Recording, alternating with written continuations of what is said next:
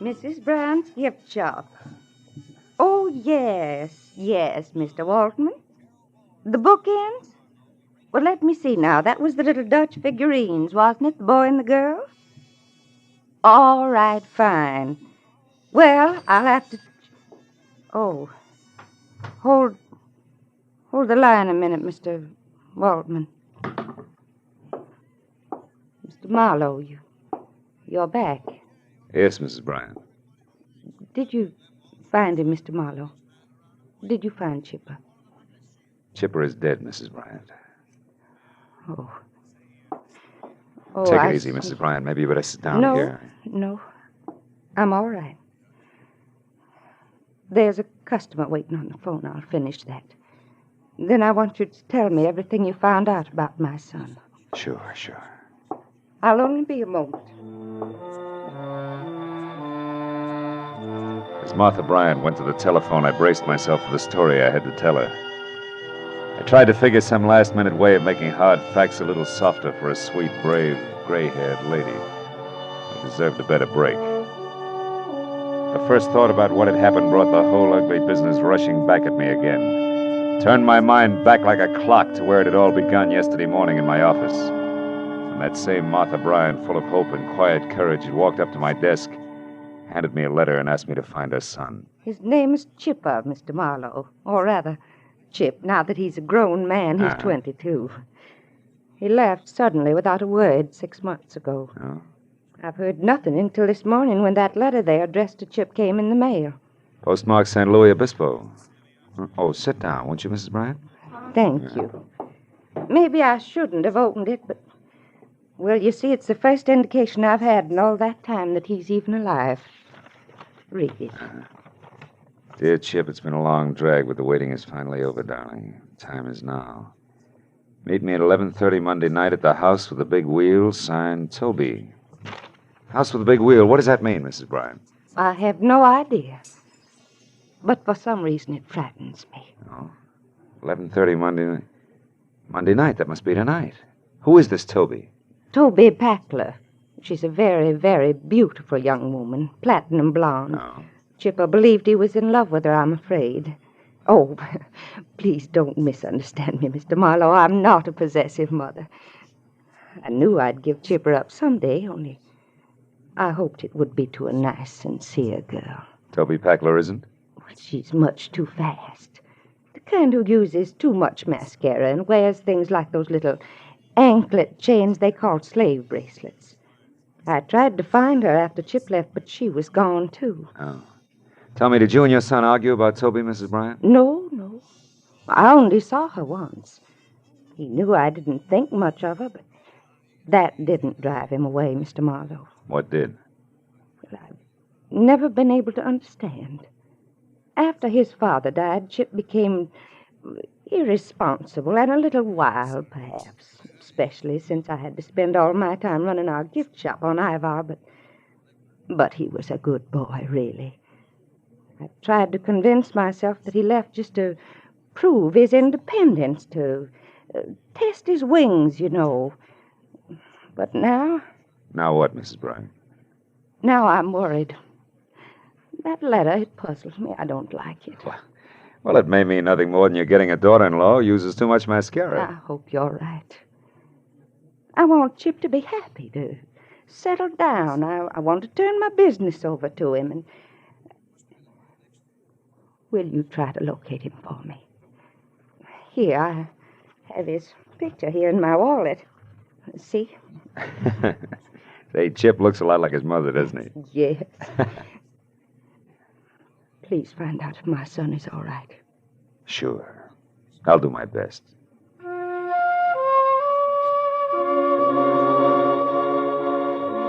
my office window, I watched her leave the building. Saw her stop politely and answer a question for an oily sidewalk passerby in a black pinstripe suit. Then move quietly on down the street toward her shop on Ivar. A neat, gentle, very lonely woman. I hoped I'd find a happy story for her in San Luis Obispo. She had one coming. I was still hoping 5 hours later when I pulled into a mobile gas station in the little town at the foot of the Santa Lucia Mountains, 200 miles up the coast. I filled up, asked a few questions, and found out there were only 4 good hotels, 5 not so good, and 2 or 3 dozen motor courts, and that ran the gamut. So even with nothing but the name Toby to go on, the job wasn't completely impossible.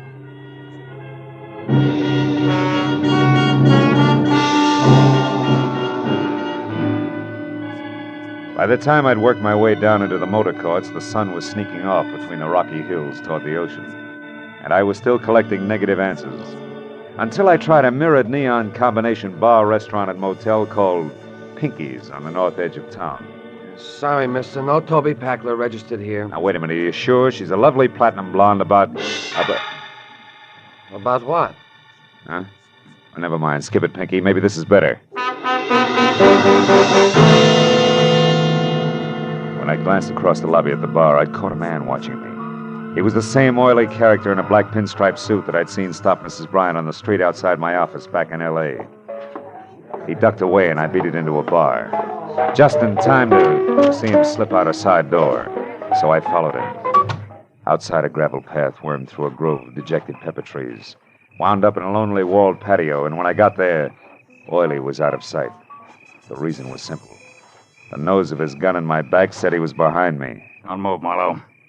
Well, name and all. Yeah, sure. I've been tailing you every inch of the way since old lady Bryant went to see you this morning. What's the connection, Oily? Exactly 6 long months of watching and waiting. For what? For a move on you 2 skunks that have to make some time. And from the way you've been working, you don't know enough to do yourself any good or me any harm. So take some advice. Go back to L.A. Leave it alone. Leave what alone? It's none of your business, people. I'll take over from here. But just in case you run into Chip Bryant or Toby on your way out of town, tell them from me they're not cutting Lou Race out of his share of $110,000. I'm going to get it, one way or another. And so you won't forget, use this. Oh! For a reminder.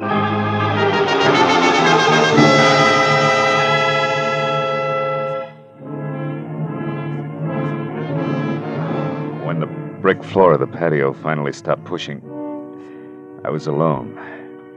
Except for my ugly thoughts. I knew I was on the right track, but from the sound of things, Chip O'Brien was much less a mama's boy than his mama believed. I made sure Lou Race was nowhere around the motel. And I went into the bar again to see what a double scotch would do for my headache. The bartender obviously was the type who got around, so I took a chance and asked him about Toby Packler. It was no good. When I described Toby as a beautiful platinum blonde, a girl sitting alone, 2 stools down, a girl with a short, ragged, mouse-brown hair and extremely flat, misformed face, dropped her eyes and looked away. I suddenly felt very cheap. I flipped a silver buck on the bar and got up. You know, it was the kind of dumb stunt you can't apologize for. You just leave. I was halfway to my car before I realized that the girl had followed me out. Hey, mister. Yeah, you. Just a minute. I turned and watched her come toward me. In the garish neon light, her face was jarringly unreal, the color and texture of hard putty. I heard you inside when you asked about Toby. Yeah, I thought you had. Do you know her, Miss... Palmer. Oh. Yeah, I know her. She's one of my few friends. What do you want with Toby? Well, my name is Marlowe. I'm from L.A. I want to talk to her about a fellow named Chip Bryant. She's my only lead. Chip Bryant? Yeah. She never mentioned that name to me. Anyway, you're too late, Mr. Marlowe. What do you mean? Toby left town this morning. Left town? Oh, no. She was going up north to Seattle, I think, on some kind of personal business. Now, listen, did she ever say anything to you about a house with a big wheel, where it was, what it means? House with a big wheel? Yeah. No, I'm afraid not. I'm sorry, Mr. Marlowe. I guess I'm not much help. Well, good night. Thanks anyway. Now, good night, Miss... Palmer. Yeah. Yeah, Palmer. Good night.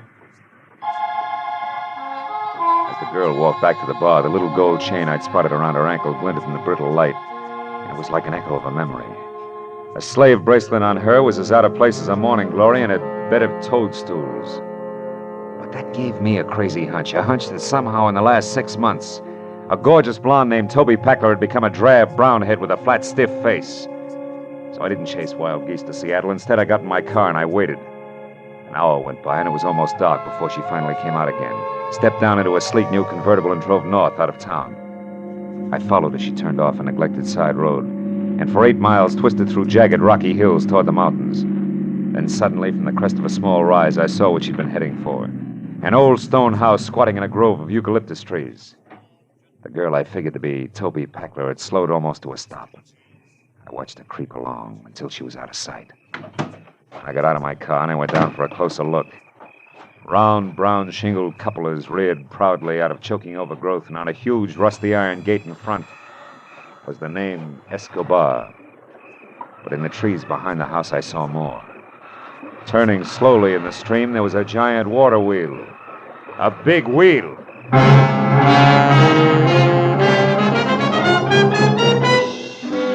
drove fast back to town and stopped at the only place I could figure for a quick answer. The office of the San Luis Obispo Daily Eagle. Night editor was strictly old school from green eyeshade to sleeve garters, but still very much on the ball. So, you want to see the issues of exactly 6 months ago, you say? Yeah. That'd be November. About the 8th, 9th, and 10th. Here you are, son. Help yourself. Thanks a lot. If I'm right, this ought to cinch it. Careful there. Don't rip those copies. Say, by the way, what story are you looking for? Oh, small something on a party named Toby Packler. It's not here. Wait a minute, maybe it'll be in... Yeah, sure, this is it on page 3. A woman identified as Toby Packler of Los Angeles suffered severe injuries to head and face today when the car she was driving skidded into a bridge abutment 2 miles north of here. So that's how come the face. Miss Packler's condition was announced as critical by Clark Emergency Hospital attendants. Huh? Is that all you wanted? That's enough. If that answers your question, young man, I'll put these copies away. Gotta be careful with Wait a minute, that headline. Huh? What was that? Let's see that. Santa Barbara jewelry store robbed. Daring thieves escaped with gems valued at 110,000. 110 grand. Yeah, I remember that. 2 men and a woman. Got away clean, too. Never caught a one of them. Say, you don't mean there's a connection between these stories, do you? I don't know. Ask me again after I've checked in at the old Escobar place. Adam Escobar's place? Out in the hills? Oh, you're joking, son. What in the world could that crackpot possibly have to do with the jewel robbery and a car wreck 6 months ago? It beats me, but there's some tie, and you can count on it. I think you're crazy. But if you're going out there, maybe you should be. Now, what's that supposed to mean? You'll have something in common with Adam. He's lived in his own private dream world for so long, he's forgotten what the real world's all about. Goodbye, son. I'll see you later. I hope.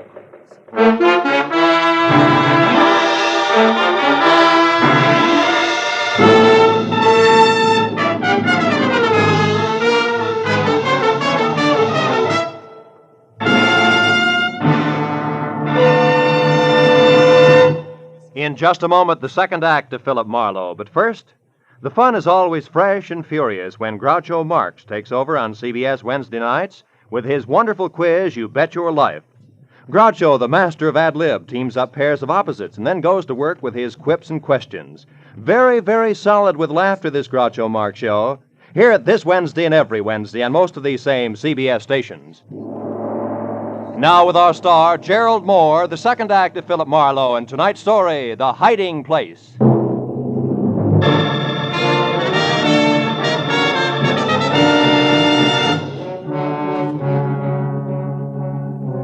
From the road, I had thought of Adam Escobar's place as just another 100-year-old country home. You know the kind, big, aloof, wrinkled, like an aging nobleman who had retired long ago with his memories. Now that I was there and at the rusted iron gate that resented my intrusion out loud, I changed my mind.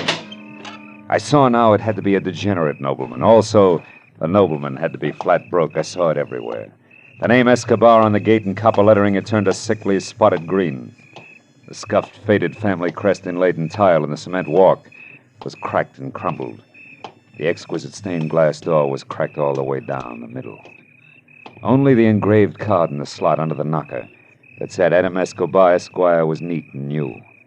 The landed gentry's last-ditch stand. I was about to knock when... You need not bother knocking, sir. I saw you coming up the walk. I am Adam Escobar. He was a small, slight man of maybe 60-plus with a large head held high in spite of the frayed cuffs, patent leather slippers that were cracked and peeling. I introduced myself, then followed him into a musty living room. There, Wiley apologized for no longer having any servants and poured us each some brandy from a cut-glass decanter. I told him all about my search for Chip Bryant, complete with Toby and Lou Race. Frankly, Mr. Marlowe, I am puzzled. Your drink, sir. Oh. Confused. What does all this have to do with me? Well, maybe nothing, Mr. Escobar, but the only guess around is that the jewels were hidden here on your property. The house with the big water wheel the night of the robbery 6 months ago. But why? For what reason, sir? The police? Well, probably. Trio wouldn't want to be picked up with the stuff on him. Salud. Under yours, sir. Thank you. Then, Mr. Marlowe, soon after they did that, hid the jewels, I mean, the girl, the one with the injured face, had that accident. Those are the circumstances. Oh, more or less. And if I've added right, company's coming by 11:30. It's 10:30 now. It might be a good idea if you left the home grounds for a while. Me? Leave my own home because of some thieves, because of 3 common degenerates? Mr. Escobar, it's that or the police, and I'd rather not have them in it for a while. I still owe my client the slight benefit of the doubt that's left. You think I am afraid? Is that what you are trying to say? No, of course not. But I don't see why you should stick your neck out. These people have nothing to do with you. You are wrong, sir. Every honest man has something to do with every criminal. His duty. I know that now, Mr. Marlowe. If I had known it many years ago, I might still have both my wealth and my property intact. Well, okay. Who knows, when I come back, it may be... Come back? But where are you going, sir? Into town. I'd still like to catch up to Chip Bryant before the reunion. I don't think there's going to be the time or place for conversation. Conversation with that Bryant hoodlum? About what, sir? About a mother, Mr. Escobar. A nice old lady who doesn't deserve a kick in the teeth.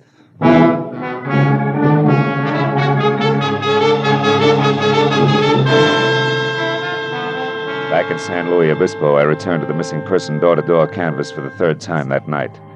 Only now I confined myself to the wrong side of the tracks exclusively, and the deeper the dive, the better. I didn't figure that Chip Bryant would show anywhere else. And after a half a dozen quick stops, number 7 proved lucky. It was a cramped, greasy bar with a sawdust and cigarette butt floor and a single customer. I hadn't found Chip, but I was close to the dapper Mr. Lou Race. The barkeep, a ball of fat, wearing a sweatshirt the size of a tent, had his back to me when I entered. So did Race. So when I tapped the tricky man on his padded shoulder and he turned, he was surprised to see me swing. That slicker was an old debt. This? Just in case the cat got your tongue. Now get up! Get ready to answer a few simple questions. Hey, what do you think you're doing? You're busting my table. I'll pay you for it, and unless you want to be up to your rolling chins in trouble with the law, Junior, don't try to help the clientele. The cops? Oh, okay. Why didn't you say so? I don't know nothing about this guy. And I don't know enough. Now, come on, Race, you talk or eat sawdust. Which? No. I'll tell you. What do you want? One, you, Chip Bryant, and Toby Packler stuck up that Santa Barbara jewelry store 6 months ago, right? Yeah, we did it. But they crossed me up. It was when the cops were coming and we split. Split, or you played hooray for Lou Race and ran without worrying about the others? What's the difference? The reason Toby and Chip Bryant won't tell you where they hid the jewels, that's a difference? Nuts. You're standing on one ear, peeper. Toby had a different reason for crossing me. Like what? Like her falling in love with that louse Bryant. The kid she baited into coming along with us. By flapping her baby blues, the kid who was supposed to drive the car, period. That's how she crossed me. Anything else? Yeah, the topper. Where's Bryant now? One of 2 places. Either with Toby Packler or without. Oh, Packler. Good night, sweetheart. By the time I made it to the door, the second company, Sam Spade, was across the street behind a parked car and streaking for an alley in the middle of the block. And just as I thought I was going to lose him, he came abreast of a dark doorway, and I saw it. An arm raised quickly, the glint of a knife blade. The arm dropped sharply. Whoever had done it slid away in the dark as suddenly as he appeared. When I was next to Race, there was only the caller's card, a black ivory-handled knife, driven to the hilt in between the dapper man's shoulders. It was going out fast. Hey, holy cow, how did it happen, Mr. Shut up, Race. Race, do you know who got you? The knife. Yeah? Has it got a dark black eye? Black ivory handle, yeah. Why? What does it mean? Who's it belong to, Race? It's the kid. What kid? That lousy Chip Bryant. He's dead, huh? Yeah. And so are all the prayers of one Mrs. Martha Bryant. Huh? Who's she? Never mind. Listen, call the cops. Tell them my name's Philip Marlowe. I'm a private detective, and I may be able to explain all this later. Right now, I'm due at a house with a water wheel, and I'll explain that later, too. If I'm lucky.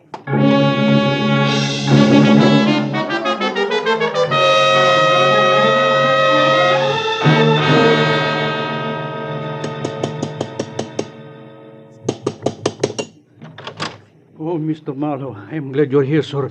It is almost 11:30. I know. Have you seen anyone, Mr. Escobar? No, sir, and I have been watching very closely. Good. And in readiness, my father owned this pistol. Oh, well, I hope it's been oiled since. Now, look, I didn't locate Chip right... Hey, wait a minute. Isn't that a car there turning off the road without any lights on? Yes, and going along the side of my property line, back to the water wheel.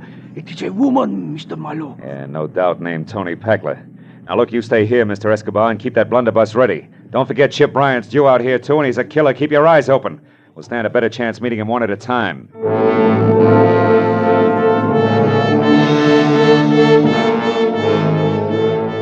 I went around to the side of the house quickly, then kept close into a long line of eucalyptus trees that ended at a crumbling building that had once been servants' quarters. After that, it was only 20 yards to the water wheel. 20 open yards to the huge ancient circle of hand-hewn wood that complained against the side of a dreary squat stone mill that had long ago died of old age. There in the faint half-light of a hazy moon, I saw Toby Packler, kneeling at the corner of the building and with both hands working furiously to loosen a stone the size and shape of a football. There was a gun on the ground next to it. I moved closer, my hand tight on the .38 in my pocket. Then I waited till she had the stone out. That baby Ann's a 6-month-old secret. Were you not... That wasn't bad aim, just a warning, Toby. How do you know my name? I read your mail. Now get back over to your homespun safety deposit box there and take the jewels out. Go on. All right. Why shouldn't I, soldier? You won't go anyplace with them. Chip will see to that. They're gone. Get back. They're not here, I tell you. Do you understand? They're gone. Gone. All the hopes I Hold had. it. Now tell me, is this where you hit him? Of course. Nobody else knew? Race or Chip Bryant? Grace didn't even know about this place. But Chip... What? And don't dare move, Mr. Marlowe. Now, drop your gun. Do it! Miss Packler. Mr. Adam Escobar, Esquire. Keep quiet. So Chip Bryant had the jewels all the time, did he? I never thought of that. What do you know about jewels? Oh, quite a bit. You see, Miss Packler, that night 6 months ago when you stood over there on the other side of the water wheel and told Bryant that you had hidden the jewels and would tell him where later on, I was listening. You knew they were here. I'll tell anything to anybody. It was, of course, quite by chance that I overheard you. But after you had that accident with your car, I searched as diligently as though I were a partner. Searched Miss Packler for money that could mean so much to me. But I found nothing. Then where are they? You idiot, tell me! Where are they, do you know? Now that I see this hiding place, yes. It was where Chip Bryant stood. Therefore the jewels are no doubt buried. What do you mean? I think, Toby, that he killed Chip Bryant almost 6 months ago and that he buried him here on these grounds without knowing that Chip had already found the jewels. What? Chip? Dead? Quite dead. I killed him 2 days after your accident. I found him searching for the jewels. No. No, you're lying.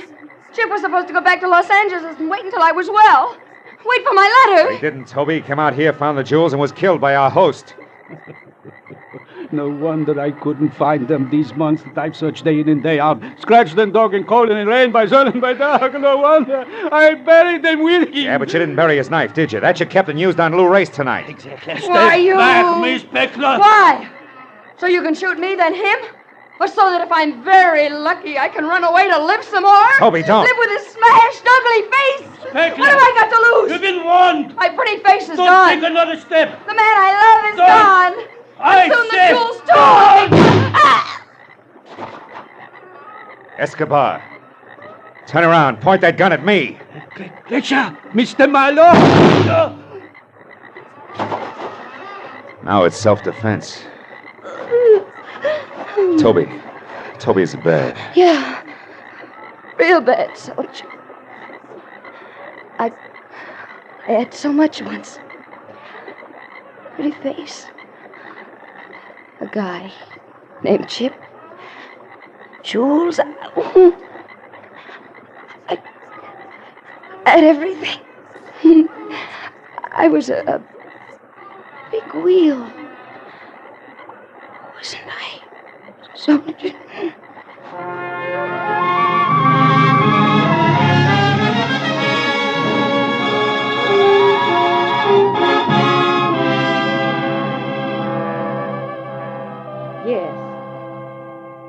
Yes, Mr. Altman, the bookends will be sent out to you this afternoon at the latest.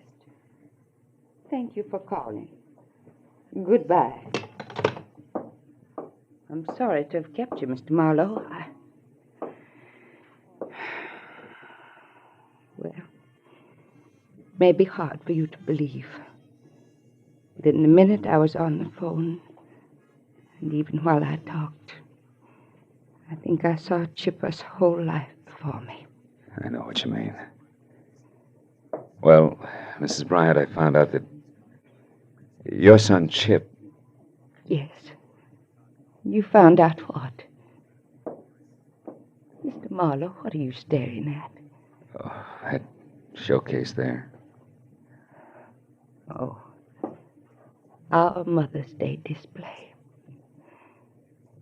It's attractive, isn't it? Yeah. Yeah, very.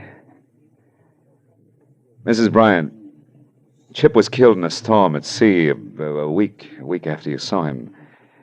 It was off San Francisco. His body was never recovered. I was told that he was on his way to a new job in Canada at the time. And incidentally, that letter from San Luis Obispo, that was all a mistake. That girl never saw Chip again.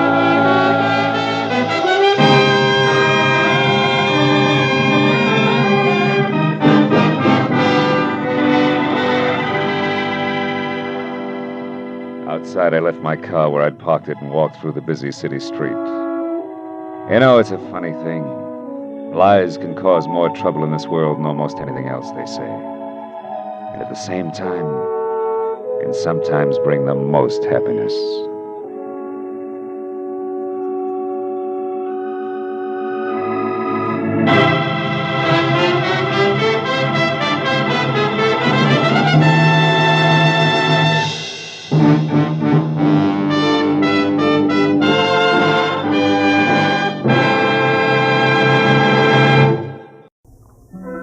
Now the Whistler's strange story.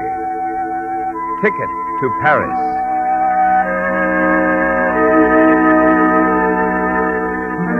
The young, attractive, dark-haired girl looked out through the dirty window pane of the old bookshop, watched the rain as it fell on Olive Street.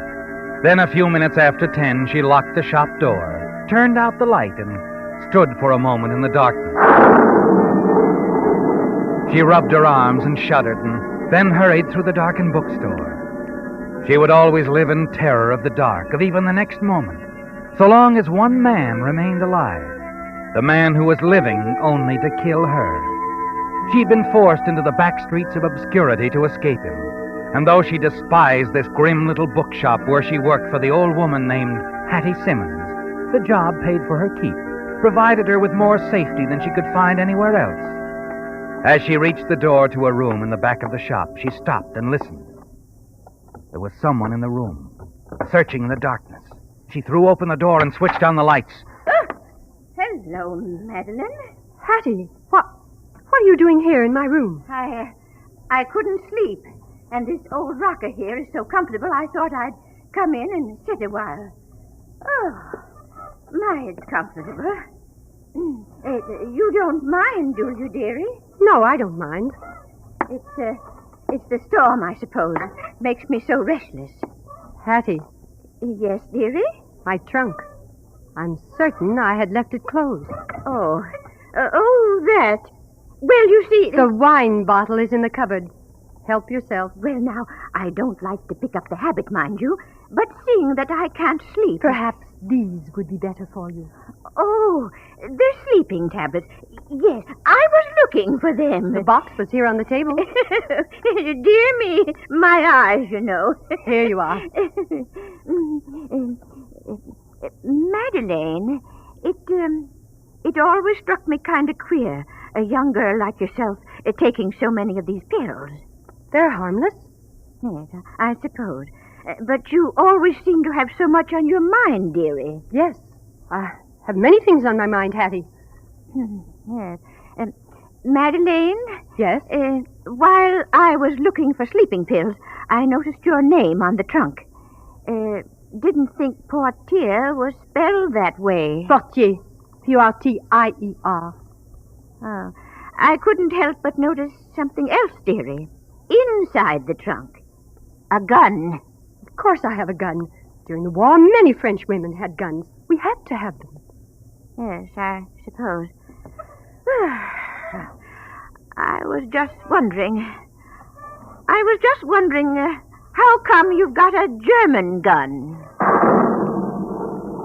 Hattie, why don't you take the pills and go back to your room? I'm very tired. All right, Madeline. You close up the shop all right? Yes, it's locked. Never know when we might have thieves, you know. Good night, dearie. Have a nice sleep.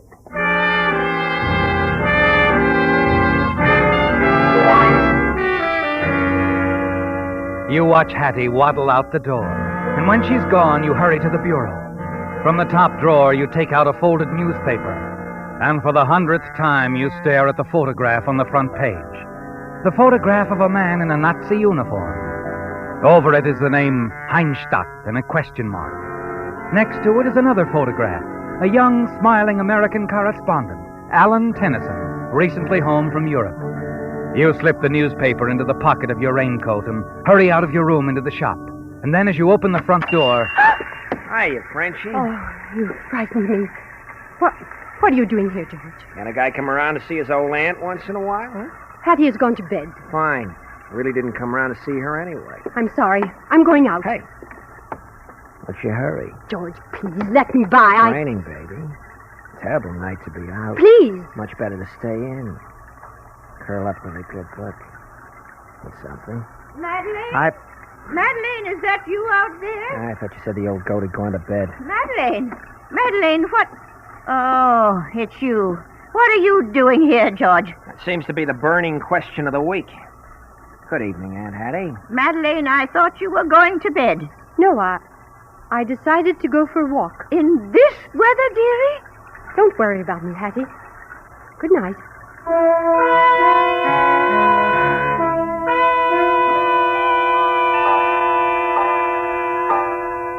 A quarter of an hour later, you step off the streetcar, hurry toward the low red brick building in the middle of the block. At the entrance, the doorman greets you. Good evening, miss. This is the Sequoian Club? Yes, it is. Well, a newspaper man, Mr. Tennyson, is giving a lecture here. Could I go? Oh, it's over, miss. Over? 10 minutes ago. Oh, but Mr. Tennyson, is he still... No, he left. But I must see him. It is important. Well, I think you'll find him across the street at the bar. He was headed in that direction when I saw him last. The bar? Thank you. Thank you very much.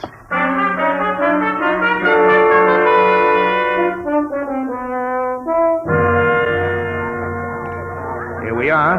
Drink? No. Well, if you won't have a drink, what's on your mind? Mr. Tennyson, there was a story in the paper yesterday about a man, a German named Heinstadt. Heinstadt? Yeah, that's one of my stories. What about it? This man they're holding in a Paris prison. The French government is not certain he is really Heinstadt. No, they're not. Plastic surgery is a great thing. But certainly there are ways... They know what they're doing. It'll take a little time. You, sure you won't have a drink? No. Well, it's Heinstadt, all right. Look, what makes you so interested in this? Oh, I am curious. Yeah, that's been established. I used to know him. That's so? When? During the war in my country when the Nazis occupied Paris. You speak pretty good English for a mamselle. I was educated in England. I see. And just how did you and this Heinstadt get along? Not very well, I am afraid. I'm sorry. You have heard of the Chateau Polonais? Well, I've been there. It used to be Heinstadt's headquarters in Paris. So? Well, before the war, I worked at the chateau for a very fine family. Then Heinstadt took over. Only the servants remained. We were forced to work for Heinstadt. Not very pleasant, huh? Especially for a girl. Pretty one at that. It was unpleasant for several of us. So now you'd like to see Heinstadt get what's coming to him. But first they must be certain it is the right man. There must be no mistake. Oh, there won't be. But like I said before, it'll take time. It wouldn't take me to any time. I would know him instantly. Uh-huh. Why are you looking at me like that? You are pretty. Very pretty. Yeah. You look good on the front page. What? My picture? My syndicate could use a follow-up story on Heinstadt. French girl tells all. Sinister figure of Paris occupation. Oh, no, Think of the publicity, baby. Wouldn't do you a bit of harm. And with the movie studios only a stone's No, throw. I'm not interested. Well, that's a switch. I was sure that's what you were driving at. Excuse me, Mr. Tennyson, I must go. Just a minute. Please. What's really on your mind? Nothing. Nothing at all. Why? You interest me. There's something about you that's a little different, and I like people who are different. I like to know what makes them tick. In your case, I think I'm going to enjoy finding out.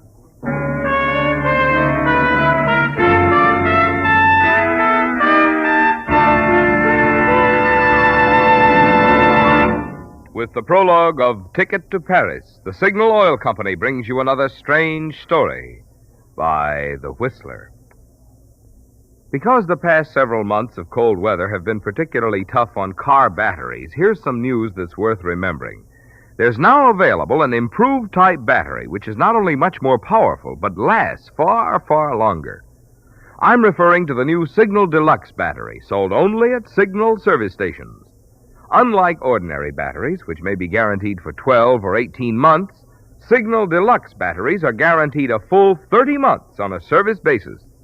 Also, Signal Deluxe batteries deliver up to 35% more power to give you quick, dependable starting and to take care of the many electrical gadgets on modern cars. The secret of this superior performance in Signal Deluxe batteries is their superior construction, which includes the latest type all-rubber separators, plus an improved design all-rubber case, which requires water less often. When you take into account the generous trade-in Signal dealers are now offering for old batteries, you can see why, any way you look at it, this is today's best battery buy. So be sure you remember the name of this extra powerful battery that's guaranteed a full 30 months, the Signal Deluxe battery. And remember where you get it, at your nearest Signal service station. And now, back to the Whistler.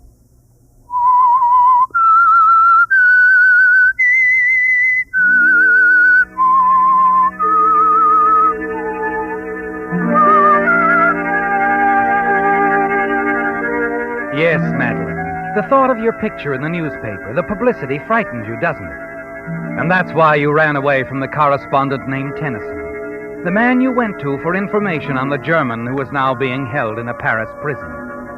You hurry back to the little bookshop, spend a sleepless night wondering if the prisoner is Heinstadt. You wonder, too, about the newspaper man, if he really meant it when he said that he would find out more about you. The next day finds you in the bookshop as usual, and by afternoon you're convinced you've seen the last of Tennyson, when suddenly a voice behind you... Pardon me. I'm interested in a mystery called Why Doesn't Mademoiselle Want Her Picture Taken? Mr. Tennyson. Hi. How did you find me? Let's go next door. We'll talk about it over coffee. No, I'm alone in the shop. Besides, there's nothing to talk about. You gave me quite a chase last night. Why are you afraid, Madeline? How did you know? The cop on the beat said it was Madeline. Madeline what? Simoneau. How about Portier? Mr. Tennyson, what do you want of me? I want to know why you're so interested in Heinstadt, or the guy they think is Heinstadt. I told you. Yeah, but not all of it. So he was a big, nasty character. All right. The day of the liberation of Paris, Heinstadt was prepared to abandon the chateau. I locked him in a room so the Americans would capture him. He pleaded with me, promised anything if I would let him go. When I refused, he swore he would kill me if he ever got away. So that's it.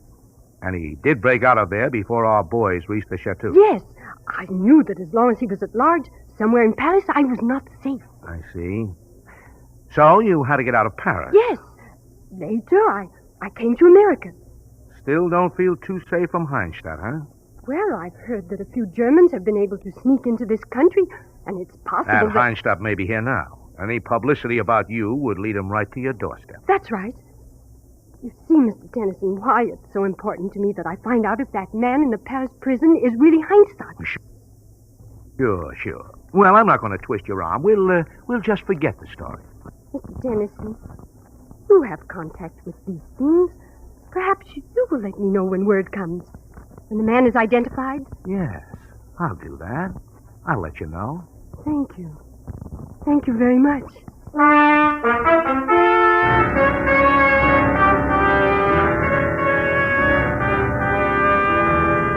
The days pass slowly, don't they, Madeline? And Alan Tennyson doesn't call. You wonder what is causing the delay, why the French authorities can't make up their minds about the man in prison. Perhaps you tell yourself the government has decided the man isn't Heinstadt, and that the matter has been quietly shelved. Yes. And if that's the case, the man who has sworn to kill you is still at large, perhaps right here in Los Angeles. You become increasingly nervous as the days go by, and then finally there's a telephone call from Tennyson. He sounds urgent. Asked you to meet him at the bar where you'd met before. Oh, Madeline, over here. Oh, yes. Am I on time, Mr. Tennyson? Oh, you are. Sit down here. Thank you. Oh, waiter, champagne. The lady's here. Champagne. Ah, it's an occasion, Madeline. Wait, you have something to tell me. Please don't keep me in suspense. Listen, for you. April in Paris. Mr. Tennyson, wait, what? now, wait. There's still the champagne. Been in this bottle since 1922. Ah, there you are, sir. Oh, Mr. Tennyson, please tell We'll me. drink to it, Madeline. Your glass.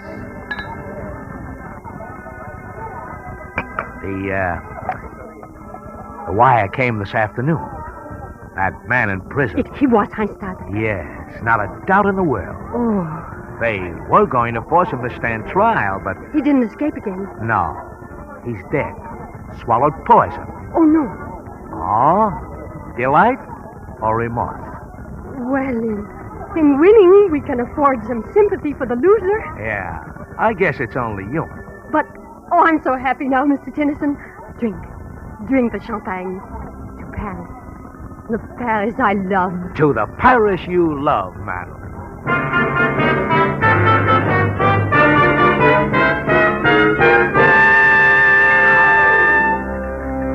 Yes, Madeline, you're eager to celebrate, aren't you? Because this news of Heinstadt's death clears the way for you. Yes, not just to the Paris you loved, but to the hidden wealth in the cellar of the Chateau Polonais. Only you know about that, Madeline, because it was you who hid it there. A fortune, Madeline, yours now for the price of a ticket to Paris. That's all you need to do. Return and take what belongs to you through your own cleverness. Hurrying back to the bookshop after leaving Tennyson, you're thinking of only one thing: where to get the money for your ticket. You're so deep in thought that you don't even notice Officer Davies outside the shop. He looks at you concerned. You're back, Miss Madeline. What? Oh, Officer Davies. Inside, Hattie and that nephew of hers. George? Uh-huh. They're having a lulu of a fight. I started to go in, but Oh, I thought... I'll take care of it, Officer Davies. It's nothing. Why not, Hattie? I'm not asking for the moon. You heard my answer. Now go, George. You see what I mean? Sometimes I can wring your neck. I said go. All right, I'm going. George. Let me by. But... Oh, well. He's hot-tempered, all right. And if looks could kill... Excuse me, Officer Davies. I've got to talk to Hattie. Yeah, sure. I'll be moving along, man. George? No, Hattie. Oh, I thought it was that no-good nephew coming back. I was just hiding this strongbox. Now, there.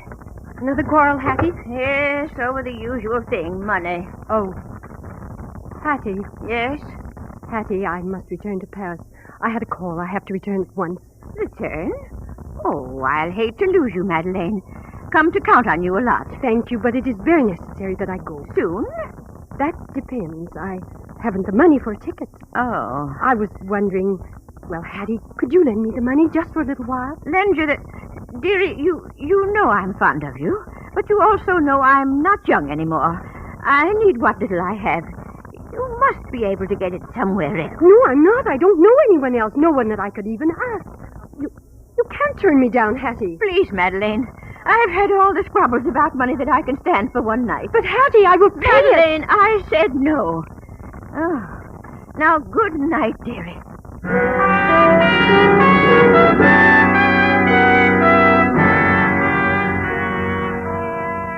She's refused you, Madeline. When you counted on her so much. But it isn't over, is it? No, it can't be. You have to get to Paris, even if it means stealing the money. You'll be able to repay Hattie 3 times over. The following afternoon, the opportunity you've been waiting for presents itself. Hattie leaves the shop. You wait a half hour after she's gone to be sure she's not just on an errand to the corner store. Then you close the shop, hurry to Hattie's room, and go to the drawer where she's placed the strong box. It's still there. You pick it up, hurry back to your own room, and there you try to force the lock, and then... Well, sweetheart, we seem to have the same ideas about things. George. Yeah, that's right, George.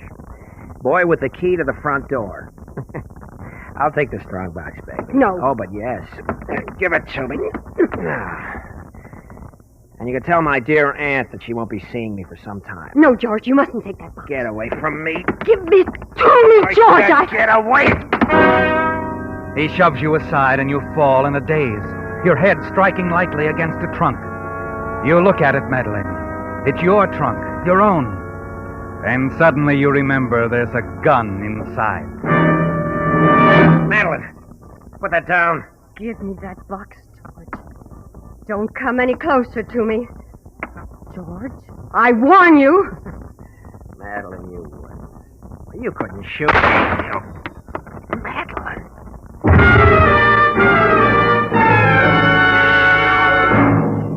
You've killed him, haven't you, Madeline? And in a flash, you realize that your plans are ruined. You'll never get away with the money now. George's body would be discovered before you can even get out of town. You stand there bewildered, wondering what to do, and then... Yes? Madeline?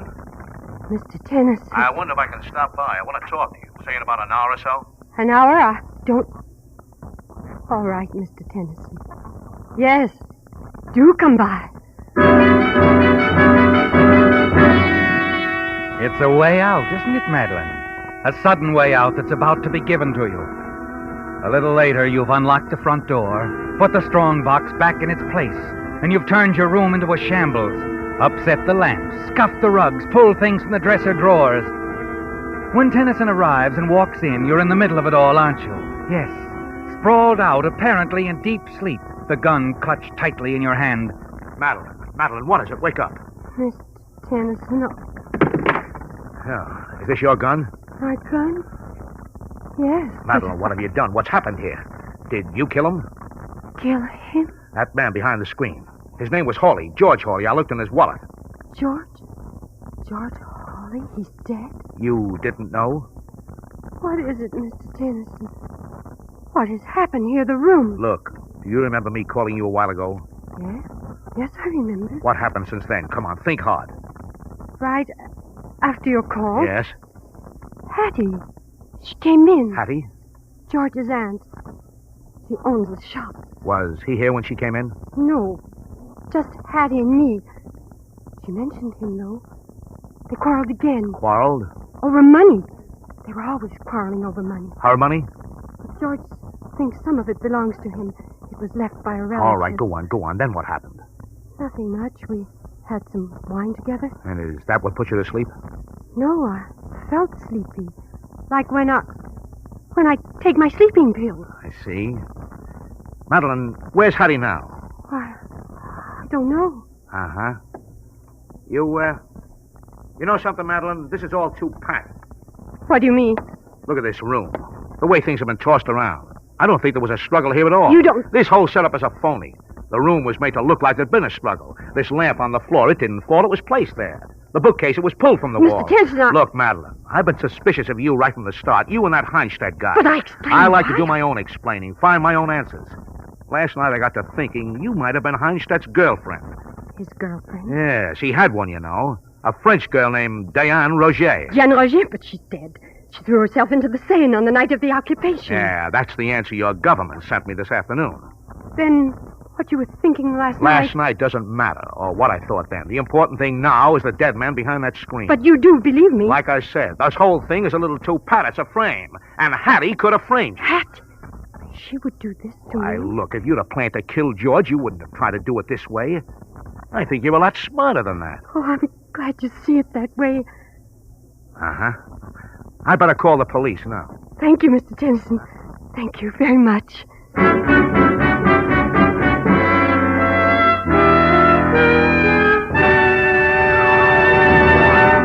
The Whistler will return in just a moment with the strange ending to tonight's story. But now, a message from missing drivers.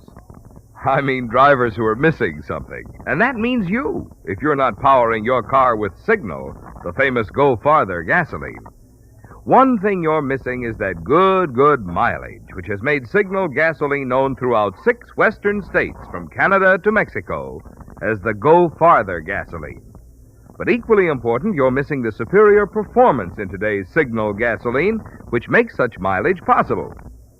You see, in order for today's Signal to help you get the most from every drop of gasoline, it has to help your motor run more efficiently. And when your motor runs more efficiently, you also enjoy quicker starting, faster pickup, and smoother power. So you see, in gasoline, mileage and performance do go hand in hand. And that's why Signal says, to be sure of the tops in gasoline quality, there are just 2 things to remember. 1, it takes extra quality to go farther. And 2, Signal is the famous Go Farther gasoline. And now, back to the Whistler.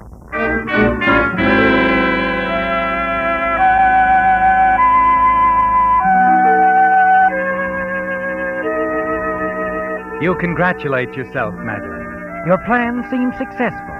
You're certain you've sold Alan Tennyson on the idea that you were the victim of a plot by Hattie, that she had killed her nephew and had fixed the blame on you. And now it looks like he's going to help you, because he seems convinced of Hattie's guilt. You listen as he calls the police and tells them what's happened. Then he calls his newspaper. Minutes later, he's back in your room, and you notice a strange expression on his face. Is something wrong? One of the boys just cabled a story from Paris. The French authorities found a fortune in jewels in the cellars of the Chateau Polonais. Oh, no. You seem disappointed. You know, that hunch I had last night, maybe I was right after all. Maybe Heinstadt's girlfriend, Diane Rogier, didn't jump in the Seine the night of the occupation. Maybe it was the real Mademoiselle Portier who was pushed into the river. How about that, Diane? You will never be able to prove it, Mr. Tennant. No, I guess not. What about the dead man over there, George Hawley? Hattie tried to frame me. Madeline? Madeline? Where are you, dearie? Oh. Hello, Hattie. Officer Davis? How are you, miss? So, the police found you, Hattie. Found me? What are you talking about, dearie? I've been with Officer Davis all afternoon. We went down to Long Beach. Hattie wanted someone to go along with her. Protection, you know. And it was my afternoon off. Protection? That's right, dearie. Forget what I said last night. I changed my mind. I decided to go down to the bank where my brother works to get the money you wanted for your ticket to Paris.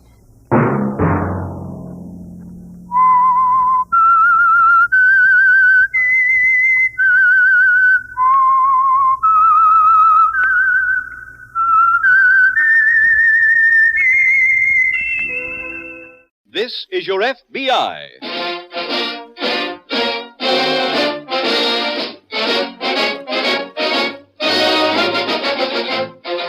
This is your FBI, the official broadcast from the files of the Federal Bureau of Investigation.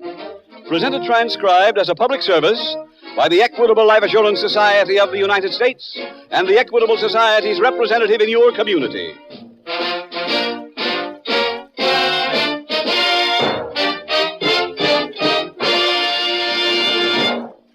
When you have a health problem, you go to your doctor. If you have a legal problem, you consult a lawyer. Now there's another expert you should include among your professional advisors. He's your local representative of the Equitable Life Assurance Society, a trained specialist in the financial security of families. He's a solid citizen, a neighbor of yours, a friendly, helpful man who knows how to help you plan for your family's future security. In about 14 minutes, we want to tell you more about him and how he can help you, as he helped many, many others, enjoy the advantages of membership in the Equitable Life Assurance Society of the United States.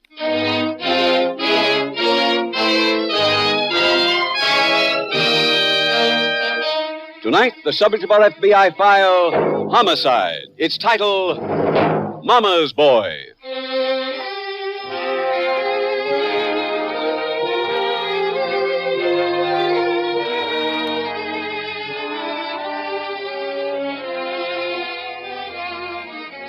Many people have the mistaken idea that professional criminals are usually men or women of superior intellect who have perverted their talents. This is rarely the case. And even those who may be said to have a distorted intelligence all lack one basic human ingredient: common sense. Once a lawbreaker has been found guilty and served a prison sentence, common sense would tell him that there is no future in crime. But the so-called professional criminal sneers at the average man with his ideals of morality and justice, and, ignoring the evidence of his own life, convinces himself he will be smart enough to avoid being caught again. And so the vicious circle of crime and punishment continues. The records of your FBI and all other law enforcement agencies are merely the records of men and women who did not have common sense.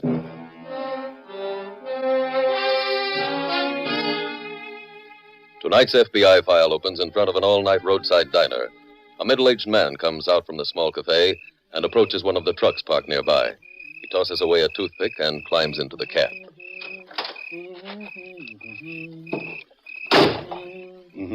Hey, what are you doing in here? I was hoping you'd give me a lift as far as Jefferson. I'm sorry, fella. The company's got rules against picking up hitchhikers. Well, it's a dark night. Nobody saw me get in. How about a break? Well, I'd like to, pal, but, they're awful strict. I'd be risking my job. It's better to risk your job than your neck. Huh? It's loaded, mister. Hey, take it easy, will you? Then get moving. Sure.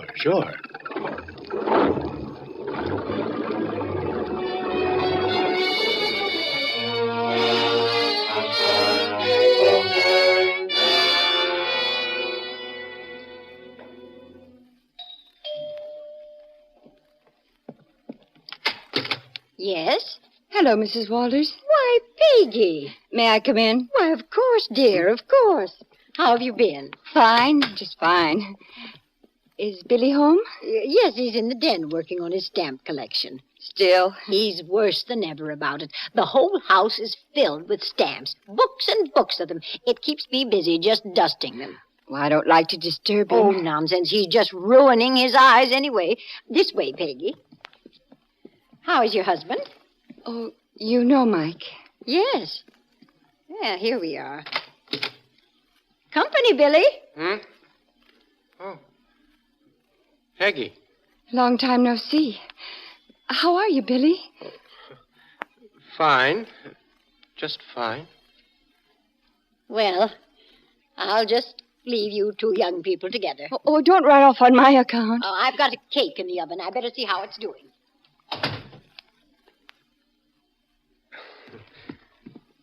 You haven't changed a bit, Peggy. Neither of you. Including the stamps. I just got a brand new set from Tunisia. If you'd like to look at him before I stick him in the books. Oh, all a stamp means to me is something you put on a letter. But wait till you see these. Billy, there's something I've got to tell you. Huh? Billy, Mike, and I are all washed up. Oh? You were right about him. I never should have married him. He's been chasing around, and Oh, sorry, Peg. Well, it doesn't really matter. I was fed up anyway. Oh, well, what do you plan to do? Go away for a while. Get a divorce. But I'll need some money. Oh. Now, don't look so worried. I'm not asking for gifts. I just thought maybe we could do some business together and each turn a profit. You're still in the same line, aren't you? Well, not exactly. Billy, I read the papers. I know you pretty well, and I can tell which jobs are yours. I guess you can at that.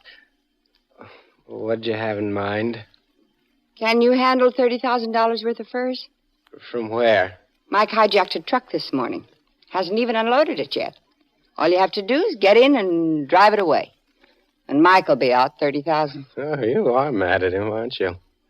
What do you think? Can't say that I blame you. I'm not exactly fond of him myself. Well, that's why I came to you. I thought you might like to return some of his past favors. Uh-huh. How much do you want? 1/3. 10,000 in cash. And in advance. Advance? Well, I can't very well wait around until after you steal the truck. Mike might get wise. Yeah, but I haven't got that kind of dough. Couldn't you get it? Oh, I don't know.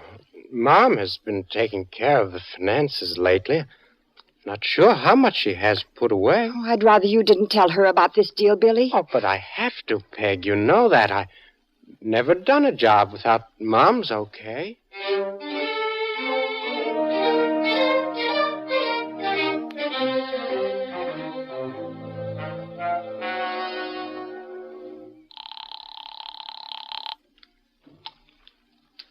Hello. It's Peggy, Mike. Where are you? Corner drugstore. How'd it go? Well, I'm not sure. He's got to talk to Mama first. Oh, then we're in. What dame can resist a bunch of furs? Well, I'm supposed to go back to their place in an hour. If she says okay, we can close the deal. Oh, fine. Pick up the dough and give him this address. Tell him he can get in through a window and back, and that nobody will be here after 7 o'clock. What about the furs? Have you moved them? Sure. They're in an empty store I rented over in Greendale Street. I left a couple of full crates in the truck in case Junior gets suspicious before he drives off. After all, he ought to get something for his 10,000. We're taking an awful chance, Mike. Look, hon, this truck's hot. I've got to get rid of it.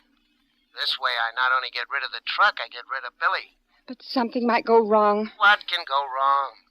He won't get 10 blocks before the cops pick him up. I'll make sure of that. How? By tipping him off as soon as he drives away. You're not going to hide in the warehouse tonight. Will you stop worrying, Peggy? I know what I'm doing.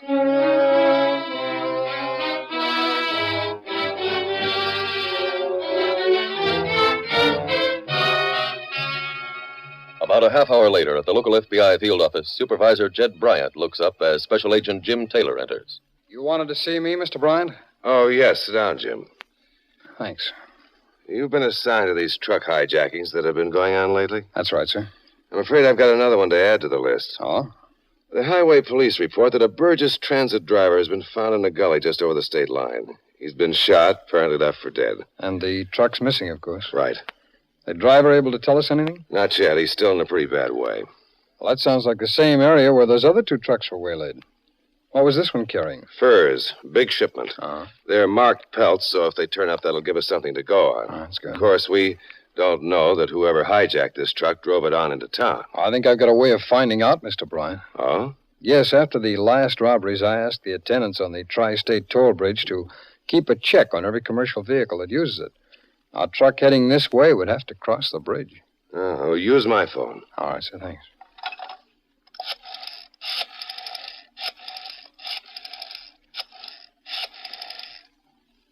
Mr. Bryant, you have the license number for the truck there? Oh, yes. Right here.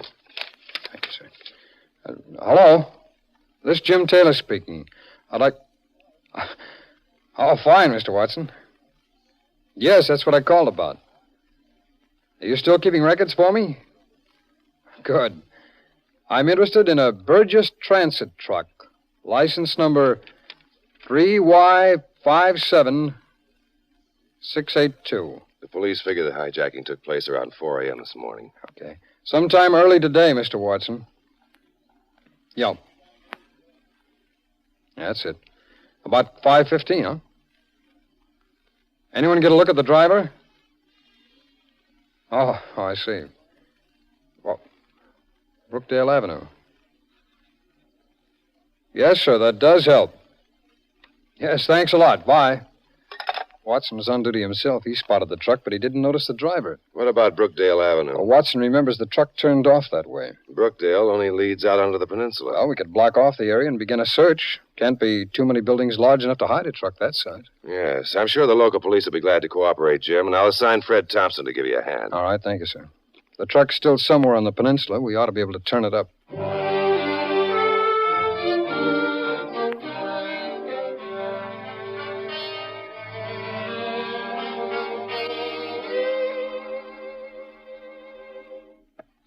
Red queen on the black king.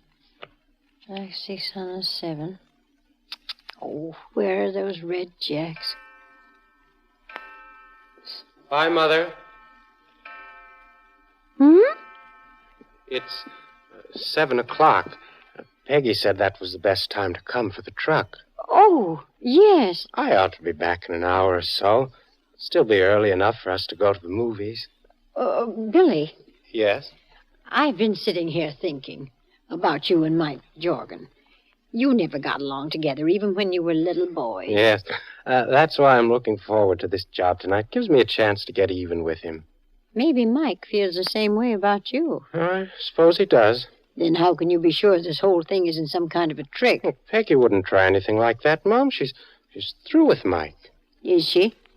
She turned you down for him once before. She'd do it again if she had the chance. What's the point in bringing this up now? We can't back out. You already gave her the money. I know. Get me my coat, Billy. What? I'm going with you and make sure you don't get into some kind of a mix-up. Oh, but, Mom... Now, don't argue with me. Just get me my coat like a good boy.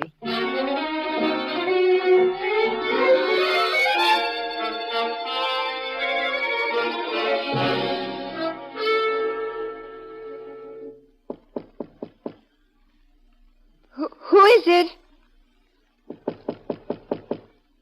Mike? Yeah. Just a minute, honey.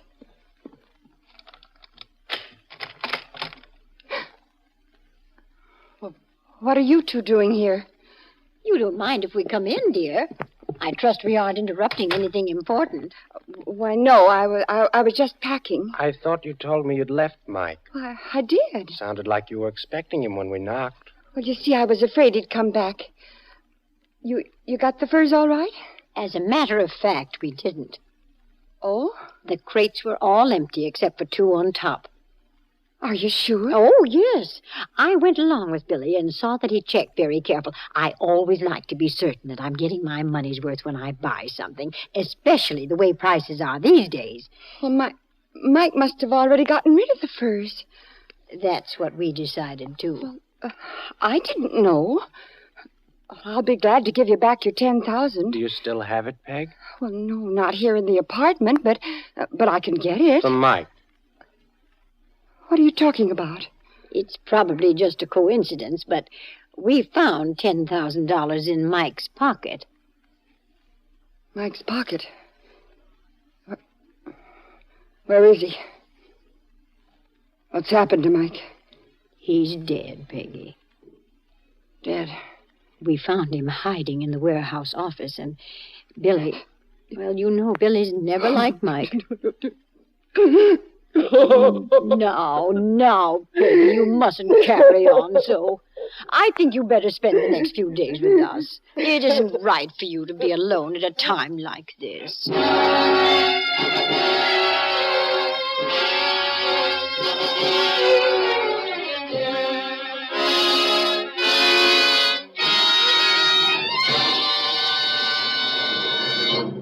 We will return in just a moment to tonight's dramatic case from the official files of your FBI. If something should happen to you, your Social Security would be a help in providing for your family, but it would not be enough to keep them. Now, if you'd like to find out how to turn your Social Security into full security, then the experience of Mr. Benjamin Hall may be valuable. Meet Mr. Hall, a new member of the Equitable Society. When I found out that my Social Security would pay my wife only about $25 a week, I got worried with the prices what they are today. And she and the kids wouldn't be able to even make ends meet. And how did you find freedom from this worry? Well, I heard you describe a fact-finding chart on this program that would help me figure out just how much extra money my family would need to keep them well-fed, well-housed, and well-clothed until the youngest got through high school. That's the famous Equitable fact-finding chart for fathers and mothers. It's free to all our listeners. Well, I telephoned our local Equitable Society man, and he brought the fact-finding chart along with him. He showed me how easy it was to figure out how to turn my Social Security into full security under the Equitable Family Security Plan, and at very little additional cost. So I'd like to tell any family man who has Social Security this. If you want full security for your family, call up your own local Equitable man. You'll be glad that you did. That's excellent advice. And you'll find your Equitable Society man a good man to do business with. He's a neighbor of yours, friendly, helpful, and he knows the answers. He'll help you get the most for your insurance dollar. Now, maybe your problem is owning your own home, or education for your children, or a comfortable living when you're over 60, or you want to turn your Social Security into full security. Call your local Equitable man and ask him first for your free copy of the fact-finding chart for fathers and mothers. Consult your local telephone directory for his name. You'll find it in the yellow section under Equitable. That's Equitable. The Equitable Life Assurance Society of the United States.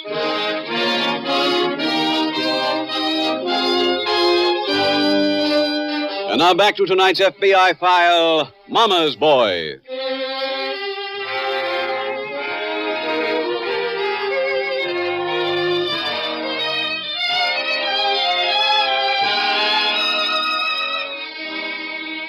In the case you are hearing tonight, your FBI was confronted by a mother and son who were both involved in crimes which led inexorably to murder.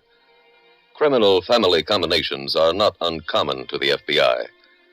Examples like the Barker family readily come to mind. But there is no sound evidence to prove that a tendency toward crime is the result of hereditary factors. Frequently, the professional criminal has a brother, raised in the same environment, faced with the same obstacles to overcome, who matures into a respected, responsible citizen of his community. All criminals have a multitude of excuses and rationalizations to explain their lawlessness and to gain your sympathies. Few of them rarely, if ever, put the blame squarely where it belongs, on themselves. Tonight's FBI file continues early the next morning in the basement of the Walters residence. Good morning, Peggy. I see you're awake. Did you have a good night's sleep? How could I, tied up like this? Well, we didn't get any rest either. Mom and I stayed up till morning talking. Well, it isn't good for her. Do you know she'll be 60 on her next birthday? I couldn't care less. You shouldn't feel like that, Peggy, after the way she's been worrying about you. Oh, sure. Well, she has, and she's decided that it's all right for me to let you go. What? Yes, I told her that we ought not to hold a grudge, and she agreed. Well, of course, you'll have to promise not to go to the police about Mike. Oh, I won't, Billy. I swear I won't. Don't get excited, Peggy. I'll take your word for it. Well, go on, untie me. Well, there's one other thing first. Oh? The furs. I want to know what Mike did with them. I don't know. He didn't tell me. Oh. I see. Honest, Billy? Well, I'd like to believe you, Peg, but I'm afraid that Mom, she'll be awfully hard to convince. You always have to do just what Mama says. Oh, now, wait a minute, Peg. Why do you think I married Mike instead of you? A woman wants a man, Billy. Someone she can look up to. I liked you once. A lot. Oh, no, you didn't. Not really. I'll prove it to you, Billy. Turn me loose. I'll find out where Mike hid the furs, and when I do, we can go away together, just the two of us, and we can... Breakfast is ready, Billy. Huh? Oh, I was just asking Peg about the furs. Yes, I know. And she says that Mike didn't tell her what he did with them. Now, don't worry about that now, Billy. You go on upstairs and eat your eggs before they get cold. But, Mother... I'll stay here with Peggy. Maybe she'll feel more comfortable talking to another woman. We'll just have a nice little hen party while you're eating. Yes, Mama.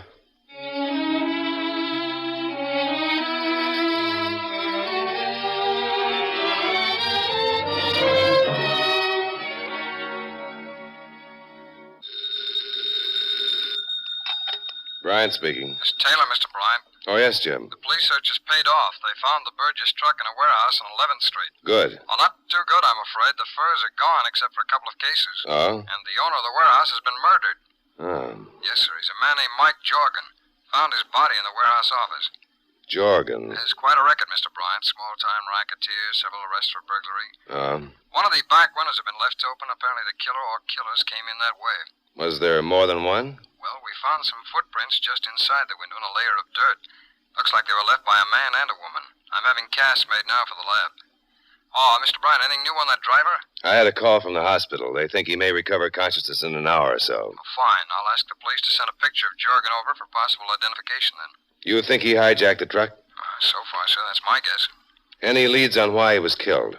No, but it's just possible that somebody turned around and stole the furs from him. Of course, we can't be sure yet. Oh, I'm going to go over and have a talk with Jorgen's wife.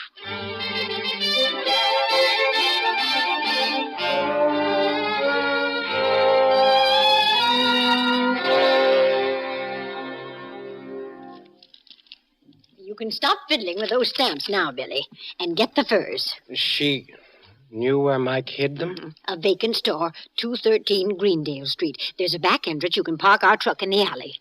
She lied to me again. What did you expect? Well, you better hurry along. All right, Mom. And, Billy. Yes? I don't think you'll ever be interested in running off with Peggy again.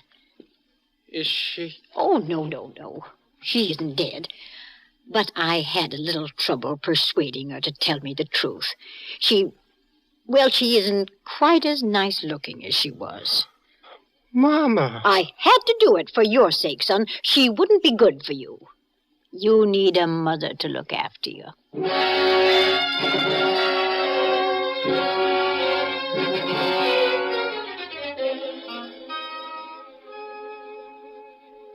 Taylor, I've got some news for you. Yes, Mr. Bryant? You were right about Mike Jorgen. The Burgess driver positively identified his photograph. No question but that he was the hijacker. I figured. Did you ever talk with Jorgen's wife? No, sir, she wasn't home. Oh? She lives in an apartment house on Elm Drive. Neighbors saw her leave last night with a young man and an elderly woman. She hasn't been back since. Oh. We got a search warrant for her apartment, turned up a rental receipt for a vacant store on Greendale Street, and Fred and I went right over. Were the furs there? No, apparently they had been, though. The fellow who runs the cleaning business next door told us that Jorgen had unloaded a lot of crates yesterday morning. Another man had just hauled the same crates away about an hour before we arrived. Could you get a description of this other man? Well, the cleaner was pretty vague, sir. We found some footprints, so I've had casts made for comparison with the prints that we found in Jorgen's warehouse. Anything else? Yes, sir. There's a little piece of cloth on a nail near the back door of the store, as though somebody had ripped their coat, and a newspaper clipping that may have fallen out at the same time. Oh? There didn't seem to be any fingerprints in the clipping, just smudges, but the item itself might lead us someplace. What do you mean? Well, it's about a stamp auction to be held next week. Stamp auction? That's right, sir, and Excuse me, Mr. Bryant. Oh, yes, Fred. The list of Mike Jorgen's friends and enemies that you asked the police about just come in, Jim. Oh, thanks, Fred. They gave us all the personal details they have. Take a look at that third man, Billy Walters. He has a very interesting hobby. Yeah. Here, Mr. Bryant, what do you think?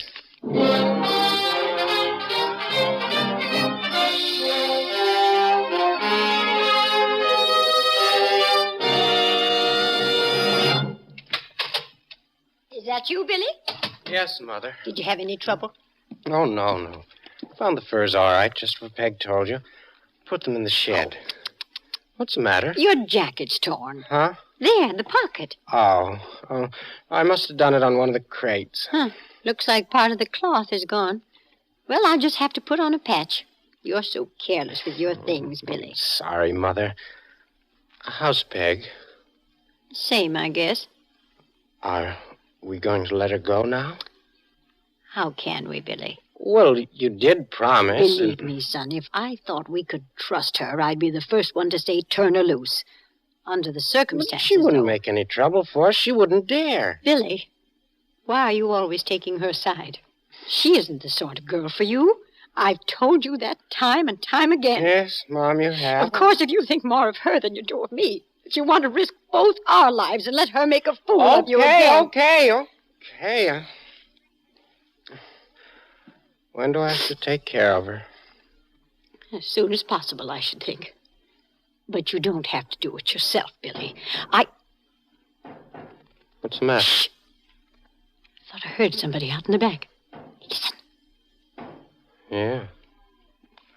Be careful, Billy. Who are you? What are you doing out there? Having a look at the furs in your shed. What? We're special agents of the FBI, Billy. Want to have a little talk with you and your mother.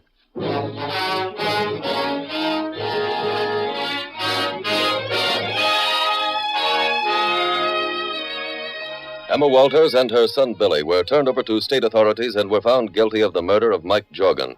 Both received life terms in a state penitentiary. Mike Jorgen's wife, Peggy, was sentenced to 3 years in a federal reformatory for women for her part in the disposal of the goods stolen from interstate shipment.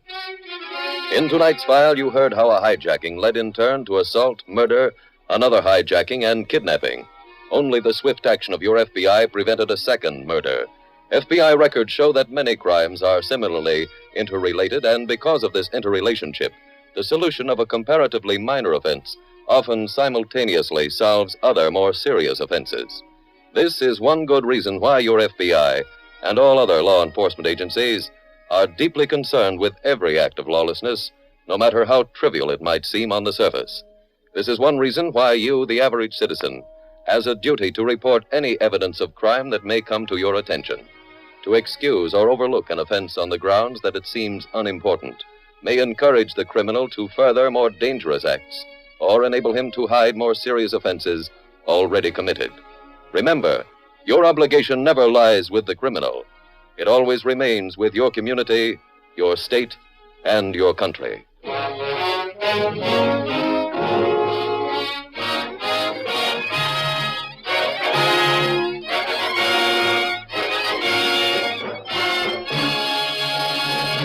If you are interested in the future security of your family, the answer is no farther away than your phone. Call up your local Equitable Society representative. Ask him to send you the Equitable Fact-Finding Chart for fathers and mothers. It's free. There's no obligation.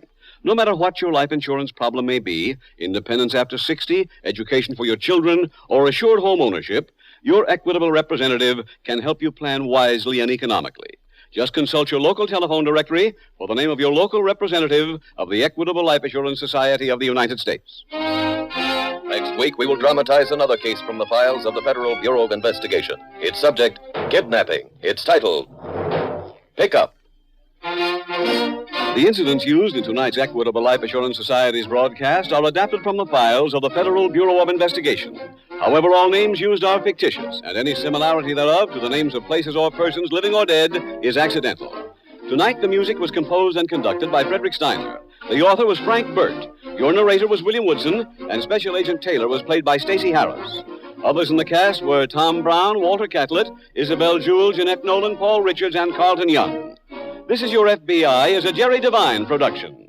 This is Larry Keating speaking for the Equitable Life Assurance Society of the United States and the Equitable Society's representative in your community, and inviting you to tune in again next week at the same time when the Equitable Life Assurance Society will bring you another thrilling transcribed story from the files of the Federal Bureau of Investigation.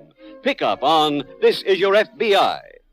From Hollywood, it's time now for Johnny Dollar.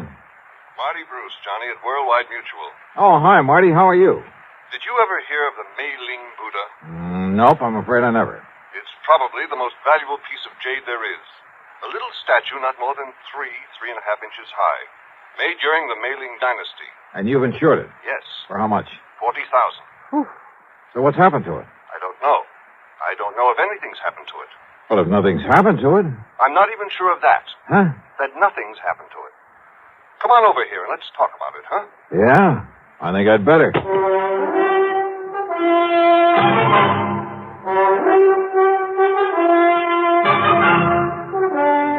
Bob Bailey in the exciting adventures of the man with the action-packed expense account. America's fabulous freelance insurance investigator. Yours truly, Johnny Dollar.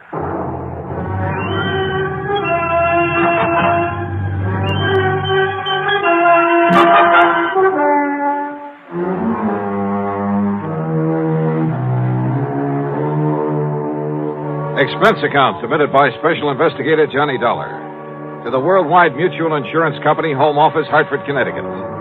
Following is an account of expenses incurred during my investigation of the Mei-Ling Buddha matter.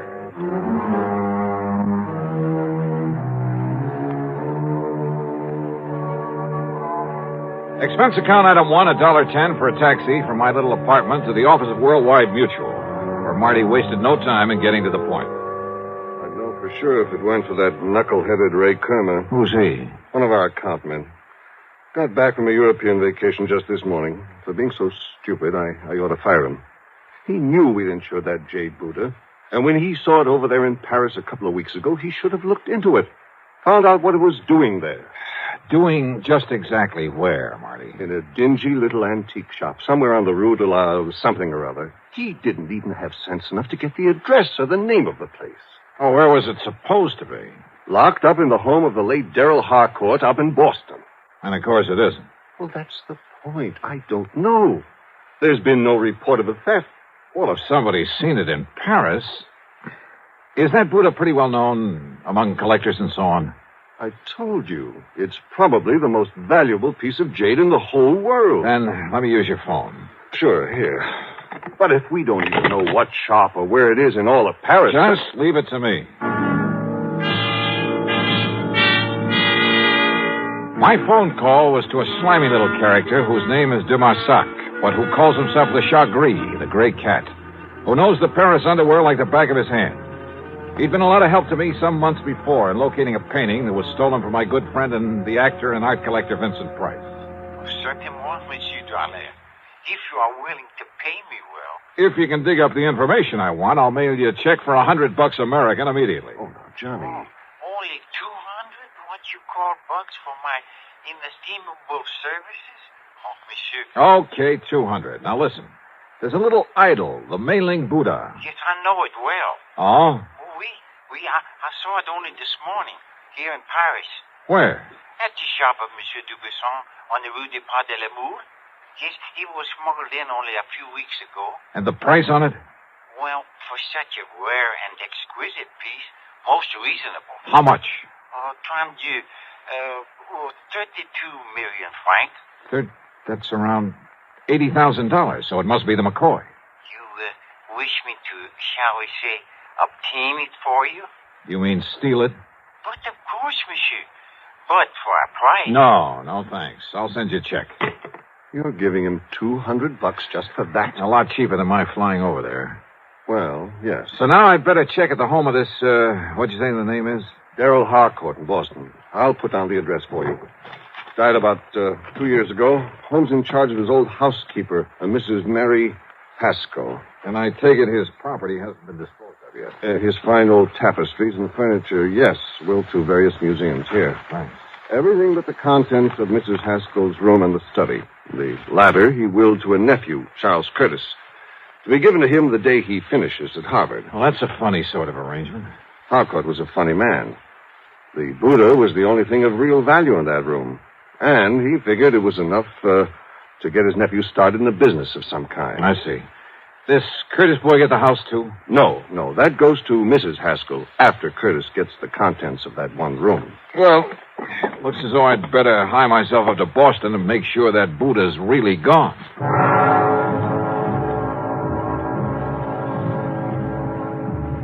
Item 2, the $200 check to my informant in Paris, who was sure he'd seen the Mei-Ling Buddha, was sure it had only arrived there recently. But if so, why hadn't it been reported missing from the home of the late Darrell Harcourt up in Boston? Item 3, $50 deposit on a rental car.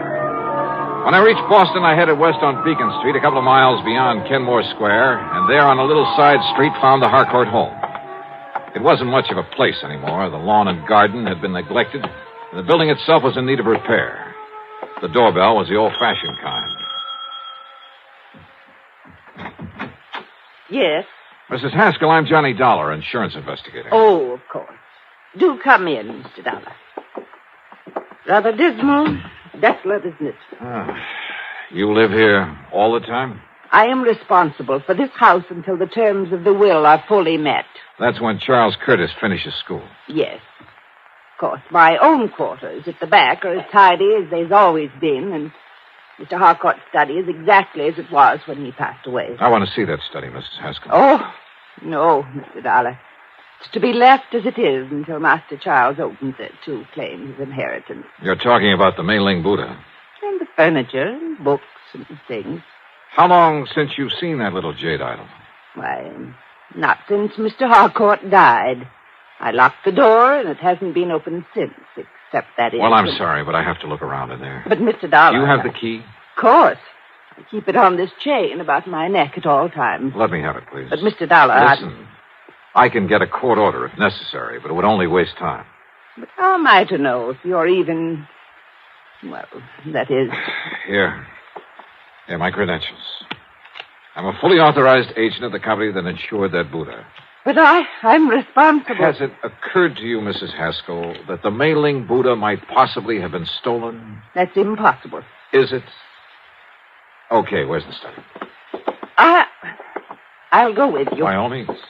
And I'll open the door. Here, now. This door looks a couple of inches thick. Just like the one to the library, where Mr. Harcourt kept all his lovely tapestries. Oh, dear, look at all that dust.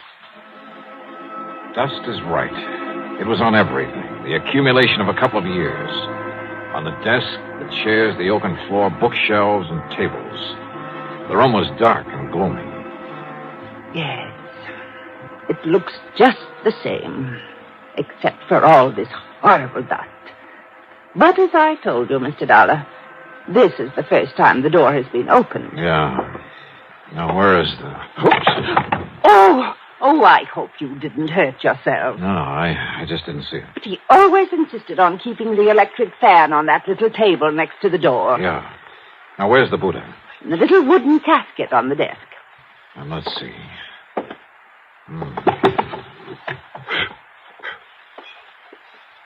Now... Well, I was afraid of this. Afraid of what, Mr... Oh, no. It's gone. The Buddha's gone. Yeah. Oh, no. I searched the room thoroughly and found no trace of the Mei-Ling Buddha. Somehow, someone had got in that locked room and stolen it. It must have happened recently. A piece as valuable as that wouldn't be allowed to lie around for long. The Marsoc had told me it arrived in Paris only a few weeks ago, and I had no reason to doubt it. But how could anyone possibly have got in there without leaving marks in the dust that swirled about our feet every time we moved? That showed a clear imprint of every step we made. That left a mark on everything I touched. Oh, dear, Mr. Dollar, this is terrible. You're sure you have the only key to this room, Mrs. Haskell? Yes, it was entrusted to me to prevent this very thing. Oh, dear. What about the nephew, Charles Curtis? No, I'm sure he's never had one. You think he could have got hold of yours and had a copy made? No, impossible, Mr. Dollar. Oh, dear. Where is he? At school at Harvard. I think I'd better see that boy. Well, certainly you can't think that Master Charles did this.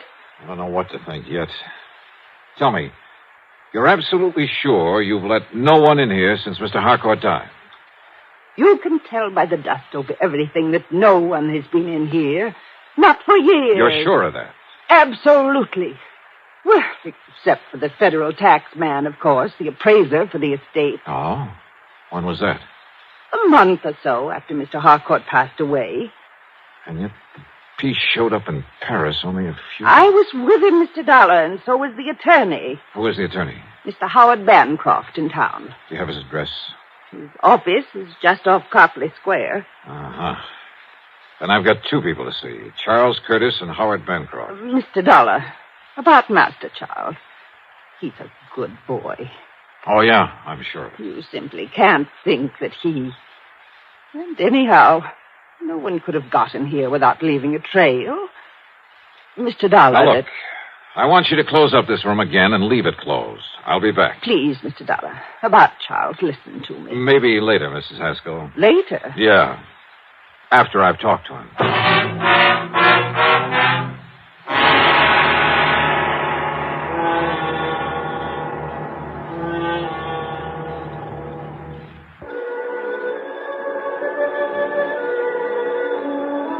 One thing puzzled me. If young Charles Curtis did steal the Buddha, why did he do it? After a few months more at Harvard, he'd get it anyway. And he'd be able to sell it on the legitimate market for a lot more than it would ever bring on the Paris black market. On the way in to look him up, I stopped at the office of the lawyer, Howard Bancroft.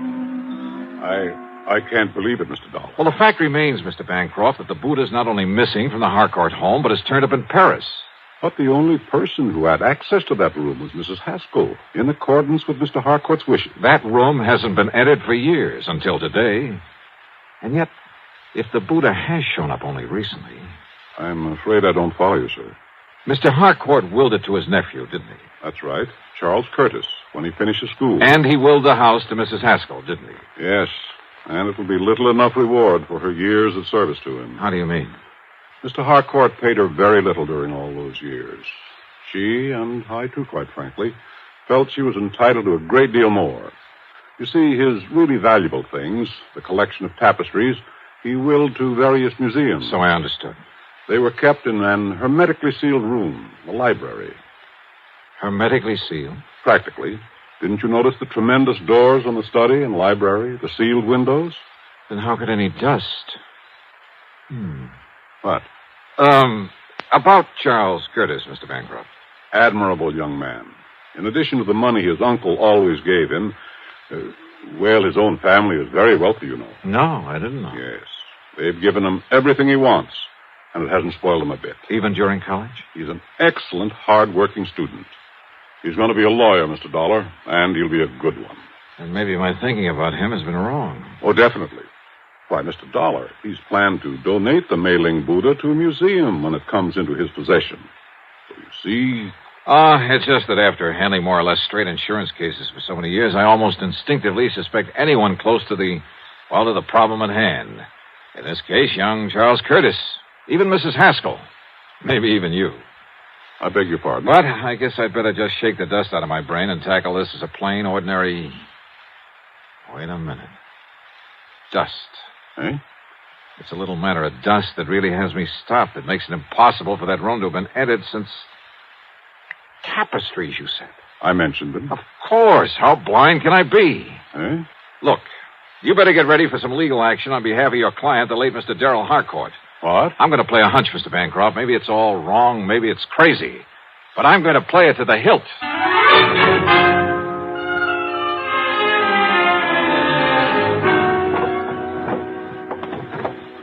No. Mr. Dollar, you can't do this. You have no right. Now, we'll see about that. These are my own personal things. I don't believe you're an insurance investigator at Please, all. whatever you like.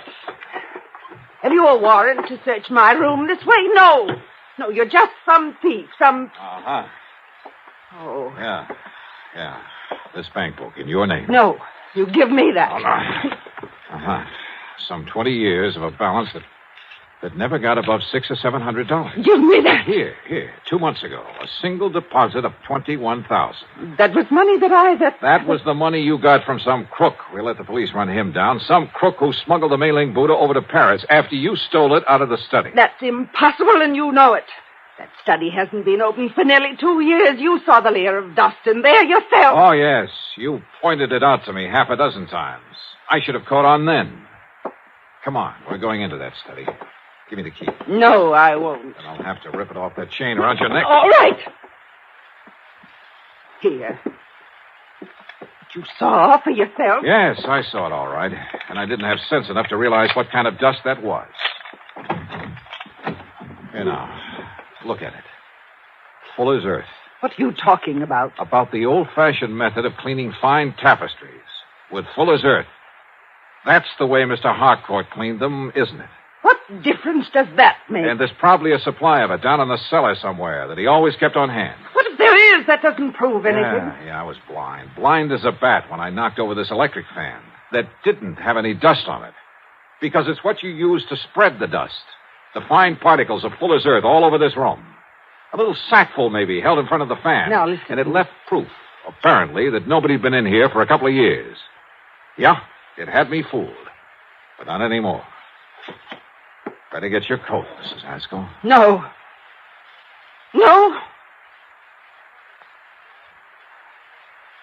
Mr. Dollar, I deserved far more from Mr. Harcourt for my years of service. And of watching him squander his money on the idle tapestries. And on that nephew who had money of his own. Now I have money. Plenty, Mr. Dollar. More than I need. I'm an old woman. But you're young. Perhaps you could use some of it. Perhaps $10,000 or $12,000. You'll have to think of a better way out than that, Mrs. Haskell. Please. And you know something? I have a notion you're going to have time to think about a lot of things. Plenty of time.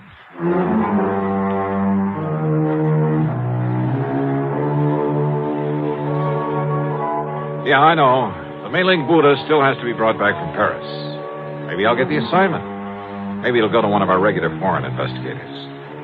As for Mrs. Haskell, well, I'm sure Mr. Bancroft will lose no time in taking whatever steps are necessary. So, expense account total, including mileage on my rental car and a few incidentals, well, call it $300 even. Yours truly, Johnny Dollar.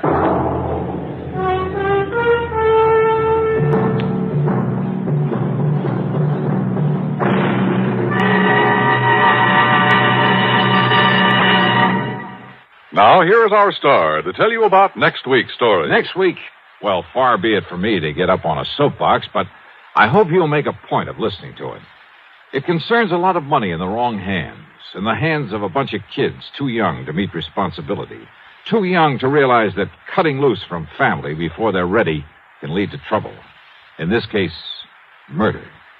Yeah, I think you'd better hear it. So join us, won't you? Yours truly, Johnny Dollar.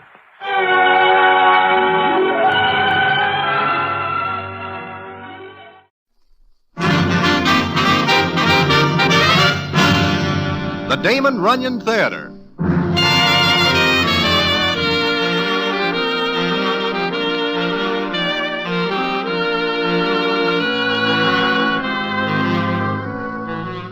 Once again, the Damon Runyon Theater brings you another story by the master storyteller, Damon Runyon. And this one, Dancing Dan's Christmas. And to tell it to you, here is Broadway. Thanks. The time this story takes place is Christmas. The time when everybody is saying things about peace on earth, goodwill to men. Now, that is a sentiment with which I go along 300%, and I wish that everyone will take it to heart. However, there are certain citizens who never hear of peace, and goodwill is nice, but not absolutely necessary. And how it happens that I almost spend my last Christmas with no will at all is quite a story, which I will tell you about in a minute.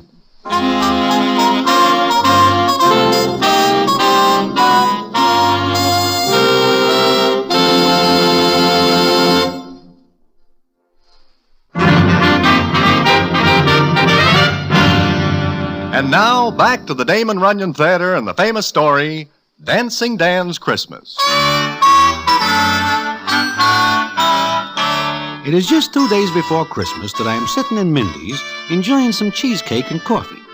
My enjoyment is not long-lasting because no sooner is the first bite in my mouth than I am joined by a character named Shotgun Sam, so called for reasons that are plain. He sidles up, eyes me for a couple of seconds, then sits down. The cheesecake has no more flavor and gets even less tasty, as Shotgun says as follows. Broadway, how are you? First rate. How are you, Shotgun? Tired. Very tired. Is the cheesecake good? I just take my first bite. Oh. I don't see Dancing Dan any place around, do you? I am not looking for it. I am. Oh? He's as hard to find as warmth in the bookie's heart. It seems to me that the places to be looking for Dancing Dan would be the nightclubs. He likes to dance. Mm-hmm. And that is just why I'm looking for him. Because he's such a slick dancer. You wish to take lessons? I do not. I wish to give Dancing Dan one. And one he will not forget. I tell you, I do not see him any place. I believe you. Thanks. Broadway, I do not like the job I gotta do. Which is? It seems that Dancing Dan dances too much here lately with the wrong doll. Muriel O'Neill? The same. You know about it then? Well, there is a rumor that Heine Schmitz likes her. Said rumor is absolutely true.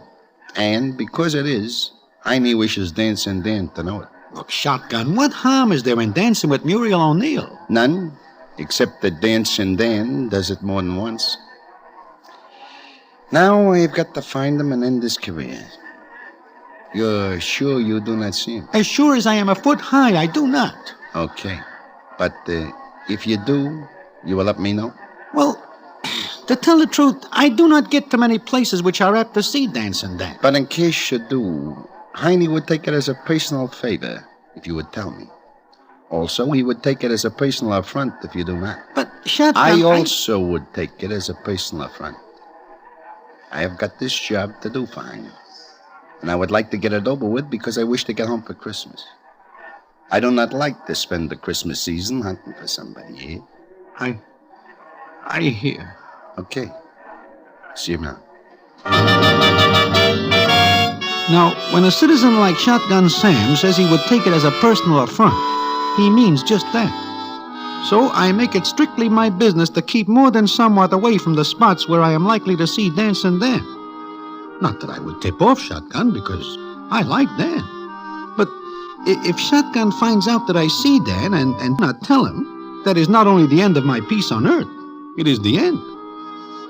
So it is on Christmas Eve that I am in Good Time Charlie's, a place Dancing Dan is never likely to show up. The scene is as follows. This is what is known as Tom and Jerry, Broadway. You like it? It is very good. A great thing for Christmas. Charlie, Yeah? how does it happen you have no other customers tonight? Christmas Eve, everybody stays home. I figure I'll close up early and... Who's that? It does not make any difference. Let him knock. Now, as I was saying... Whoever it is wants to come in. I gotta close up. No more customers tonight. Maybe it is someone who wants to see you. Oh, okay. Leave the door on its hinges. I'm coming.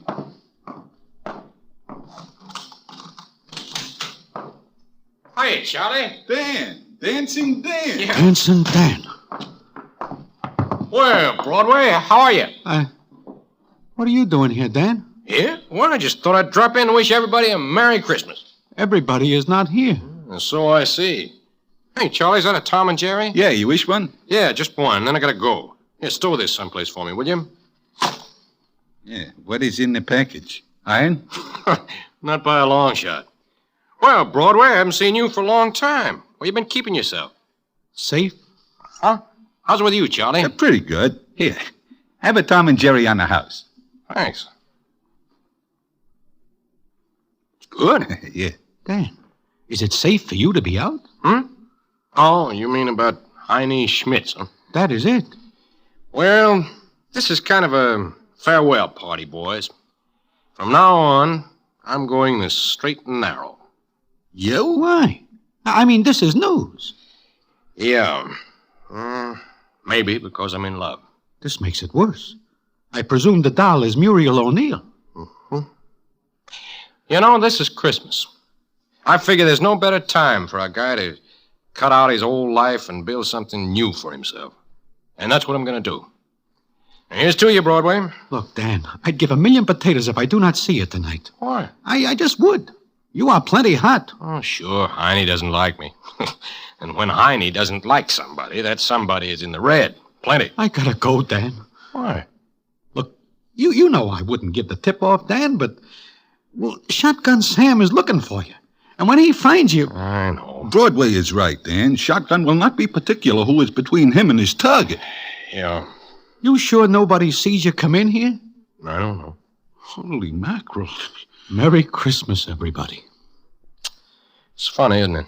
Here I am, in love with a doll who loves me. I want to go straight.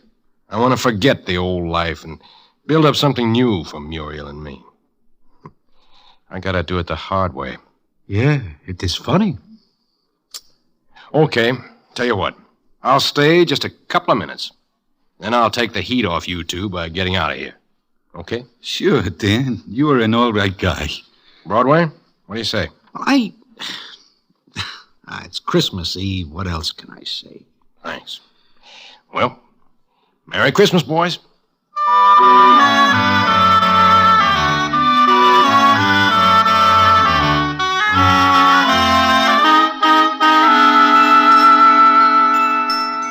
It is more than a little uncomfortable in Good Time Charlie's, as any minute we are expecting Shotgun Sam to poke in and end the proceedings.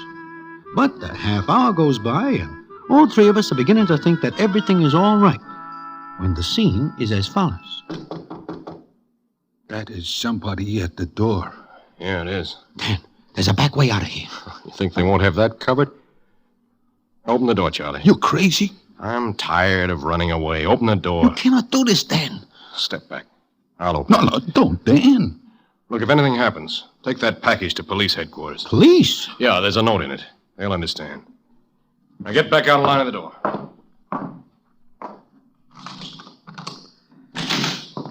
Merry Christmas. Look, it's Santa Claus. It is somebody who looks like it. Hey, look.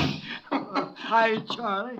Hi, Broadway. Look, it is Ookie. Yeah, Ookie dressed up like Santa Claus. Yeah, I'm glad you opened, Charlie. It's pretty cold outside. Ookie, what is the idea of the Santa Claus suit? And what is the idea of scaring 10 years out of us? Who? Me? It's okay, Ookie. You didn't know. But like Broadway asked, what's the idea of the Santa Claus suit? Well, I'm advertising Fletcher's store. 50 cents an hour I get for walking up and down the streets handing out his cards. Well, you got yourself a bad cold. But I'm going to be all right in a couple of minutes. Just gotta get warm first. Well, you're crazy. You will get pneumonia if you go out again. I need the dough bad. You mean you're so broke you gotta walk up and down in that Santa Claus suit for half a check an hour? How do you like that? Here, Ookie, drink this. A Tom and Jerry. Yeah? Thanks. That's good. It's nice and hot. But gee, I wish I could stay in here and talk with you guys, but I gotta beat it. You are figuring on going out in the cold? Well, I need the dough. I ain't got a cent, and my wife's kind of sick. I'd kind of like to bring her a little present this year. Ookie, how long you have to walk around like that? About till midnight. Well, it's only 10 now. You will get soaking wet in the snow in 2 hours. No, I'll stop in the storefronts and places to get warmed up. Well, gotta get going. Thanks for the Tom and Jerry. Sure. Here. Buy the wife a good present, huh? Oh, gee. Well, thanks, Charlie. Here, give her one for me, too, huh? Oh, no, look. Make it a real Christmas, Ookie. Oh, gee, Dad. Guys, I got a bad cold. Makes me sniffle. Yeah. Yeah.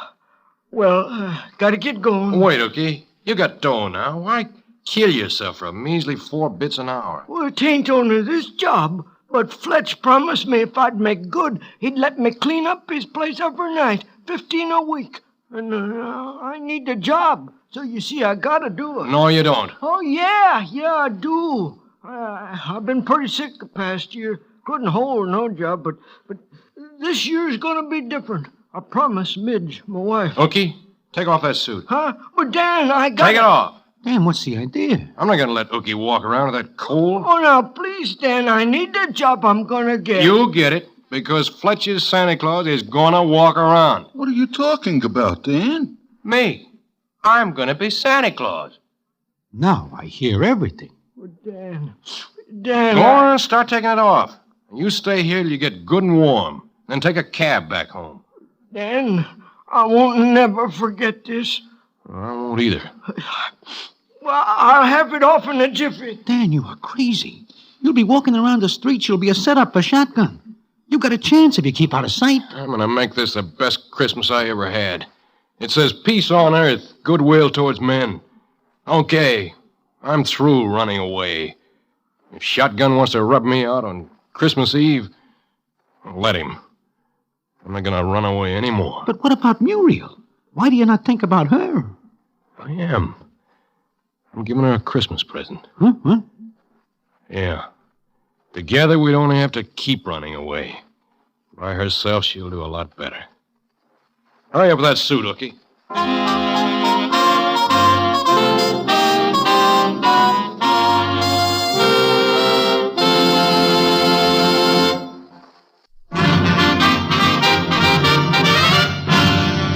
And now, back to the Damon Runyon Theater and the famous story, Dancing Dan's Christmas.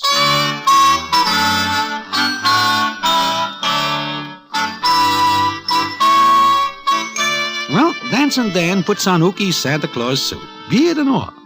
We get a pillow from Good Time Charlie and make Dan look quite a bit like the real thing. And then, just as he is about to leave, the scene is as follows. Now, who is calling me on the phone? Answer it, Charlie. Yeah. I'll be back in just a second. Dan, for the last time, do not do this. I'm doing it for Ookie and Muriel. Oh. It's funny, isn't it? Yeah, Me being Santa Claus. I tell you got a chance if you... No, nothing. Right. Hey, Broadway. Yeah, Charlie. This call is for you. What? For me? But nobody knows I am here. Well, you better take this. But... Go ahead, Broadway. I'll wait here till you're through. Yeah. Yeah, okay. You are not going to like this, Broadway. Who is it? Here, take it. I will go back and talk to Dan. Hello? This is Broadway? Broadway, this is Muriel O'Neill. What? Charlie told me Dan's there. Well, yeah, he is, but how'd you know? He said he was going to say Merry Christmas to everybody. Broadway, watch him. Don't let him do anything crazy. Please. Miss O'Neill, I have no control whatsoever over Charlie Dan. told me what he's going to do. You mustn't let him, Broadway, please. What is there I can do? Talk him out of it. I tried that for a solid half an Then hour. go with him. We have a bad connection. I think you say go with him? Yes. It is a very bad connection. Broadway, look, it's Christmas. I love the big goof. I know what he's thinking and I know what he's doing. Please, stay with him. Miss O'Neill, I know it is Christmas, and I would like to see what it is like next year, too. Broadway, they might not try anything if there's somebody with him. Don't you see? I do not. You're afraid. All right. Hold him there until I get to him. I'll go with him. Oh, no. Hey, no, please. Hold him there. No, look, Miss O'Neill, there is no... Miss O'Neill! Miss O...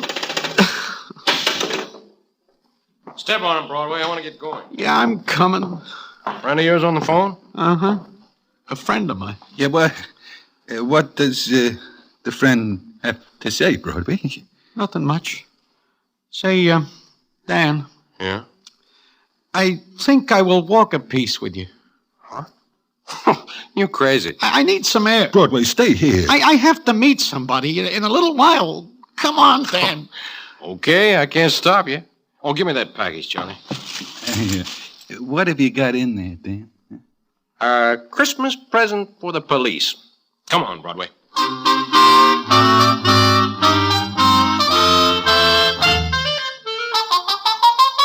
Well, so I am crazy. But I do not like to see Miss Muriel O'Neill taking a chance. So I figure I will go with Dan, so that if Miss O'Neill comes into Charlie's, he will tell her I am with him. We step out into the street. The snow is sparkling under the lights, and the bells are ringing. It is a beautiful Christmas Eve, and everybody looks happy. But me. I am very sad, and more than somewhat jumpy, because I expect any minute to hear something that is not Christmas chimes. But we walk up the street, and the scene is as follows. Look, Broadway, did you ever see a night like this? Truthfully, no. Fresh snow on the street, people laughing, talking. What makes people laugh like this, Broadway? I wish I know. So do I. Look, Dan, how far do you expect to walk? Not far, just to Muriel's place. Muriel's? Yeah. I want to put something in her grandma's stocking. I do not know what you are talking about. Oh, her grandmother hangs up her stocking every year and gets nothing. But this year, she's going to have a good Christmas. Just one before she dies. This year, that stocking's going to get something good in it. Like what? See this package? Know what's in it? If it is at all like the rest of this evening, there is a bomb in it. No. I made a haul. 50,000 clams worth of jewelry. This is Christmas Eve, and so I figured I'd take it back to the police because I am going straight. You are walking around in a Santa Claus suit with 50 grand worth of jewelry wrapped up in a newspaper? It's the only paper I could find. And I am with you? Take it easy, Broadway. No one will think of frisking Santa Claus for jewelry. Hey, look. Where? What? Who? That Salvation Army doll. She is not doing a good business. Come on. Dan, please, let us get in off the street. You now have your fun. I have to pass out these cards for Ookie, sure, but meanwhile, we're going to drum up a little business for the Salvation Army doll. Merry Christmas. And the last. Good evening, miss. Oh, hello there, Santa. I don't see much folding money in that kettle. Well, people are too busy to stop, I guess. Uh-huh. Okay. I will see what I can do. Dan, please, let us get off the street. Ah, there's a customer. Hey, you. Hey, you talking to me? Uh-huh. You know who I am? You look like Santa Claus to me. I am. Now, you be one. Huh? Put something in the kettle. Now, look here. No, you look there. Put something in the kettle. Well, of course. And see that what you put in doesn't make a tinkly sound. In fact, no sound at all. You were the first Santa Claus I ever seen packing a rod. I'm different. Go ahead. Oh, thank you, sir. Thank you. He will tell the cops then. Hey, you. Come here. What? put a $5 bill in it, Captain. Good. Here's your file. What? I don't understand. I want the little lady to think that it came from you. Now beat it. Oh, sure, Santa Claus. Thanks very much. Now let's proceed.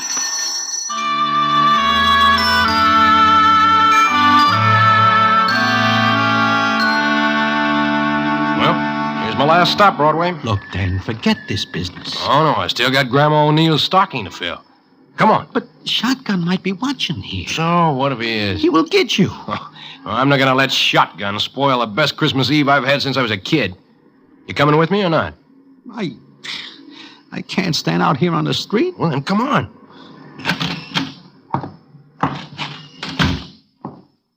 She lives on the second floor. Look, Broadway, you stay back of me. No use you getting it, too. That makes good sense. See anybody? No. I do not like this. It is too quiet. Yeah. Well, here we are. See if the door is locked. Open. Uh-huh. Let me go in first. Be careful, Dan. I'll go in first and light the light. Nobody here. Nobody but Grandma O'Neill. Sleeping. I do not like this, Dan. They will come looking for you here. Oh, let them. Look at her, Broadway. Sleeping in her chair. And that stocking hanging up. Every year she does that. Well, now we're going to make it worth a while. Look at that. Yeah. Pretty stuff, ain't it? You know there's a $5,000 reward out for it? And you're putting it in a stocking? Well, why not? It's a nice Christmas present, ain't it? Here we go. It looks awful funny in that stocking. And it's going to take more than a little explanation how it gets there. It's here. That's the main thing. Now, let's get going again. Where to now? Oh, I don't know. But you can go home if you want to. Yeah. I guess I will. She's going to believe there's really a Santa Claus. Wait. Somebody came in the door in the hall. Coming up. Yeah. Get down, Broadway. Who's that? Muriel. Dan. Oh, Dan. Oh, Dan, you crazy fool. Oh, now, honey, everything's all right. Muriel, did you see anybody? No. But why did you come here? I had something to do, honey. Please, Dan, you can't stay here. You can't stay in New York. What do you want me to do? Run away? What do you care if that's what it has to be? It's better than being killed. I don't think so. Miss O'Neill is right, Dan. Maybe. Maybe not. Now, look, Muriel. You wait 5 minutes out here in the hall. Then you go in your flat. But why? Do like I said. What are you going to do, Dan? Me? I got a great idea. Do like I said. Broadway, stay with me. Dan! Don't come after me. Broadway, what's he going to do? Miss O'Neill, I do not know. And even if I do know, I would not understand it.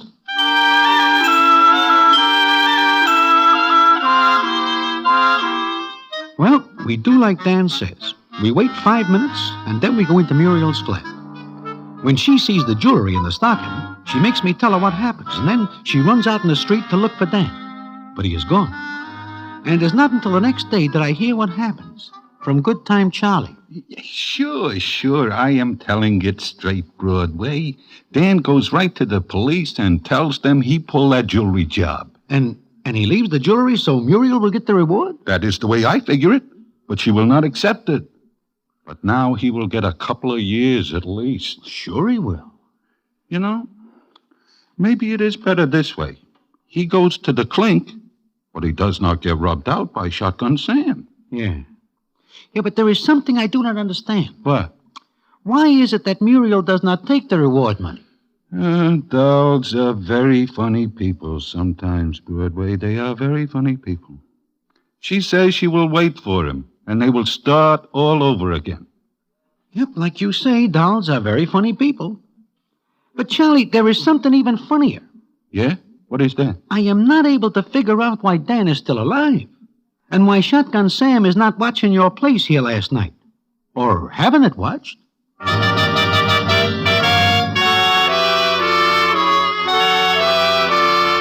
Like I say, it is hard to figure that out. Anyway, Dan goes to the pen, but he gets a light sentence because he says he is going straight, and besides, he gives himself up. He gets out and marries Miss Muriel O'Neill, and the last I hear, they are living happily. But that is not the end of the story. And what the end is, I will tell you in a minute.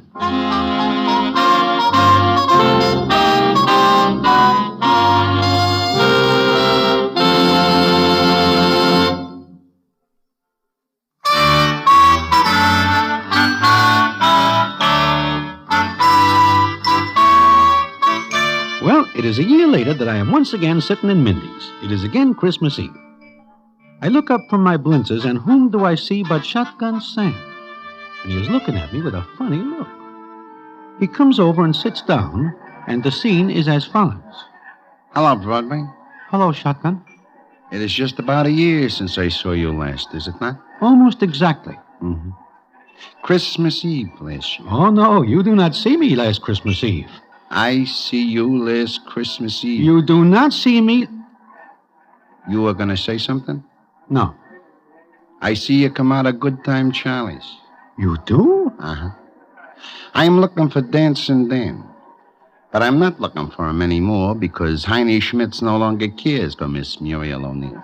Oh. You say you see me last Christmas Eve coming out of Good Time Charlie's? Yeah. I get a tip that Dancing Dan is headed for there. I get there just as Ookie is going in. Ah. Ookie? Yeah. I wait, and then I see you come out with Ookie. I must get a bad steer because Dancing Dan never goes in or comes out. It must be a bad steer you get. Well, I guess I will go now. Mm-hmm. So long. So long. Oh, and, Merry Christmas, Shotgun.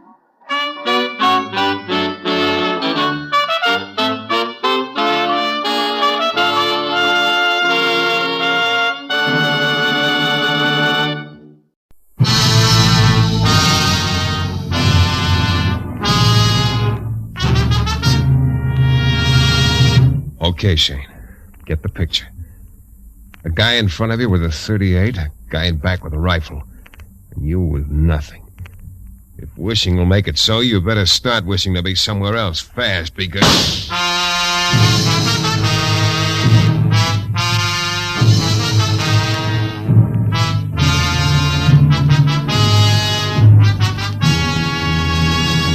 This is your director, Bill Russo, inviting you to listen to Michael Shayne, that reckless, red-headed Irishman back at his old haunts in New Orleans, in another transcribed episode. We call it The Case of the Model Murder.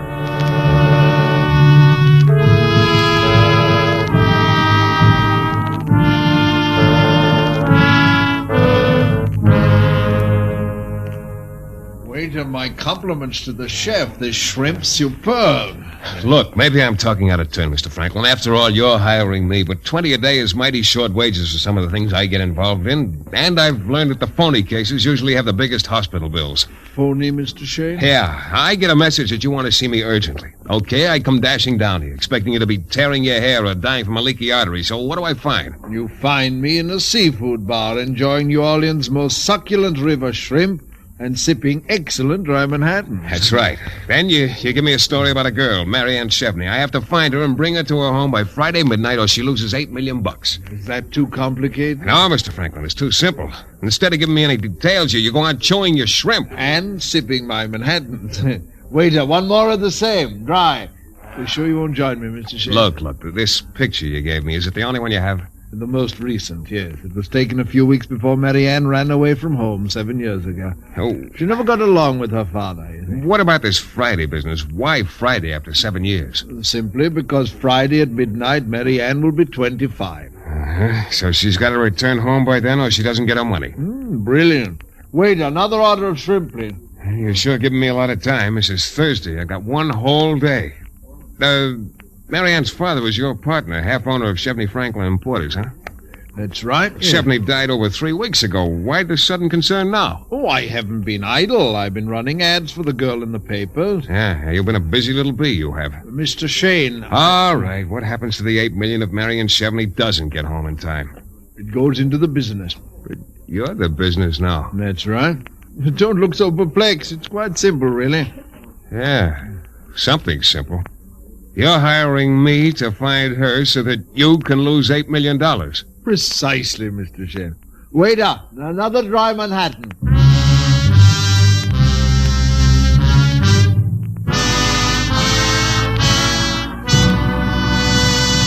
We'll return in a moment to the new adventures of Michael Shayne and the case of the model murder.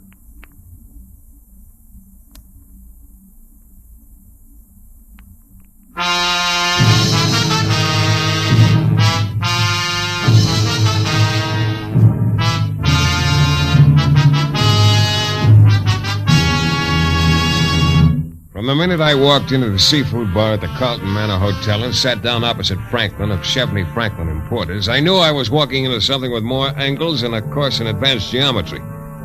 My first impulse after hearing his story was to tell Mr. Franklin to go peddle his shrimp. Only I suddenly remembered that the only jingle I could raise in my pockets was the sound of my car keys rattling around. It seems his partner, Chevney, had died some 3 weeks before, and $8 million he couldn't take with him was waiting for his errant daughter, Marianne, who'd run away from home 7 years ago when she was 18. I was supposed to find the girl and bring her to her late father's house before Friday midnight, tomorrow night. Well, I took another look at the photo of the girl. The words Harrison Halstead Model Agency were stamped on the back. At least she'd worked there 7 years ago. I decided to give it a whirl. The receptionist was a sugar blonde with a cooperative look in her eyes. Well, I sure would like to help you, Mr. Shayne, but I really don't know any Miss Chevney. And you handle a lot of models here. Oh, I tried. This photograph help you any? Pretty. No, I'm afraid not. Taken 7 years ago. I'd just bet you'd go for something a little older. And you'd have a good bet. The boss around? Well, yes, Mr. Shayne, but I don't know. Miss Winters, I want you... Oh. Yes, sir? Mr. Shayne's looking for a girl by the name of Chevney, Mr. Halstead. Sorry, can't help you. Now, this photograph. No. What do you want with her? Well, she's got $8 million coming to her. Sorry, Mr. Shayne. Well, that's okay. Miss Winters, get Miller on the phone, will you? He said he'll be ready at 2 this afternoon. Yes, sir. You recognize the photo. Did he, Mr. Shayne? You're a real good kid. Company girl, loyal. Thank you. Follow the rules. Uh-huh. Look, I'm just trying to help a penniless girl get $8 million. But take one of our cards, Mr. Shayne. You just might want to come back. Thanks. I don't have $8 million, but... You don't need $8 million. How much? Just enough for a rare steak and baked potato. It's a deal.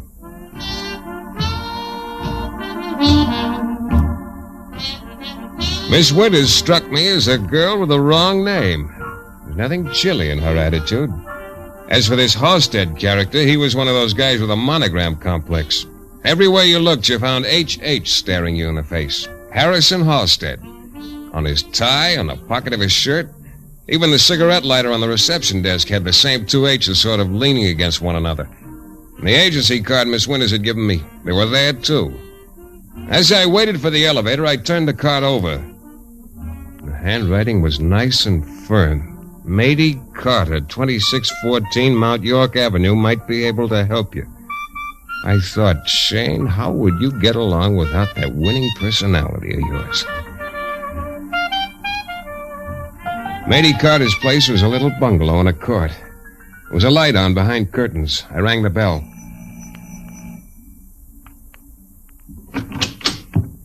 Yes. Miss Carter? What do you want? I'd like to talk to you. What do you want? I'm looking for Marianne Chevney. I don't know anybody by that name. Miss Winters at the Halstead Agency I told can't. I don't know her. She isn't here. Easy. You better lower the volume. What'll the neighbors think? Come in. Thanks. Now, look, Miss Carter, I'm not trying to do anything but find Miss Chevney so I can give her $8 million. She doesn't want. You see, it doesn't pay to keep secrets. Where is she? I don't know. Well, how do you know she doesn't want the money? She told me. Oh, you spoke to her. No. Why don't you leave me alone? I don't know anything. Look, all I want... never mind, Miss Carter. Maybe I got a bum steer. Sorry I bothered you. I suppose I could have broken her down if I'd kept at it. But I suddenly found what I came for. There was an envelope face down on the desk. From where I was standing, I was able to read the return address on the flap. Big as life it was. The initials MC, apartment 5, and the address 318 East 54th Street, New York City. MC, Marion Chevney. As I drove back to town, I began to get a familiar feeling. Maybe I don't have eyes behind my head, but I do have a little spot between my shoulder blades that's got a special talent. If somebody's following me, it begins to itch. It had bothered me a little right after I left the Halstead agency, but I didn't pay much attention to it. And right now it was giving me the squirms in high gear, and I decided to do something about it. I pulled off the main road onto a side street, but quick. I parked, doused the lights, and waited. Cars kept going by, and I spotted a maroon job with one light dimmer than the other coming around the block for the second time. This time it went about 100 yards past me, and then it parked. I waited. Nobody got out of the car. The spot between my shoulders stopped itching. I knew I was on solid ground. I got out of the car and started up the street. I saw the guy behind the wheel of the maroon job looking straight ahead as if he had nothing better to do than just sit there. I pulled the door open and slid into the front seat. Huh? What's doing, champ? Nice tail job. No? Pro job. Well, you're not so bad yourself, spotting it. New Orleans does that for me. There's a feel to the city. You must be from out of town. Yeah. Working? Yeah. Jonathan Franklin? Never heard of him. Franklin and Chevney importers. Bananas, I think. I hate bananas. Who is it? You're doing all the talking, champ. This is a tough town for strangers. Not so tough. You're not so tough either. All right, nice tie you got. Slips up nice and easy. You can't talk, champ, but you can sure listen. That's a very pretty color you're turning. Now, let's see. Yeah, shoulder holster, 45 automatic. Okay, you can breathe now, but don't overdo it. And take a tip. I don't like being followed, and strangers in town ought to be courteous. You're a pretty tough boy, Shayne. No, I'm the easygoingest guy in the world. I just don't like being tailed. Remember, mind your manners when you're in a strange city, champ.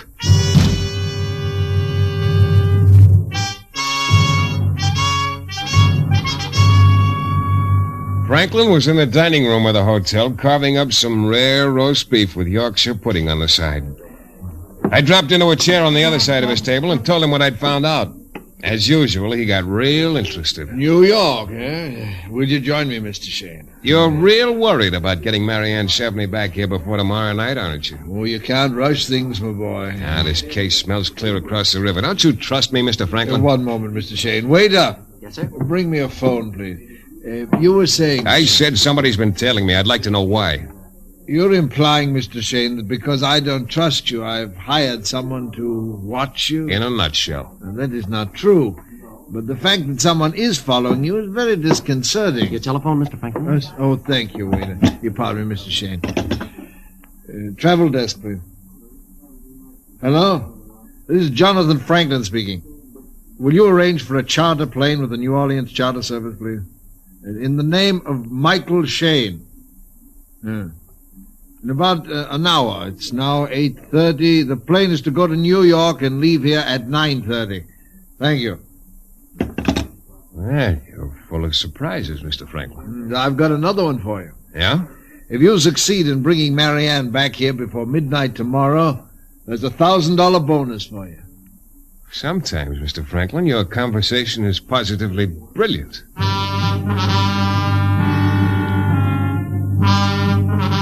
A chartered plane to New York and a $1,000 jackpot at the end of the rainbow.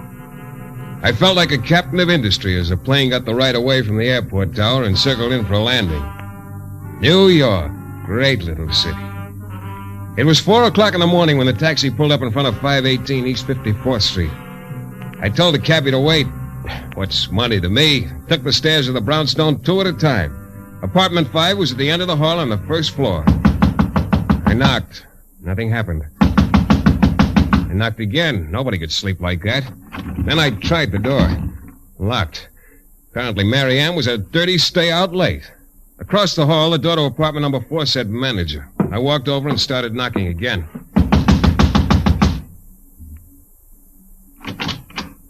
Well, what is it? What is it? I'm sorry to get you out of bed all the time, but I'd like you to open the door to apartment 5. Are you crazy waking a body at 4 in the morning? Look, I'm a private detective. I'm looking for the girl who has that apartment. I want to get in, so I'll be there when she gets home. Private detective? I'm sorry. If you was a police, it'd be... Does this give me the necessary rank? $5. All right, make it 10. Well, why didn't you tell me he was a private detective in the first place? Come on. Hey, light switch in there. There. Yeah. Make yourself comfortable. Thanks. Here's your pound of flesh. Now, you won't tell her that I let you... What's the matter with you? There. Over there. On the floor in the hall. First, I saw a lot of blonde hair. And then I saw there was a girl attached to it. She probably would have been real pretty without that bullet hole in her forehead.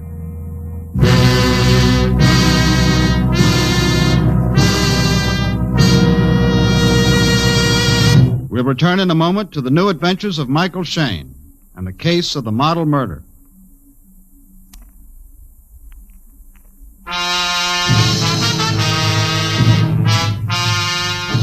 A glutton by the name of Jonathan Franklin had waved an ice-cold scent in front of my nose, but strangely enough, it still had a strong odor. My assignment was to find Mary Ann Chevney and get her back to her late dad's home so she could collect $8 million, according to the terms of her inheritance.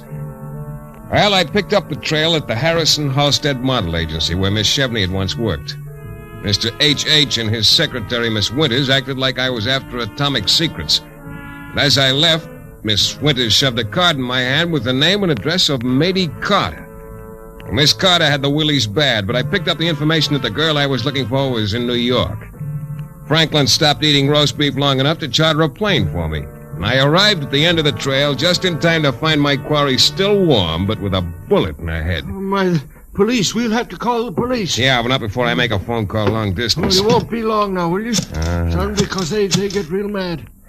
If you don't tell long distance, I want you to get me Mr. Jonathan Franklin at the Carlton Manor in New Orleans. Collect. Michael Shayne at this end. That's right.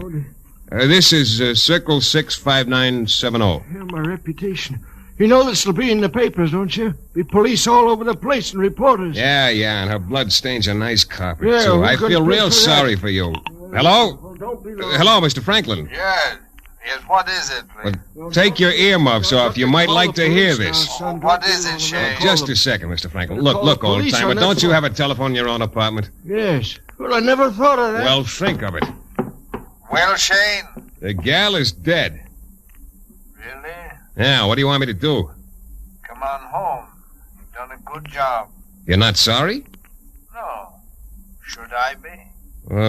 What about the $1 grand bonus? I guess that's cold turkey, huh? We'll talk about it when you get back. Yeah. Cold turkey, did you say? Yeah. I'm glad you mentioned it. That's an excellent thought.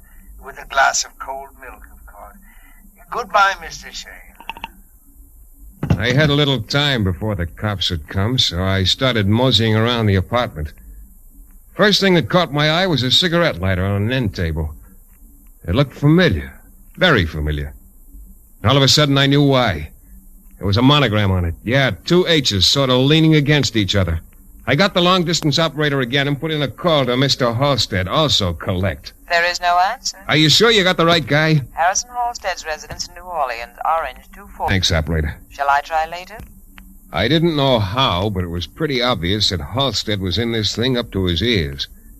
I kept on wandering around the living room, and then I found it. There was a letter on the table in a girl's handwriting. The date was just 2 days ago, and the letter started with the words, Dear Matey. I didn't have to read the signature to know it was Mary Ann. I took a good look at the girl on the floor. Her hair was blonde, only there was about a 1/16 of an inch of dark brunette showing at the hairline. I got real smart then.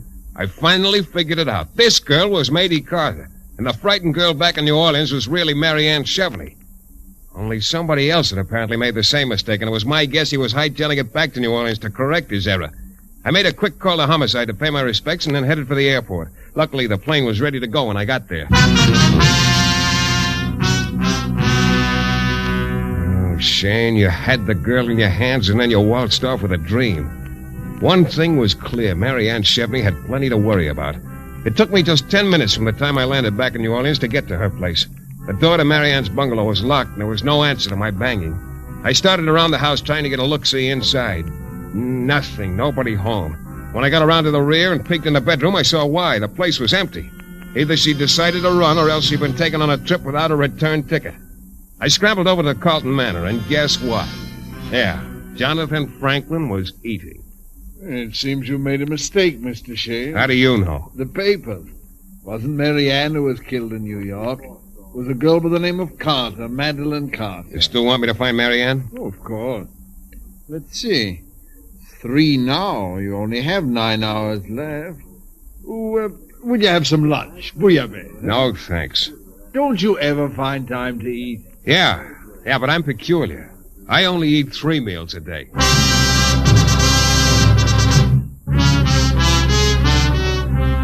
Mary Ann Chevney's life was in danger, and I wanted to get to her while she was still hale and hearty. I drove over to Halstead's agency. Miss Winters still had that cooperative look. Well, hi there.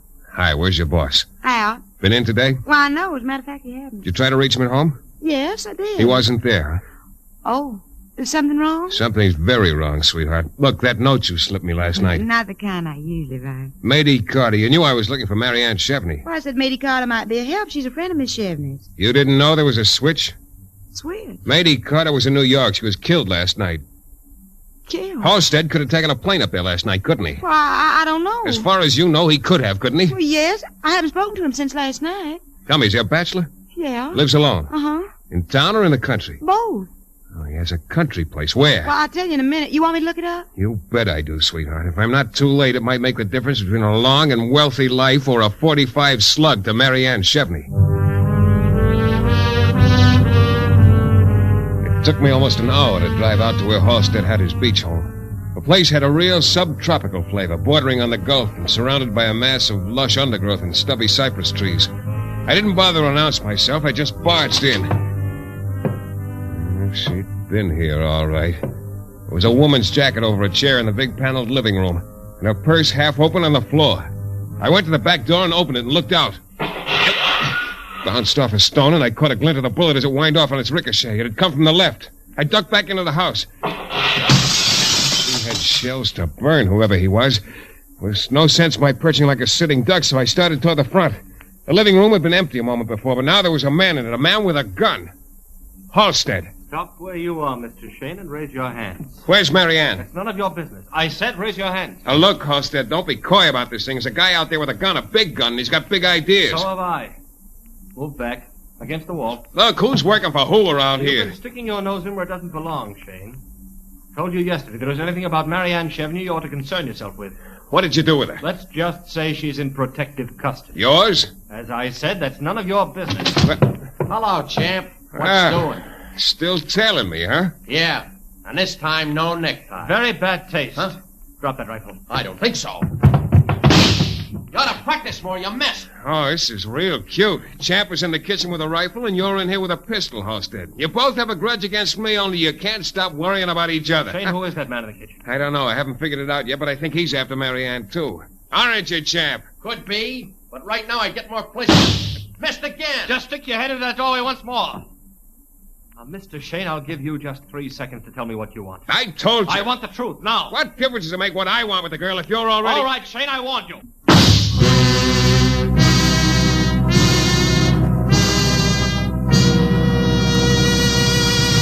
We'll be back in just a moment with Mike Shayne and the thrilling climax to our story.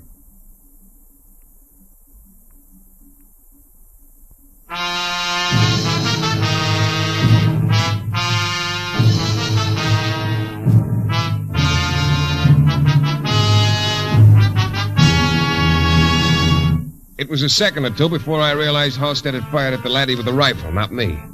But I wasn't inclined to administer first aid to Champ lying in the kitchen doorway because from the look on Halstead's face, he was getting ready for a repeat performance. And then I got a shock. Like when the shower suddenly turns from hot to cold. Mary Ann, the real Mary Ann, stepped into the room and went over to Halstead. I figured it was time to call a halt and settle who was who. Hello, Mary Ann. You killed Mady. No, the Champ in the kitchen. That was his work. Why don't you leave me alone, all of you? All I've been trying to do is bring you back to your father's home by midnight tonight so you can inherit the $8 million he left you. Marianne and I were married last night, Shayne. What? So now the matter of her inheritance is my business. So why don't you leave us alone? I will if Marianne or Mrs. Halstead will go back to her father's house. But why, Mr. Shayne? Why should I go back there? Well, if the $8 million doesn't mean anything to you, the 1,000 I stand to collect means plenty to me.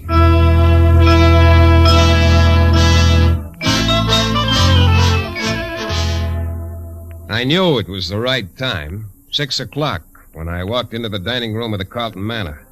Jonathan Franklin was having breast of guinea hen under glass and a white wine. Well, won't you sit down? I'll have the waiter get you. No, thanks. Yeah.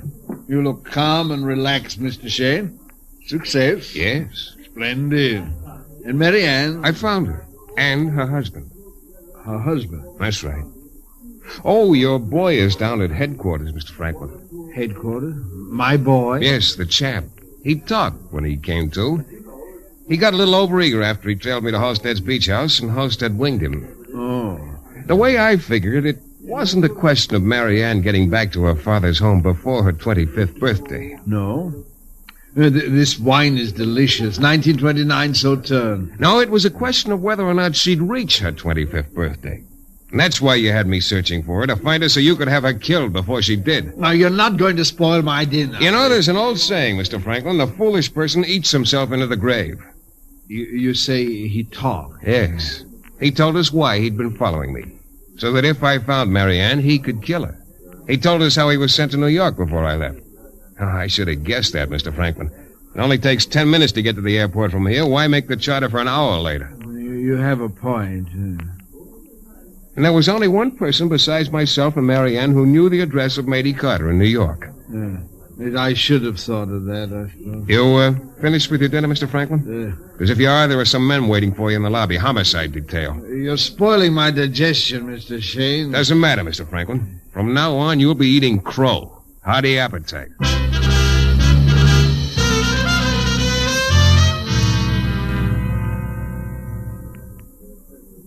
Mike, what I can't understand is why Mr. Franklin was so eager to get his partner's money. He must have made the same amount himself. After all, $8 million. That's enough bait for anybody, sweetheart. With his appetite, maybe he needs $16 million to keep in groceries, especially with prices the way they are today. Oh, Mike. Sugar, you're cute. Now on, eat your steak. And will you have red wine served with it? Waiter, a sparkling burgundy, domestic, year of 1948.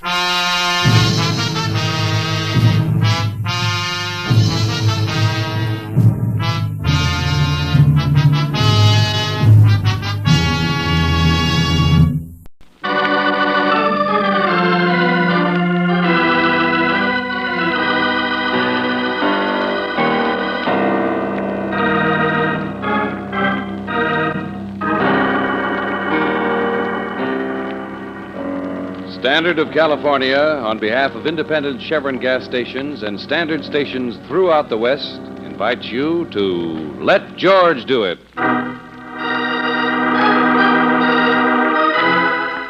Vultures on the Wing, another adventure of George Valentine. Personal notice, danger's my stock and trade.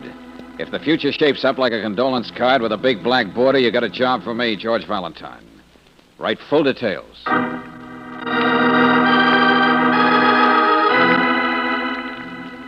Dear Mr. Valentine, because of a stroke of extraordinary luck, an investment of $20,000 promises to yield me $500,000. But the transaction must be closed swiftly, tonight, because with so much money involved, there are, naturally, vultures on the wing. I sing in the colonnade room at the Savoy Wilton, but I shall be home this afternoon at 3, if it is convenient for you. Signed, Maria.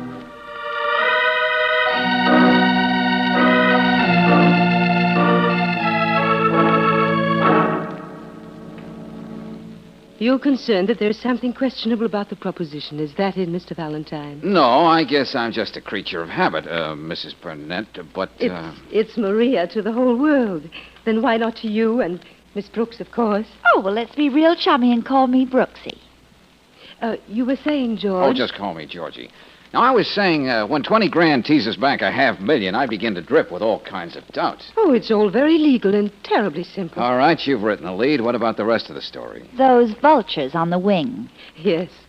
4 priceless paintings by Sebastian Zundert were sold to a very high-ranking general when the Nazis occupied Holland. Sold? Yes, the owner was a collaborator. He had no scruples about dealing with the Nazis. So it was all very legal. Go on. These 4 masterpieces passed from hand to hand by way of Portugal and Argentina to this country. They're still considered among the missing. But I'm in touch with the present owner, and he'll let me have them for $20,000. Huh? Bargain sale. Well, how did you and Mr. X get together in the first place? That's where I think I've been very clever, Brooksy. From the Boulevard de la Croisée in Cannes to Ciro's on the Sunset Strip, wherever I've sung, I let my interest in the Zundert canvases be known to the right people. Well, wasn't that a little like shooting blanks and not even having a target? I reasoned it had to be somebody in the international set. I was right. Last night, after 2 years, I received a telephone call. So you see... Just a minute, Maria. Huh? Oh, Nick, I told you to stay in the library. This is a business conference. Well, why don't you have conferences with your husband? I graduated from the Harvard School of Business. Will you please leave us, Nick? No, we're going to have a conference. And don't want any strangers going to start by throwing this gentleman out. Now, hold it, will you, Buster? What have you been drinking? Singapore slings with vodka? Let go of me. Nick, if you don't behave yourself... Yeah, I know. You'll leave me. Then what would I do when all the bottles got empty? Not in front of these people, Nick. Please. Pride, self-respect. Most important, of course. Go on with your conference, darling. That's better. You may not think so, but I did graduate from the Harvard School of Business. Forgive the interruption. But, as I said, George... Yeah? The plan for tonight is terribly simple. You are to pick up the briefcase with the Zunderts in the colonnade room. You are my accident insurance to make sure that everything goes off smoothly.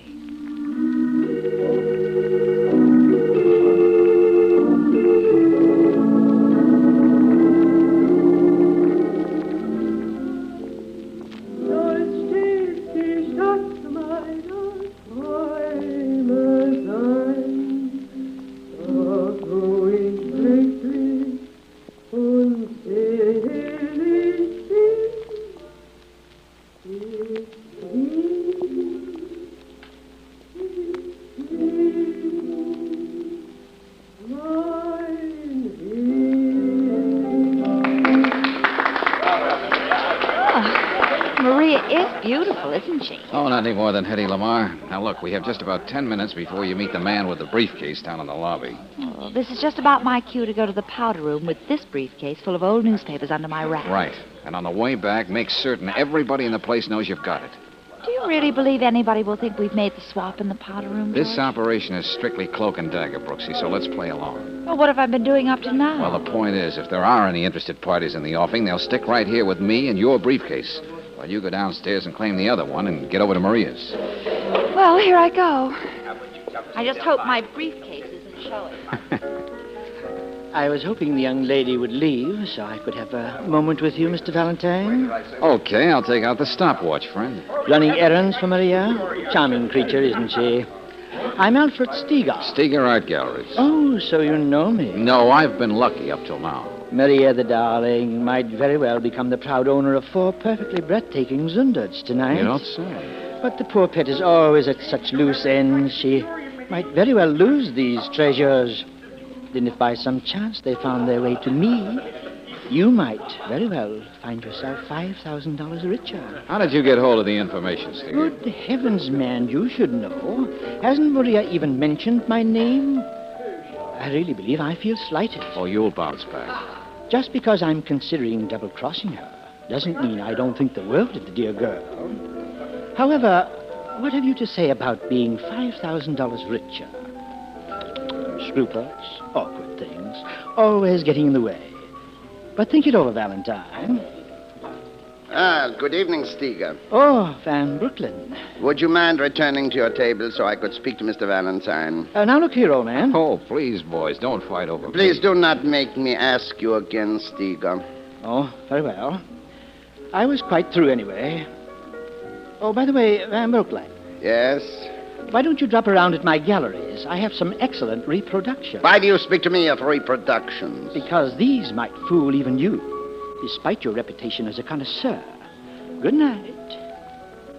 You belong in this act, too, Mr. Van Brooklyn? In a manner of speaking, I am the act, Mr. Valentine. Oh? If Maria has deemed it wise to hire you to ensure the safe transfer of the soon-dirt canvases tonight, that is her affair. But I must make sure you understand one thing. Well, now, just understanding one thing would be a great improvement. The $20,000 Maria entrusted to you belongs to me. She is merely a commission agent. Someone I hired more than 2 years ago to make it known in the right places that I was in the market. I'd like to know who isn't in the market for those things. I myself am merely a representative of a syndicate. A group of men who intend to acquire those paintings at any cost. So it would be most sensible if you made sure they found their way to me. Mr. Van Brooklyn, at the moment I'm playing bouncy ball with Maria. Now, if you want to get in on the game, you'd better talk to her. Otherwise, somebody might get hurt. I see. Well, I am afraid I must leave you. Your lovely companion is returning. It was a great pleasure. Oh, don't mention it. Who was that sinister character with a beard? His eyes look like a couple of boiled onions behind those thick glasses. Who is it, Later, George? Brooksy, later. Let me have that. You can't say everybody in the place doesn't know I came back with a briefcase. I did everything but play catch with it. Yeah, I saw you. Now go on and get the one we really want. Yeah, okay, George. But be a nice, peace-loving decoy, darling. I want you back all in one piece. Okay, go on now, Angel. Get on your tricycle. Yeah, okay. See you at Maria's. Nice run you've got there, Valentine. Well, thank you. I've got very good taste. Except in the kind of people I seem to attract to this table. Why don't you be satisfied? Stay away from Maria. Who are you, Buster? And don't tell me I can find out at any post office by just looking at your picture, front and side. Maybe you've heard of me, Jim Fowler. I hope you noticed I just went pale. Hey. Now, you shut up all over and listen. What's going on over there? Maria and me are friends. Good friends, catch. That's cozy, Fowler. I want you to stay away from her, and I want that briefcase you picked up for her tonight. I'll give it to her in the dressing room. As you were, Jim. Reach like that again, and you're going to leave some fingers on that table when you say goodbye. You're not very smart, Valentine. On your way, Pixie. I got things to do.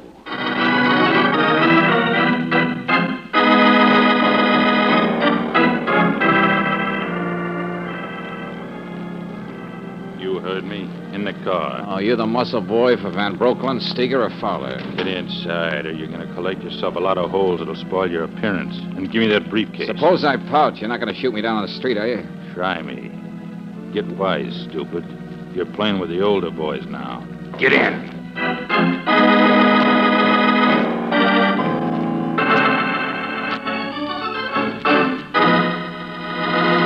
Hey, Brooksy, what happened? Well, it's all pretty vague, George. I got here just before you, George. Hurried here after my last show. I found her on the floor. Yeah? And the paintings she brought, they're gone. Yeah, well, we'll get to that in a minute. Hey, you sure you're feeling better now, Angel? Yes, darling, I think so. Well, I came right here, just as you told me. Then when I opened the door, it was all dark. Then, zowie, somebody hit me. Uh-huh.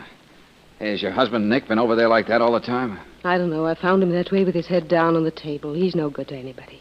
Well, George, you don't look fresh as a buttercup yourself. Where have you been? Somebody wanted a briefcase full of newspapers so bad they floated me out of town. I had to walk back till I got a cab. Oh, but the pictures... I told you we'll get to that. And the next time around, I'm going to get the truth from you. Right now, I want to see if your husband here knows anything we ought to know. All right, Shoot. Hey, Burnett. Come on, Burnett. Snap out of it. Come on, sit up in the chair. Nick! George. Yeah. One of our friends fixed it so that Nick will be stone cold on the hottest day in July.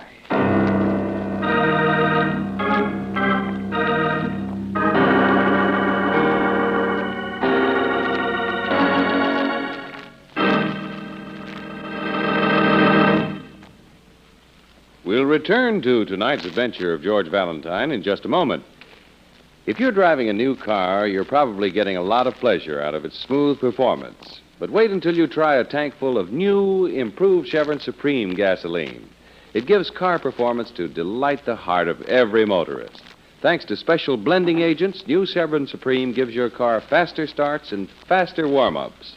It gives your car new alertness in traffic, ping-free power to lift your car over hills. In fact, for today's high-compression engines, you can't buy a better gasoline. And premium quality Chevron Supreme is climate-tailored. So wherever you drive in the West, no matter what the temperature or altitude, you'll agree new Chevron Supreme gets the best out of your car. Try a tank full tomorrow. Get it at standard stations and at independent Chevron gas stations where they say and mean, we take better care of your car.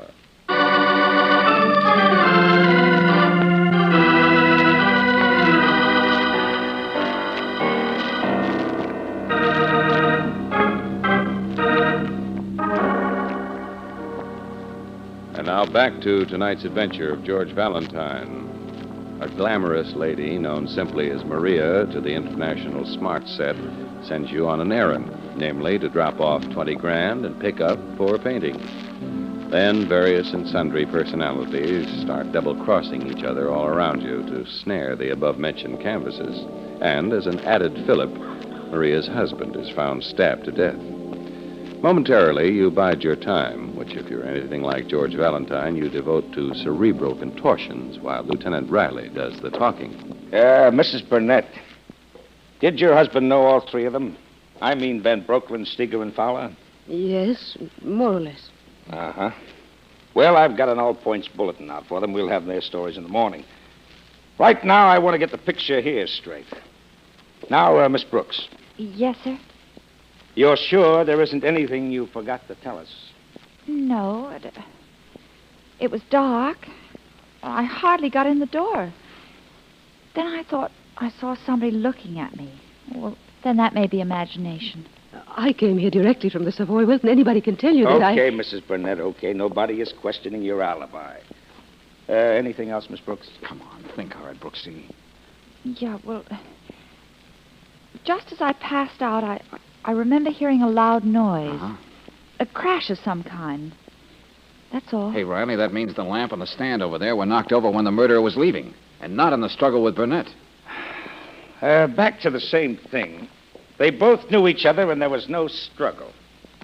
But, Valentine, maybe you can explain something else to me.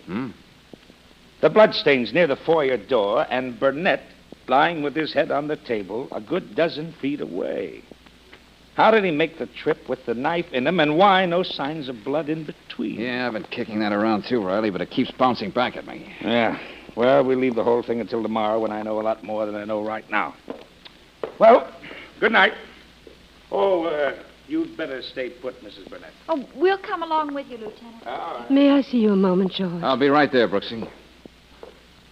Yeah, Maria? You're not walking out on me, are you?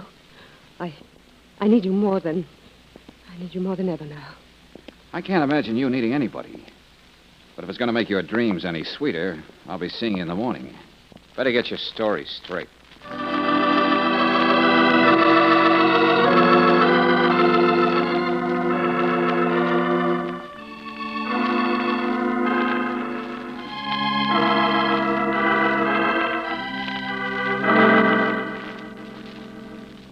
I know you are very anxious to speak with Maria Valentine, but I thought it would be wise if I talked to her first this morning, so there would be no misunderstanding. What does he mean, Maria? I'm sure Mr. Van Brooklyn intends to tell you that himself. But first, may I explain this patch of court plaster on my cheek? Yeah, looks like somebody set out to make a veal cutlet out of your face. Unfortunately, the thugs who attacked me took my word that I do not have that Zunder, so I know where they are, which is true. Sounds like Fowler's boys on the job. The important thing is to restate the bargain I made with you, Maria. A liberal bonus if you located the paintings, and to consummate the deal, $20,000 at your disposal, for which I have a receipt. What have you got to say, Maria? Perhaps she will speak more freely after I leave. Just remember, Maria, I expect you to produce the money or the pictures. All right, sweetheart. Let's scrape off all the fine-fingered intrigue and see what we've got here. Oh, George. George, I've been so alone. So frightened. No fun getting caught in your own squeeze, is it? Come closer. Yeah. George, I'm in love with you. Brother, you must be really scared to stagger into that routine. Don't talk like that. I suppose now I'm expected to rush out and get those underts for you. That's a lie. I swear I was thinking of us. What the future would be like with all that money. Which wouldn't belong to you. Now, let me tell you what the score is. I sent Brooksy over to Steger's galleries to ask a few questions, and I... Well, don't give me that used-up smile. I'll admit that's one for my memory book. we're still in business. I'll let you know when I'm taking in my sign. Now, you listen. I've measured all the angles, Maria, and I think I know the setup. Maybe even a little better than you do. I'm listening. About 2 years ago, Fowler slithered into your life. He was the kind of tough-minded man you liked. An exciting contrast to Nicky boy, who was always lit up like a busy switchboard. No character analysis, darling. Just the facts. What if I told you your boyfriend moved in on you, shoulder holster and all, after working out a deal with Van Brooklyn? What? But they don't even know each other. I'm guessing it was Fowler who sicked the Dutchman on you to suggest you pass the word about the paintings to your friends, the former black marketeers, the run-down royalty, the professional sophisticates. You can't make me believe that. Those two had split the fancy fee Van Brooklyn's syndicate was willing to pay. That is, if one or the other wouldn't work a double cross. Why, those two conniving... Makes sense, doesn't it? But then you and Brother Steger were going to pull a fast one, too. As an art dealer, he can not only okay the pictures, but find the right market for them. Really? Then you could pay back the $20,000 and say you weren't going to play anymore. Very well. I admit that. But there's more, Maria. Steger was all primed to cross you. What? Made me a proposition. $5,000 if I delivered those masterpieces to him. What an unholy mess. And if it's all true. Listen, George. If you play this right, you can still... Wow. Hello, Fowler. I told you to stay away from her, Valentine. Bad memory. One of my worst faults. Go over him, Batsy. See if he's carrying a rod. Stand still while I fan you, bud. Never mind. Here you are. Jim, what are you going to do? We'll talk later. Hey, look at this fancy heater this guy cuts around, Mr. Fowler. Look at me. I'm the Green Hornet. I got a whole army coming at me. But I go... Where did you pick that up, Fowler? Well, Batsy is missing a couple of brain cells. He reads too many comic books. But he does what I tell him. And that's all that matters. Valentine, where are those pictures? I got the same story I gave your boys last night. I wouldn't know. Jim, is it true about you and Van Brooklyn? Sure. Like I said, we'll talk later. Batsy. Yeah, Mr. Fowler? Drag this peeper over to my hotel. Keep him there. He's got a lot of talking to do. If he doesn't, he's not going to walk back from this ride.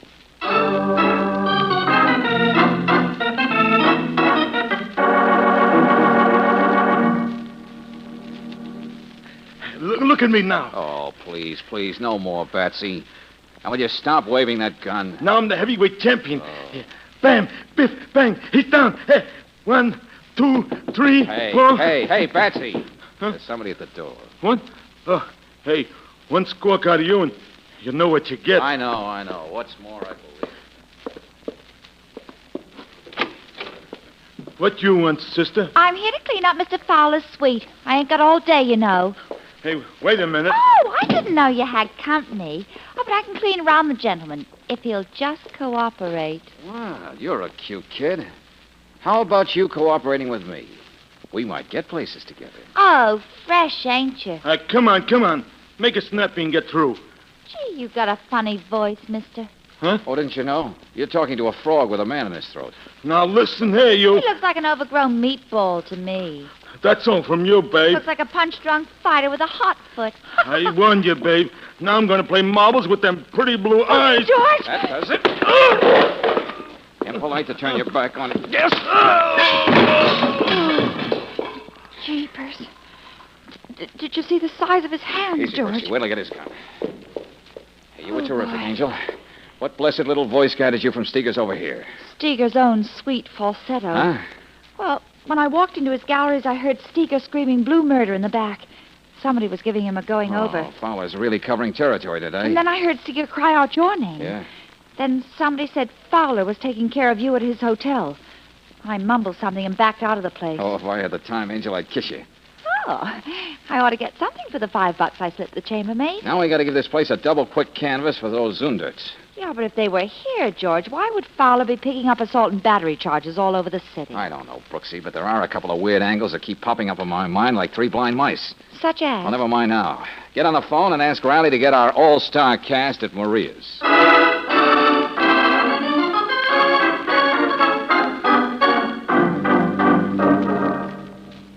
Ladies and gentlemen, you will notice that one member of our little group is missing. Yes. Where's Mr. Steger? Why, in the morgue. What? Yes. Yes, your Gunsels put a little too much enthusiasm in their work, Fowler. You're not pinning this on me, Lieutenant. And I'm clamming up till I see my lawyer. That's your constitutional right. Let me have those paintings, Valentine. Here you are, Lieutenant. You found them. They're mine. I can produce a receipt for the money I advanced Maria. Where'd you find them?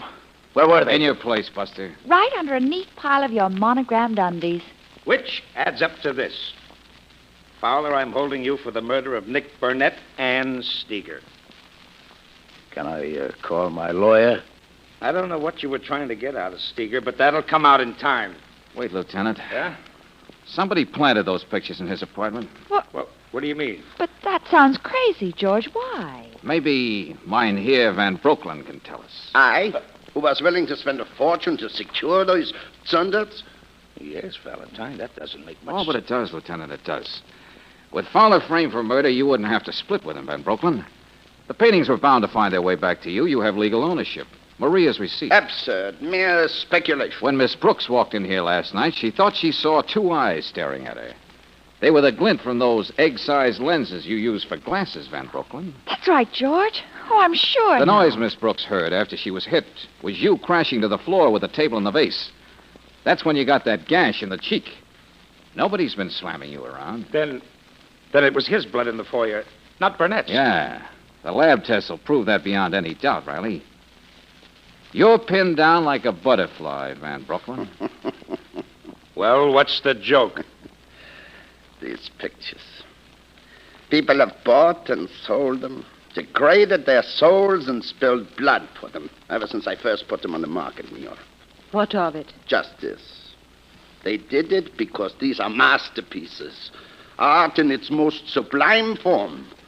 I know all this because I have followed their trail across the world. There's no syndicate.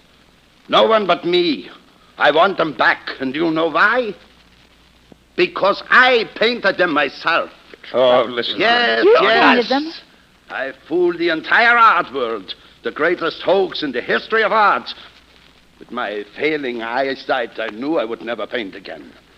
But I would have these as a tribute to my talents. Yes. And after I died, they would be accepted as the best things Zundert ever did. Please. Valentine, it would be possible for me to keep them with me until they...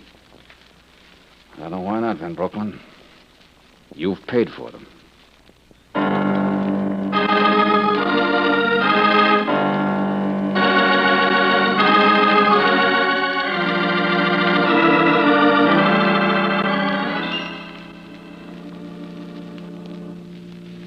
No, Brooksy, Fowler's goon squad merely gave Steger a good roughing up. Van Brooklyn delivered the coup de grace. Oh, George, the reason sounds fantastic, even though I know it's true. Yeah. Van Brooklyn was that fabulous character the papers were full of after the war. He sold $1 million worth of fake art to Goering and Company. Steger recognized him despite the beard. You know, this shindig takes the cake for pure, concentrated finagling. Yeah, awful tempting, all that, though. Mm. Hey, no, Angel, just out of curiosity, what would you do if you found $500,000? Oh, well, let's see. Well, if it belonged to a poor person, I'd return it. To a poor... Okay, don't explain it. The pain will go away in a few minutes.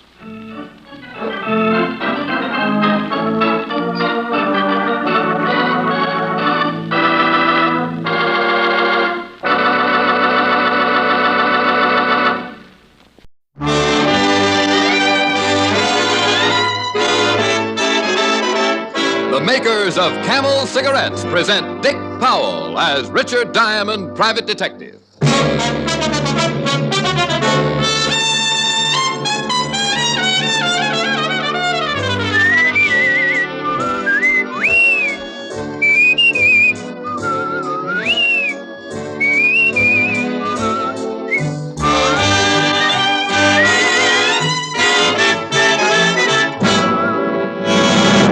What's America's most popular cigarette? Camel. Buy billions of cigarettes per year. Two of the important reasons why Camel is so popular are flavor and mildness. Camel's choice tobaccos are properly aged and skillfully blended to give you a smoke that's rich in flavor. And mildness? Here's conclusive proof. In a coast-to-coast test, hundreds of men and women smoked only Camels for 30 days. Leading throat specialists made careful weekly examinations of the throats of those smokers and reported not one single case of throat irritation due to smoking Camels. Here's a suggestion. Make your own Camel 30-day test. Smoke only Camels for the next 30 days. You'll enjoy Camel's rich, full flavor, and your throat will tell you how mild Camels are. How mild, how mild can a cigarette be? Make the Camel 30-day test and you'll see. Smoke Camels and see.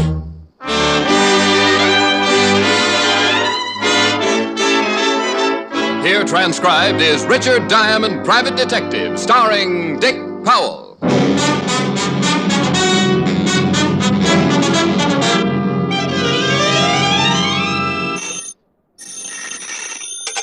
Diamond Detective Agency, we deal in crime, but we're closed now. It's Christmas time.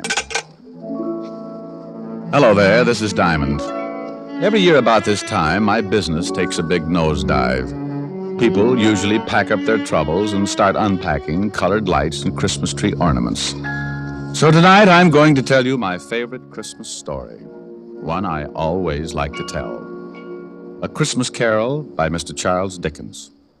Now, I'd better explain something first. This version isn't exactly the way you've always heard it. Because of the particular type of characters I usually get mixed up with, this story is written to fit their talents and characteristics. Different from the Dickens original, certainly, but we feel that this story could easily happen today, anywhere. Like right here in New York on a little side street just off the Bowery. So now I'd like to introduce our characters. Mr. Ebenezer Scrooge will be played by my good friend and guiding hand of the 5th Precinct Homicide Division. Lieutenant Walter Levinson. Walter. Otis.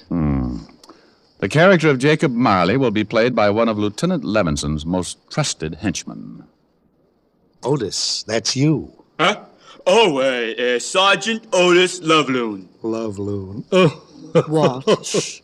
Oh, sorry, Ellen. Tiny Tim will be played by our corner newsboy. Hi, I'm Johnny Rollins. Tiny Tim's mother will be played by my red-headed gal friend, Helen Asher. The rest of the characters will be played by members of the 5th Precinct Police Station. Officer O'Reilly. Officer Leskowitz. Sergeant Miller. The music will be furnished by the 5th Precinct Police Band, directed by Patrolman Worth. Hi. And now, our version of the Christmas classic, Charles Dickens' A Christmas Carol.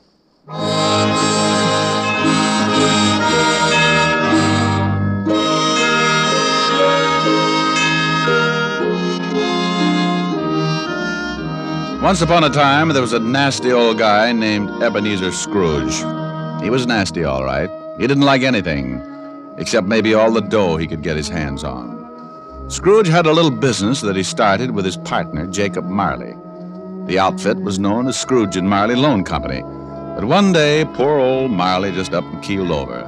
So the boys along the big street gave him a nice funeral, and old man Scrooge took over the business. Well, Marley had been dead for 7 years, and Scrooge lived alone in his little room over the office, and for a hobby, he hated everybody. He had a young guy working for him named Bob Cratchit.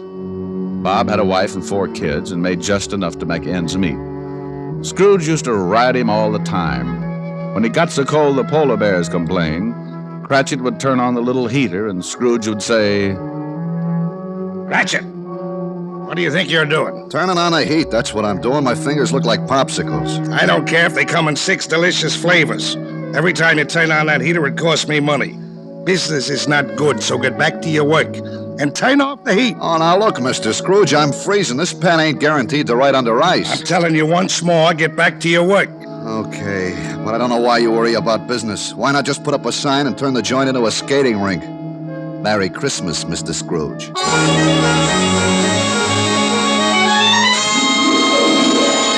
Oh, swell. Merry Christmas. Humbug. Humbug? Yes, humbug. My old man didn't like Christmas, and that's what he used to say. Humbug. Okay, humbug. It's still Christmas, and I don't see where you get off not liking it. This is supposed to be the time everybody gets with it. Everything stops. It ain't much good, and you put your arm around the next guy and you tell him Merry Christmas. I'm going to put my arm around you with a hammer on the end of it if you don't lay off this goodwill stuff. Look, what's with you? What have you got against Christmas? You showed me a way to make $100 every Christmas, and I'll fall in love with it. You want me to be merry? Well, sure. Then go get some of those joyous clients of mine to pay off their loans. Merry Christmas. Humbug! Okay, then, humbug. But it's still cold in here. Have some icicles, but give them back after the holidays. They're my fingers.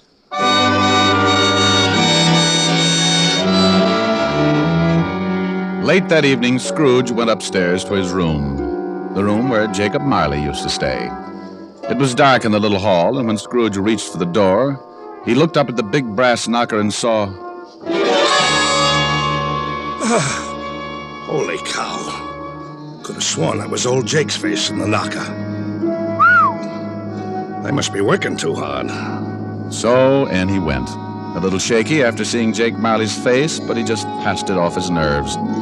He closed the door and locked it, then got a fire going and started to relax. But every tile around the fireplace started looking like Jake Marley's face. Oh, now come on, old boy. You gotta get hold of yourself. This is ridiculous. I haven't touched a drop in weeks. He got up and walked around the room a few times, then went back and sat down again. He stretched, rested his head on the back of the chair. From somewhere a bell started chiming, and Scrooge sat straight up in his chair. He heard something else, too, something from downstairs. What the... Oh, now what is that? What's going on here? Who's that? Come on, who's out there? And all of a sudden, it came right out through the wall. All right, sit still, Scrooge. Marley. Jake Marley. Oh, no. I gotta stop eating lobster. Ooh, it couldn't be. What's with you? Who are you?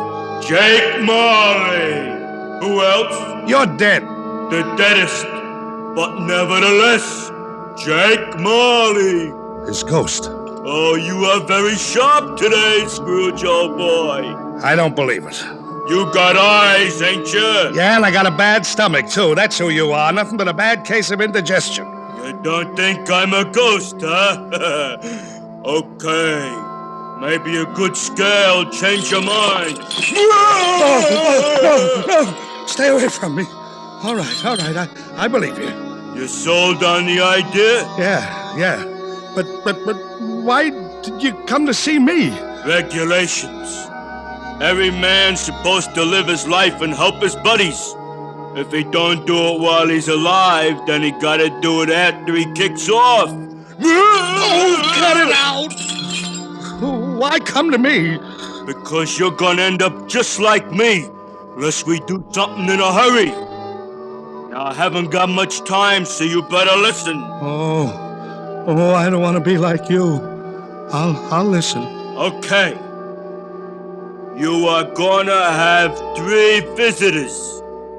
You are gonna be haunted by 3 spirits. Oh, no. It is the only way you can keep from being like me. When you hear the bell strike 1, the first one will be here. Well, I gotta be going.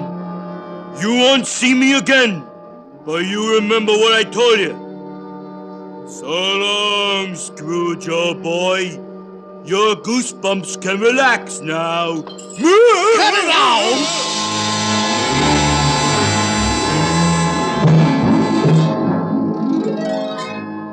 After the ghost took off, Scrooge just refused to believe it.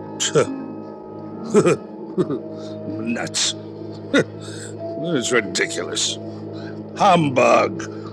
Then he climbed into the sack and was soon snoring up a storm.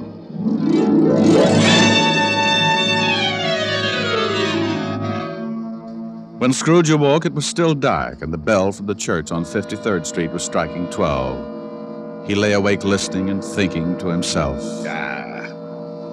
Just a dream. Ghosts. Finally, he dropped off again and slept for about an hour. Then the bell struck 1. 1 o'clock. I don't see no ghost. I knew it was something I ate. All of a sudden, a big light flashed in the room, and the first of the spirits stood before him. Hi, Scrooge. Oh, Jake was right. Are you the first spirit that Jake said had come to haunt me?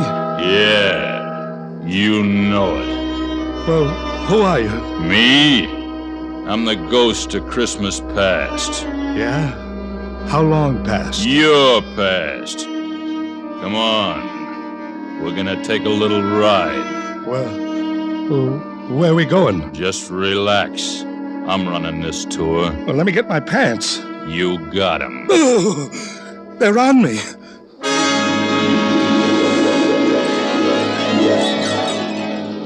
With that, the ghost of Christmas past grabbed Scrooge by the hand, and they both flew out of the window. Scrooge nearly lost his upper plate, but before he could yell for help, he was standing in front of a dirty, ramshackle old tenement building. You know where you are? Sure, I know where I am. This is where I was brought up.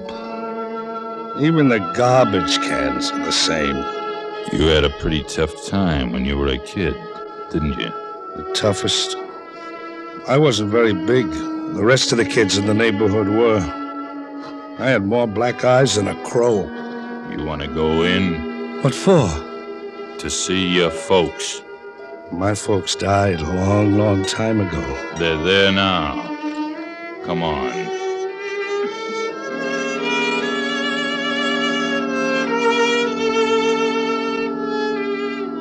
Well, the ghost took old Scrooge into the building and showed him a Christmas, years past, when he was a child with his family. Sure, it was tough living in 2 little rooms like that, but Scrooge remembered how wonderful it really was. What's the matter, Scrooge? Huh? Oh, I got something in my eye. You were pretty lonely when your folks... when they, Yeah. You know, there was a young kid that came around earlier this evening and sang some carols. Gee, I wish... Yeah? What do you wish? Oh, nothing. Come on. I want to show you another Christmas.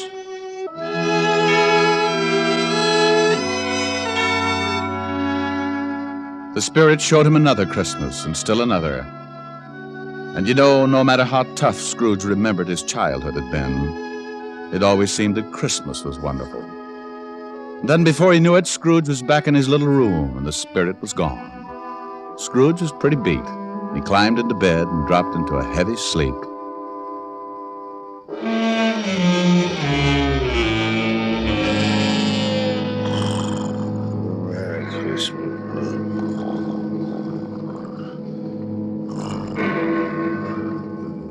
Huh?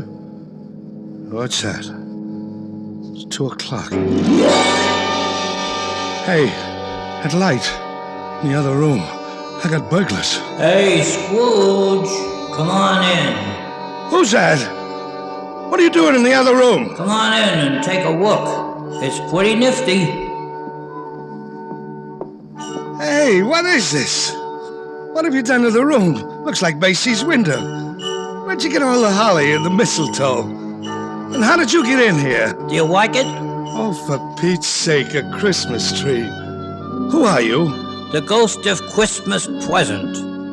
Now, don't tell me you don't like the way I fix things up. I work pretty hard. Oh, second ghost.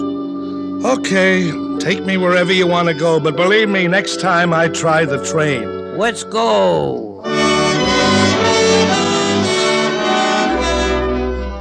Now what do you see? I see bright colored lights. People having a lot of fun. Kids on sleighs. See that building over there? The one with the big Wolfe on the front door? Yeah, that's where Bob Cratchit lives. He works for me. Hey, look, there's Bob now. Yeah, going into the house. Up all those stairs to the 5th floor. He's got his little boy on his back. Tiny Tim. Yeah. He got polio last summer. Pretty sick little boy. I know. Bob said he'd need a lot of care if he was ever going to walk again. Come on. Let's take a peek. Hi. Hello, honey. You and Tim have a good time? The best. Didn't we, Tim? Yeah, Dad.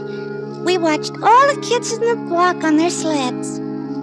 Mom, will I ever be able to ride a sled? Of course, Tim. Won't he, dear? Well, sure thing, Roughneck. Next Christmas, you'll be out there doing belly whoppers with the rest of them. Dad, what's the matter? Your eyes are all wet. Nothing, Tim. I just got some snow in them. You want some chicken, Tim? No turkey? No, but lots of cranberries. Okay. Can I sit next to you, Dad? You just bet. Bob, will you say grace, dear? Can I say something first, Mom? Of course, Tim. What would you like to say? God bless us, everyone. What's the matter, Scrooge, old boy? Got some snow in your eyes, too? Tell me something. Sure, if I can. What about Tiny Tim? Well, can't say for sure. If his old man makes enough money next year to get the White Doctor, little Tim will get along just fine. But times are tough, aren't they, Scrooge? Yeah. Now the spirit of Christmas present took Scrooge to many places and showed him a lot of happiness and a lot of misery. And finally back to his little room, and the spirit was gone. Oh, I don't know whether I can take much more of this.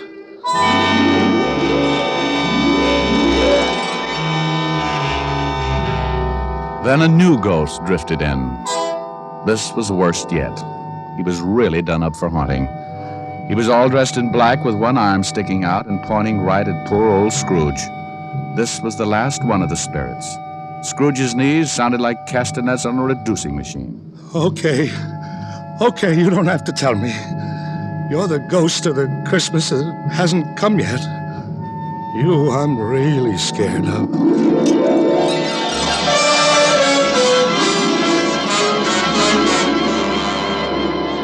The ghost took off with Scrooge right after him. The city disappeared, and Scrooge found himself on the outskirts of town, standing in the graveyard. The night was howling like it was mad, and as Scrooge looked down, he saw... Hey, what's this? What's this stone? The black spirit stood still and pointed, so Scrooge leaned down, pulled away the bushes, and saw it was a tombstone. There's a name here. Ebenezer Scrooge. Oh, no. No. Look at this. Believe me, I don't want this. I know I've done wrong, but I'm not kidding. I really know what Christmas means. It doesn't mean just today or tomorrow. It's every day of your life. I swear I'll do better.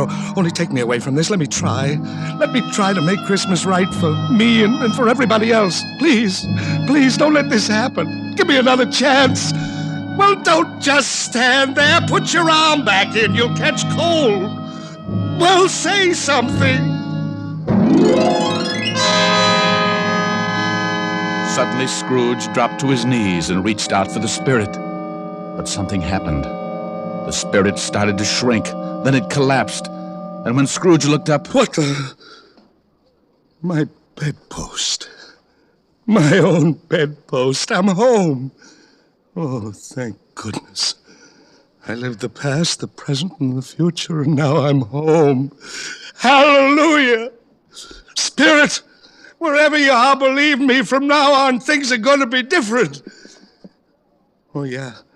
And thanks. Paper, get your morning paper. Hey, boy! Yeah? What day is this? It's Christmas. What's with you? Christmas! Oh, boy, I haven't missed it. The spooks did it all in one night. Boy! Oh, it's you, Mr. Scrooge. How many papers you got? I don't know. Well, here's What? $5. $5. Throw them away and then go have yourself a Merry Christmas. Gee, thanks, Mr. Scrooge. And a Merry Christmas to you. Oh, boy, say that again. Thanks. No, the other. Oh, you mean Merry Christmas? Yeah, that's it. Merry Christmas.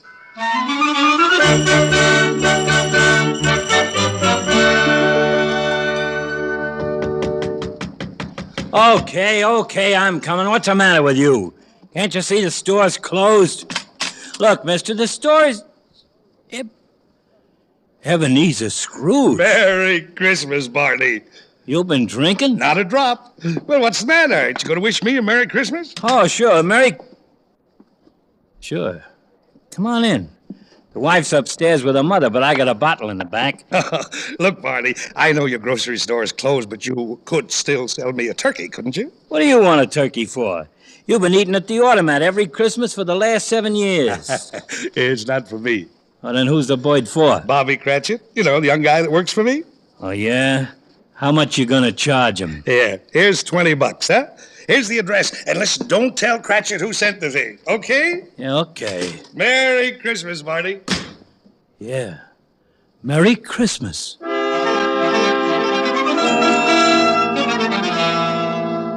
Well, old Scrooge went back to his rooms and took an old blue suit out of the mothballs. He shook it out, put a few creases in it, and went out on the street. The old boy was really with it. Everybody he passed, he greeted them with... Merry Christmas. Merry Christmas. Merry Christmas.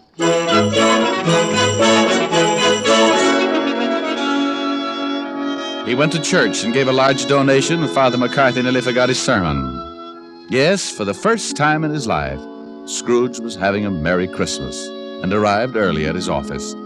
If he could just catch Cratchit coming in late, and he did. Bob was a good 21 minutes late.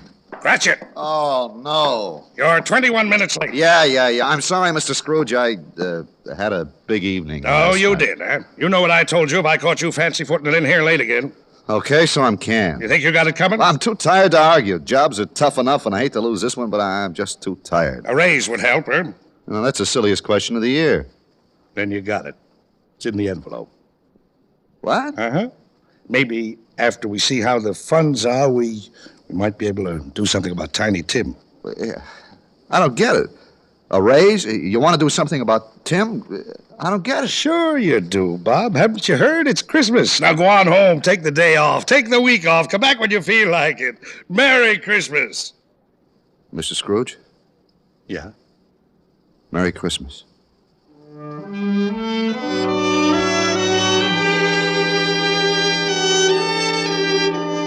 And Scrooge really did it. He was as good as his word, better even. He made it the merriest Christmas ever. And later, things got better, and he took care of Tiny Tim. And sure enough, Tim was out on his sled the next Christmas doing belly whoppers with the best of them. Every Christmas thereafter, all along the big street, it was said, if anyone knew how to make Christmas merry, old Ebenezer Scrooge was that one. And I hope that can really be said about all of us. Just like Tiny Tim said. God bless us, everyone. That's it, Tim. God bless us, everyone.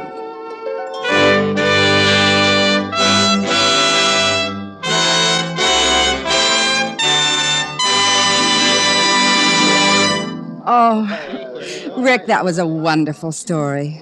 Not quite the way Dickens wrote it, but it meant the same thing. Well, thanks, Helen, dear. I thought you were good as Tiny Tim's mother, too, didn't you, Walt? I sure did, and that's no humbug. What in the world was that? It's Sergeant Otis. He's still playing Marley. Otis!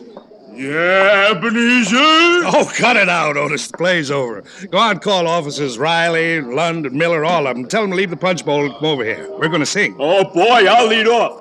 Jingle bells, jingle bells. No, Otis. Rick will lead. We can join in later. Oh, Lieutenant. Go on, Rick. Otis, stop breathing down my neck. I'm just waiting to come in. Otis. Oh, for heaven's sake. Snow falling down from heaven, making a mantle of white. Sleigh bells are ringing, wonderful Christmas night.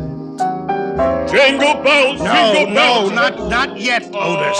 Voices that sing Hosanna, bathed in a heavenly light. Everyone happy, wonderful Christmas night. Otis? Peace on earth, goodwill toward men. Otis, stop crying. Life on earth begins again. Joy in the hearts of children, there in the trees' candlelight, all making merry, wonderful Christmas night. Now, Lieutenant? No, Otis. Oh, let him sing, Walt. Come on, everybody. Oh, boy. Jingle bells, jingle all the way. Oh, what fun it is to ride in a one-horse open sleigh. Jingle bells, jingle all the way. Oh, what fun it is to ride in a one-horse open sleigh. Merry Christmas, everybody.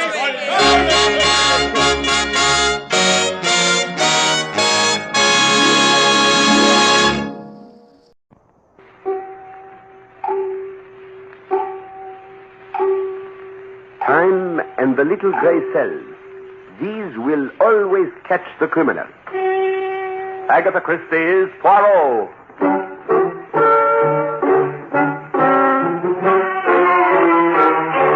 From the thrill-packed pages of Agatha Christie's unforgettable stories of corpses, clues, and crime, Mutual now brings you, complete with bowler hat and magnificent mustache, your favorite detective, Hercule Poirot, starring Harold Huber in The Deadest Man in the World.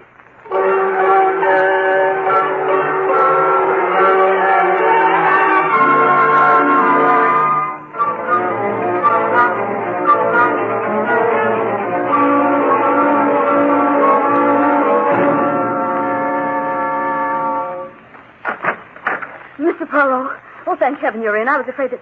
Please close the door quickly. That's better. Thank you. He may have followed me if he knows that I came to you. Mademoiselle, you have the advantage of me. You know my name. I do not know yours.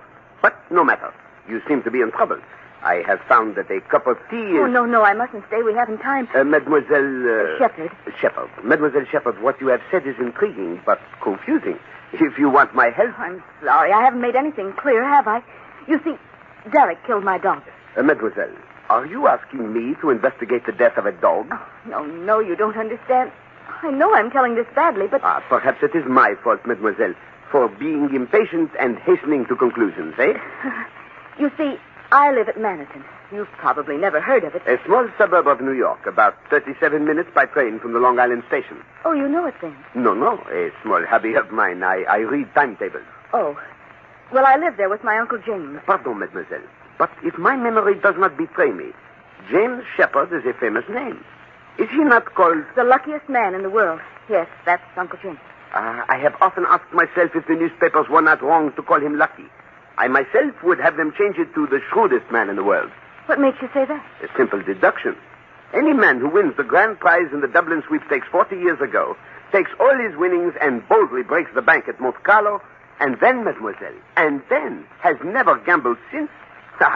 There is a man who makes good use of his little gray cells. I suppose some people might look at it that way, but others say that Uncle James is tight. Well, no matter. Was it your uncle who sent you to see me? Is he also concerned about the death of this dog? Oh, no, Uncle James mustn't know anything about this. He's very ill, his heart. If he found out what was hanging over me, I'm afraid it would kill him. I see. Everything was all right until about a year ago. Uncle James was raising his roses, and we were all very happy. And then Derek Redfield took the house next to ours. He was young and attractive. And you are also young and attractive, and so you fell in love. Eh bien, that is only natural, Mademoiselle. Yes, but what happened next isn't. Derek is... Oh, he's charming, Mr. Poirot, but he was insanely jealous. I noticed it before we became engaged, but He was just difficult then. After we became engaged, well, it was impossible. And so you broke the engagement and returned his ring.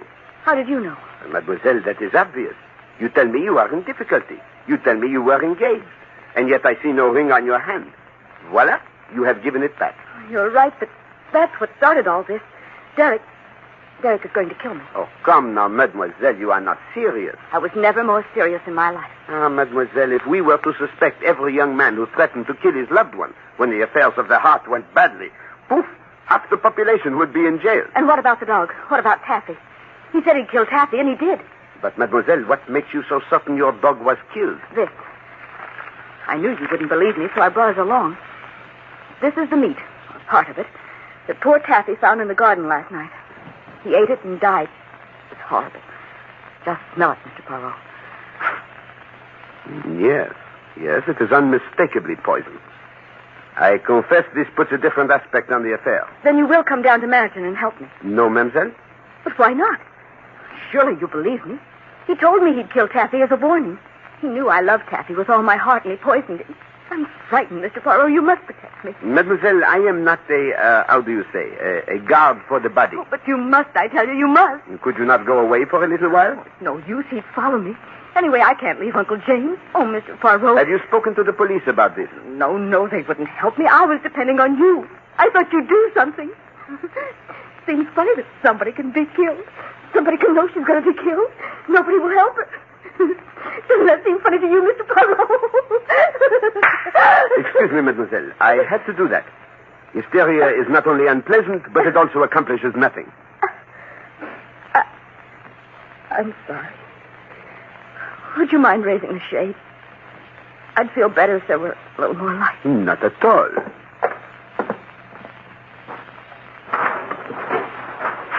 Voila. Better? Much, thank you. Perhaps a cigarette. I myself find they have a singularly soothing... Pardon.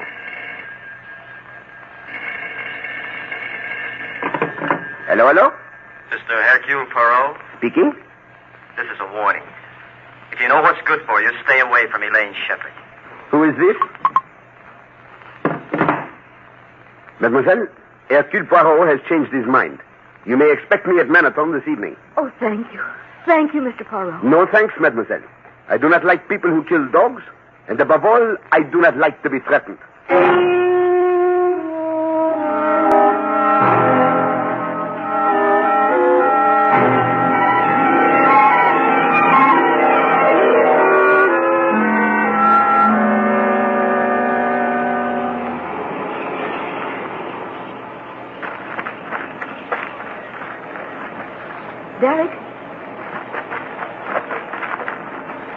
Derek?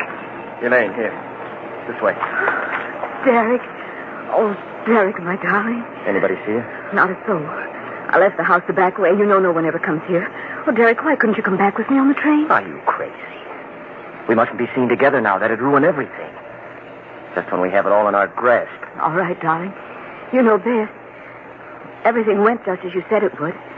I was afraid you wouldn't see him pull up the shade. I knew he might prove difficult, but I was positive that phone call would get him. The clever Monsieur Poirot. He'll be here this evening. Sure, just the way I figured it. The servants will be out tonight, and the luckiest man in the world will soon be the deadest man in the world. And we'll have the money. What about Anne? Oh, he probably got her a few thousand, but what's the difference to us? We can afford to be generous. There's millions there. But Anne's his adopted daughter. He's terribly fond of her. Yes, I know, but Anne's only 7 years old, and you're his niece, his own flesh and blood. You'll see. He's left practically all of it to you. Yes. I hope you're right, Derek. What's the matter? I know we've been thinking about this for a long time, Derek, but the doctors did say that Uncle James doesn't have long to live. Couldn't we... No. We've been waiting a year now, and his luck's still holding. We might go on waiting for another 10. You don't want that, do you? No, but... We want that money now, Elaine. Now, when we're young enough to enjoy it. Oh, Derek. Are you sure nothing can go wrong? There isn't a chance in the world for anything to go wrong. Unless you slipped up somewhere today. I did everything you told me to. Only... Only what? Oh, I don't know. You're just nervous. Poirot's coming down, isn't he? Yes. Then that means he's fooled. I've got everything all set. You know what you have to do when you get back to the house, huh? I know. I've been through it a million times. That's it, girl. When Monsieur Poirot arrives to stop me from killing you, we'll make him an accessory to another murder.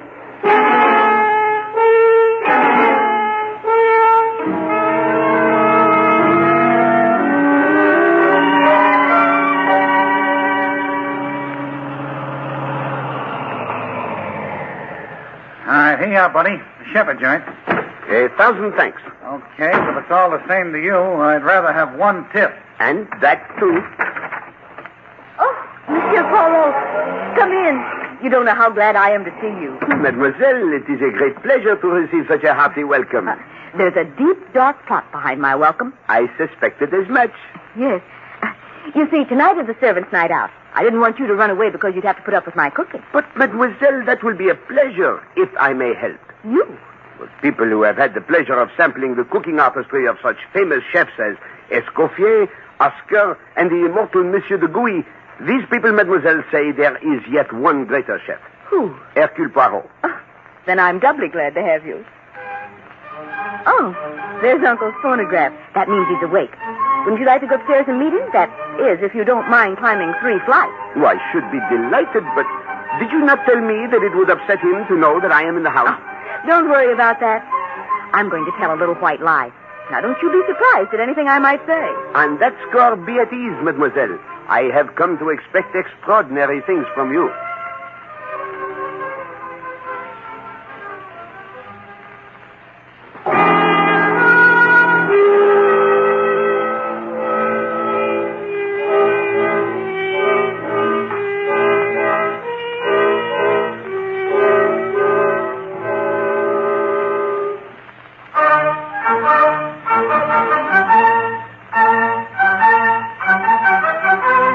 Uncle James, this is Mr. Poirot. Mr. Poirot, my Uncle James. I've heard of you, Mr. Poirot.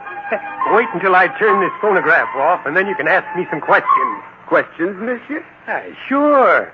And the only reason I can see for a famous detective like you coming to Manhattan is that you suspect me of murdering someone. All right. Fire away. No. I assure you, monsieur, my visit has no such purpose. And then you are here to find out how I broke the bank at Monte Carlo. You'd be surprised how many people want to know. Well, that of a surety I would love to know.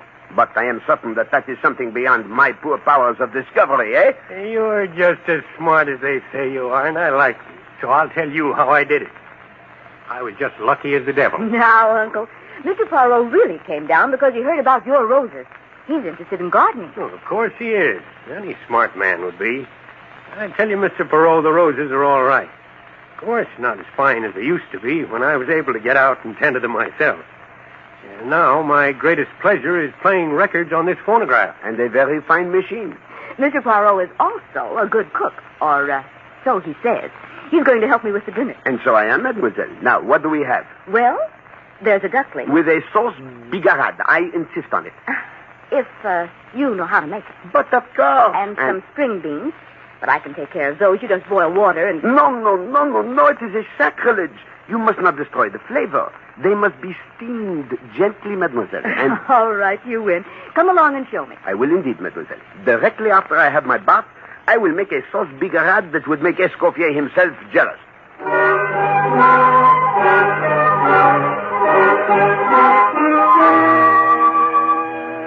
Ah, mademoiselle, I thank you for a magnificent dinner. Superb.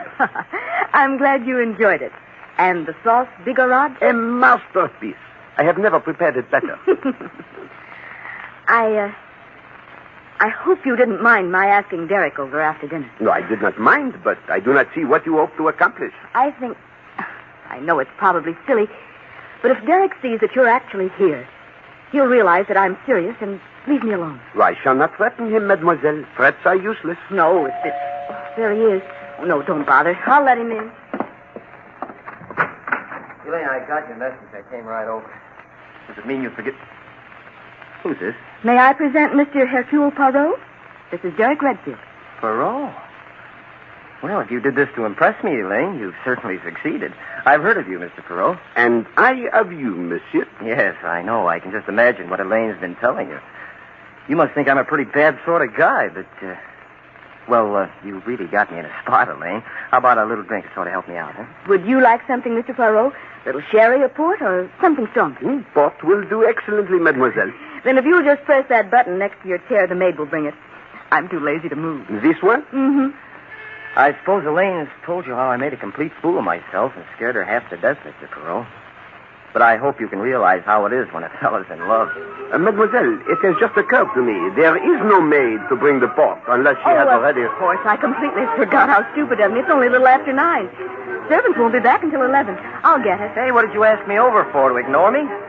I was hoping that maybe we could straighten everything out tonight. I'll tell you exactly why I called you when I come back. The danse macabre, eh?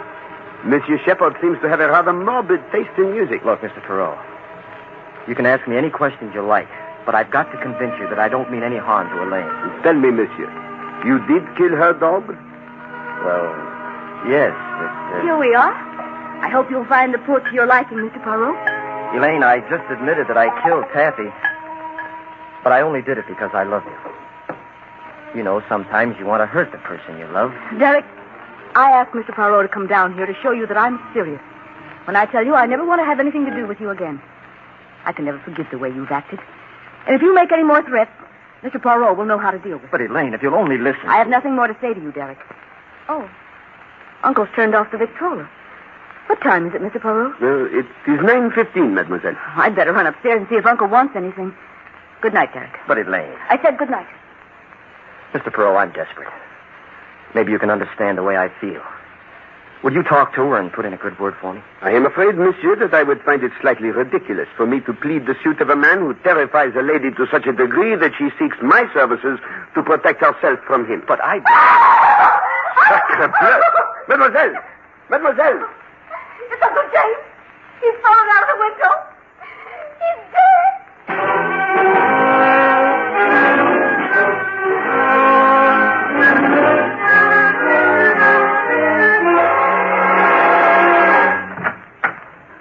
Good morning. What's your name? Hercule Poirot. And yours, my little one? Your name is funnier than mine. I'm Anne Shepard. Ah, then you are the sister of Mademoiselle Elaine. Oh, no, Elaine's my cousin. Not really, you know, because I'm adopted. Ah, yes, I see. Your father was... Do you think Daddy will be away long? He told me this morning that he went away. As to that, I could not say, but... How did your mustache get to grow so long?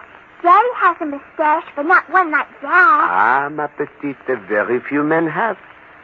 How long have you been living with your daddy? Oh, a long, long time.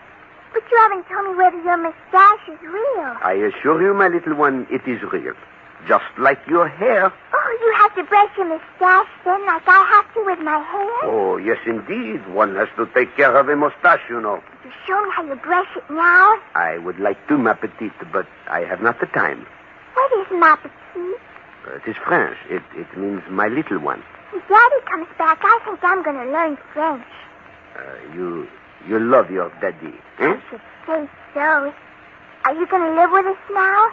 Perhaps for a little while. How long? I do not know. It depends, you see, my little one. Why? Is it because of the noise last night? Dis donc, do you like fairy tales? Oh, yes. Sometimes I tell them to myself. Go for a walk in the woods and I make them up. Oh, but how that is nice, eh? Perhaps you would tell me one sometime, eh? Oh, no, I'd rather have you tell me one. I like you. And I like you, my little one. Then tell me the story about the Snow Queen. Oh, alas, that is a fairy tale I do not know. But I will tell you another one. Once upon a time, there was a great, big forest. And in this forest, there lived a very little girl. Now I've seen everything. Inspector Stevens, do you know Mademoiselle Anne Shepard? Oh, hello, little girl. Hello. He was telling me a fairy tale. I heard him. But would you do me a favor and leave me alone with Mr. Poirot for a little while? All right. If he promises to finish the story. I promise. Bye. Don't forget to promise. Well, Poirot, there doesn't seem to be any trouble about this one. No. The coroner, he has ascertained the cause of death? No question about that. He died from a fall out of his bedroom window onto those jagged rocks while you and Miss Shepard and Mr. Redfield were down here in this room. Are you quite certain, my friend? You told me neither of them left the room. Well, Mademoiselle left to bring some wine, but she did not have sufficient time to run up 3 flights of stairs. And he was wearing a wristwatch, which was pretty well smashed up. The hands had stopped at 9:15. There was a medicine bottle and a spoon on the floor near the window. Now, what I figure is that he must have felt sick, got up, tried to get the medicine, and he fell out of the French windows. Perhaps. Yeah. What do you mean, perhaps? Me, I have an idea it was no accident. You mean you... Yes, my friend. Murder. What? Murder? A particularly vicious and carefully planned murder. Do you know who did it? I think so. Well, what are we waiting for, Poirot? Let's get going. Gently, my friend, gently. I think it was murder. I even think I know how it was done. But alas, I could not prove it. The murderers would get clear away in a court of law. You mean you're going to let them get away with it? No, that I will most certainly not allow. But we must annoy them, Stevens. That's the first time I've ever heard of annoying murderers. I generally arrest them. I do not like murderers, my friend. And when we arrest these, we will make certain they are not set free. Ah, the little gray cells, Stevens. The little gray cells have found a way. What do you mean? Murder breeds murder, my friend. And a murderer always repeats. If he poisons once, he poisons again. If he stabs once, he stabs again. If there is an accident once, there is an accident again. What are you going to do about it? Me, I shall help to create an accident. I am going to telephone a lawyer.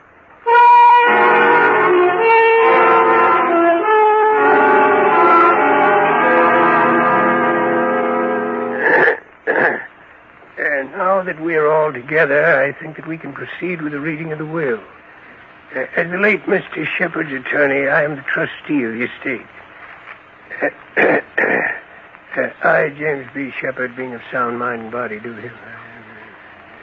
I believe that we can skip all that. Here. All my property, both real and personal, I leave to my adopted daughter, Anne Mary Shepard, to be held in trust for her until she attains the age of 21. To my loving niece, Elaine Shepard, I bequeath the sum of $2,000. Some water, please. It appears Mademoiselle Shepard has fainted.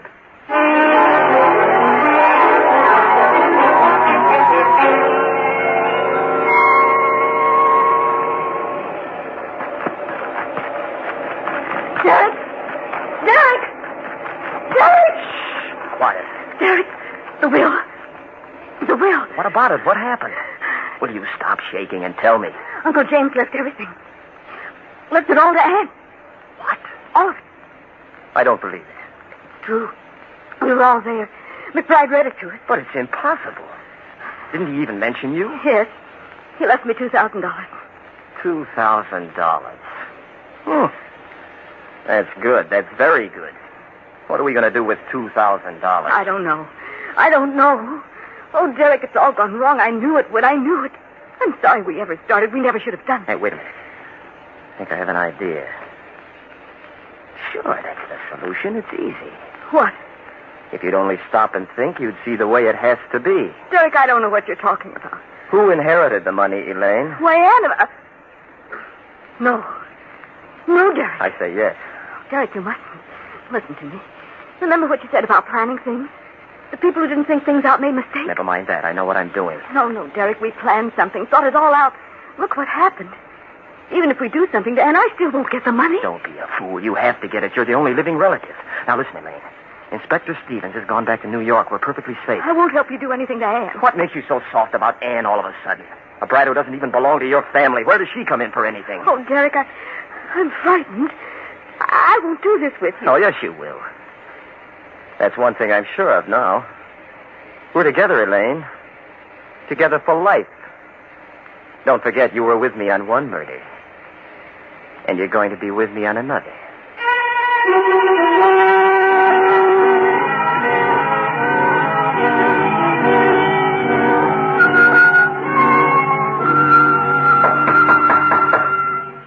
Come in. Mademoiselle, I have come to say goodbye. My train leaves within 10 minutes. Oh, yes. This has been so dreadful, I hardly know what to say to you. Such a terrible accident. If you'll send me your bill... No, mademoiselle. You owe me nothing. That's very kind of you. course, now I'm afraid I shall have to get used to economizing. Mademoiselle, before I go, is there anything you would like to tell me? Tell you? Why, no, I can't think of anything. You are no longer afraid of Monsieur Redfield? To tell you the truth, I've had so many things to think about, I haven't even given Derek... Well, he hasn't got in my mind.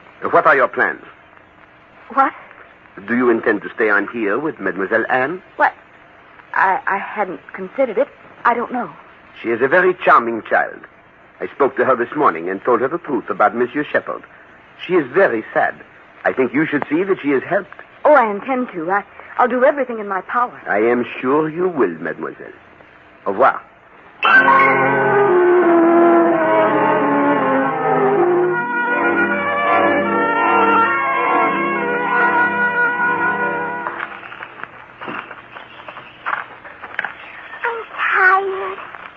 Walk much more, Elaine. Oh, you've got to grow up to be big and strong. Remember, I promised you ice cream. Don't think I'd like it now. Can't we play Indian? I didn't know little girls played Indian. I didn't make it up. Roy taught me. You know Roy, Uncle Derek? No. Do so. He's a boy who lives in a big house down the road. See, this is the way we play. I run away and hide. Anne! Blast that brat. We'll frighten her. Anne, dear. Come back. Where did she go? Here I am.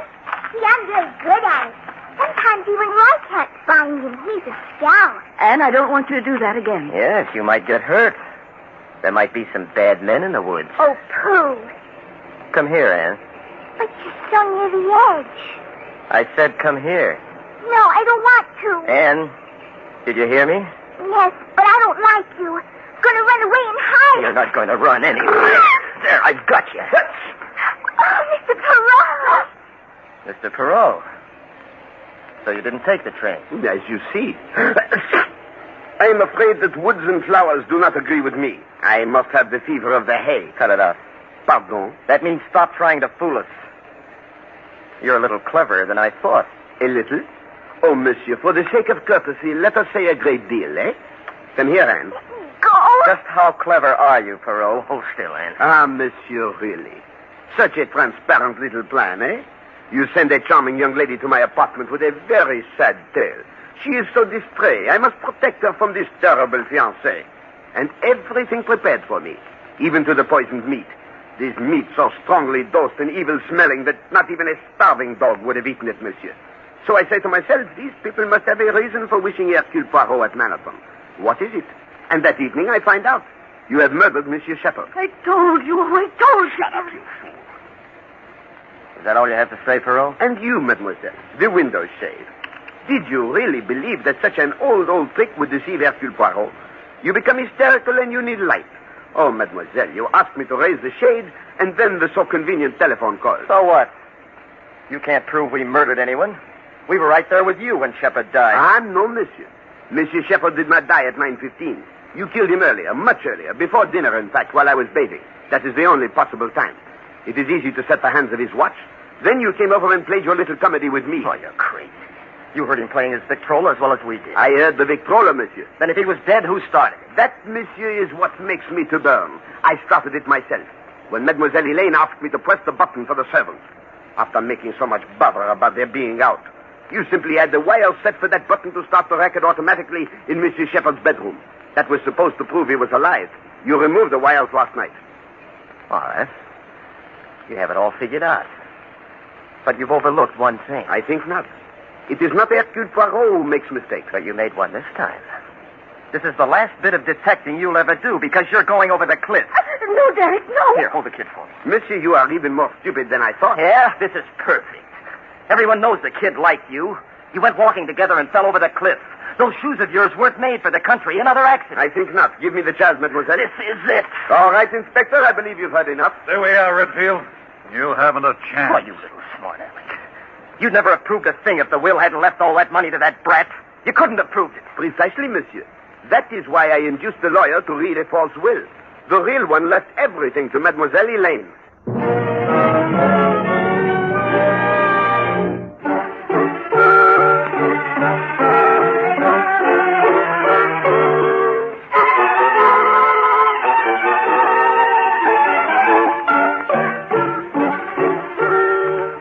sure to listen again at the same time next week when Agatha Christie, America's favorite mystery writer, brings you her favorite detective, Hercule Poirot, starring Harold Huber in The Book and the Corpse.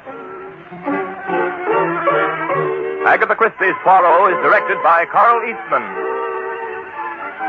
This is the Mutual Broadcasting System.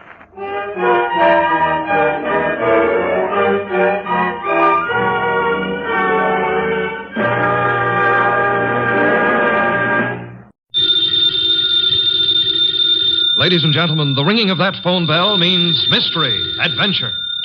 Nero Wolfe's office, Archie Goodwin speaking. Mr. Wolfe? Yeah, he's right here. Who's this? Archie, hang up. Don't ask questions. You have a what? Archie, it's past your bedtime. Well, I'm afraid, Mr. Wolfe, it's past his bedtime. Your bedtime. It's a client, boss. That's what I was afraid of. Foolish. Hello? Hello? Well, why do you look so bewildered? He's coming right over. He says he's got a date with murder.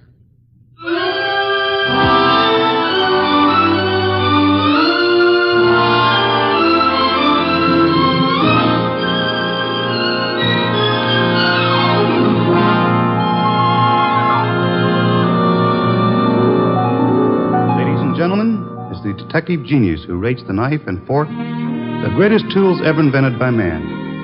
The ponderous, brilliant, and unpredictable Nero Wolfe. Created by Rex Stout and brought to you in a new series of adventures over this NBC network in the person of Mr. Sidney Greenstreet.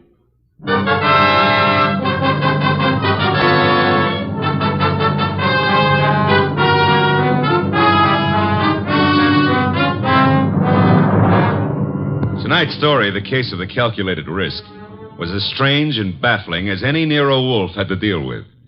It started late one night when a big-shouldered man sporting a reddish beard and billing himself as Dave Caffrey pushed his way in, walked up to Nero Wolfe's desk, and rocked him with this opener. Tomorrow morning, Mr. Wolfe, I'm going to kill a man. I beg your pardon, sir? I'm going to kill a man with these two hands. I've been told strange things across this desk, Mr. Caffrey. This is the first time a murderer has confided his intention to me in advance. This man you speak of. I'm not telling you his name. I'm not telling you where I'm going to meet him. The session tomorrow is going to be private and personal. But if anything happens to me between now and then, I want you to take over. Mr. Caffrey, do you seriously think I could assist you in a matter of private vengeance? That's not what I'm asking. This guy deserves to die. I plan to kill him with these two hands, me, myself. But if I slip up, if he gets me first, I want you to see that justice is done. But I assure you, sir... I told you this guy deserves to die. Let me tell you why. Years ago down south, there were three men in business together, partners. Me and two others. Your notebook, Archie, if Mr. Caffrey doesn't mind. You're wasting your time, Wolfe. The names I'll use will be phony. I won't give you anything you can check back on. We'll take our chance, sir. Please proceed. It happened in a town about 40 miles from the place where we had our business. We'd gone there to collect some money, the three of us. Carl, Mitch, and me. Dave Caffrey. But all we collected was bad news. So bad that Carl hadn't even given our right names at the hotel. Said he was scared some of our creditors would come hitting up on us for what we owed. Three of us had some drinks, and we'd been pacing around for nearly an hour. I can still remember the way Mitch stood and looked at me. And then up at Carl, when Carl suddenly pulled to a stop and came out with this idea of his. So, Dave, you've got $6,000 cash on hand. You counted it, Mitch. Well, didn't we make it $62.40, Carl? Whichever. We've got this $6,000 odd, plus some slow accounts receivable against debts of $38,000. With three of us trying to live from the business, we haven't got a chance. Well, we ain't got much of a one, Carl, but... It's hopeless, Dave. With two partners, though. Two partners? You reckon on pulling out, Carl? I say we cut cards for it, Mitch. Low man drops out. Break up the partnership? After sticking together all these years? Oh, wait a minute, Dave. Wait a minute. Maybe Carl's right. Maybe this could work. Carl, you mean the low man drops out clean? Right now? Right now, Mitch. Other two to take over assets and debts and see if they can get this thing back in the black. Okay, Carl. Get the cards out. Dave? Well, that's what you guys want. Okay, then. Here's a new deck. Shuffle them, Mitch. All shuffled. Cut them, Dave. Go ahead, Mitch. You get first pick. Spread 'em if you like. Here goes. 6. Your turn, Dave. Okay. 9 of clubs. Lucky guy, Dave. That puts you in whatever Carl pulls. I'll pull it fast. There she is. Denise. Sorry, Mitch. That leaves you elected. Well, Mitch, I'm sorry, too. I guess we all had a fair whack at it, but... Hey, wait a minute. Let me see that ace again, Carl. Easy, Mitch. I said I was sorry, Look, but... Dave. Yeah, what is it, Mitch? All the aces are marked. Carl, I'm going to cram this deck right down your crooked throat. I got Mitch. He's got a knife. Oh. Carl, you... All right. I've cut him for keeps. What do we do now? What do we do? Look, Carl, I didn't mark those cards. I didn't kill Mitch. And what's more... Shut up, Dave. We're both in and out now. Come on. Let's get out of here.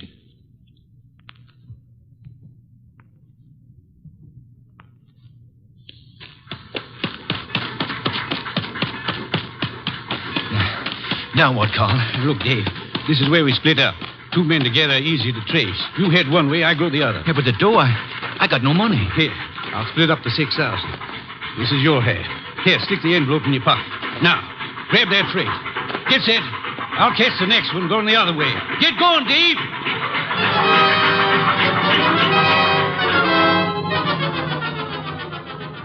That's how it was, Mr. Wolfe. It all happened so fast that I... This man you call Carl, he would seem to be one of the world's choice creatures, Mr. Gaffrey. When I thought to look in that envelope he gave me, I found $40 and a few folds of wrapping paper in it. I was mad enough to... Well, I got off the freight and intended to go back, but... Then I picked up a paper. And read all about the murder of your friend Mitch with the statement that Carl had accused you of the crime and that the police believed him in view of your escape. That's it. Classical, but not at all original. Well, I was young then and stupid. And I'd had those drinks to start with. And you spent the intervening years hunting down the man Carl, am I correct? Yeah. I tramped the country from east to west, from north to south. Tramped it for years, searching for him. And yesterday I located him. He's a big wheel these days up on that 37th floor of his. But tomorrow when I get... Yes, Mr. Caffrey, the 37th floor of... Never mind what building. Now, wait a minute, Caffrey. If you expect Mr. Wolfe to help you... I don't want him to help me. I'll help myself.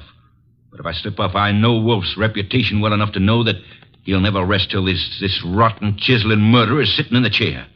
That's why I've come here. Just to provide a backstop in case my dear friend of long ago manages to get the best of me. How will we know? You see this envelope?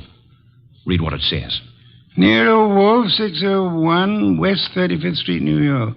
Delivered to him in case of my death. That's right. And this envelope was $500. Nearly all I've got in the world. Along with it, the full details on that knifing. Real names, dates. The proof you'll need in case I don't finish it up. Go on. Tonight, Mr. Wolfe, I'm going to give this envelope to the manager of the hotel where I'm stopping. I'm calling on, well, Carl. Tomorrow at noon, right after his secretary goes to lunch. If I'm not back in my hotel at 1 o'clock tomorrow afternoon, the hotel manager will deliver this envelope to you. Is that clear? Perfectly. But you don't think I'm going to allow you to go through with this wire plan, do you? You can't stop me. And don't have Goodwin follow me. I'd lose him in 2 blocks. Good night. Shall I try to tail him, boss? It's no use, Archie. Get Inspector Kramer on the phone at once. I want the police to help us head off this murder.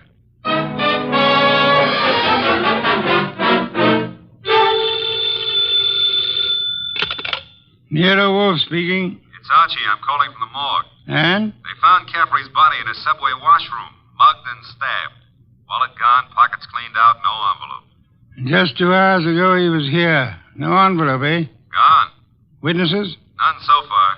Homicide's calling it straight mugging and robbery. As it well might look, except for a guy named Carl. How much do I tell Kramer? all of it. Ask the inspector to start queries throughout the South on the original killing. The original killing? Look. It's our best chance of getting a description of the man called Carr. The original killing and the partnership. Starting from, say, 8 years ago and working back to the middle 20s. Tell him to concentrate on towns on railway lines. Putting out pictures of Caffrey and... Pictures and dentistry. Fingerprints to Washington. Kramer will know. And if I come across a haystack, do I keep my eye out for needles? We are going to find Carl, Archie. We are going to find him if it takes from now till doomsday.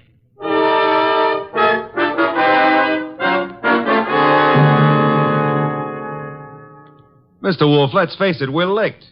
Licked, Archie? 3 days now. We found Caffrey's hotel here in New York. No traceable phone calls. Not a witness has turned up on that subway washroom party. And Kramer says he's getting nowhere with those answers from the Southland. The original story is bound to come slowly, Archie. We are asking a check on the unsolved killings of a dozen states over a 20-year period. And what now? You start trudging, Archie. Trudging? Through office buildings, through 37th floors of many office buildings. You keep trudging till we find him. Oh, now, wait a minute, Mr. Wolfe. This is a big city, remember?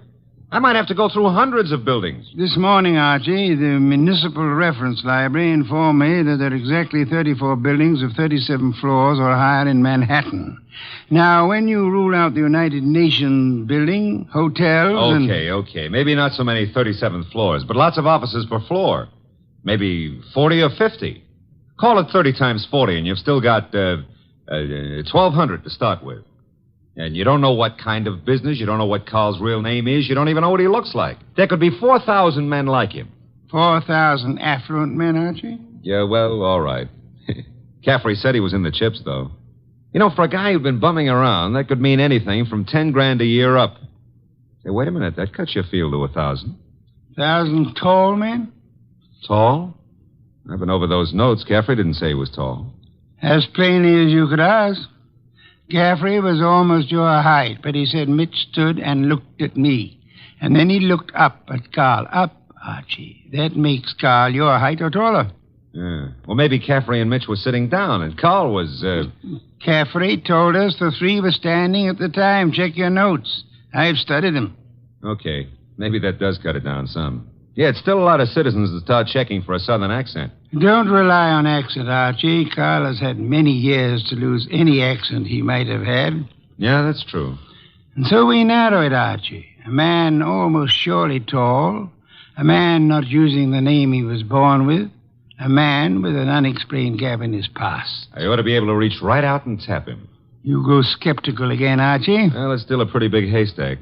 Let's see if we can't trim it some more. On these building lists I've been going over, I've ruled out for now the members of professions requiring lengthy formal training. Medical men, lawyers, scientists of most kinds. Yeah, that's chopping it down. I'll admit that. I'll have further eliminations as we get into it. And I'm putting Saul Panzer on a second list this afternoon. Some of the credit references I'll handle by phone. So I start trudging, huh? You start trudging. And remember, Archie, since you'll probably be operating through secretaries, you're looking for a murderer named Carl, not for a new set of telephone numbers to brighten your winter.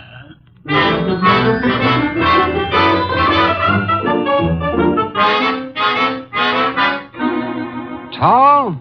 Well, I don't know what you're peddling, Goodwin, but if my boss put his elevator shoes on and stood on a box, he'd still be down somewhere around my necktie. If he stood on his money, though, we'd need a helicopter to get up near his shoelaces.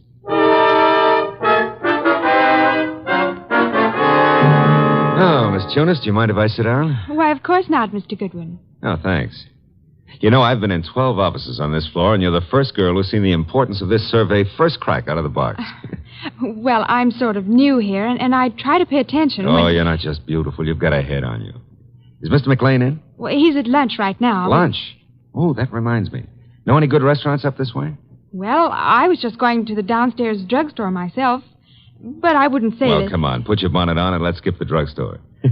This meal is on the Executive Resources Survey.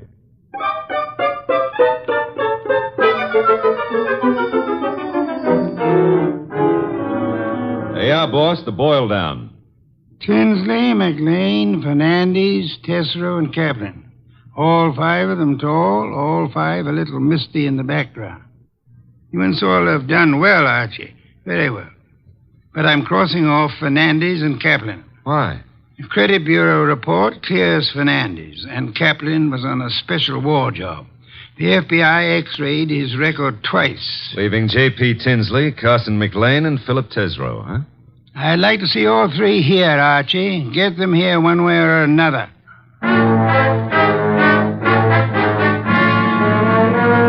And so you do admit that Tinsley isn't your real name? Mr. Wolfe, are you a blackmailer or what? I'm a licensed private investigator, sir.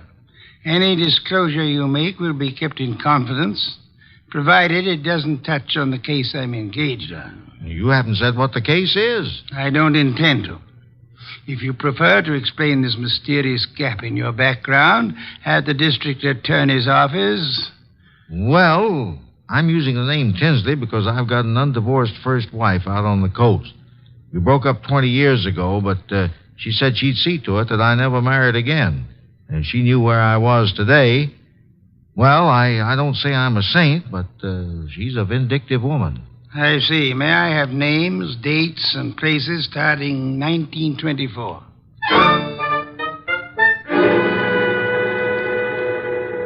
I can't quite understand your interest, Mr. Wolfe.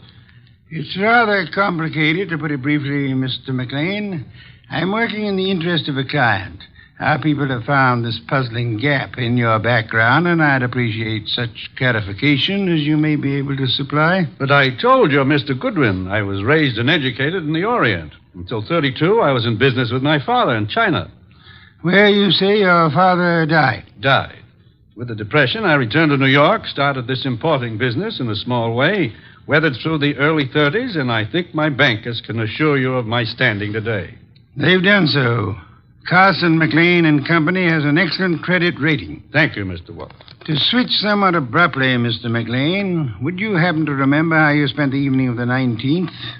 Of this month? Of this month? Well, I could hardly... Wait. You say the 19th. Would that have been on a Tuesday? Yes, it was Tuesday. Well, that simplifies it. I'm nearly always at the office on Tuesday nights dictating the revisions in our weekly wholesalers' lists. Let me see. Yes, I was there on the 19th. Had a tray sent in. Miss Tunis and I worked till just after midnight.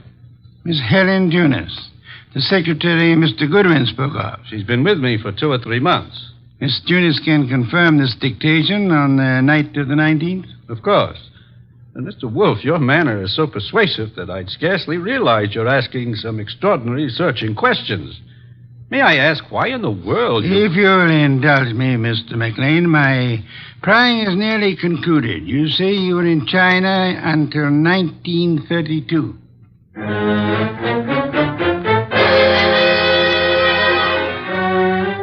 Mr. Tesreau, I'll be brutally frank. We know that your name is not Tesreau.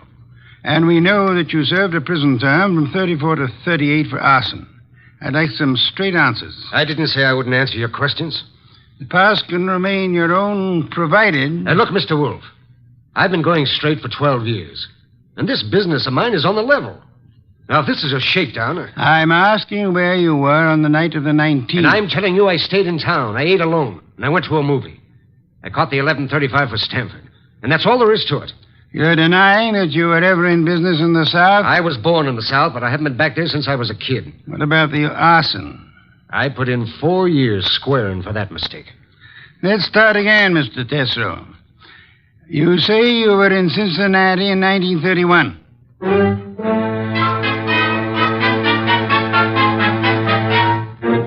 Okay, Mr. Wolfe, 3 candidates, and we're still on the 1-yard line. Our 1-yard line. Tesreau, McLean, Tinsley. No, rule out McLean. He gave references enough for those years in China. And with Helen Tunis, he's got the one firm alibi we've laid on to. Caffrey was killed before midnight.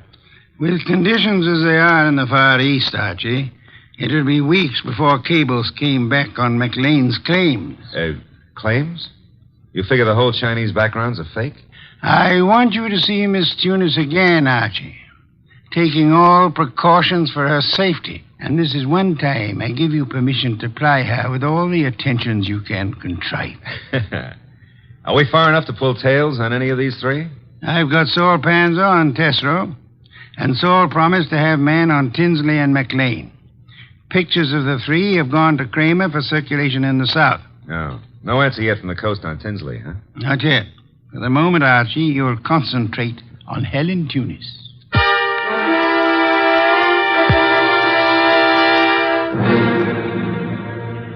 Helen, I've got to see you tonight. I'd love to, Archie. Now, look, but... Helen, I phoned you to come out in the corridor this way because I didn't want McLean to know we're talking.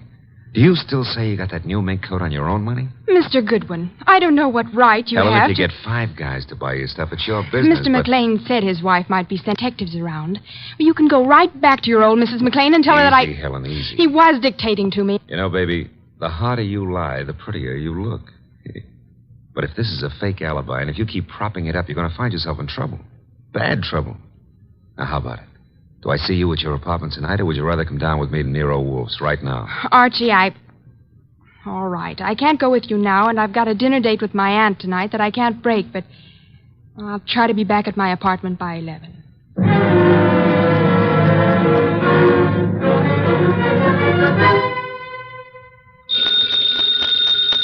Archie.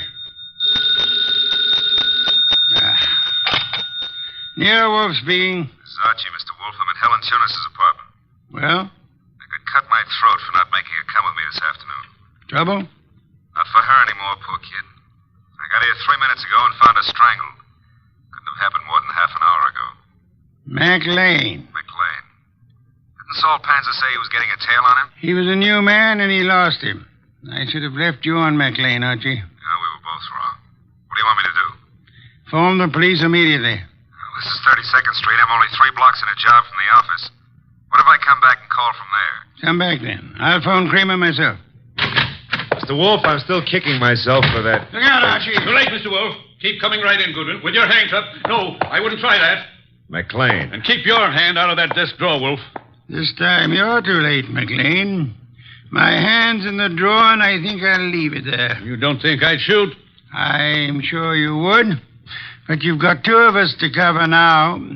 No, Archie, don't try to draw yet. How'd you get in here, McLean? He surprised me after making his way in through the area way below, and of course it had to be Fritz's night out. I caught your fat friend just 2 seconds before he could get in his call to the police, Goodwin. I overheard his talk with you from the hallway here. My apologies for not crying out sooner, Archie. Get your hand out of that drawer. Pull it out without the gun, Wolfe, or I'll let you have it now. I refuse to, McLean. Seems obvious that you mean to kill us in any case. I'm afraid that's true, Wolfe. But when you called me here and Goodwin started making dates with Helen Tunis... Poor kid, I told her not to talk to you. She didn't, Goodwin. I've been scared of you and Wolfe since I followed Colby here that first night. Colby? You knew him as Caffrey. I caught up with him afterward in that subway washroom. No, keep that hand up. And watch that gun of yours, Wolfe. When I found that envelope on him and read the letter to you contained in it, I knew he hadn't spilled the whole South Carolina story to you. South Carolina? Would the original knifing have been taking place anywhere near Hampton or Jasper counties? Hampton County. But our business is over the line in Georgia. It doesn't matter now. Pity, Archie. We learned this afternoon that we were growing warm on South Carolina. Mr. McLean, may I ask what you hope to achieve by this insane project of disposing of Mr. Goodwin and myself? I'm buying time, Wolfe. I've $90,000 in small bills in that bag there, plus a plane ticket to Buenos Aires. I've got a silencer on this gun. If you 2 aren't found till tomorrow morning, I'll be out of the country before they start looking for me. You don't think the police will put out an alarm for you when they find the body of Helen Tunis? Goodwin left it to you to report that. Remember? Let's remind ourselves to be prompter on reporting deaths, Archie. Starting with our own, Mr. Wolfe? Glad you can take it that way, Goodwin. You actually think you can knock the 2 of us off? I'm about to find out, Goodwin. One moment, McLean. You've never been a real gambler. You know that. With marked cards, of course. But you're not the man to face a sure loss now. A sure loss? The loss of your life.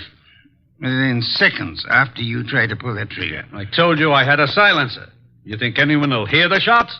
There'll be more shots than you count on. My hand's on a pistol now in this drawer, and Mr. Goodwin has a .38 in his shoulder holster. You can't shoot through the desk, and Goodwin won't get a chance to draw. You're an intelligent man, McLean. Vicious, but intelligent.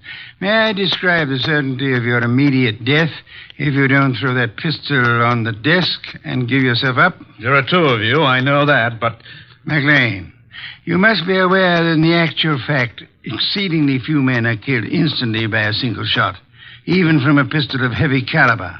The one you hold is a .32. And it's a .45 in that drawer, McLean. I assure you, McLean, that neither of us will surrender the weapons we have. Should you start shooting, we'll both do our best to draw and keep firing till you're dead. You're stalling, Wolfe. What have I got to lose by trying for you both now? Your life? I'll correct that. The loss of some 6 or 8 weeks of your life, possibly months. Whatever the time necessary to bring you to trial and to convict you and execute you for the murders you've committed. Suppose I cancel you out and then take my chances with Goodwin. A better choice, but still a dubious one. I'm fat, exceedingly fat.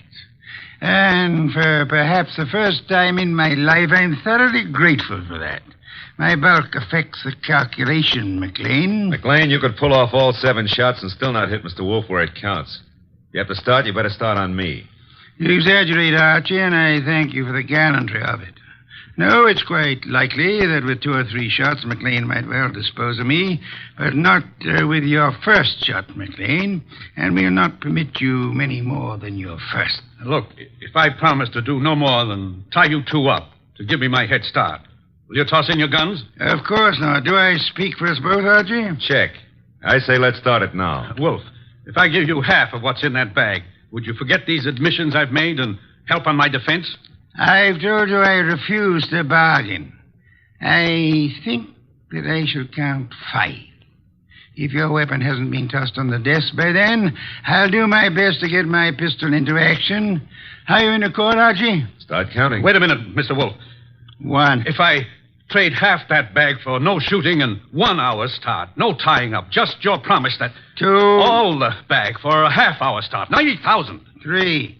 Are you ready, Archie? All set, sir. Except if you're the one who walks out of this, call up every number in my little red book, huh? And tell each girl I was thinking of her just before you got the 5. Agreed. I resume 4. Okay. You win. Holy sweet Susan, it worked. A commendable choice, McLean, for us at least. You see, I'm afraid I forgot to mention one slight factor which might have operated in your favor. What's that, boss?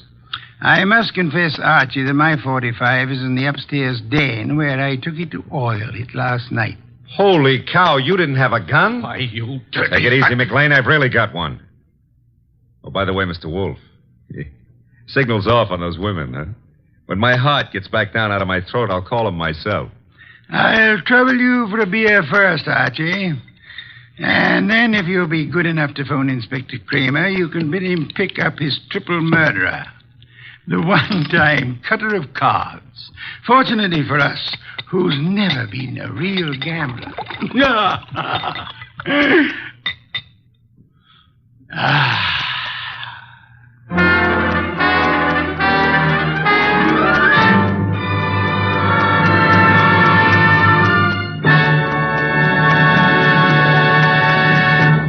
The Adventures of Sam Spade, Detective.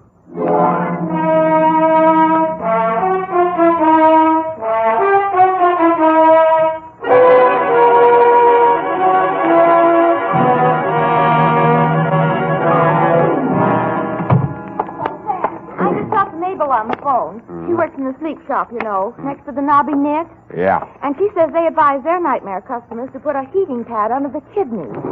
And instead of milk toast, just a little beef broth and some warm wine. And pine oil. In the wine? No, in the broth. I mean the brass. Bath, Sam. Oh! Sam, look at you. Black eyes and scratches. Your lips cut.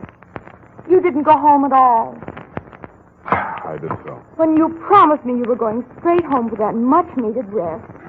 And all the time you knew you were going straight to some sordid bar and get into a brawl. I even bought these things from the sleep shop. Next door to the knobby net. To Detective Lieutenant Dundee, Homicide Detail, San Francisco Police. Medical authorities agree that lost sleep can never be made up. From Samuel Spade, license number... 17596.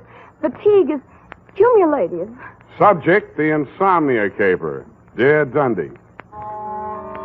Honest, Lieutenant, this is how I got into that mess last night. Honest. I'd been feeling a little rocky for 2 or 3 days. There was nothing much wrong with me, but as my secretary, the ineffable Miss Perrine, said... Sam, what you need is a good night's sleep. Which, Lieutenant, is how I happened to be at home, in bed, at 10:30 in the p.m., wearing a sleep shade, earplugs, and quiet pajamas. At 10:45, my right arm went to sleep. I turned over. That's when one of the earplugs fell out. I tore off the sleep shade, dug the plug out of my other ear, stuck my head under the pillow, and was just beginning to drowse off, but...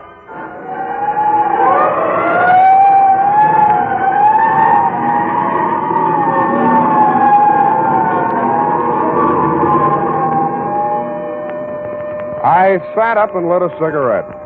The city plunged again into the silences of the night. The fog was creeping in on little cat's feet. Oh, put an end to your romance and your spiteful creatures. Hell, take me, you gutter, like you.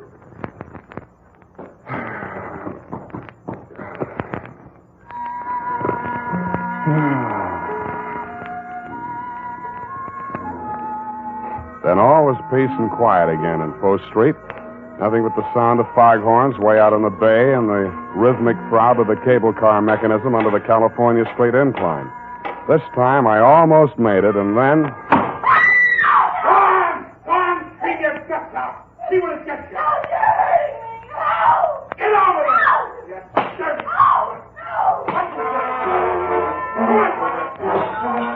I went over to the window and peered out. The room was on a level with mine in a building just across the alley. I had had occasion to scrutinize said room and its occupant on happier occasions. She was young, red-haired, and also had a nice profile, which I had observed in silhouette against the window blind when she did her nightly setting up exercises. I now observed that she had a boyfriend, and he seemed to be angry. Not wishing to pry into her affairs, I closed my window. Drew the blind, went back to bed. It was stuffy with the window down, but quieter. I actually fell asleep. I dreamed I was home in bed and somebody was knocking on my door. How true.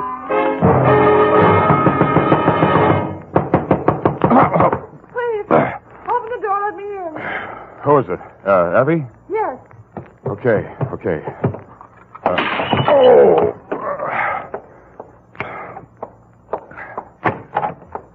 What?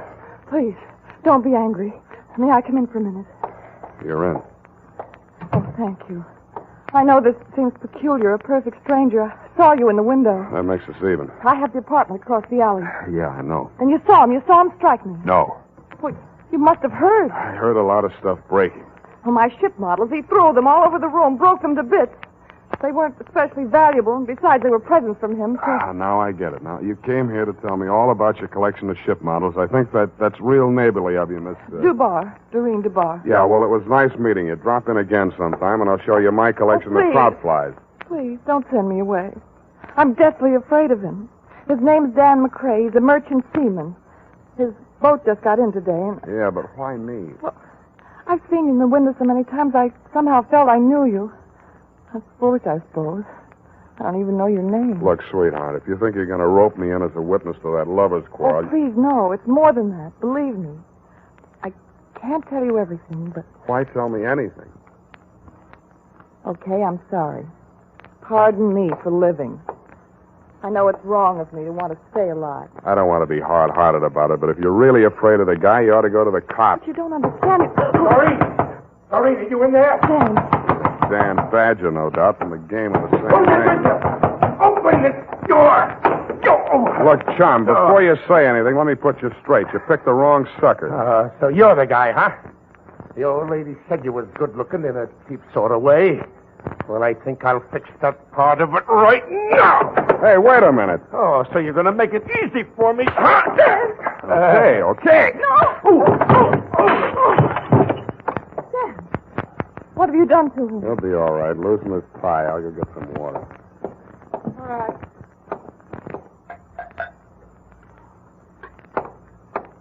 Is he coming around? Oh, where'd she go? Hey, Dan, wake up. Come on.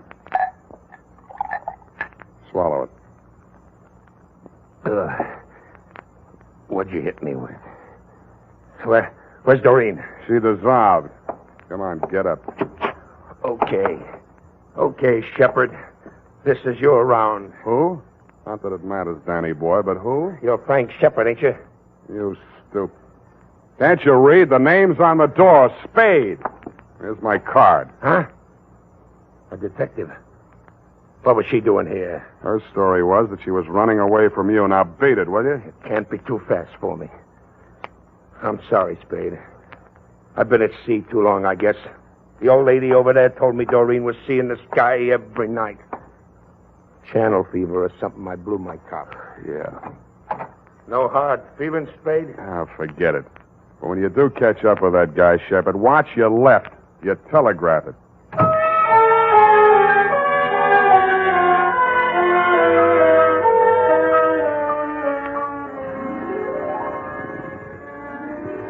Homicide. Shepard's paw. Reach. Up to pick the halls of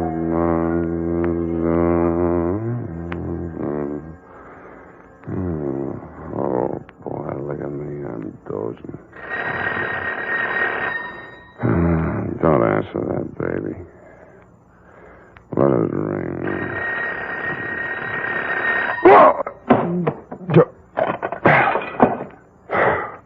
Huh? Spade, this is Dan McCrae. Who? The guy you beat up on. Look, I just got to sleep. Call back tomorrow. Better yet, don't call. Listen, you gotta listen to me. I found Shepard. Not much of a fighter. I marked him up a little anyhow, just to scare him. Go on back to the bar. Have one for me. Listen, I'm okay now. I sobered up like a shot. I only came back here to phone. Makes sense, will you? When I got back to the ship, he was there in my cabin. What? He's dead. Who? Shepard? Yeah, he's dead. Hit him too hard? I don't think so, but I've got to know. You're a detective. Now, look, I haven't got much money, but... Then start earning some. This is going to cost you.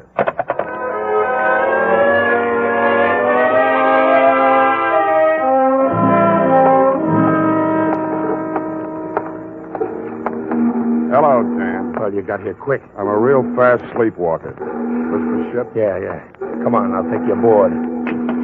Give me the rundown. Shepard took your girl while you were away at sea. You slapped her around a little, broke her toy boats, and generally behaved like a bad boy. We'll skip that little exhibition match in my apartment. Then what? Come on, up this ladder. About those ship models. One was missing.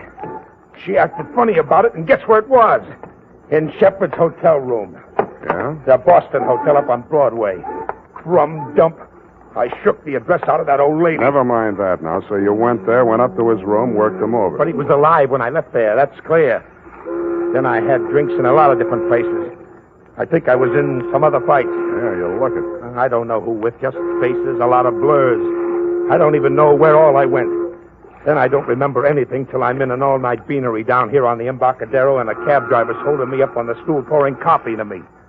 Then I came aboard. Yeah? Come on in my cabin. I'll show you.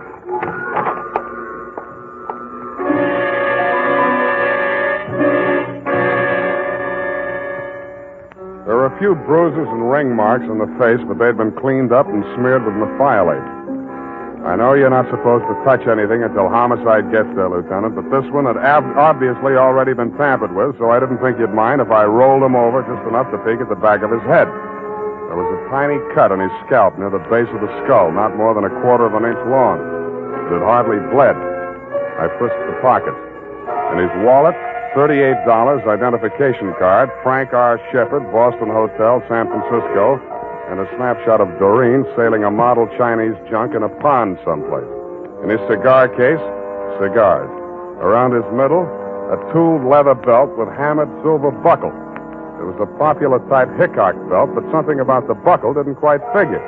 The prong of the silver buckle wasn't silver. It was tempered steel. And instead of being pointed, the end was flattened out and ground to a sharp cutting edge. There were 2 notches on either side of it that didn't look like they'd been put there for decoration. I took the belt off, rolled it up, and put it in my coat pocket. Well, what do you make of it? You touch it? No. Why? The man falls forward, not back. The cops will say he was killed someplace else and brought here. Then I'm in the clear. Yeah, unless they form a theory that you brought the body down here to dispose of it. Then why didn't I? Maybe you lost your nerve. Maybe you sobered up. How? What killed him? I don't know. Maybe internal injuries, maybe a head injury, or both from that beating you gave him. Maybe just dropped dead, heart attack. That's for the police medical examiner to find out. You mean you're going to call the police? I have to. But I called you to... I thought you could clear me Now, before... wait a minute. You told me yourself you drew a blank. You don't know where you were or what you were doing. What are you going to do? Call the police. No, wait. Yeah, I suppose you have to. I do. You first. Yeah. I must say you're taking it pretty well.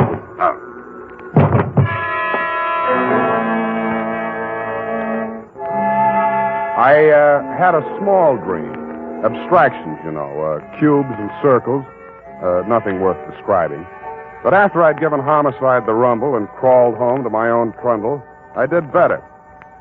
I dreamed I was Wild Bill Hickok, the belt tycoon. I was working on a promotion scheme for a new combination belt buckle, toothpick, and murder weapon. Sam Spade, Sleepyhead.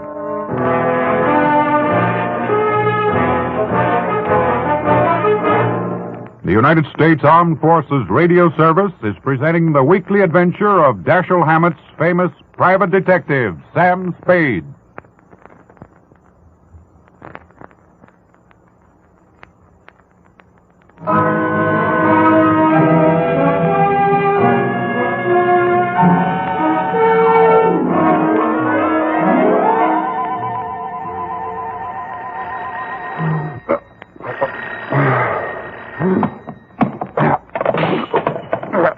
Nuts. Sam? Unique Garage, Harry speaking. Yeah, this is Dundee, Sam. Okay, Lieutenant, you got me. What time is it? It's, wait a minute. 10 after 3. Any sign of dangerous Dan McCrae, that rat, my client? Another whiff. Hey, about that girl, Sam. Dubar, Doreen L., Balboa Apartment, Sutter Street. Can Yeah. you give me that description again? Go over and take a look at her. I'm in her apartment now. She says she never heard of you, and she doesn't know anybody named Dan McCrae. And she says she only went out once tonight to a drugstore to get some batteries for her hearing aid and some elastic stocking. All right, Dundee. If you want to swallow a pack of lies, all right. Checked the drugstore, and she's wearing them now. I'd bring her over there, Sam, but she's a little feeble. Okay, Dundee. I'll be right over.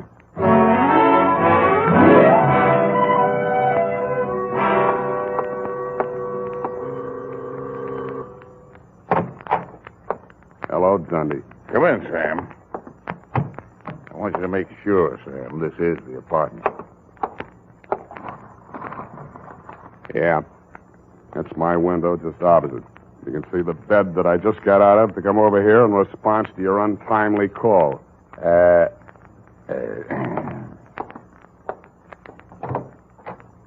Will you come in here, Miss Dubar? Certainly, Lieutenant. I'm very anxious to make that man's acquaintance. She was about 65 years old with a pleasant motherly face, gold-rimmed bifocals, hearing aid, and snow-white hair. Over her shoulder, I could see into the kitchen. Sitting at a table facing away from me was an old man. In front of him on the bench were 3 ship models in various stages of disrepair. Broken masts, rudders, and with a mallet and a tiny chisel, he was shaping a piece of wood. I guessed that it was a broken spar from one of the hulls. Well, Sam, still say this is the same apartment? Yeah. Same apartment, different people. But you must be mistaken, young man. My brother and I have lived in this same apartment for nearly 20 years. She's lying, Dundee. Have you checked the janitor, the building manager, anybody? Janitor says she's been living here since he took the job in 41. We're trying to locate the building manager now. According to your story, Sam, the girl and McCrae had a big row in here, busted up a lot of furniture stuff. I don't see any sign of it. They could have cleaned it up. It doesn't make sense, Sam. Okay, I dreamed the whole thing, but those ship models, I didn't dream them. McCrae mentioned them, the girl mentioned them. Busted ship models. There they are on the table in the kitchen. Nay, good enough. What seems to be the trouble now, Dory? Just why is this young man so excited about my model? I declare, Ben, I can't make head or tail of it. Something about a girl with the same name as mine and a young man, I forget his name, who seems to have killed somebody named Shepard, I believe it was. Just what was it about the ship models, young man? Dory, Could it be the girl who brought these over to me to repair? What was her name? It's just on the tip of my tongue. Who did she say sent her then? Wasn't that Shepard? There, no. With all due respect to your age, nuts. I'm getting out of here, Dundee, while I can still remember my own name. I gotta get some sleep.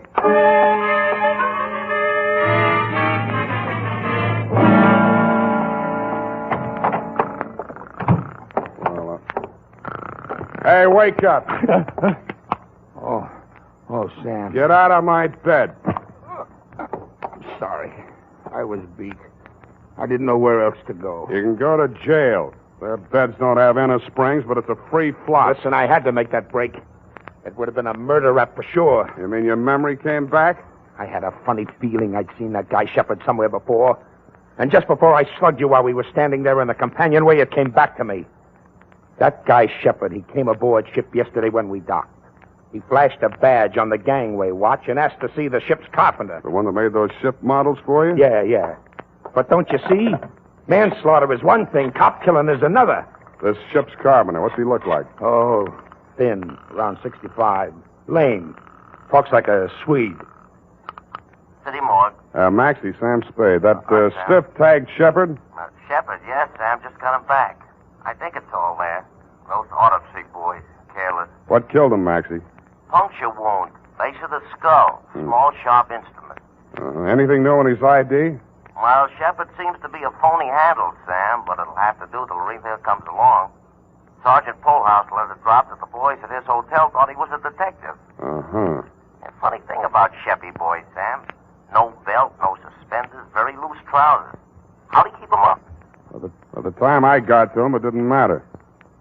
I figured he wore a belt, and somebody swiped it off him. That's an interesting theory, Maxie. I'll see what I can do with it.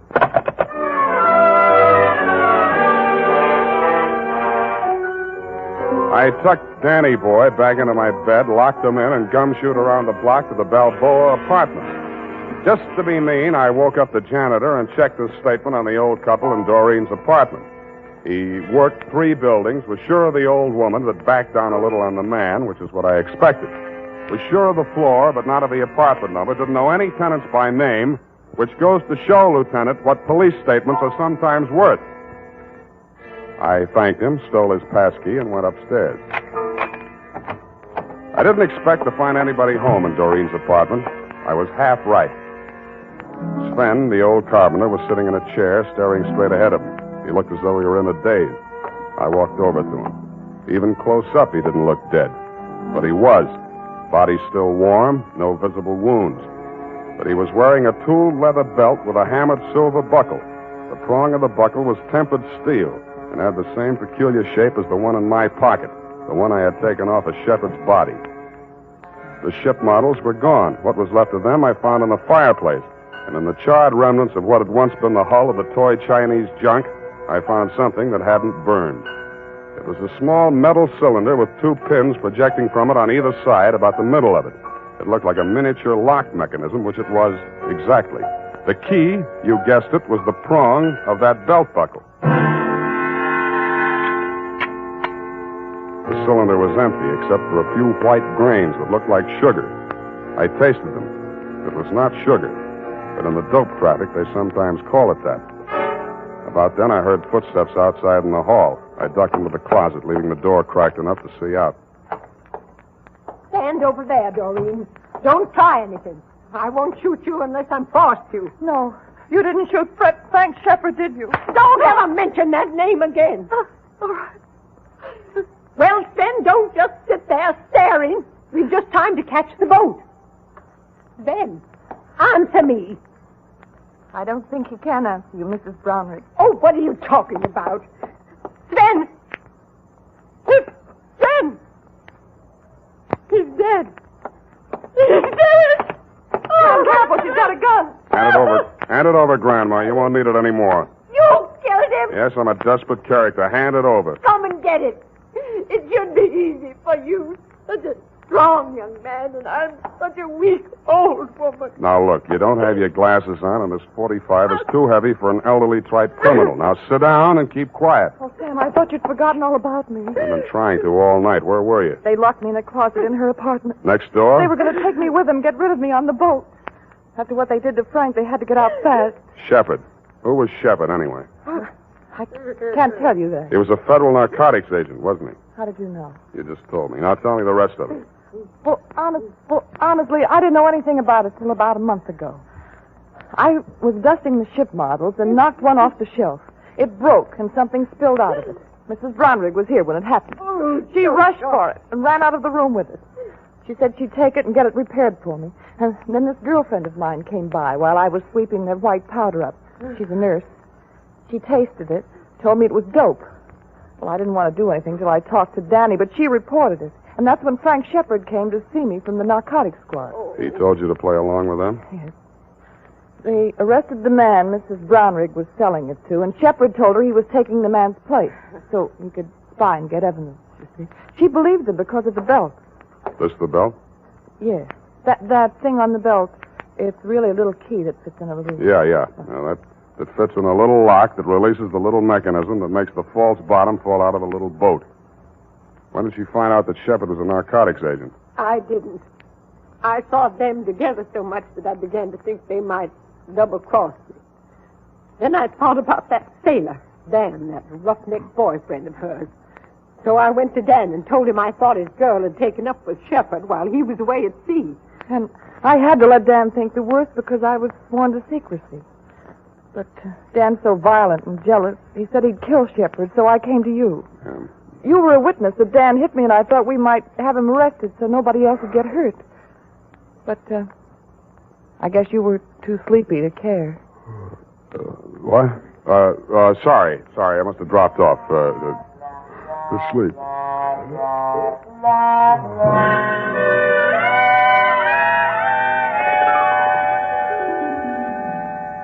Period. End of report. But, Sam... Yes, Angel? Didn't you arrest that terrible old Mrs. Earwig? Brownwig, Effie? Wasn't it Brownwig, Sam? One of her aliases, no doubt. In reply to your previous question, yes. Who killed Mr. Shepard, Sam? And how? Look, Eff, you'll recall that Sven was shaping a piece of wood with a small chisel and a mallet. The fatal wound, you recall. Oh, and who killed Sven? Sit down. I want to have a serious talk with you. Oh. No, over here. Yes, Sam. Stop twisting your handkerchief.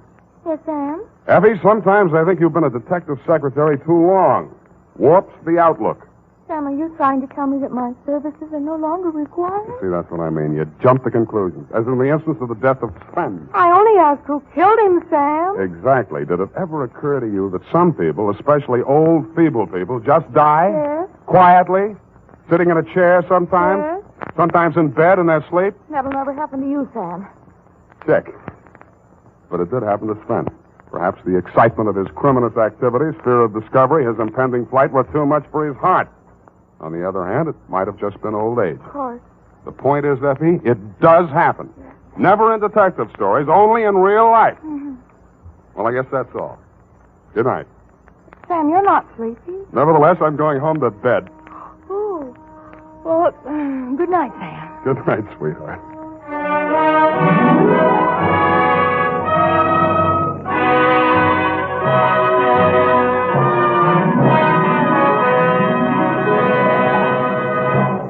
Sherlock Holmes considered himself as the only unofficial consulting detective, and rightly so. In point of fact, Holmes worked outside the law. If he'd been a policeman working for Scotland Yard, he would certainly not have had the freedom that allowed him to use his unorthodox methods. This both pleased the police and frustrated them.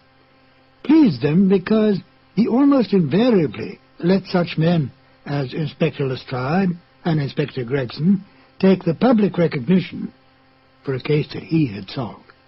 Frustrated them because he could literally work on a case using his own specialized abilities while they had to stay within prescribed limits. Yet Holmes did respect the law, for he was in fact an amateur and felt it best to have a healthy relationship with the professional police. This encouraged such men as Lestrade and Gregson to bring various unsolved crimes to him for his solution. His freedom outside the restraints of the law allowed him to assume many roles in disguise and to work with Watson as his accomplice. Excellent examples of this kind of work can be found in such original stories as A Scandal in Bohemia, The Man with the Twisted Lip, and The Illustrious Client, to name but a few. He often broke open safes to get information, set fires to force some action out of an individual, such as Irene Adler, or broke into homes in order to gain access to information that would lead to the solving of the crime. Any admonitions by the police were soon dropped when Holmes produced the criminal or solved the crime. Most of this work was done by Holmes and Watson in London or various other parts of England. In The Waltz of Death, Holmes and Watson find themselves in Vienna on a case. Now here, on foreign territory, and completely outside the orthodox methods of the English police, Holmes had even more free rein. He still used his brilliant sense of deductive logic, but now he did not have to worry about reprimands from Scotland Yard. And besides, there was new excitement for Holmes when he could deal with murder from other than the English criminal. Join me now as we present Sherlock Holmes and Dr. Watson in The Waltz of Death. Petri Wine brings you Basil Rathbone and Nigel Bruce in the new adventures of Sherlock Holmes.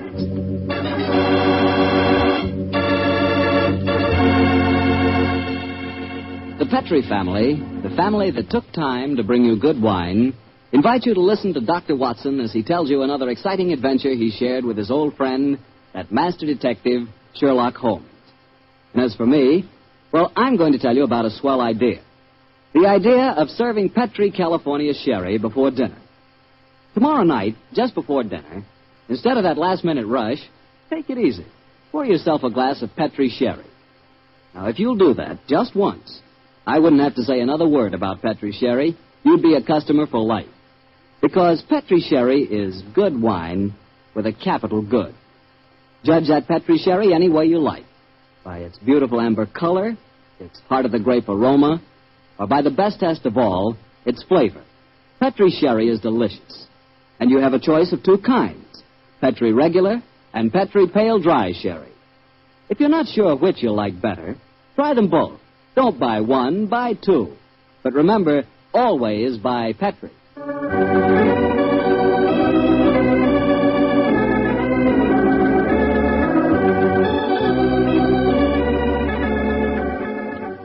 And now I'm sure our good friend Dr. Watson's expecting us. Let's go in and join him. Good evening, Dr. Watson. Good evening, Mr. Bartell. All set for tonight's story? Yes, my boy, I'm all set, Mr. Woody. It began in Vienna in 1889. The old Vienna of bright lights, lovely ladies, and lilting music. What were you and the great Sherlock Holmes doing there, Doctor? Mr. Bartell, what were we doing there? Yes, sir. Were you just taking a trip? Oh, in those early days of our association, we didn't have either the time or the money for trips. No, we were in Vienna at the express command of the Emperor Franz Joseph. It was in October, I remember, that we arrived in the city, and for several days we were forced to cool our heels awaiting the imperial pleasure.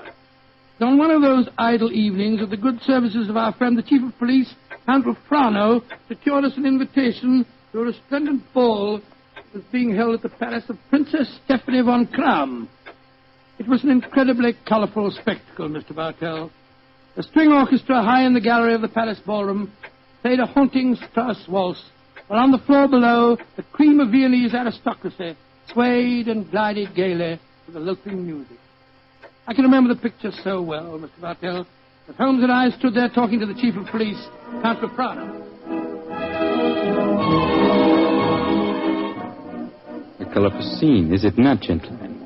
Right, George, yes, Count Frano. It must be a real holiday for you and Mr. Holmes. What makes you say that, Watson? Well, it's hard to think of the criminal world when one looks at such a gathering. And yet Count Frano knows as well as I do that the criminal is not confined to class or environment. Indeed, no, Mr. Holmes. I can assure you that every guest here tonight has been scrutinized as he entered. Yes, I imagine that many plainclothes men are present in this room now, aren't they, Count Frano? Oh, yes. We take no chances. I suppose you can't afford to. There's enough jewelry being worn here tonight for a king's ransom, I should say.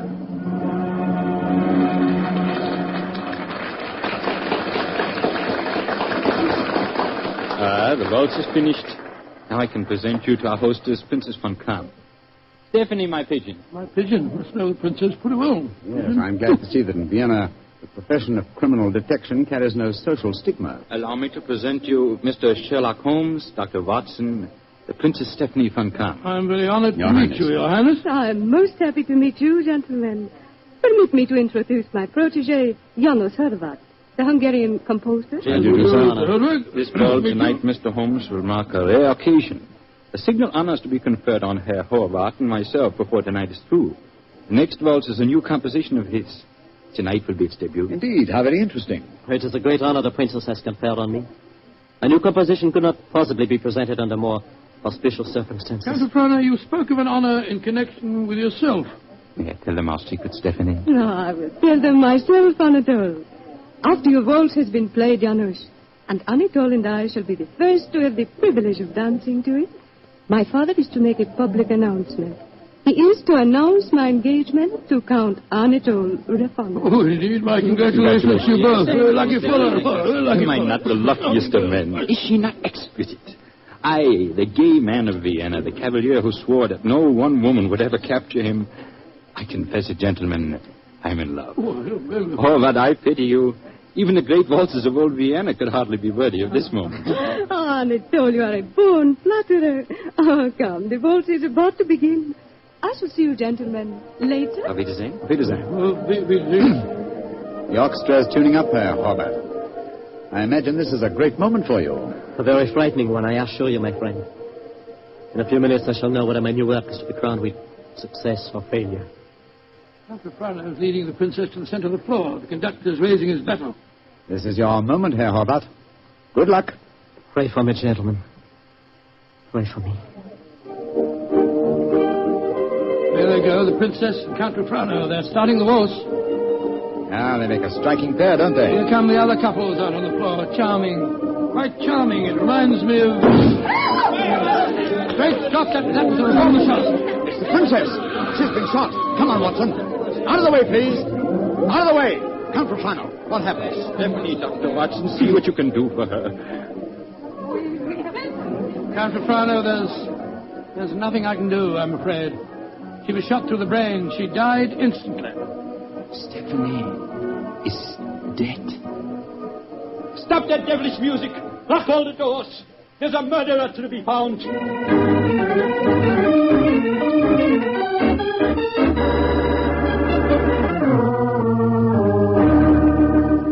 Count Frana, have you found any clues? One of my men found a revolver. It had been thrust into the earth of a potted palm. May I see it, please? Of course, here. Rammed into the soft earth. Confound it. Count Frana, your fiancée was an extremely beautiful woman. You must have had rivals? Yes, several, but none of them are present tonight. Who will inherit her estate? A 6-month-old nephew. Who's his guardian? The Emperor Franz Joseph himself. No, Mr. Holmes, I know of no obvious motive for someone wishing poor Stephanie dead. Well, perhaps it was a political crime. She was a wealthy aristocrat and a very prominent one. Yes, it's very possible. Many nihilist assassins have been active in my country recently. Meanwhile, we have a ballroom full of suspects waiting for us. So I was just going to suggest we went back there. We can't find out very much by staying here in the library. It's a delicate matter. Almost everyone present tonight is known to me personally. May I suggest that you go back to the ballroom and have the male guests file past you?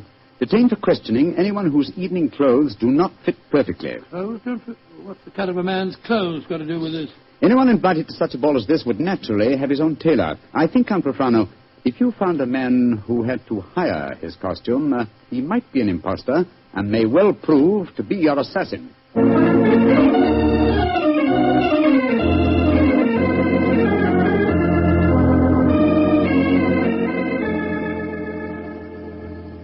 Well, Mr. Holmes, your plan has not been effective so far. You find one Englishman who is unusually badly dressed, and what do we discover? He's an English milord whose luggage was lost on the train. Yes, and the second suspect proved to be a perfectly respectable Viennese doctor whose nasty little child had taken a last-minute snip at his tailcoat with a pair of scissors. And the third was poor Horvath, the composer, who cannot yet afford a good dress suit, eh? Well, Count Frana, why not have the next suspect shown in? Yes, of course. Cobra, bring in the next man. Ja, Herr Franz. Kommen Sie herein, bitte.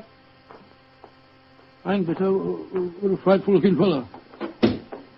Your name, please. My name is Gruning. What do you wish with me? Gruning? Your name was not on the list of invitations. One moment, please. Let me see your right hand, Herr Gruning. You have no right to touch me.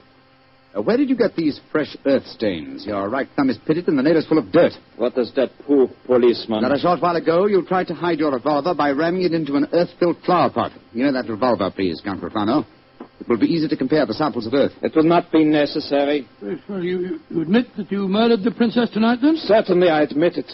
Why did you kill her? She was an aristocrat. She was an oppressor of the poor. I'm glad I killed her. One day, I and my party will kill all of you filthy aristocrats. Profano, put down that revolver. Shoot him like the dark he is. No, Count Profano. Even you can't take the law into your own hands. Why do you not shoot me? I'm not afraid to die. Have him taken away, Schober. Nehmt den Hund ins Gefängnis.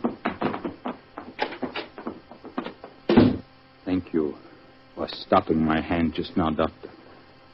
But when he spoke of Stephanie that way, I could have killed him just as he killed her. Very understandable impulse, sir, but one that would have ruined your life. My life? Now that she is dead, my life is empty. What right do love and beauty have to exist in a world that no longer holds Stephanie? She was all light and life, loveliness. And now... But I am hardly displaying my Viennese blood, am I? The murder is caught, thanks to you, Mr. Holmes, and my life, such as it is, must go on. Somehow. That's how the story began, Mr. Bartell. Began? It sounds like the end of a story to me, Doctor. Far from it, my boy. The next day, Holmes and I had our interview with His Imperial Majesty and learned the nature of the services expected of us. Services that required our leaving the city. And that's why, my boy, we were gone from Vienna for some weeks. We didn't know that during our absence, Herr Holbert's waltz, which had had such a tragic debut, was beginning to make a sort of morbid... Herr Baron, the Horvath waltz. We have had many requests for it. Gladly, we will play it, Herr Baron.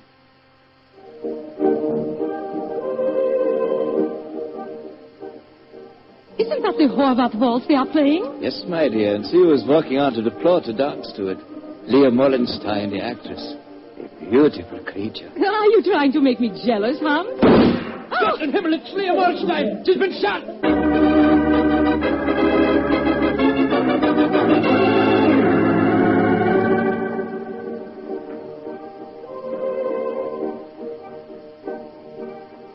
A new ballet, and to the music of the Horvath waltz. Magnificent. Never has Krasnova danced better.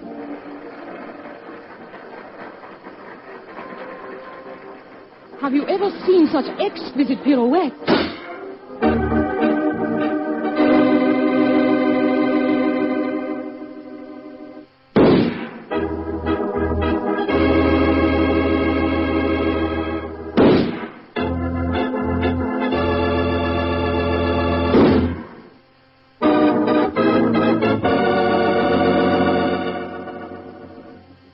Six deaths in 4 weeks, Schober. All beautiful women and all killed to the music of the Horvath waltz.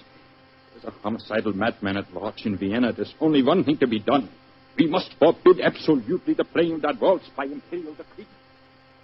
We are all of this, Mr. Bartell, until we return to Vienna. And then, I suppose, Sherlock Holmes was drawn into the case again, Doctor. Yes, my boy. Holmes immediately made a close study of the newspaper reports on the tragedies. And it was with great difficulty that I tore him away from his investigations to attend the reception at which the Emperor was to thank us for our services on the mission that we just completed.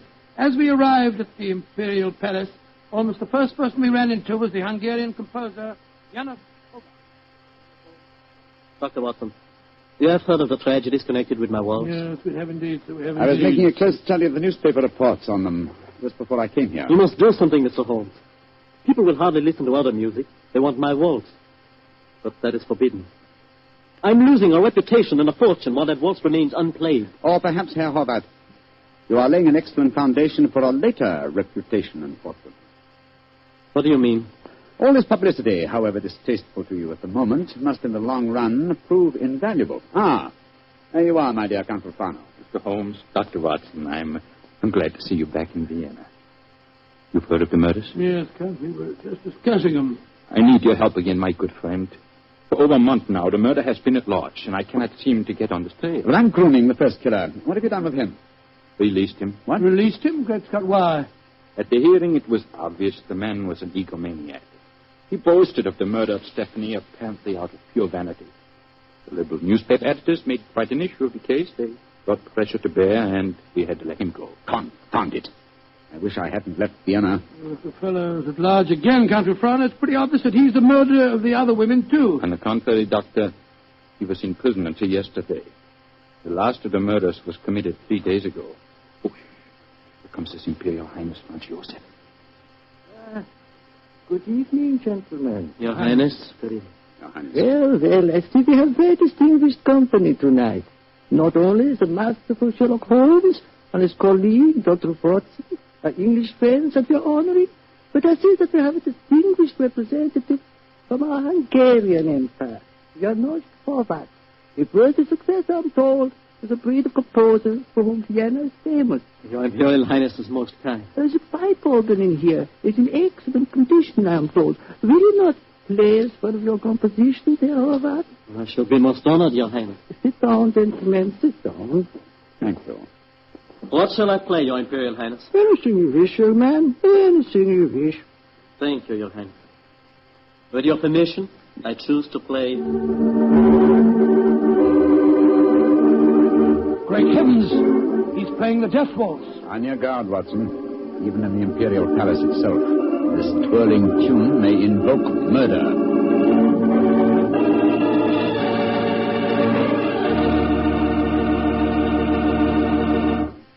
You'll hear the rest of Dr. Watson's story in just a second, which just gives me time to remind you that if any one wine could be called the perfect wine for almost any occasion, that one wine would be Petri California Sherry. Petri Sherry is not only a fine before-dinner wine, but it's wonderful after dinner, too. And, of course, when you're entertaining or when guests drop in, whether in the afternoon or evening, there's nothing better than a glass of Petri Sherry. And it's comforting to know that you can serve Petri Sherry proudly, because the name Petri is the proudest name in the history of American wines. Dr. Watson, you certainly left me hanging on a cliff that time. You broke off your story just as the Hungarian composer started to play his ill-fated waltz to the Emperor Franz Joseph. What happened? At the time, my boy, fortunately, nothing happened. Jehovah completed his composition without apparent incident, and shortly afterwards we attended a banquet that was given in our honor. A banquet that concluded with a rather curious ceremony in which the Emperor presented Sherlock Holmes with a medal to commemorate his services. What everything was. Never mind about that. Finally, it was shortly after 10 o'clock, I remember. Holmes and I, together with Count Refrain, left the royal chambers and started to descend the spiral staircase leading to the main hall. You were greatly honored tonight, Mr. Holmes. I've only known His Imperial Highness to make 3 such presentations before, and they were all to my own countrymen. He might have made another one. It was about Please, Watson, please. Oh, the Emperor was most kind. I can't help feeling that he over-evaluated my services. You're being unusually modest, Holmes. Perhaps because I feel that my visit here is incomplete until I've solved the Death Waltz murders. I hope you'll be able to stay in Vienna long enough to do that. I confess I am at my wit's end. I've been giving the matter a great deal of thought, Count Refrain. I have a plan for trapping the killer. It's in rather an embryonic stage at the moment, but over a few pipes at the hotel tonight, I expect to develop it thoroughly. I shall call at your office in the morning and explain it to you. I shall be awaiting your visit eagerly. One more of these murders in the newspaper outcry might become so loud that I should have to resign my post as chief of police. Well, when Hobart made that daring gesture and played the death waltz tonight, it proved one thing. It's not infallible. The death of a beautiful woman doesn't always follow the playing of the melody. Very true, Doctor, but... Watson. Yes, sir? Strike a match, will you? Huh? There's a figure here slumped on the landing. It's got it. Body of a girl. And a very beautiful girl, too. Shot through the forehead. You were wrong, Watson. The death waltz is infallible, but I swear to you that the killer has struck for the last time.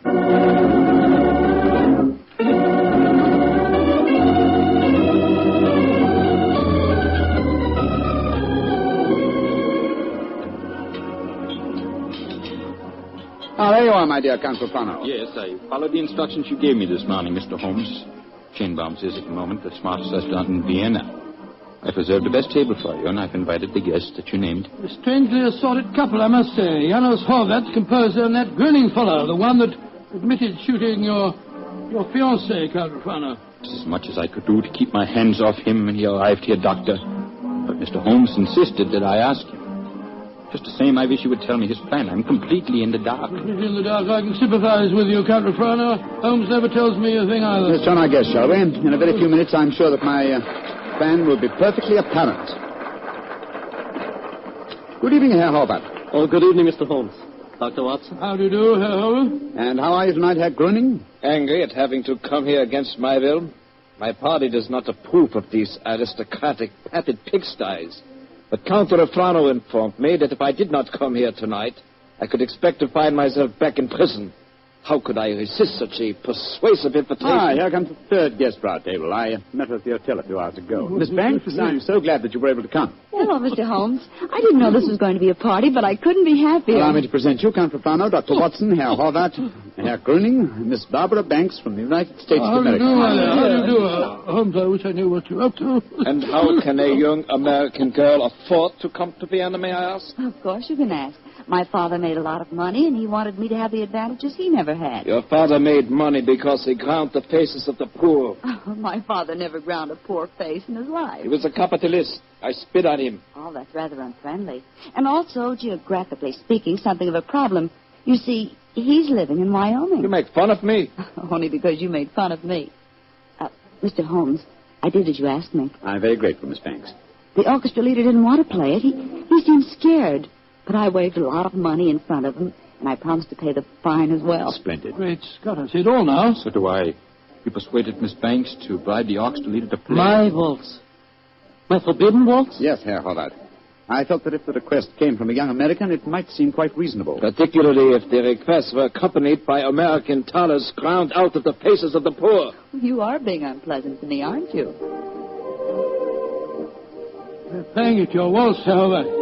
The death waltz. Mr. Holmes, this is against the law. The Horvath waltz is forbidden by imperial decree. True, nonetheless, my dear Count, I implore you not to arrest the orchestra leader until after the waltz is completed. In which case, since I requested it and it's still playing, I'd like a partner. Will you dance with me, Count Rufano? I'm sorry, Miss Banks, but for this melody I shall never dance again. Oh. Well, how about you, Dr. Watson? Oh, I'd like you very much, dear, but I'm afraid I'm not as light on my feet as I used to be. In any case, I was never much of a hand at the waltz. The polka's more in my line. Dear me, I'm getting an inferiority complex. Oh, please do not, Miss Banks. You'll observe that the general public seems singularly unwilling to dance, too. Not one couple has ventured onto the floor. How can you blame them? The waltz with Horvath may mean death. How can you blame them? I'm not afraid. After all, Herr Horvath, it's your own music. I'll dance with you. You're most kind, Miss Banks, and courageous. But to be a partner of the only woman on the floor would mean ruin. An admission of failure. My third refusal. I'm a wallflower. No, my dear Miss Banks, the aristocrats, they're afraid. But I, plain, simple Gröning, I will dance with you, Miss Millions. Oh, bless you, Herr Gröning. And I assure you my father does not grind the faces of the poor. He does grind the faces of the poor, this I know. Stop her, it's suicide. I think not, Herr Horvath. I think so. And I'll not stay here to watch it. Where the devil's he off to? Do not worry, Doctor. I should keep an eye on him. Yes, and we'll keep an eye on both of them. Come on, Watson. Well, that is, he's leaving the room. But as Count Rufano has deserted his trail and has slipped behind one of those pillars. Good Lord, he's drawing a revolver. Exactly, Watson. He's our man. Put down that revolver, Count Rufano. Put it down, I say. He's turning it on himself. Count Rufano!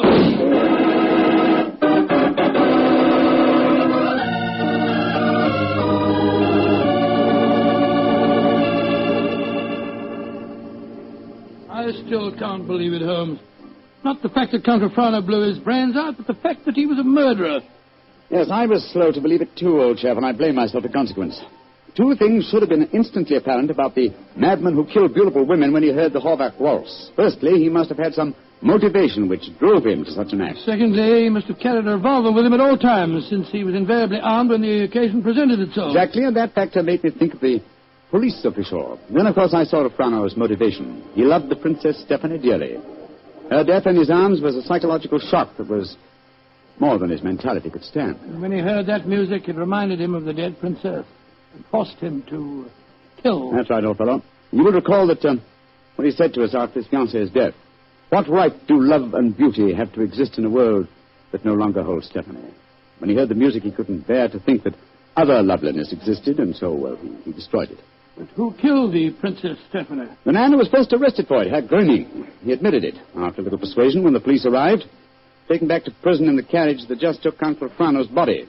Shocking to think that 7 innocent women have been murdered before this case is solved. Yes, a fact that will be a constant reproach to me, I assure you. Oh, I didn't mean that, my dear fellow. We weren't even in Vienna when 5 of the killings took place. Hello. Here comes Miss Banks. Mr. Holmes, what happened to that funny little man who danced with me? Herr Gröning? He went to prison, Miss Banks. He was a murderer. Well, I must say this is a strange kind of a party you asked me to, Mr. Holmes. One of the guests blows his brains out, and the other, the only man who danced with me, turns out to be a murderer. Oh, I see now why Father sent me to Europe. An evening like this could never happen in Wyoming. Look. Elvis walking out in front of the orchestra. Ladies and gentlemen. Shh. Listen. Ladies and gentlemen, I, Arnold Horvath, wish to assure you, upon the word of the great English detective Sherlock Holmes, that never again shall my new waltz be an accompaniment for murder. Henceforth, its melody will be for life and love and laughter. I have ordered a bottle of the finest Potay sent to each of your tables. Raise your glasses and pledge me as I now conduct my waltz. Free at last from the kiss of death.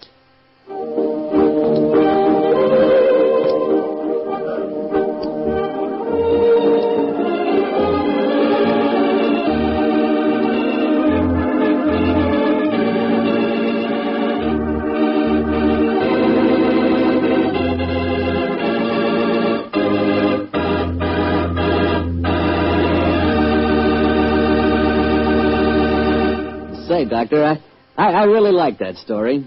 That was a baffler. Yes, wasn't it? A highly placed police official is the last person in the world you'd think guilty of murder. I must confess I wasn't of so much help to Holmes in solving that case. Oh, don't let that worry you, Doctor. After all, Holmes almost missed solving it himself. Oh, thank you, my boy. Nice of you, thank you very much. But it certainly was one of the most interesting cases that I was ever connected with. I know what you mean. You know, I came across quite an interesting case myself the other day. Oh, you don't say where? Right in my own house. Oh, that's interesting. What kind of case? Sherry. Oh, for goodness sake. That's right, a case of Petri, California sherry. Petri Wine brings you the Casebook of Gregory Hood.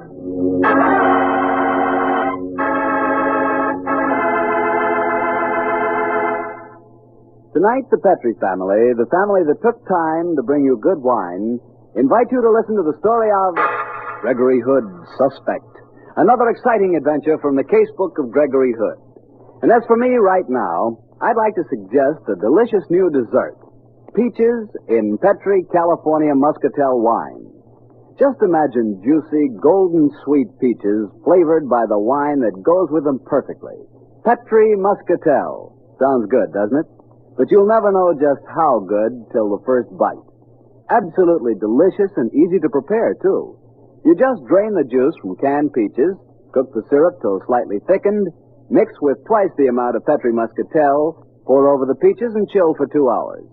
Just be sure you use Petri Muscatel, because you know that Petri Muscatel is really special. A sweet, clear, golden wine with a full, rich flavor. It's really good. Try it tomorrow night for dessert. Peaches and Petri Muscatel. You can serve Petri Muscatel proudly because those 5 letters Petri spell the proudest name in the long history of fine wine. Petri.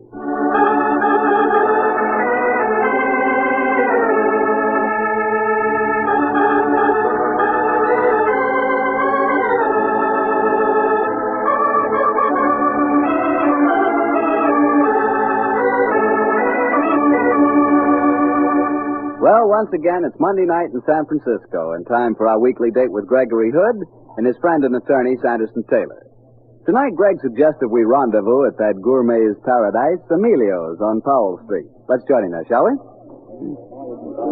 Hello there, Harry. Evening, Greg. How are you, Mr. Taylor? Fine, thank you, Harry. Well, we just ordered a couple of sherries, Harry. Shall I make it 3? Well, Greg, I'd like one. I'll make that 3, Mario. Yes, Mr. Hood. Well, Greg, how's about tonight's story? From the hint you gave us last week, it sounded like quite a yarn. It was, Harry.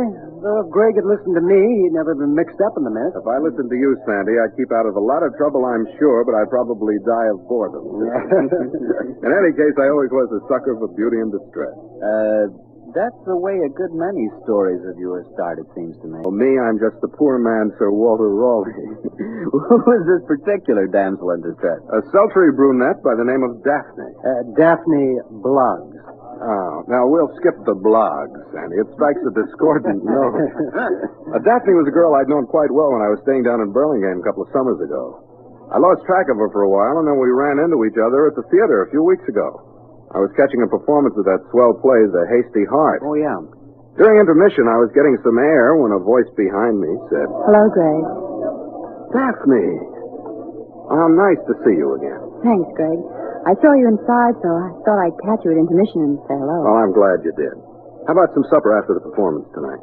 Well, yes, I suppose so. Said she with violent enthusiasm. Oh, what's wrong, Daphne? Where's that champagne sparkle you used to have? Haven't you been getting the proper vitamins lately? Greg's in trouble. Desperate trouble. I'm sorry, Daphne. What's wrong? I'm being blackmailed. Blackmailed? Greg, I'm... Now, let's step over here. Now, let's get the deal straight. Who's trying to blackmail you and what's his hold? Read this note. I found it pinned to the seat of my car when I started out tonight. Plain manuscript paper, typed in capitals. Blackmailer's usual bold approach. If you don't wish your father to have proof of last week's convenient car breakdown in Reno, bring $1,000 to the office of Jethro Bronson on Montgomery. If you don't tell the story, with photostatic copy will be sent to your father. Dirty rats. Do you know this Jethro Bronson, Daphne? No, Greg, I've never heard of him. What's the true dope on this Reno story? Oh, it's all perfectly innocent. I was up there with Martin Johnson last Friday. Martin Johnson, he's married, isn't he? Of course, his wife's my best friend. She's in New York, and Martin and I thought it'd be fun to drive up to Reno for the day and do some gambling. I see. We started back late, and the car did break down. We couldn't get it fixed, and we had to spend the night in an auto court. But it was all perfectly innocent, Greg. Well, couldn't you explain that to your father? You remember, Dad. He's Victorian to the core. Oh. Yes, I seem to recall that he asked me my intentions the first time I called on you. Of course, I didn't tell him. He'd never understand. In any case, I've already lied to him simply because I knew he wouldn't believe the truth. I said I spent Friday night with a girlfriend, and he checked on that alibi. Of course, the girl backed me up. And now, if you did tell him the truth, he'd think the worst, huh? Of course he would. Greg, what am I going to do? I can't go to the police because they go straight to Dad. I certainly can't raise $1,000. Well, even if you could, darling, I wouldn't let you hand it over. Then what can I do? Uncle Greg will take care of it. First of all, let's go back and see the rest of the show. After that, we'll go out to supper, and I'll make a phone call. Now, Greg, please be careful what you say. Now, don't worry, Daphne. I'm going to call Sandy Taylor. He's my pal and a very smart attorney, and discretion is his middle name. I think this is a case where we don't make any move without taking legal advice.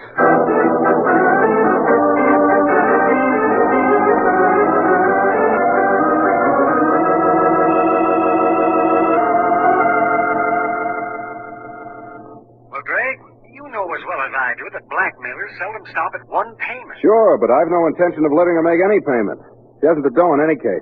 Sandy, have you ever heard of this guy, Jethro Bronson? Never. I looked him up on the phone. Oh? He's got offices on Montgomery Street, all right. Well, I think I'll call on him in the morning as Daphne's representative.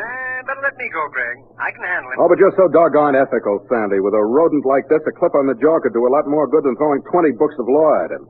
Oh, Sandy, I think I'll call on Mr. Jethro Bronson. Well, okay, Greg, but watch your step. Blackmailers usually know all the answers. I'll watch it, Sandy. But don't be surprised if you hear a squeal for help from Montgomery Street in the morning. I have a feeling I may land myself in a whole mess of trouble.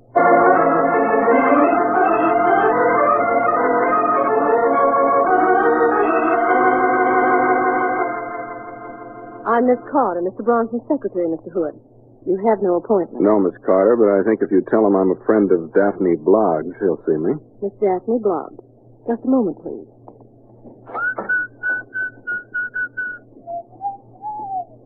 Mr. Bronson will see you, Mr. Hood. Well, the name of Bloggs works miracles, doesn't it? Thank you, Miss Carter. You're welcome. Yeah, come and sit down, Mr. Hood. I'll walk around, thanks. You have quite an office, Mr. Bronson. I'm so glad you like it. I do. I was admiring the chaste simplicity of your lettering on the outer door. Jethro Bronson. Nothing more. Is more necessary? You might have added abandoned hope, or you did enter here, or something equally appropriate. I don't think that I understand you, Mr. Hood. Sure, you're just a bewildered businessman who can't understand a new client. Hey, you have a swell view of the bay from here, as far as I can judge by peering through these dirty windows. You're due for a cleaning, Mr. Hood. And so is Daphne Bloggs. I presume you represent her. I do. You brought the money? Ah, the businessman is confused no longer. No, Bronson, I didn't bring the money. I thought first I'd like to see the evidence. You can see a photostatic copy of it. Here. Oh. Bronson, you'd have to get on a stepladder to pass the time of day with a louse, wouldn't you? Very funny, Mr. Hood. You own these auto courts, Bronson? Yes. It was a profitable investment. I'll bet. Especially when you can fix up the registrations this way. You knew that Miss Bloggs' father was a rich man, I suppose? Mr. Hood, I assure you I know all that's necessary about the family. When do I get the money? I'll give you a check now. A check? Oh, no, Hood, I'm no fool. I want cash, and I want unmarked bills of low denomination, and I'd like the cash today. Okay. I'll go over to the bank. Hood, I don't like the way you're fingering that paper knife of mine. Don't let its sharpness give you any stupid ideas. I have a revolver in this drawer, you know. Don't worry, Bronson. If I did anything to a rat like you, I wouldn't use a knife. I'd use...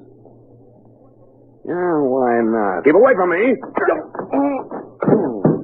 Ah, that was a pleasure. Have a nice nap, Mr. Bronson. I'll be back in a flash with the cash.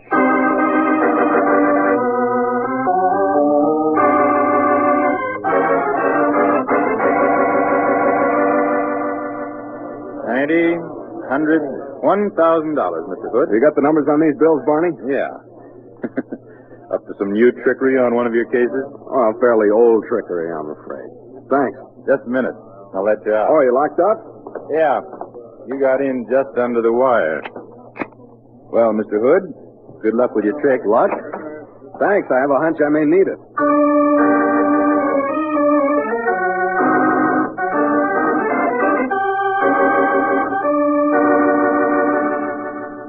You wish to see Mr. Bronson again, Mr. Hood? I don't wish to, but I have to, Miss Carter. Senator Harrison is waiting to see him, too. Oh, well, I'll take my turn. How are you, Senator? Oh. I haven't seen you since that last get-together at the Bohemian Grove. Well, bless my soul, it's young Gregory Hood. How are you, my boy? Fine, thank you, sir. And what is the great politician doing here, may I ask? Or maybe I shouldn't. Well, I have certain business with this fellow Bronson. And what, may I ask, is the celebrated Gregory Hood doing here? Certain business also, Senator. Oh, Mr. Hood, I didn't realize you were the Gregory Hood. I'm flattered that you've heard of me, Miss Carter. Just the same, what's the chance of accelerating our interviews with Mr. Bronson? He is in, isn't he? Yes, he's talking on long distance. I'll see if he's through. Thank you. Hood, yeah? You've had dealings with this man Bronson before? No, Senator. This is my first unhappy experience. Well, he's an unmitigated scoundrel, Hood. I've often thought that What the devil? What's wrong, Miss Carter? Oh, get the police! The police. Now, look here, young lady. What happened? It's Mr. Bronson. He's been murdered.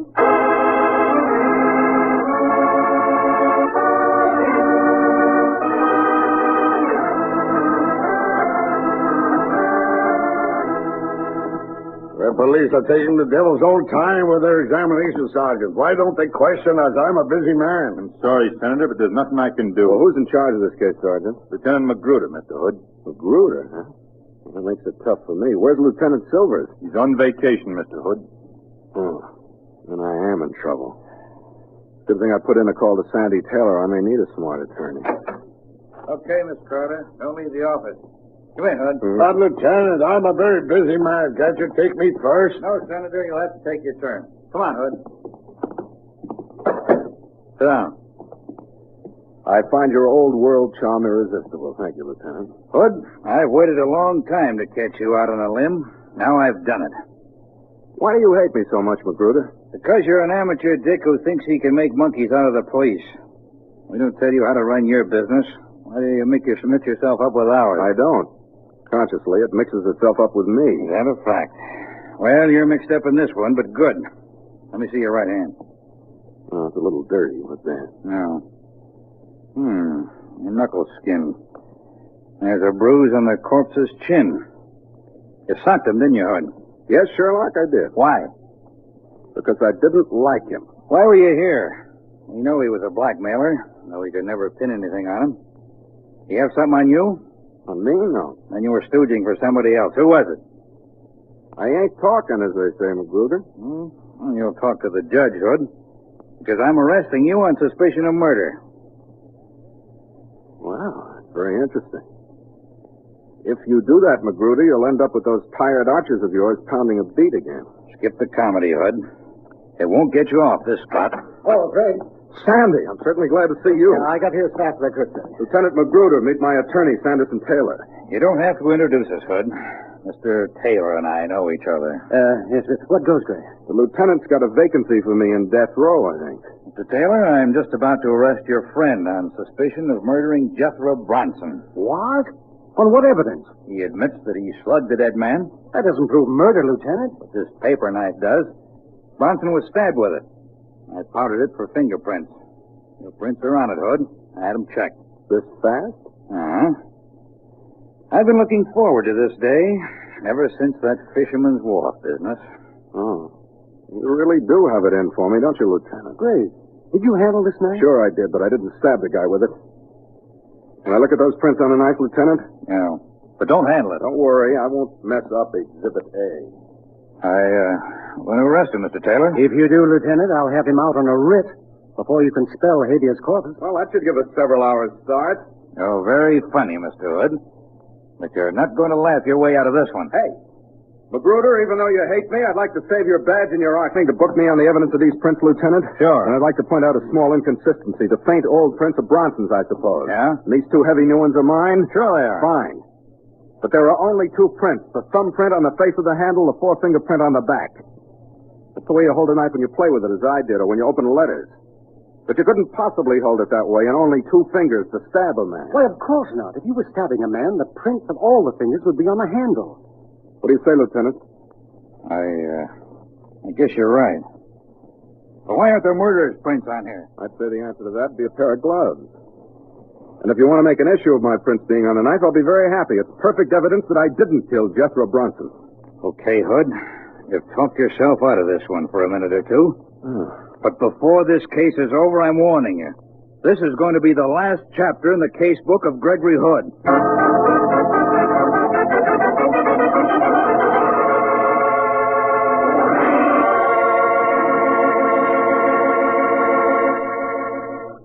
While Gregory Hood takes a brief time out from tonight's adventure, I'd like to remind you again about that swell Petri California Muscatel and peaches.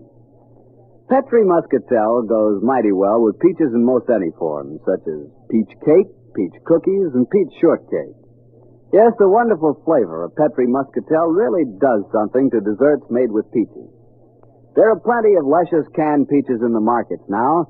You can always get Petri Muscatel at your store, and in nearly every locality, your dealer will be glad to give you a little recipe folder which gives 4 wonderful ways to serve peaches with Petri Muscatel.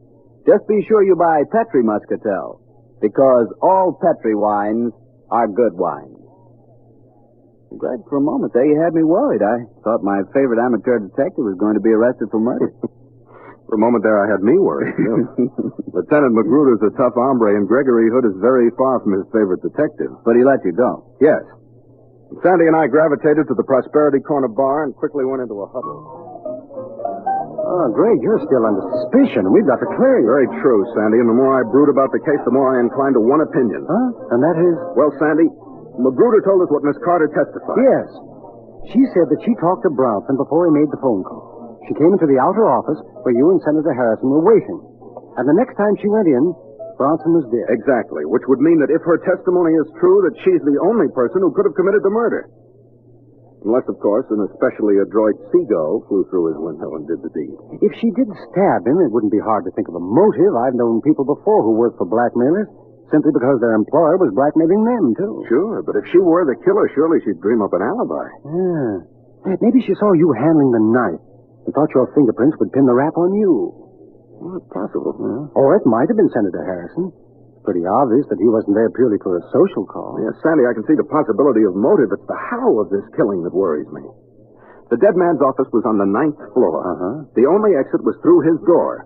Miss Carter saw him alive, walked outside to where the senator and I were waiting. She goes back a few minutes later. He's dead. Yeah. Well, the evidence would certainly point towards the secretary.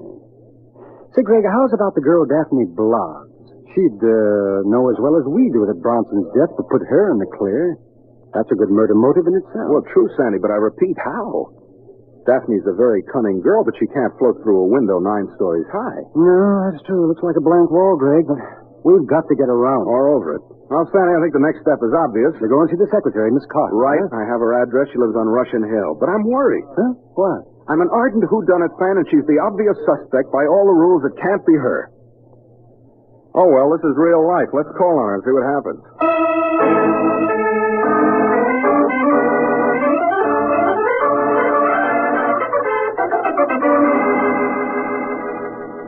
Mr. Hood, I'll be glad to help you any way I can. I thought you would be, Miss Carter. You see, my friend is still under suspicion by the police. I realize that, Mr. Taylor.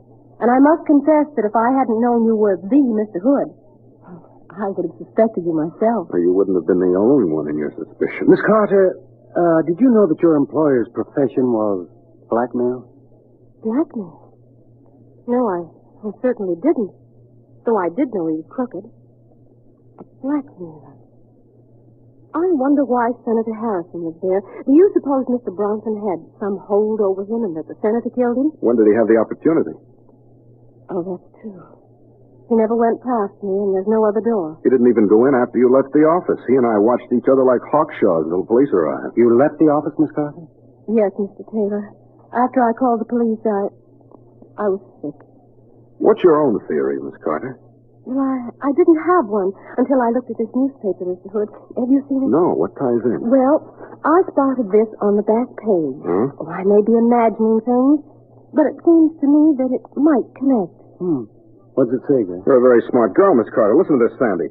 A man was arrested in Montgomery Street late this afternoon. He claimed to have been doped, but the police are holding him on a vagrancy charge. What does that have to do with Bronson's murder? Because it says here he was a professional window cleaner. Well, I still don't see I do.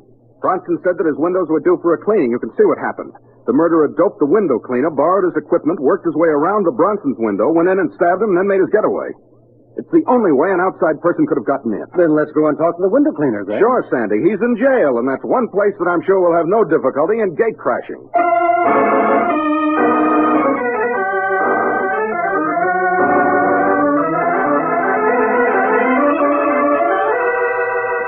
That's the way it was, Mr. Hood.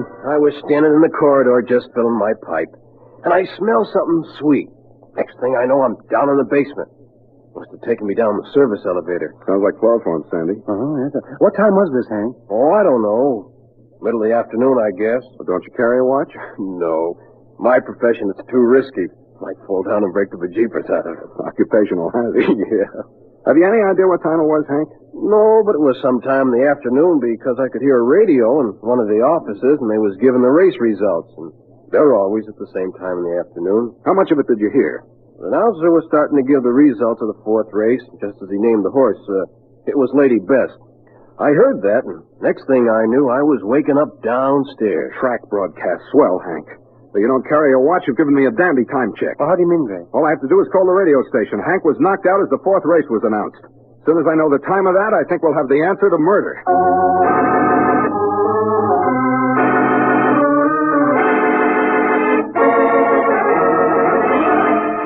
Yeah. Well, then the 4th race was announced at exactly 12 minutes past 3. I'm much obliged to you.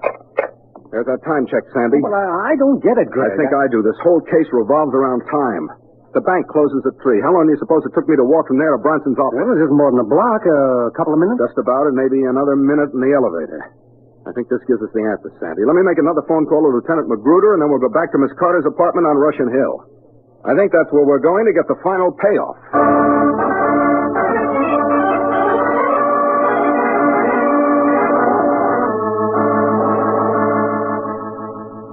Very nice of you to bring me a corsage, Mr. Hood. I think you deserved one, Miss Carter. you hadn't spotted that item about the window cleaner, this case might still be unsolved. They've arrested the murderer? Magruder's got a warrant out. Who is it? Sandy's an attorney. Let him lay it on the line for you. Well, this whole case revolves around the matter of time. Very true, Sandy. Go on. The killer, after drugging the window cleaner, had to take his belt, crawl out, and work his way around to Bronson's window. Now, we know that the window cleaner wasn't drugged until 12 minutes past 3. You established that fact when you called the radio station. Exactly, Sandy. So, if the window cleaner wasn't drugged until 12 minutes past 3, the murder couldn't have been committed before 3:15. That's the logical deduction, Sandy. And it's also where the whole case blows up. What? How do you mean, Mr. Hood? Miss Carter, it's a problem in primary mathematics. I got to my bank at closing time. I was let out a few moments later. It took me 2 minutes to walk to the office building, say another minute in the elevator. I was in the office with you not more than a minute before you went in and found the corpse. I still don't understand, Mr. Hood. Well, I'll go over it again, and you count on your fingers, Miss Carter. I left the bank at 1 minute past 3, 2 minutes to walk to the office, a minute in the elevator, and a minute in the outer office would add up to 4, or at the latest 5 minutes past 3. And at 5 minutes past 3, you went back in the office and he was dead. Yes, Greg, that's right. Uh-huh. But on the other hand, the window cleaner, who was to become our number one suspect, wasn't drugged until more than 5 minutes afterward. Afterward? But why, Mr. Hood? Miss Carter, you make a pretty picture of innocence, but I don't know who you think you're fooling. What do you mean? The whole thing is obvious now. You killed Bronson. Then when the senator spoke to me, you realized I was the Mr. Hood, as you put it, so you knew it wasn't safe to frame me. So she dreamed up the idea of drugging the window cleaner and then drew the fact to your attention. Sure, Sandy. It was a neat idea, a very neat idea. If there hadn't been a cast iron time check on the whole deal. You're very quiet, Miss Carter. You said that Lieutenant Magruder had a warrant out. That was just to lead us into this conversation. Magruder wouldn't believe a word I say. But Lieutenant Silvers will be back soon. He'll believe me. You'll never talk to him. Your friend either. Put that revolver away, Miss Carter. Surely one murder a day is enough. 1 or 3, it doesn't make much difference, Mr. Taylor. Why did you kill Bronson? He was blackmailing me, too. What hold did he have on you? My husband was overseas. I wasn't playing square. Oh, and Bronson found out, huh? Yes, and I only learned about it yesterday. So you stabbed him and then dreamed up the window cleaner gag. Yes. I knew that the windows were due to be cleaned today, and I suddenly saw how I could establish a perfect cover-up. It was a perfect cover-up, Miss Carter, if it weren't for the fact that we can establish the time element. Wait a minute, let me get this straight. You went into Bronson's office after I left. You found him where I knocked him out cold. You stabbed him.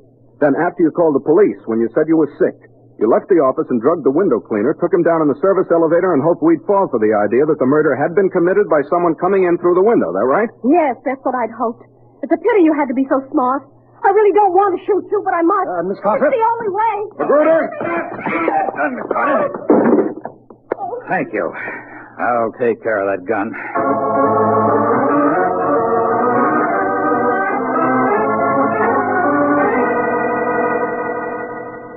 I came as soon as you called me, Hood. I didn't trust you, but I figured I might as well listen. I came up on the fire escape. Nice of the young lady to leave her window open. Well, Magruder, you have your confession. And also, I hope you realize that you've got a nasty, suspicious mind where I'm concerned. Okay, Hood. You were right. This time. And I don't mind getting at the rights of a case. Even if an amateur has to help me. But one of these days, you're going to start something you can't finish. I hope not, Lieutenant, but it's possible. You're darn right it is. And when that happens, it's my last prayer every night that I'll be the cop on that case.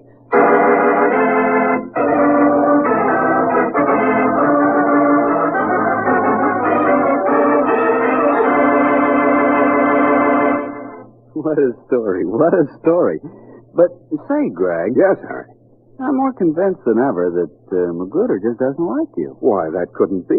Oh, no? Why, he's very solicitous about my health. Seems determined that someday I'm going to take a long rest at San Quentin.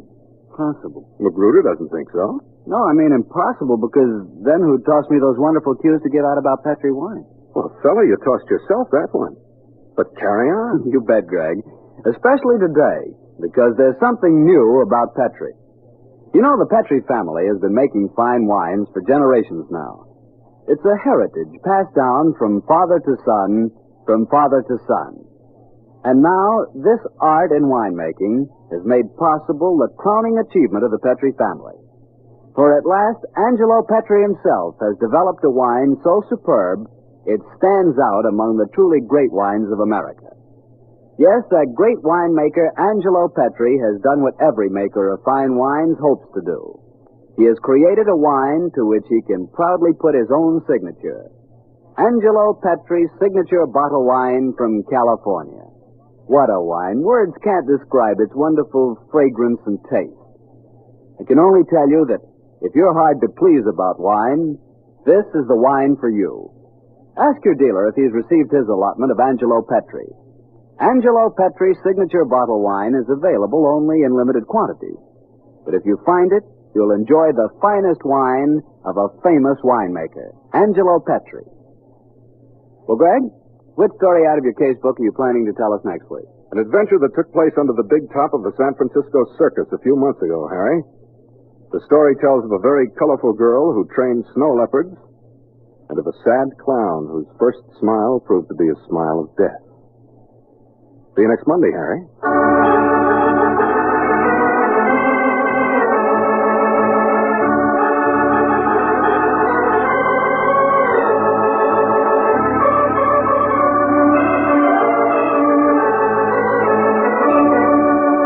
The Casebook of Gregory Hood is written by Dennis Green and Anthony Boucher. Original music composed and played by Dean Fossler. Elliot Lewis plays the part of Gregory Hood, and Sanderson Taylor is played by Howard McNear.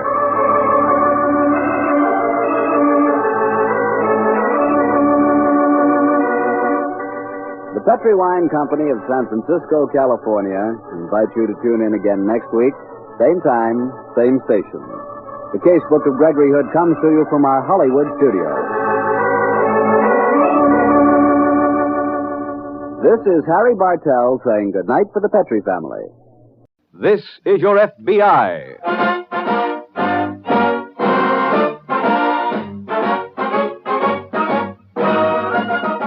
This is your FBI, the official broadcast from the files of the Federal Bureau of Investigation. Presented as a public service by the Equitable Life Assurance Society of the United States and the Equitable Society's representative in your community.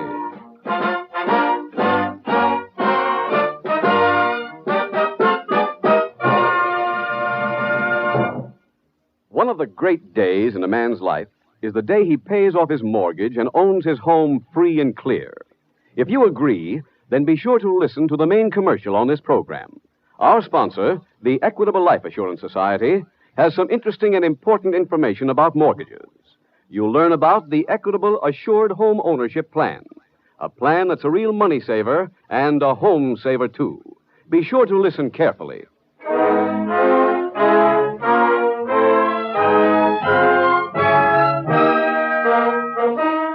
Tonight's FBI file, The Frustrated Mice.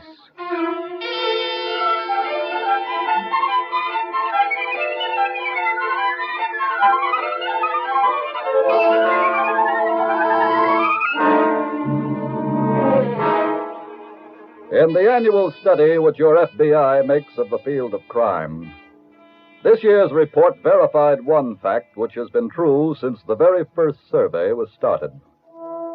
That fact is that crimes are committed by criminals in line of business. More than 50% of the people arrested in the past year showed records of previous arrests. And a recent study of the prisoners in this country showed that once a person has been to prison, there is better than an even chance that he will again be arrested after his release. Not that regeneration is not possible. Many thousands of prisoners are released every year who go out and live a decent, law-abiding life after serving their time.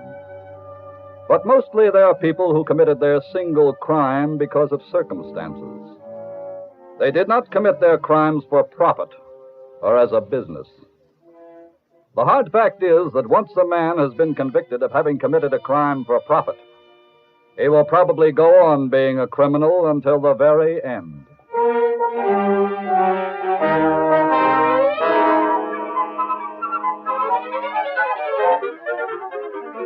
Tonight's FBI file opens in a small apartment located in the downtown section of a large Midwestern city. Wally Franklin, the occupant of this flat, is just ushering in a woman visitor. Throw your coat on that chair, May. Okay, If you want a drink or something, help yourself. thanks. Working on a little problem here. It's called a fifth at Belmont Park. I saw the Duke today. Yeah? How is he? I'm worried about him, Wally. Why? What's the matter? Staying all alone up in that cabin's beginning to get the guy. Honey, not the Duke. Look, hiding out in a place for 4 months all alone will show on the Duke or anybody else. Why? What's he doing? Well, about a month ago, when I came up with his food, he asked me to bring some rubber boots next time I came. What do you need with them? Said that he wanted to explore the streams around the cabin. What's wrong with that? Wally, in the old days, Duke Calvert would take a cab if he was going from here to your kitchen. So now he's a Lamister. He's got nothing else to do. 2 weeks ago, he asked me to bring up some lanterns. Said he wanted to explore an old abandoned mine near the cabin. What's the rap on that? Would you go down in a mine? If something was running down there, yeah. Look, honey, you still haven't proved your point. Just wait till you hear what he asked for last week. I brought him out today. What? White mice. Huh? 6 of them. White mice? Yeah. Now, do you think the joint's getting him? Yeah, that don't sound too good. Wally, we got to get him out of there. Honey, the cops are still looking for him, remember? I don't care. Look, he asked me to bring you out tomorrow. Will you come? Sure. Between the two of us, maybe we can talk him into doing something normal again, like robbing banks.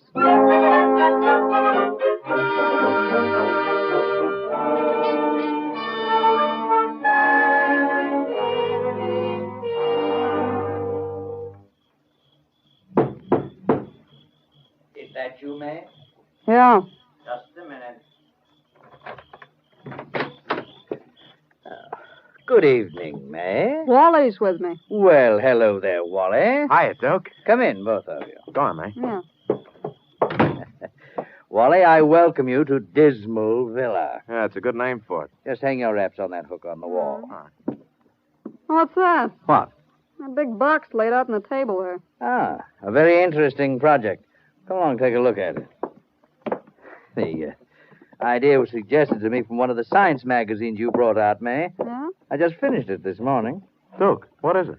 Well, I guess you'd call it a miniature labyrinth. What's that mouse doing in there? He's getting a lesson in frustration. He acts like he's crazy running around like that. He isn't yet, but he will be. Huh? You see, I put cheese in that center enclosure. I let him find it several times. Then I closed the entrance. He'll keep looking for that entrance until his nerves break down completely. There, Wally, what'd I tell you? Yeah. What did you tell him, May? That this place is getting you. You gotta get out of here. My dear girl, this is what keeps me sane. Look, I'm serious, Duke. You gotta get into action. I'm going to. When? Right now, tonight. That's why I had you bring Wally out here. Duke, you mean you got a touch lined up? Yes. What is it? Take a look at this newspaper. That girl's picture there on the front page. Oh, let me see it. Yeah. Queen of Spring Festival. Alice Marshall, daughter of prominent socialite, is chosen festival queen by local florist group. Well, so what? So, she's our action. $25,000 worth. How? That's what her parents will pay to get her back. You mean we snatch her? Yes. Oh, kidnapping's a tough rap, Duke. It's a quick touch. That's what I'm interested in. Getaway money. What's the setup? I worked the whole thing out. Go make us some coffee, May, and I'll tell you all about it. Okay. Oh, wait. Huh? Look at that mouse. See how he's acting? Didn't I tell you he'd go crazy?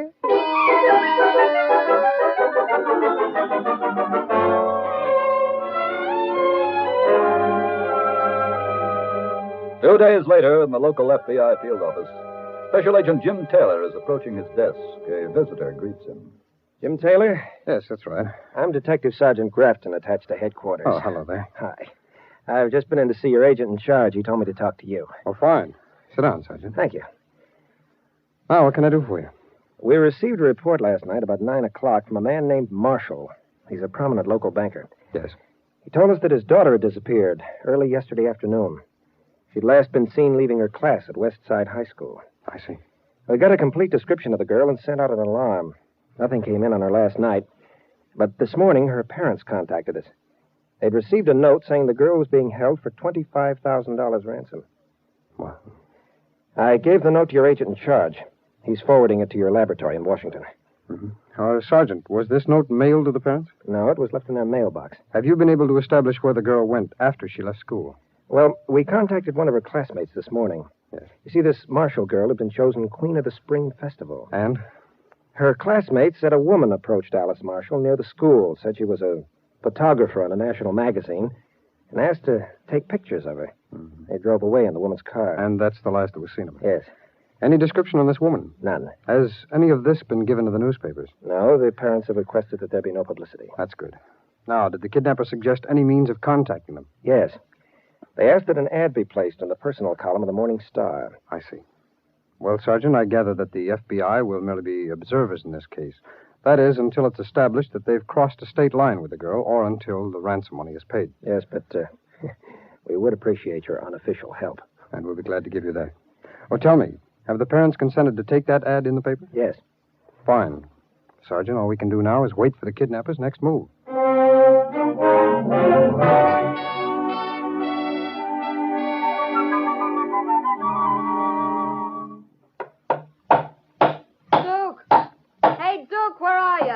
I'm out here in the kitchen.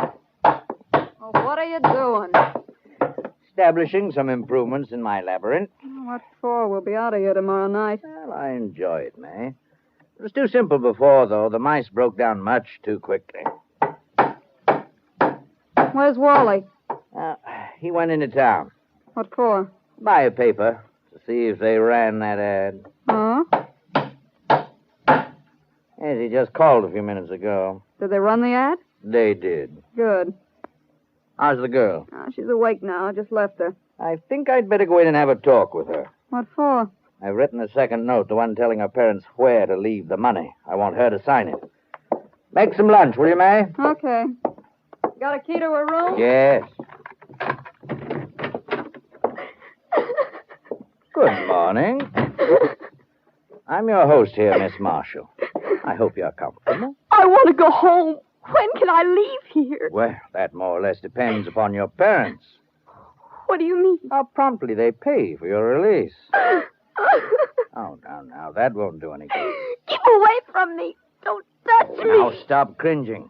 Let me assure you right now that this is strictly a business proposition. Please get out of here. We have some business to take care of first. Oh, leave me alone. You're just as annoying to me as I am to you. I have a paper here that I want you to sign. Just put your signature on it, and I'll get out of here fast.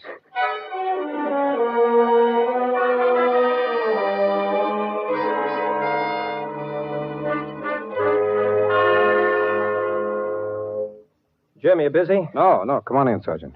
Well, we've gotten results from the ad. Oh? Marshall's just received the second note. What did it say? It instructed them to put the $25,000 in a bag, all small bills. Then they're to put the bag in the trunk compartment of their daughter's car. Yes, go on. And they're to keep the trunk compartment unlocked. Leave the car in a parking lot at the corner of 4th and Main Street at 8 o'clock tomorrow night. Then they've obviously gotten a description of the car from the girl. Yes. Oh, incidentally, the girl signed the note herself, so we can assume that she's still alive. I certainly hope so. Oh, by the way, we just received a teletype from Washington on that first note. Oh? What's the story? There were no fingerprints on it other than the girl's parents. The handwriting didn't check with anything in the files. More or less figured, I guess. They also sent a report on the ink. It was manufactured by Carlton Company in 1944. The paper was a cheap variety that sold in countless 5 and dime stores. Doesn't give us much to go on. Yes, I know. Oh, tell me, Sergeant, have the girl's parents decided to pay the ransom money? Yes. Good. Now, look, please assure them that no action will be taken by any of us until their daughter is returned safely to her home.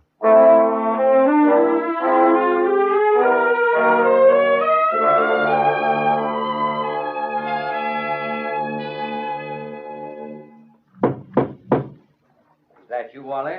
Yeah. Just a minute. How did you make out? Okay. Did you get the note to them? Yeah. How about the newspapers? Did they have anything on the kidnapping? No, not a word. All right. Guess they ain't gone to the cops, huh? Oh, of course they have. Evidently, they want it kept quiet. Oh. Well, what's our next move, Duke? We wait until tomorrow night, then pick up the money. Do we all go in for it? No, that will be May's job. What's that? You're to collect the ransom money. Well, thanks. It'll be easier that way, May. Not if I'm picked up. They'll be too smart to do that. Don't forget we warned them. If there was any hitch, they'd never see the girl again alive. Well, what do I do with the money when I get it? You call here, then come out and pick us up. What about the girl? What do you mean? When do you release her? We don't. Huh? Oh, that'd be a sucker play, my dear. You mean When we blow, we take her with us? No, stupid. She stays here. Yeah, but then she could tip off the cops. She won't tip anyone off, Wally. She'll be dead.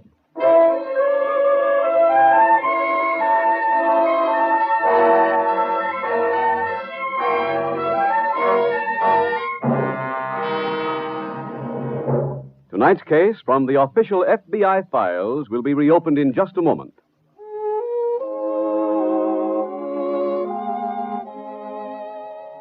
Home. One of the most beautiful words in our language. A word that paints a picture of happiness and contentment, peace and security. And it is to guard that security, to protect that home, that the Equitable Life Assurance Society created its famous Assured Home Ownership Plan. What's that, Mr. Keating? It's an insured mortgage plan. You see, in the Equitable Society's Assured Home Ownership Plan, you get these 4 advantages. First, if the owner dies, the Equitable Society cancels the mortgage. It's paid off in full. What's more, every dollar previously paid on principal is returned to the widow along with the canceled mortgage. Second, during the owner's lifetime, a special cash fund is built up in this plan, ready for use if sickness or unemployment threaten home security. You mean if I get hard up or lose my job, this cash fund takes care of the mortgage payments for me? Yes. For instance, at the end of 5 years, the cash fund would be sufficient to carry your mortgage installments for nearly a whole year. You see, as your mortgage shrinks, the cash fund increases. You can use it to pay off a 20-year mortgage, for example, in approximately 14 years. Finally, mortgage interest is only 4%, and there is a liberal allowance to help cover title search, lawyer's fees, and other closing costs. All in all, a man is mighty lucky if his health, age, income, and the location of his home qualify him for an Equitable Assured Home Ownership Plan. Well, how can I find out if I qualify, Mr. Keating? Ask your Equitable Society representative. Get full information on the plan that protects you against the 2 major hazards of home mortgages, death and hard times. Look in the phone book or send a postcard care of this station to the Equitable Society. That's EQUITABLE. The Equitable Life Assurance Society of the United States.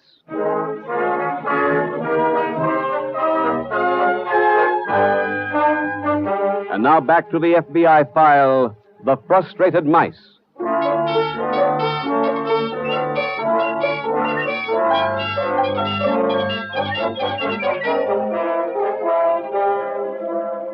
As is proven by tonight's case in the files of your FBI, one crime leads to another in a criminal's career. And no crime is too brutal if it serves his purpose. Here it is the plan to compound kidnapping with murder, with the willful taking of a human life. That callous disregard for other human beings, that sudden decision to murder this one and spare that one, is all a part of the criminal's ego. He feels power because he can decide on whether someone shall live or die. And his pitiful inferiority feeds on that power. Whether his name is Hitler, Mussolini, or the criminal in tonight's case, Duke Calvert, he never realizes that there is a consistent record behind every such quest for power. And the record shows that in every case, lust has proven self-destructive.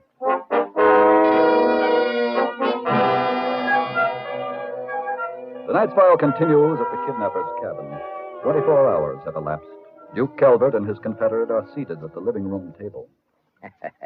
Wally, look at this. Huh? Just watch that mouse. He's completely frustrated. Duke, if you don't mind, I'll just read this magazine, huh? Oh, does this bother you? Yeah. Why? I just can't help betting on the mouse. Look at that little devil. I wonder how she's making out. Oh, May? Yeah. She should have collected that dough by now. Oh, nothing can go wrong. I hope you're right. Relax, Wally, relax. Hey. I'll get it. Think that's May? I imagine so. Hello? Duke, Oh, yes, May. I got the dough. Any trouble? None that I know of. Where are you now? In a lunch wagon just outside of town. Get out here as fast as you can. Right. How'd it go, Duke? Fine. Where's she? On her way out here. Oh, good. Now, Wally, I think it's time we took care of the girl. Duke, you're really going to kill her? Of course. Where's your key? Oh, I have it right here. Wait a minute. Well? Oh, it's in his pocket. Yeah, wait a second. Maybe it's over. No. Have you lost it? Well, I got it here someplace. Never mind. There's an extra one on the shelf. I couldn't have lost the whole ring of keys. This will let us in. Wait. Huh? That other door, the back door, it's open. The girl's gone. Gone? Yes. How could she get out that door? There's your answer. What? Your bunch of keys. They're in that lock. She got them and opened it. Yeah, I don't get it. Look, how could she get out the... When did you see her last? I don't know. Think. About an hour ago? No telling how far she's gotten, you stupid fool. Look, Duke, I couldn't help it. Duke, everybody makes mistakes. But you're not making any more.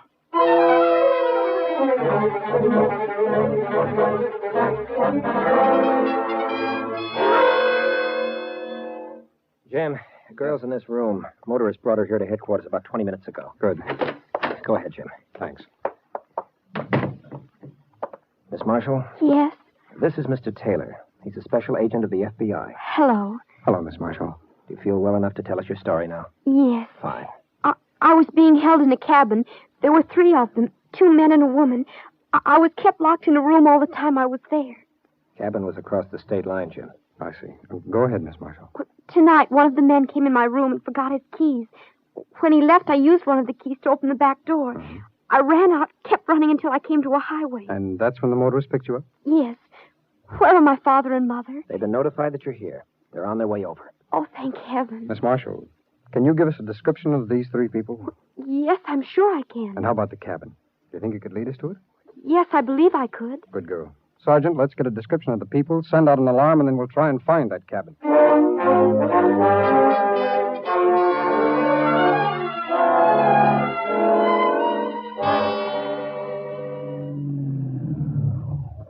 That you, May? Yeah? Just stay right in the car. What's the matter? Turn around quick. Duke, what's wrong? Do as I say. Okay.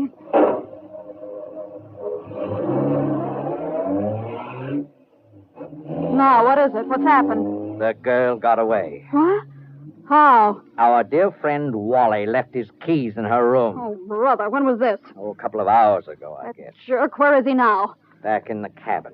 You left him there? I wasn't interested in bringing a corpse. He's dead. Yes, my dear, he's very dead. That's kind of rough, Duke. I refuse to put up with stupidity. I see what you mean. Where do we go now? Just keep heading down the hill. Then what? When you hit the highway, head south. Don't you think the cop... Wait a minute. Huh? Down to the bottom of the hill. 2 sets of headlights, 2 cars coming up. Yeah. Stop the car. Why? No one but cops would be coming up this private road. The girls evidently led them here. Now, where's the money? Oh, the bag's right there on the floor. Is there a flashlight in the car? Glove compartment. Get it. Okay. I'll take the money. All right, come on. Where are we going? Up this hill. You can't go that way. That's sheer cliff. Just follow me. The cops are bound to come along and... May, listen. Do you remember that abandoned mine I told you about? You brought me the lantern so I could explore it? Yeah? One of the passageways in that mine cuts right through the hill. It opens onto a lake. We can pick up a boat there. Oh, I get it. All right, then. Hurry.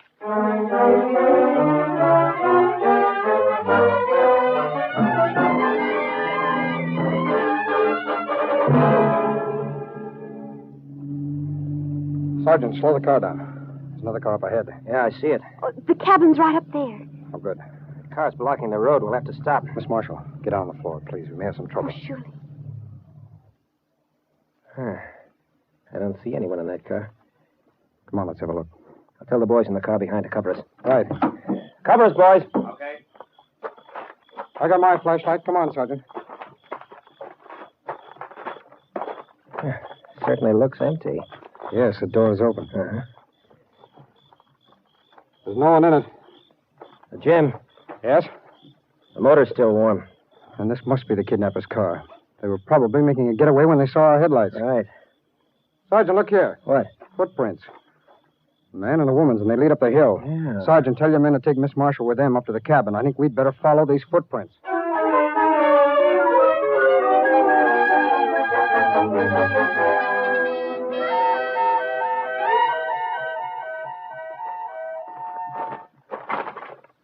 Duke?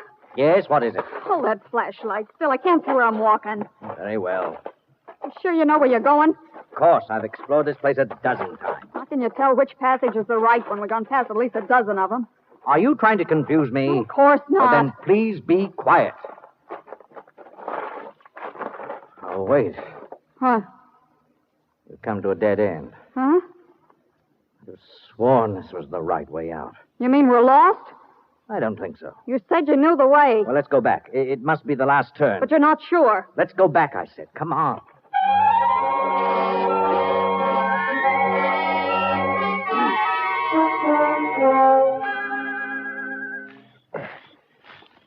Jim. Yes, Sergeant? I think I have an idea where these footprints are going to lead us. Really? I'll know for sure as soon as we get up this little hill. Oh, good. Yeah, just as I thought. What? Flash your light over there. Okay. Well, looks like the entrance to a mine. It's just what it is. It was abandoned many years ago. I used to play up here when I was a kid. Look, those footprints lead right into it. Yeah, taking quite a chance going in there. It's quite a labyrinth. Sergeant, do you remember it well enough for us to follow them? Yeah, I think I do. Good, then let's go.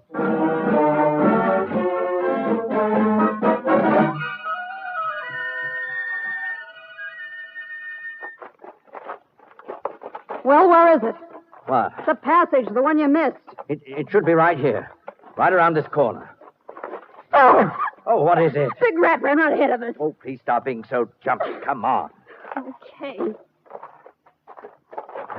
Wait a minute. What now? There are 4 different ways to go here. I don't know which one to take. Look, I thought you said We'll follow this one on the left. Come on.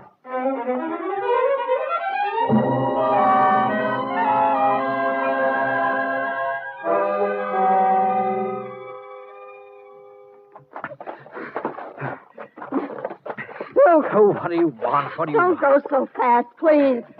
You want us to get out of here, don't you? Yeah? Well, then we've got to move. Keep moving. Do you hear me? I hear you. Oh! Don't you hurt? Oh, my ankle. Oh, where's the flashlight? I dropped it. Oh. Oh, it's right here someplace. Yeah? Let me look for it, May. Yeah? You hear me? I can't see. Have you any matches? No. Oh, now we're really in a fix. Can't even see. We're lost in this darkness. Oh, stop it. How are we going to get out of here? Can't even find the place we came in. Look, you're acting like one of those mice in that labyrinth. Yes. That's what we are, May. We are those mice. Duke. We're trapped just like they were. All right, Dennis, there we are. Who was that? Gotta get out of here. Don't move, either one of you. Don't let go. I've got to get out of here. Don't stay with me. Duke, what do we do? Take the girl, Sergeant. Right. I'll bring this man along with me.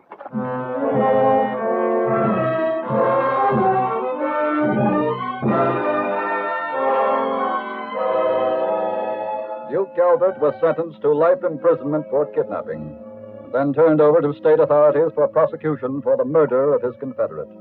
His girlfriend, May, was sent to prison for life for her part in the kidnapping. In tonight's case from the files of your FBI, you have another example of how weak even a strong criminal is, of how little chance there is for anyone to succeed in a life of crime. Because his plans went wrong at one point, the entire structure also fell. But even if everything had gone the way he planned, he would not have escaped. For your FBI does not allow kidnapping cases to remain unsolved. That is part of their credo. And what is even more important, that is also part of their record.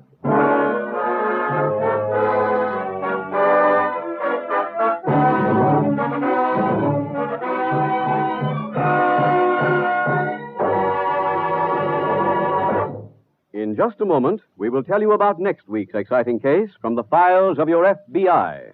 I've been doing some thinking, Mr. Keating, and I've decided to see if I qualify for one of those assured home ownership plans. Let's hope you do, Henry, because look what you get in one package from the Equitable Society. A mortgage that's paid in full if the owner dies. If not, a cash fund to be used in financial emergencies. And mortgage interest at only 4%. No wonder it's called America's finest plan for home ownership. So don't delay. See your Equitable representative soon. Or write to the Equitable Society, care of this station. That's EQUITABLE. The Equitable Life Assurance Society of the United States.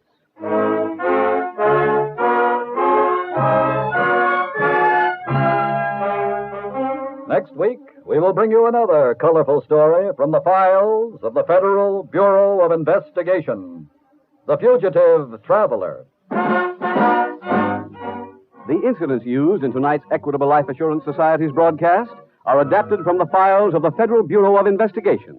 However, all names used are fictitious, and any similarity thereof to the names of persons living or dead is accidental. Tonight, the music was composed and conducted by Frederick Steiner. Your narrator was Dean Carlton, and Special Agent Taylor was played by Stacey Harris. This is Your FBI is a Jerry Devine production.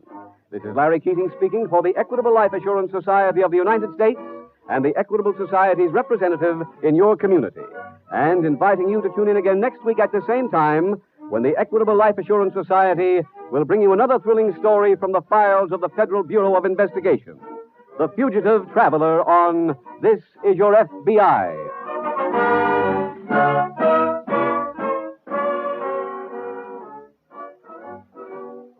This is Your FBI.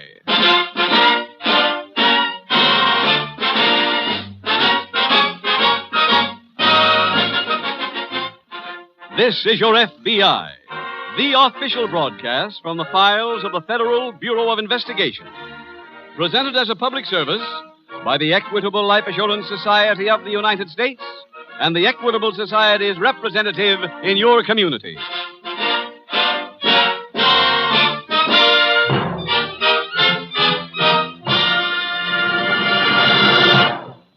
Since the Equitable Life Assurance Society was founded 90 years ago, this country has changed in many ways. But in one respect, it is still the same. In those early days, people always spoke of America as the land of opportunity. Well, it still is the land of opportunity just as much as ever. In just a few minutes, in tonight's middle commercial, the Equitable Society will have a special message for listeners who agree with this philosophy. We will describe a special life insurance plan for men and women on the way up, offered by the Equitable Life Assurance Society of the United States.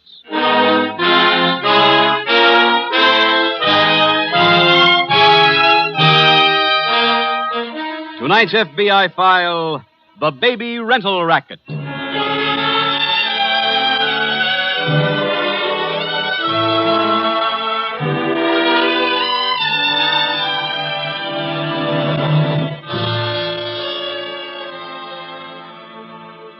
The Federal Bureau of Investigation has just completed its annual survey into the field of crime. This study covers the period from January 1st to the end of December 1948. It contains more statistics than we could bring you if we read you nothing else for the entire time allotted to the program. Let us give you two facts gathered from this current report. The first is, the Federal Bureau of Investigation received and analyzed more fingerprints of persons arrested during the year just past than in any other year since the FBI was created. That means that the crime wave, which showed some sign of letting up, is now in the process of engulfing us, and will, unless strong measures are taken and taken immediately.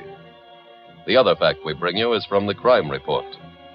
Arrest records reflect that 1 out of every 20 persons in the United States has been arrested and fingerprinted, which means that the fingerprint arrest file now contains the names of an army of people, an army totaling more than 7 million.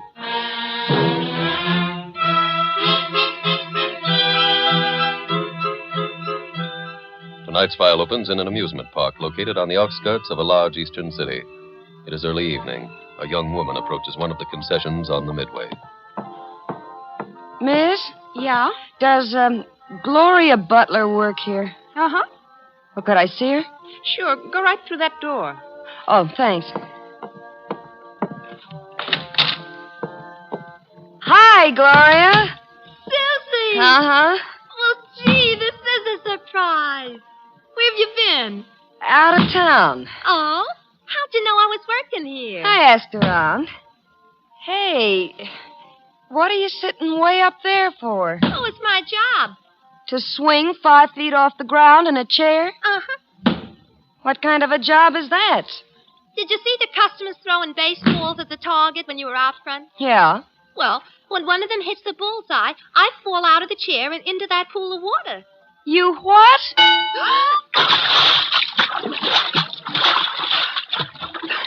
You see? Yeah. It's lots of fun. Oh, it must be. Now I go up again. Yeah. Gloria, have you still got your baby? Oh, sure. How old is the kid now? Almost a year. That's just right. What's just right? The age. Just right for what? When are you finished? I get relieved in 20 minutes. For how long? Half an hour. Good. I'll meet you as soon as you get off. Okay, where? Next door at the beer garden? Okay.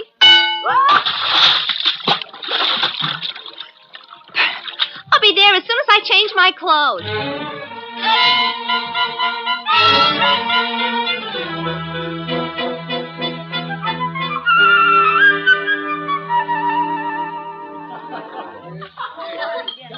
Hey, Sue, is that your friend? Where? There at the door. Oh, yeah. She looks moxie. What do you want, Mrs. Einstein? Hi, Gloria. Hello, Sue. I'd like you to meet my husband. Fred, this is Gloria. It's a genuine pleasure. Nice to meet you. Sit down. Thanks. Sue tells me you're married to George Butler. Yeah, that's right. Yeah, I haven't seen George in quite a while. What's he doing now? 3 years. Oh, that's too bad. Fred, Gloria hasn't got much time. All right. Yeah, I guess we might as well get down to business. Gloria, how much do you make at the concession? $35 a week and a new bathing suit every month. How would you like to make $100 a week? 100? Uh-huh. Oh, gee, that'd be great. All you gotta do is lend us your kid. Lend him? Lend you Junior? Yeah, you see, we've got a list of people who want to adopt a baby. You want me to sell Junior? Gloria, wait till Fred explains the whole thing. We take Junior to them, and they adopt him on approval. For that, they pay us $400. Uh-huh. Then we tell them if they decide they want to keep the baby after they've had it a week, it'll cost them another $400. Uh-huh. When we go back after the week is up, though, we tell them that the price is $4,000, not $400, and we get the kid back. Oh, that'll never work. It's been working for 2 years. Huh? You've been doing this for 2 years? Yeah, that's right. Well, why don't you keep using the same kid? Well, we did, but he outgrew the part. Huh? Well, he got big and ugly, and nobody wanted him. Oh. What do you say, Gloria? How does the deal sound to you? Well, it sounds okay, but I'm just wondering if... About what? Well, whether all that easy money is going to hurt my career. What, you mean dodging baseball? Look, you just go along with us, honey. We'll have you playing third base for the Giants.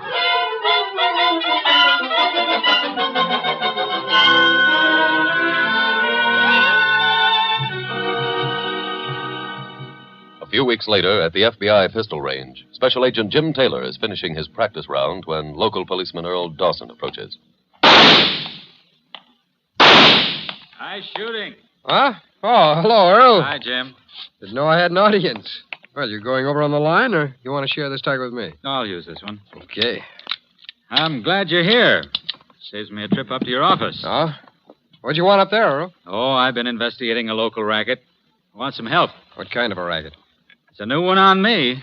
It's the adoption by approval gimmick. I don't think I'd run into that one. Well, the swindlers find a family that wants to adopt a baby. Well, there are plenty of those. Then they actually deliver a baby to the family and say they'll take care of the necessary adoption papers. Uh-huh. All that, of course, is done after the family makes a down payment.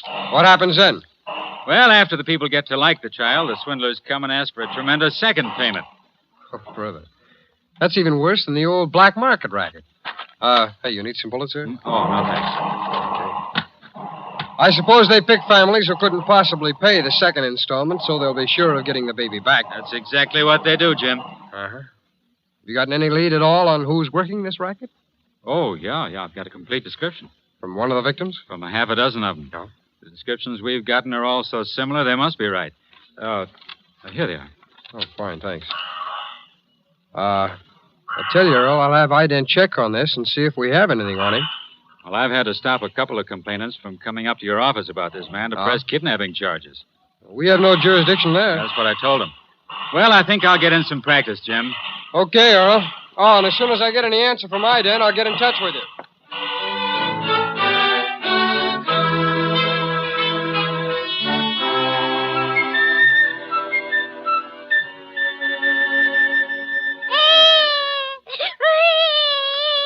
come on, Junior. What, you want a bottle? All right, here, take your bottle. Oh, go ahead, Junior. Please. Oh, Sue? Yeah? Oh, come on in here, will you?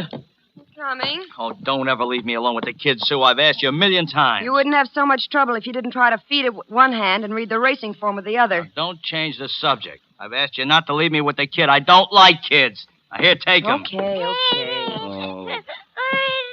Where have you been? To see Gloria. She sent for me. Why? She says she'd like to see Junior. What for? I don't know. Well, did you tell her we're taking good care of him? Sure. After all, he's worth more healthy. That's what I said. Well, you better dress the kid up real cute. I made an appointment for this afternoon. Another customer? Uh-huh. Well, Gloria's going to call me later. What'll I tell her? About what? About seeing the kid. Oh. Tell her to come up here next Friday. We'll have it back by then. Okay. Hey, look. What? Well, the kid spilled some milk on the name of a horse in the second race. Well? Maybe I should hook him up with everything in the first and then bet some doubles. Oh, fine. Well, look, maybe the kid knows Go something. get his blanket. Just let's worry about his health, not his handicapping. But if he stays healthy, he'll win us more money than citation.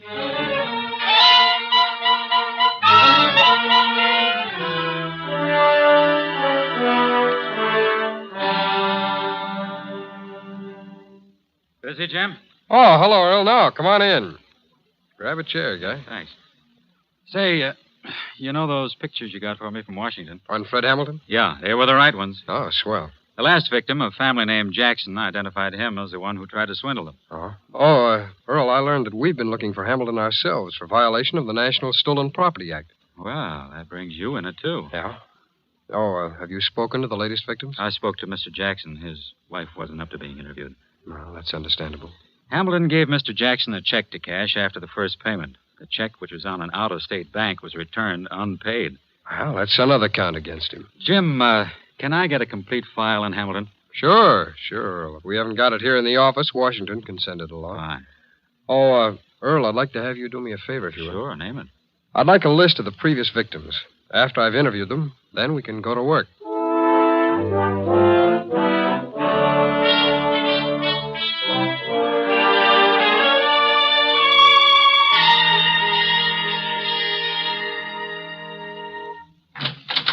Fred? Yeah, Where you been? working. Gloria's here. Oh, hi, Gloria. Hi. She just told me she's been up to see her husband. Oh, how is he? Fine. She, told him about our little business. He liked it, huh? Well, no. George says I should stick to my own profession.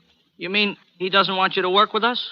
Well, he says Junior's too young to be working. Gloria, did you tell him how good we were doing? Well, yeah, but he don't care. But you can't quit now, Gloria. We're just starting to get... Still, look. It's not me. It's George. He says it would be all right if Junior was learning something, but he ain't. Well, you go right back Sue, and tell... I think George is right. Huh? Well, he's entitled not to have his own kid working if he doesn't want to. But... If George wants to call it off, it's off. Oh, gee, I'm glad you ain't mad about this. Mad? Why should I be mad? You've got a right to quit if you want to. Now, look, Gloria, you go on home, and I'll get Junior and bring him out to your house tonight, huh? Now, run along. Well, goodbye, Fred. Goodbye. Goodbye, Gloria. Have you blown your top? Here we just to start to get this thing going, and you get big-hearted and tell her we'll give her the kid back. Oh, relax. How can I? I'll explain the whole thing to you. Okay, start explaining. I had to get rid of her. Why? We got trouble with the kid. What happened? Well, I went out to see Mr. and Mrs. Mason. I know. there. You said you were going. Well, like I always do, I said the second payment on the baby wasn't $400, but $4,000. Yeah? Well, Mrs. Mason started to cry, and Mr. Mason Fred, asked her to get stop. to the point. Where is Junior? Mr. Mason gave me 4 G's and really bought him.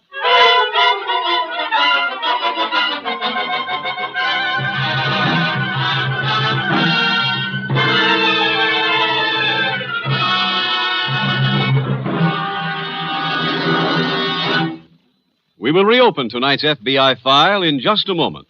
Now, a special message to a very special kind of person.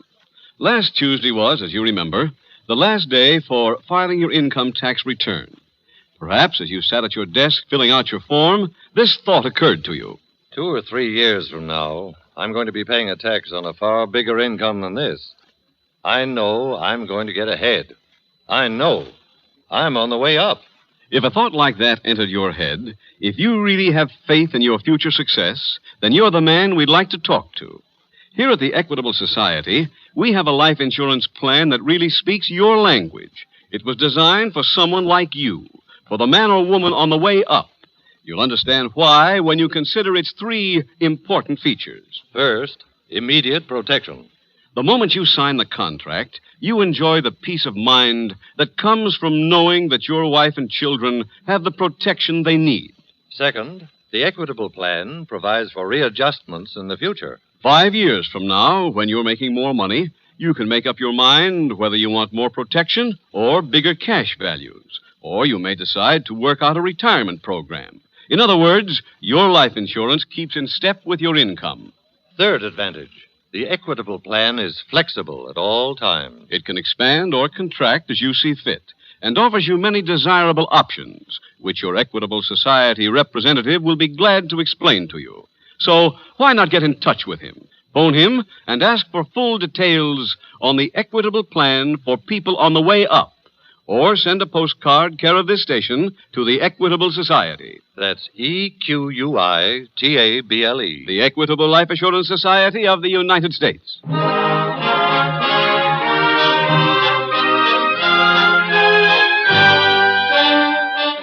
And now back to the FBI file, The Baby Rental Racket.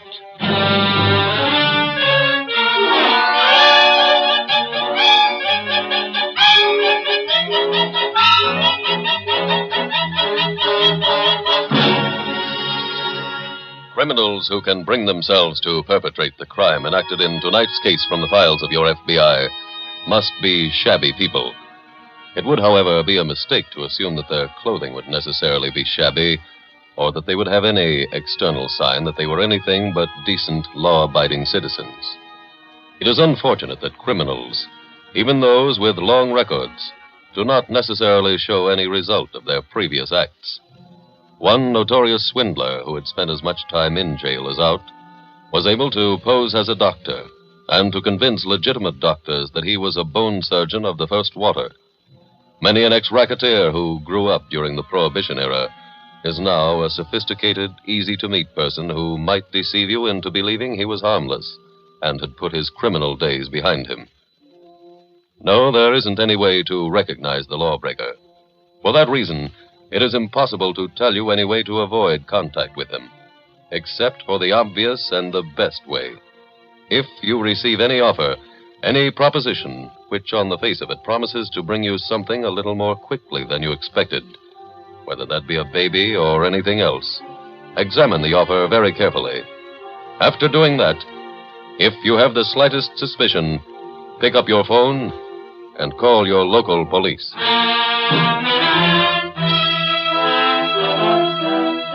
Tonight's file continues at the local FBI field office.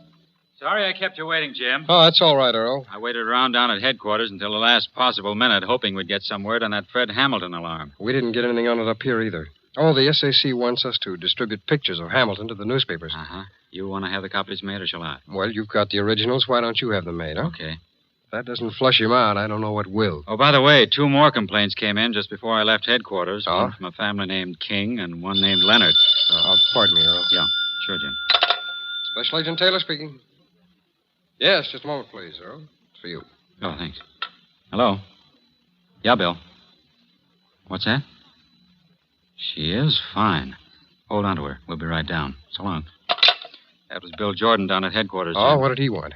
They've just had a visitor down there. Who? The mother of the baby Fred Hamilton was using. And she's ready to talk. Come on, let's get down there.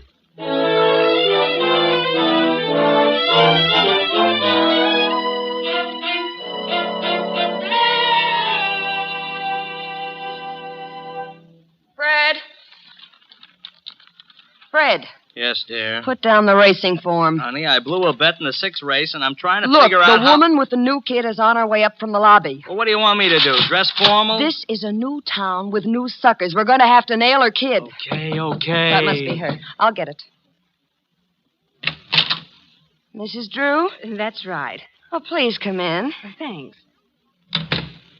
Fred, Hmm? this is Mrs. Drew. Oh, how do you do, Mrs. Drew? How do you do? My wife tells me that she discussed this deal with you on the telephone. Yes, she told me I was going to get $50 a week for lending you my baby. That's right. But she didn't tell me why you won Tommy. Oh, I'm sorry, Mrs. Drew. I thought I did explain that. No, you didn't. I do need this money very badly, but I don't want to do anything that's wrong. Mrs. Drew, did you ever hear of Jackie Coogan? Of course. And Margaret O'Brien? Yes. And Freddie Bartholomew? The English boy. That's right. You think they were big stars? Why, certainly. Well, they were nothing compared to what your baby is going to be. Huh? I'm going to produce a picture called Baby Star, and your child is going to have the lead in it. Oh, how did you happen to pick my baby? Well, I have talent scouts all over the world. Uh-huh. And don't worry about the starting salary. In a few years, your baby will be making a lot more than $50 a week. Oh, really? Mrs. Drew, how does $6,000 a week sound to you? $6,000? Certainly. Gable gets it. No reason your son shouldn't. What do you say, Mrs. Drew? Well, I guess there's nothing I can do but accept your offer.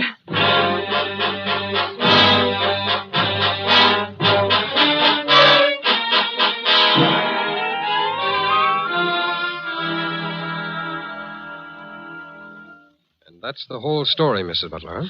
That's right, Mr. Taylor. You've left out nothing between the time Mrs. Hamilton approached you at the amusement park where you were working and right now. Oh, no, sir.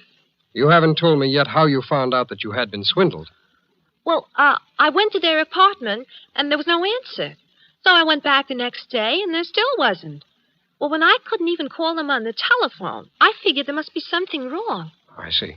So I went to the people in the next apartment, and they said they saw Fred and Sue move out. And that's when you decided to go to the police? Yes, sir. Well, the local police and the FBI are making every effort to locate your baby, Mrs. Butler, but frankly, you don't deserve to have the child. I didn't know what I was doing. After what you've told me, that's a little hard to believe. Jim, we've located Mrs. Butler's child. Oh, Laura. Thanks. Don't thank me. Thank the men in the 17th Precinct. They found him. Where was he? With a family named Mason up in Hawthorne Avenue. That's right. They were on the list. What list is that? Well, Fred used to get the names of the people he sold the baby to off a list he had. Have you any idea where he got that list? No, sir. Did she give you any help, Jim? Well, some. One thing we know now is what Mrs. Hamilton looks like. Mrs. Butler here gave me a complete description on her. That might come in handy. Earl, why don't you go out and interview the people who bought this baby the last time? All right, Jim. Meanwhile, I'll go over to the Hamiltons' old apartment and see if I can find out there where they've gone.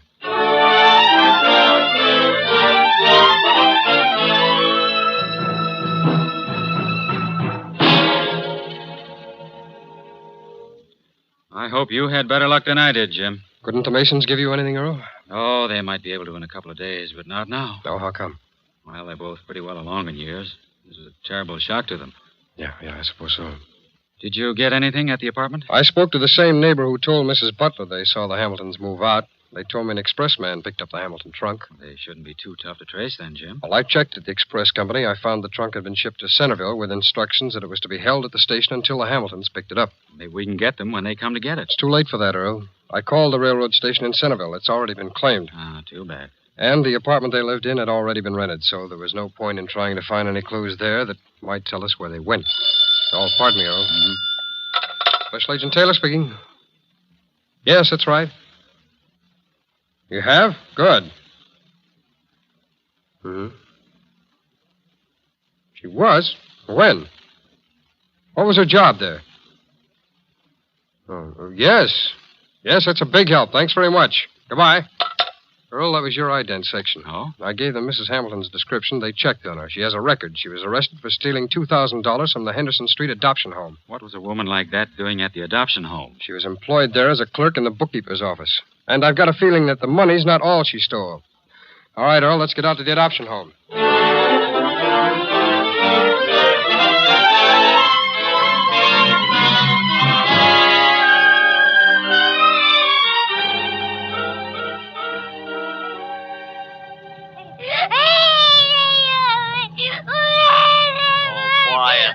Is this the block we want, Sue?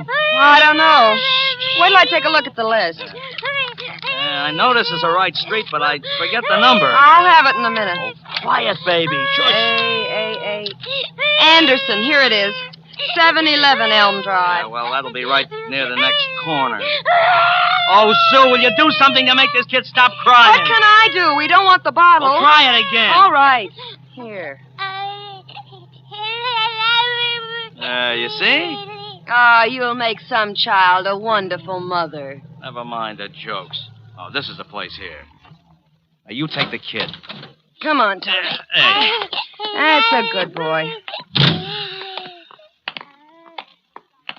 Say, this is quite a joint the Andersons have. I'm sorry I didn't ask for more dough. Probably could have got a G. Now, easy on the language. You're supposed to be the baby's nurse. Okay. Fred. Huh? Get that scratch sheet out of the kid's blanket. Oh. Is this the Anderson residence? Yes, that's right. We've brought the baby. Yes, so I see. May we come in? No. Huh? I'm a special agent of the FBI. You're both under arrest. What? Well, do something, Fred. He will, Mrs. Hamilton. The first thing he'll do is return that baby wherever it belongs. Then we'll all go down to headquarters together.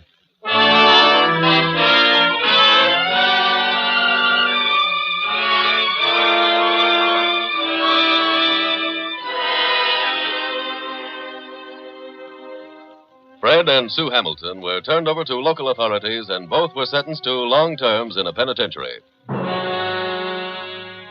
Special Agent Taylor's theory was that Mrs. Hamilton had stolen not only money from the Henderson Street adoption home, but also a list of prospective foster parents. Records at the home revealed a list containing the names of every one of the previous victims. Since those victims had successively been named Jackson, King, Leonard, and Mason, it became obvious that the Hamiltons worked the list in alphabetical order. For that reason, Special Agent Taylor stationed himself at the home of Mr. and Mrs. Anderson when he arrived in Centerville, with what results you have already witnessed. In tonight's case, your FBI cooperated with a local law enforcement agency on what was almost entirely a local violation. Such cooperation is the general rule and not the exception. But for the most part, it is the local police who give their aid to a special agent, who help him close a file on a criminal who has violated a federal statute. For that cooperation, the Federal Bureau of Investigation takes this opportunity publicly to thank the local police throughout the nation for the help they have given special agents, and which, even as you hear this, they are continuing to give.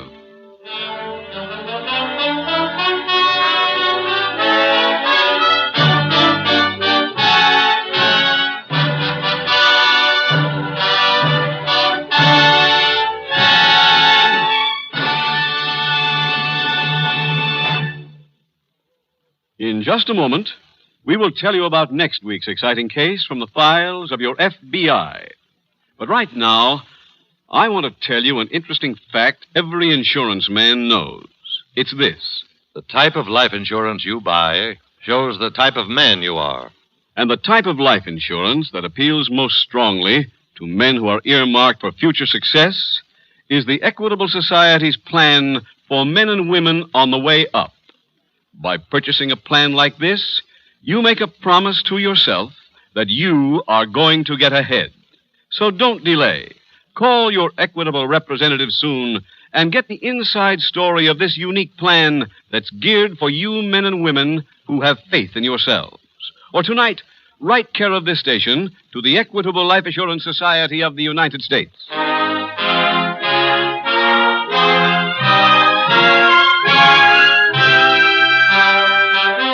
Next week, we will dramatize another case from the files of the Federal Bureau of Investigation. A story concerning one of the nation's prevalent law enforcement problems. Its subject, jewel theft. Its title, The Vanishing Blonde. The incidents used in tonight's Equitable Life Assurance Society's broadcast are adapted from the files of the Federal Bureau of Investigation. However, all names used are fictitious, and any similarity thereof to the names of persons living or dead is accidental. Tonight, the music was composed and conducted by Frederick Steiner. The author was Jerry D. Lewis. Your narrator was William Woodson, and Special Agent Taylor was played by Stacey Harris. Others in the cast were Alice Backus, Joan Banks, Colleen Collins, Whitfield Connor, Jerry Hausner, and Leon Ledoux. This Is Your FBI is a Jerry Devine production. This is Larry Keating speaking for the Equitable Life Assurance Society of the United States and the Equitable Society's representative in your community, and inviting you to tune in again next week at this same time when the Equitable Life Assurance Society will bring you another thrilling story from the files of the Federal Bureau of Investigation, The Vanishing Blonde, on This Is Your FBI. This is your FBI.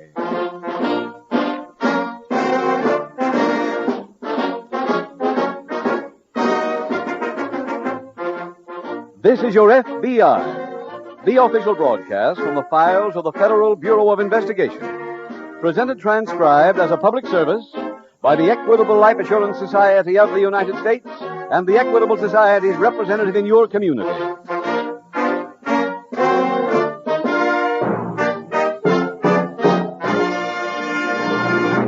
AHO. AHO.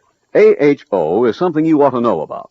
Those three letters stand for the Assured Home Ownership Plan of the Equitable Life Assurance Society, a money-saving home-saving plan designed to speed the day when you say, "Our mortgage is all paid off. We own our home free and clear." Then listen carefully in about 13 minutes for full information on the Equitable AHO plan.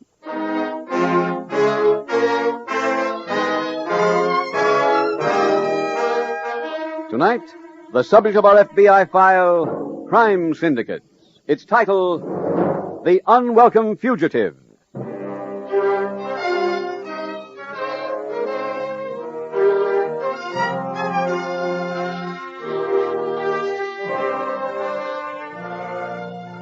Since 1938, the last year of peace in the world, the number of major crimes in this country has increased almost 25%.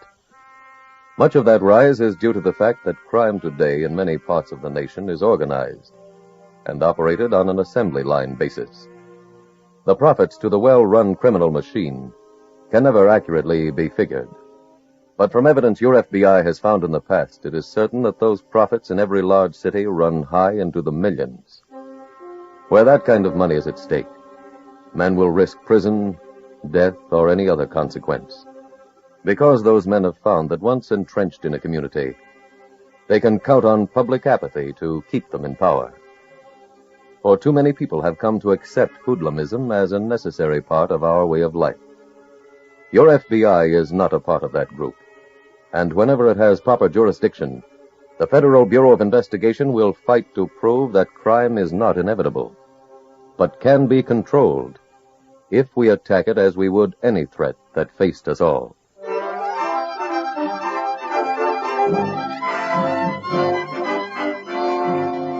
Tonight's FBI file opens at an airport in Europe. A group of passengers approaches a huge plane bound for South America. One of the first to climb the metal stairway and enter the plane is a stocky, conservatively dressed man carrying a briefcase. He takes a forward seat and taps his pocket to be sure he still has his passport. That passport contains his name, Albert Miller, his occupation, businessman. In a few minutes, the large door at the rear of the plane is closed, and it takes off into the night. But even as the wheels are leaving the ground, a message is traveling with the speed of sound on the transatlantic cable. A message to FBI headquarters in Washington, D.C. A message about the stocky, conservatively dressed man with the briefcase.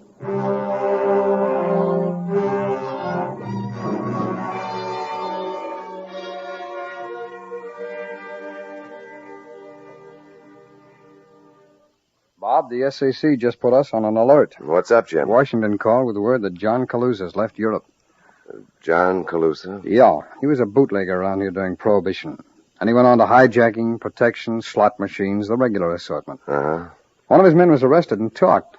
He involved his boss in a murder, and Calusa pulled every string he knew, but he was convicted. He was sent to state penitentiary for 20 years. How'd he get out? Well, when the war ended, he was deported as an undesirable alien. He's still under federal indictment for kidnapping, however, and if he does get back here, we want him. How'd he get permission to return? He didn't, Bob. His passport's in the name of Albert Miller, and it has no United States visa. Oh. We've been alerted because Calusa told friends in Europe he was coming back here. Where's he headed for? South America. He's plane was due to land at Natal, Rio, and Buenos Aires. Washington notified the police down there? Yeah, but of course it was only a request who will let us know when he leaves each place. I have to be in court today, Jim. Oh, that's all right, Bob. I won't need any help in notifying the police. While we're waiting for word from South America, I'll check up on Calusa's friends around here.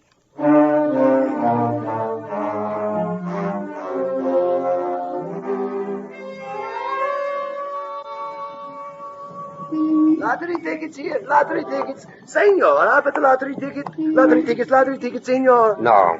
Oh, go on, you win. Big prize. Hey, blow, will you? But, senor, you got a chance, big chance. Get out of here. Okay, you make a big mistake.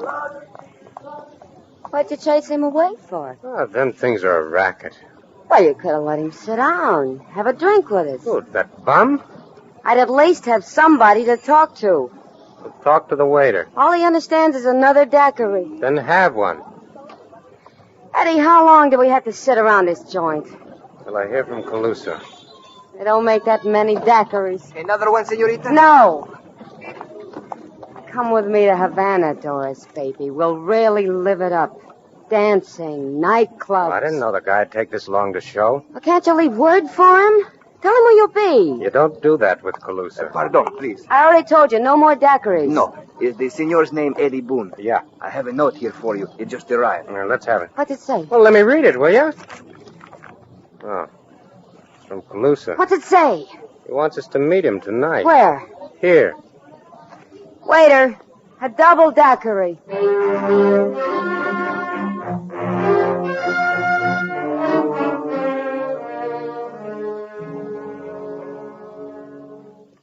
Jim, I'm available. Oh, fine, Bob. I can use the help. Anything new?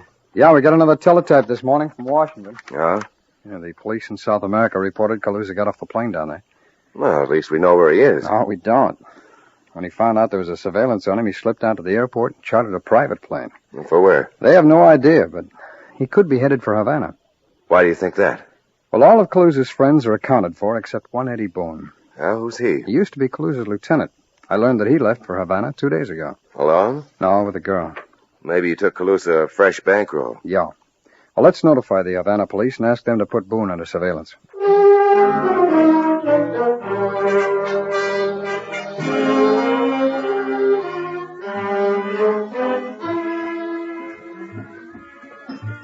You know, Eddie, I really ought to apologize to you. For what? Well, there I was beefing this afternoon about you not taking me anyplace, and look what you've done. You've taken me from the outside of this joint to the inside. That's living. Oh, now, don't be sarcastic. I'm sarcastic. I'm just appreciating it. And you know something? I don't care now whether Mr. Caruso Galuso ever shows up. Waiter! Quiet. I want another daiquiri. You had enough. But this afternoon you told me to order more of them. Eddie, why don't you buy the girl a drink? John! Hi, kid. John, hey, let me look at you. Oh, I swear to you, pal, I changed a bit. Look okay yourself. Yeah, well, sit down, pals. Sit down. Okay. In case you didn't hear the introduction, my name's Doris. Okay, Doris. Go over to the bar and get a drink. Huh? We got business to talk. You heard him, honey. Get going. Well, thank you, gentlemen. I'll see if I can find a waiter who also dances. John, it sure is good to see you. When'd you get here? Tonight? You bring that package? Not as much as you wanted. How much? I dug 2,200, and I had to put the bite on 4 guys to get that much. How come? Well, things have changed, John. Every touch you had is gone. Rocky took over the slot machines, Artie's got the numbers, and Smitty's handling the protection. You let them move in? I was outnumbered. Well, I'll straighten them out. How? I'm going back. To the States? Yeah. You'll never make it. Yes, I will. Go to this address. Find a guy named Pedro Alamosa. Who is he? We ran rum together in Prohibition. You want me to tell him about... Just bring him back here.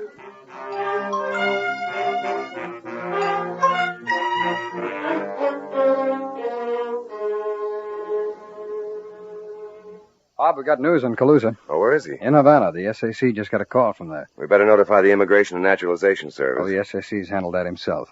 Where's Calusa coming in, Jim? We don't know that yet. Any information on how he'll be traveling? Oh, no word on how or when. But we're supposed to get another phone call in just a little while. Well, we got quick action from the Havana police. Oh, that call wasn't from them. It was an anonymous informant. Huh? The SAC had the call traced. And from the description developed, it seems our anonymous informant is Mr. Eddie Boone.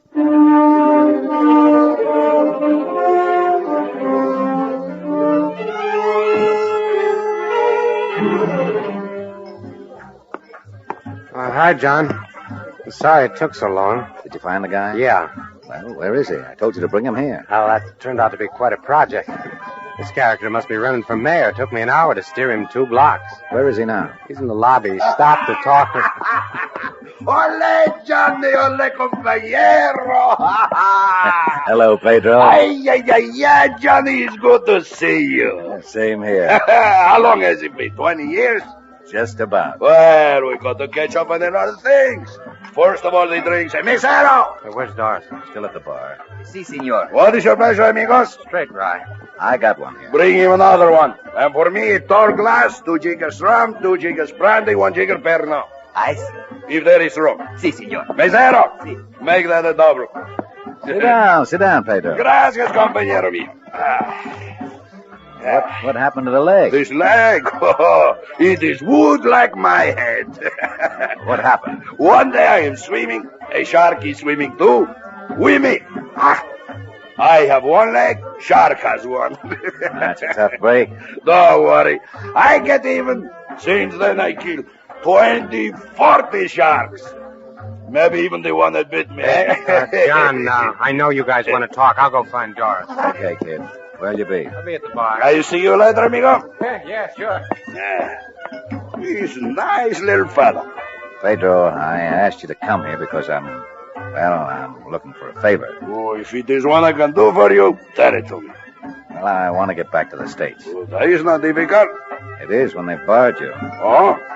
Pedro, you got a boat? Have I got a boat? Fastest one in Cobra. 40 feet long, 2 big engines. I could use it. You have got it, compañero, and with me a skip. Hey, we could have a fine time, Johnny. I get some whiskey, some senoritas. Pedro, just you and me would be better. When can you have the boat ready? Tonight.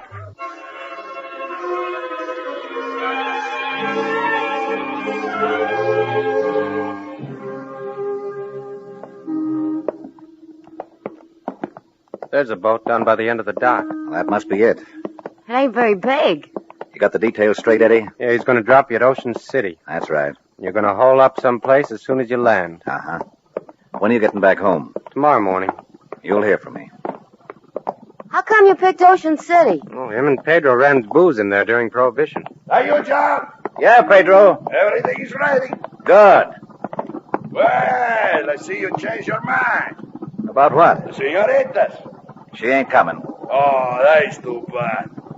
But we're not changing, querida. I have fine food, fine drink. And I have fine plane that's taking me back. Thank you. Oh, who can make love in the plane, eh? All right, hop aboard, John. Hey, give me your hand. All right. See you in the States, John. Yeah. Nice to meet you, Pedro. Same to you, amigo. Adios, senorita. Yeah, so long.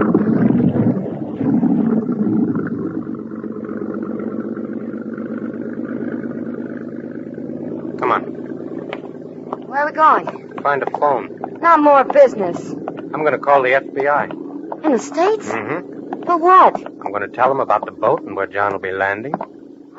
Well, that's a pretty whistle. And look, if John got back, he'd find his friends running the town again. What's that got to do with turning him in? Well, they'd tell him about the new head man being me.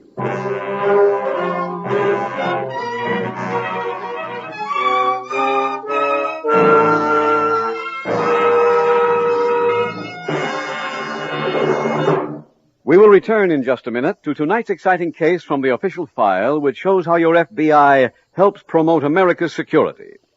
Now a message on the Equitable Society's famous AHO plan. A is for assured. H is for home. O is for ownership. The Assured Home Ownership Plan of the Equitable Society.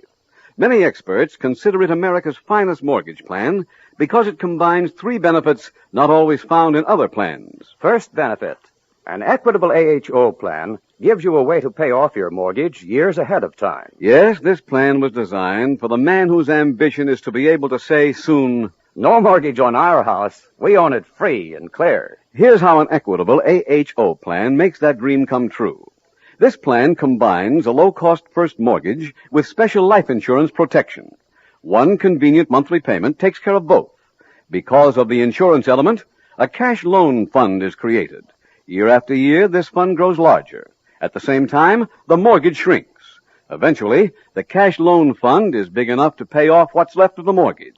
Actually, hundreds of AHO families are able to pay off 20-year mortgages in about 14 years. Second benefit of an equitable assured home ownership plan.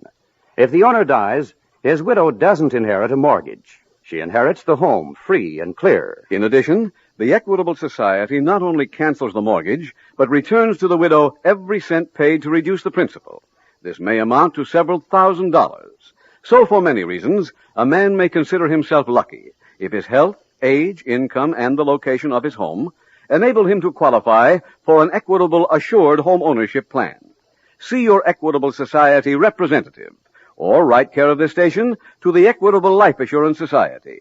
Remember, the sooner you start an Equitable Assured Home Ownership Plan, the sooner you'll be able to say, "No mortgage on our home. We own it free and clear."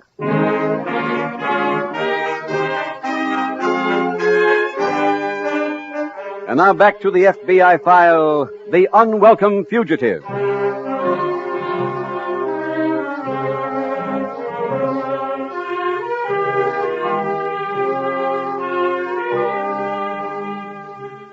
A fundamental question raised by tonight's case is, how does a man, any man, whether his name be John Calusa, Eddie Boone, or anything else, get to control the illegal activities in an American city?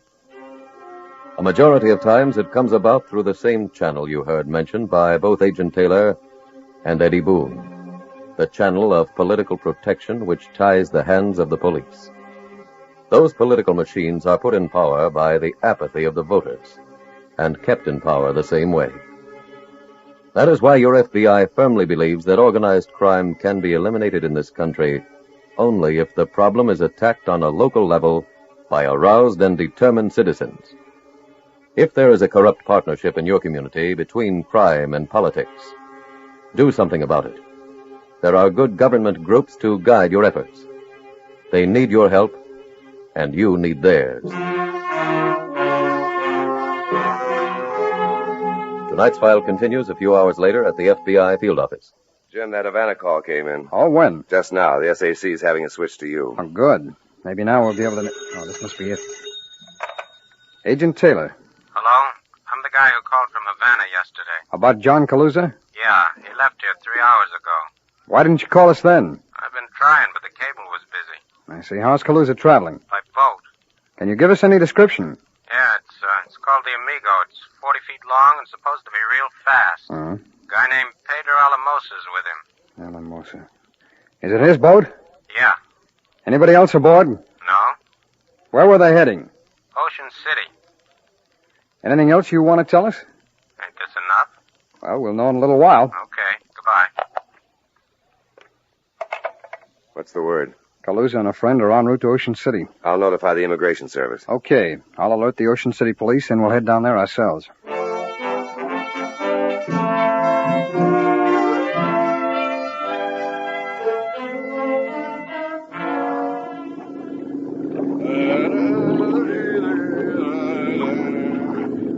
Drink, caballero? Not right now. Then I drink a toast to you.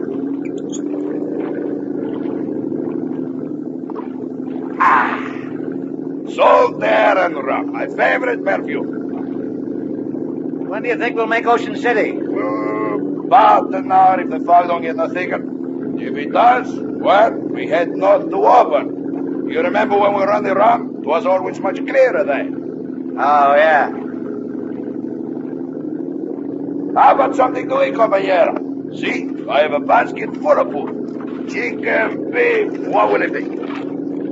I'll try a piece of chicken. Here, take the whole bird. I get you some rum to wash it down. I'll pass the rum. You eat food dry? Yeah, try. Oh, well, personally, I don't abuse my stomach that way. How about some of this chicken? Oh, I got one of my own. See? Good, huh? Yeah. Hey, Johnny, who was that fella that used to be with us in the old days? The one who was all the time eating. Fat Willie? Fat Willie! Yeah, that was him. Well, we killed him, didn't we? Yeah. Why we killed him, compañero? I don't know. We must have had a reason. Maybe we didn't like him. You're probably right. Johnny, I ask you a very personal question. What is it? Why you want to go back to the United States? Why you don't stay with me in Cuba? We'll senoritas, we go fishing, drink rum. I gotta go back. Because you were bad?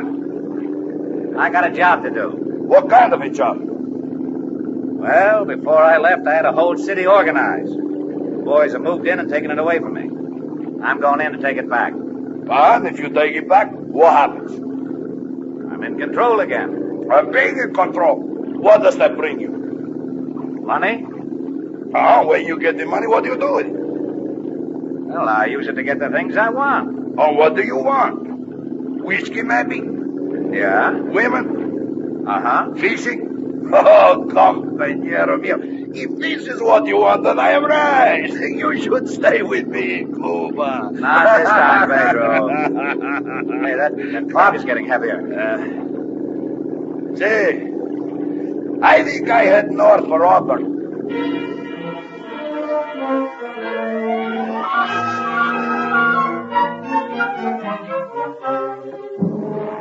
As the small speedboat churned through the coastal waters, the fog began to lift. There was not enough ceiling yet for Coast Guard planes to join the search. But from a pier jutting out into the water, the running lights of ships became visible. On the pier at Ocean City, FBI Special Agents Taylor and Lake sat in a police car and waited. It's 10 after 4. Mm-hmm. A little late. Maybe the fog slowed him up. You notify the county sheriff, Jim? Yeah. Those friends of Calusa's you checked on. Huh? Any of them got a boat? No, Bob, not that we know of. I was wondering if he'd switch boats a few miles out. Oh, I doubt it, Bob. After all, he doesn't know we're looking for it. I think we've taken just about every precaution we can. Calling car 3. Hey, that's us. Car 3 calling in. Go ahead. Radio report just received from the police at Auburn. They've spotted a boat that might be the Amigo. How far is Auburn? 10 miles north. I'm heading for there now. We'll meet you at the waterfront.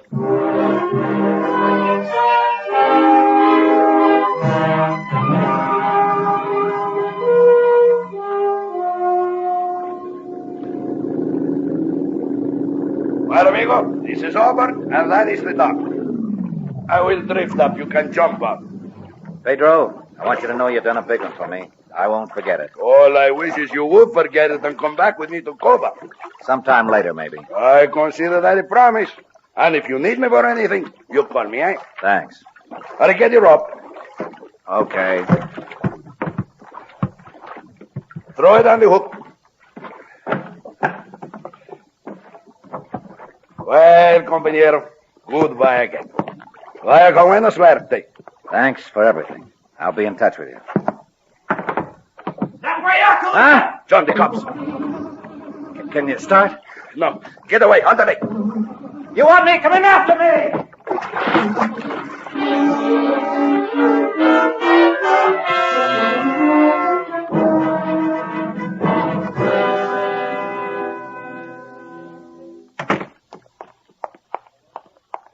Alamosa, we're special agents of the FBI. Oh, well, greetings, amigos. Where's Calusa? Who? John Calusa. I'll get it, Bob. Okay. You trying to say you don't know John Calusa? Maybe he was the shark who bit off my Hello. leg. Eh? Taylor speaking. Wood. Like my Yeah. head.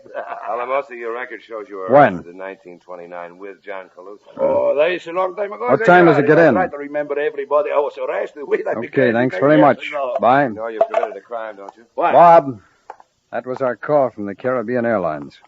Maybe we can catch up to Calusa on our own.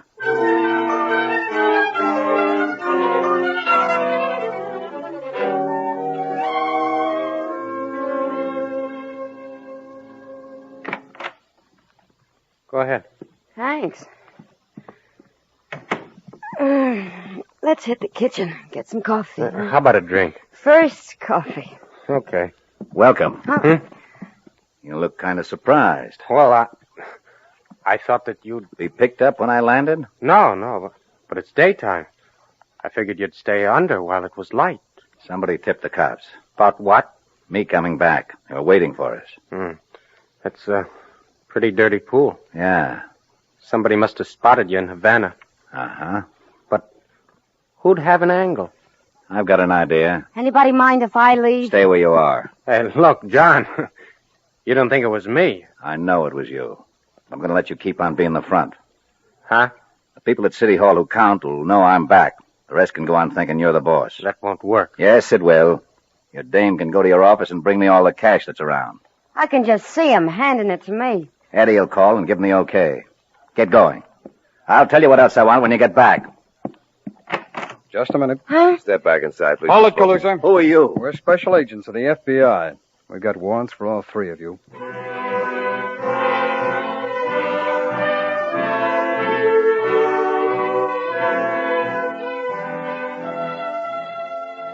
John Calusa was tried in federal court on the kidnapping indictment and sentenced to a federal prison. The phone call Agent Taylor received while he and Agent Blake were interviewing Pedro Alamosa was a report from the airline that Eddie Boone and Doris Fulton were using the return halves of their tickets. Setting up a surveillance at Boone's apartment house, they saw him arrive with his girl and waited long enough to give them time to reach Boone's apartment.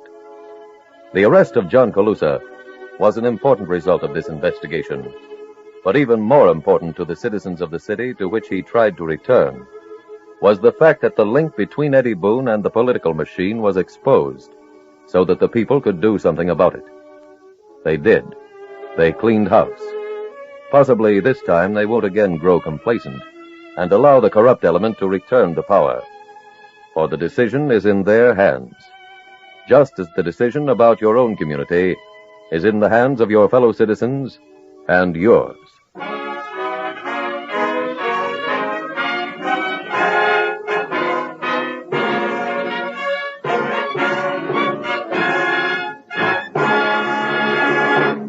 Now, a quick review of two advantages of the Equitable Assured Homeownership Plan. First, the mortgage bears interest at 4%. Second, the plan provides for a cash loan fund that may be used to pay off a 20-year mortgage in about 14 years. For further information about the Assured Homeownership Plan, see your Equitable Society representative or send a postcard care of this station to the Equitable Life Assurance Society.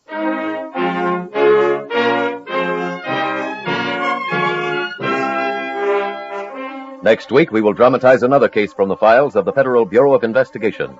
Its subject, kidnapping. Its title, The Payoff. The incidents used in tonight's Equitable Life Assurance Society's broadcast are adapted from the files of the Federal Bureau of Investigation.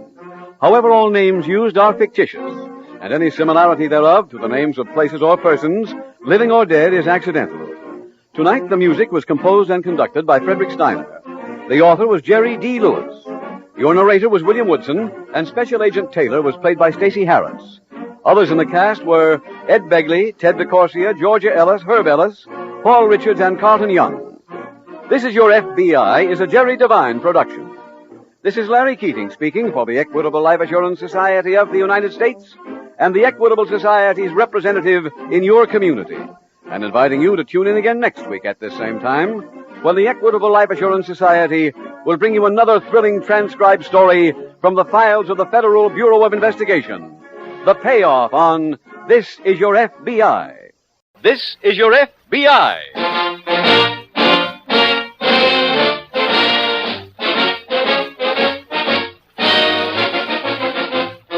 This is your FBI, the official broadcast from the files of the Federal Bureau of Investigation.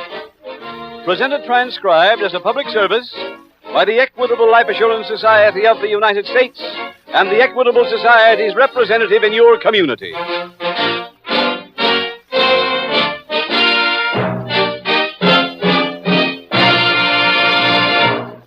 First, a brief word to you fathers and mothers who want to give your children every opportunity you can possibly provide to help them get ahead. Did you know that you can plan now, years ahead, to send your boy or girl through college, no matter what may happen to you? This plan is called the Equitable Education Fund, the painless way to pay for your boy or girl's college education. In about 12 minutes, I'll give you the full details on this Equitable Education Fund. Be sure to listen carefully to this message from the Equitable Life Assurance Society.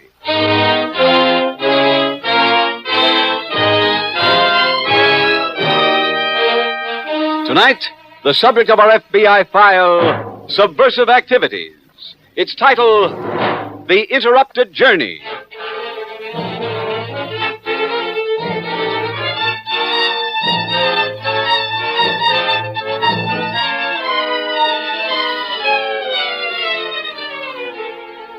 The Communist Party in the United States has issued a blueprint to certain high-ranking members.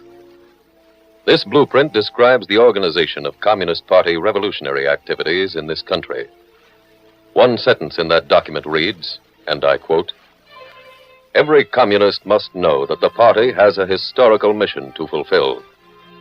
The establishment of the New World, a Soviet America." End quote. We thus have a clear statement of purpose on the part of those whose efforts are dedicated to the destruction of the American way of life. The goal of communism is total enslavement, and its program is directed against the nation in its entirety, against every one of you.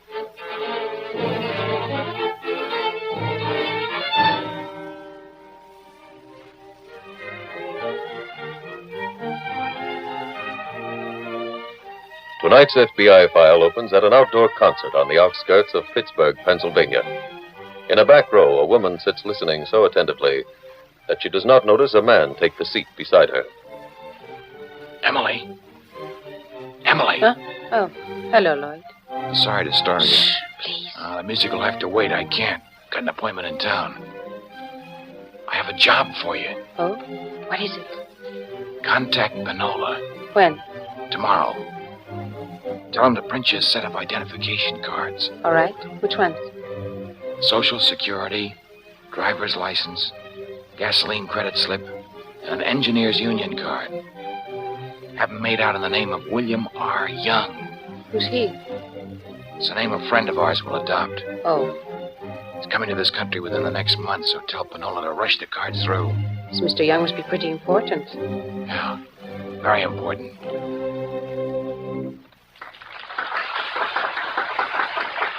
Well, that's the intermission. Stay here. I'd rather walk out alone. Where do you want me to make the delivery? My apartment.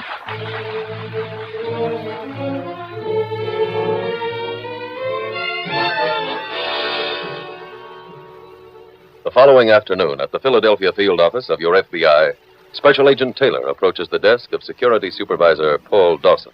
You send for me, Mr. Dawson? Yes, Taylor. Sit down. Thanks. We just got a report from the Pittsburgh office. One of their undercover men in the party is a printer named Panola.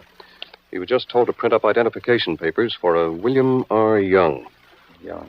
It's a fictitious name. Oh. Panola reported they were for somebody coming into the country within the next 30 days. Coming in here? He doesn't know which port will be used, but it'll be on the eastern coast, so every office along the Atlantic's been alerted. Oh, I see. We don't know who this visitor really is, what he looks like, or when he's coming. All Panola could say is that he's very important to the party. Oh, can Panola give us any more help? Yes, he's making a mistake in the name on one of the cards. Instead of R, he'll make the middle initial W. Mm-hmm. That's about all he can do without putting himself on a spot. And who gets the cards? They're being picked up by a woman named Emily Gray. Pittsburgh checked on her and sent us this memo. She's never been identified with party activities before. Now, we don't know why Young's coming, but if they're being this careful, it's probably on a big job. Yeah, sounds that way. 4 freighters from Russia or her satellites are due in here this week, Taylor. I want you and Johnson to cover their arrival. All right, sir. If you need any more men, let me know.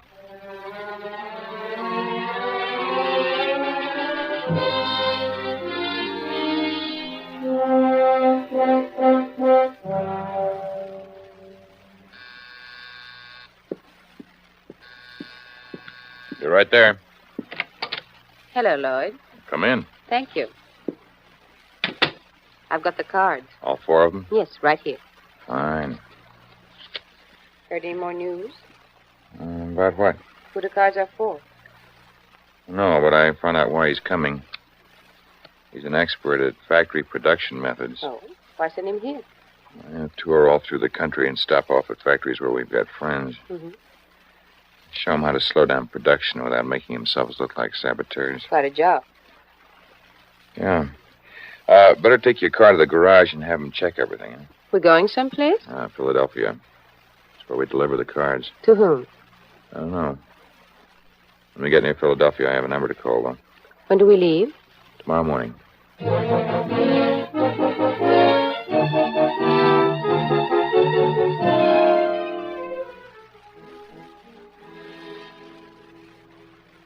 Mr. Dawson, we got pictures of everybody coming off that Russian freighter this morning. That's fine. Johnson's dropping him off to be developed now. Is he coming by here? Yes, sir. Good. We got another report from the Pittsburgh office. Oh, any more information on our visitor? No, but this woman, Gray, picked up the identification cards early this morning at Pinola's. She went from there to an apartment. Visited a man named Lloyd Boone. He's a known member of the party. Mr. Dawson. Come in, Johnson. The lab will send those pictures up as soon as they're developed. Okay. Now, what happened to this man and woman? They left the apartment house a few minutes later.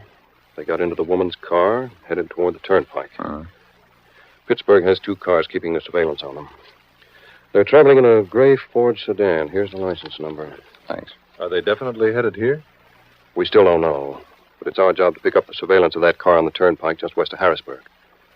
Taylor, you take car number 1. Right. Johnson, we'll ride number 2. Yes, sir. Take over from the Pittsburgh car in front of the Ford, and we'll relieve the car that's trailing them. What ident are we using? The 2 Pittsburgh cars are first base and shortstop. Your car will be center field. We'll be catcher. Got it. Let's go get the cars.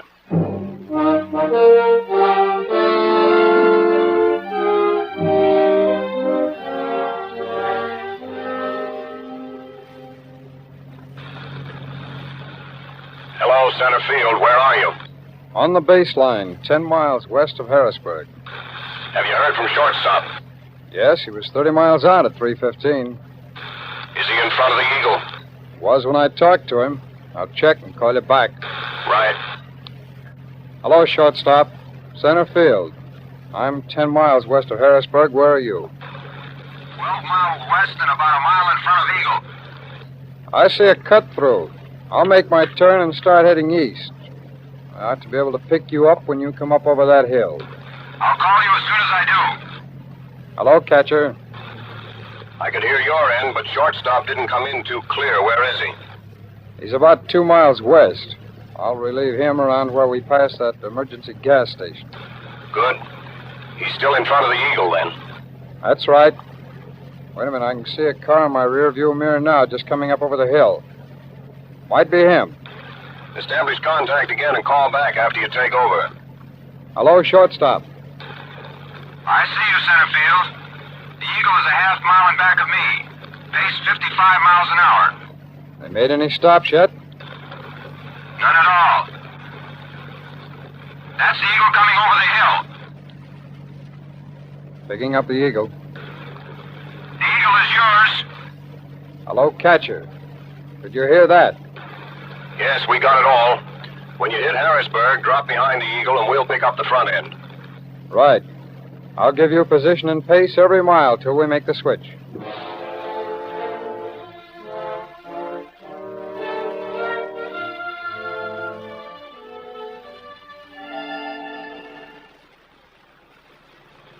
Well, there's no doubt about where they're going now. It's Philadelphia, all right. Yeah? Hello, catcher. Center field. There's no traffic to screen me from the Eagle, so I'm passing. Pace is 55. All right. Johnson, we'll drop back and pick up behind him. Are we going to blanket the Ford right into Philly? I don't know yet. When we get close to town, I might call in and have 2 others take over. Well, there goes Taylor. Mm-hmm. Can you see the Ford? Yeah. There's 2 cars back. Moving up now. Don't fall too far back this time. This about right? Yes. Hello, center field. We've dropped back of the Eagle. Pace is still 55. I'll maintain pace. Hey, Mr. Dawson, they're pulling over the inside lane. Hello, center field. The Eagle is slowing down. There's a roadhouse up ahead. I'm just about there. Pull into the parking lot. Right. The Eagle just started flashing its right turn blinker. They should be coming in any second. Go on inside. Take your portable transmitter and keep in touch.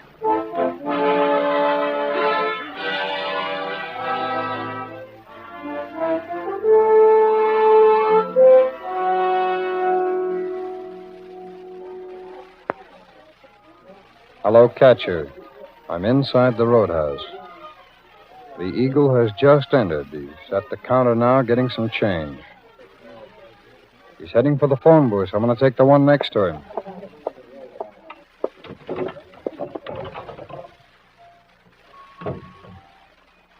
He's just coming into the next booth.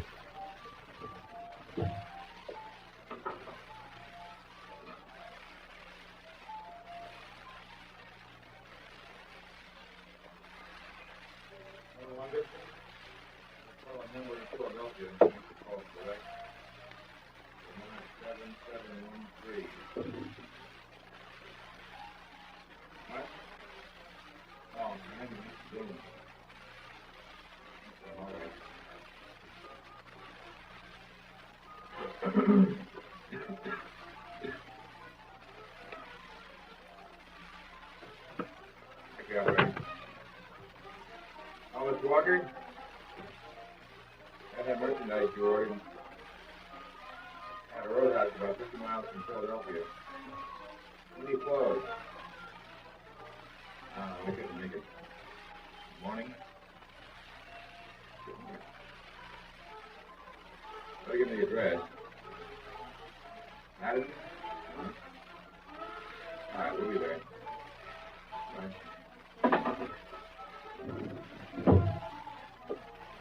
He just left the booth. There's a pad on the wall in this one. Maybe he wrote down that address. I'm going into the next booth.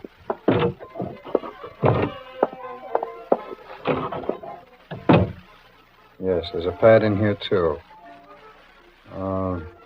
Wait a minute. There are indentations on this top sheet. It might be the address for the party that he's meeting. Yes, I've got it. 193 Madison Street.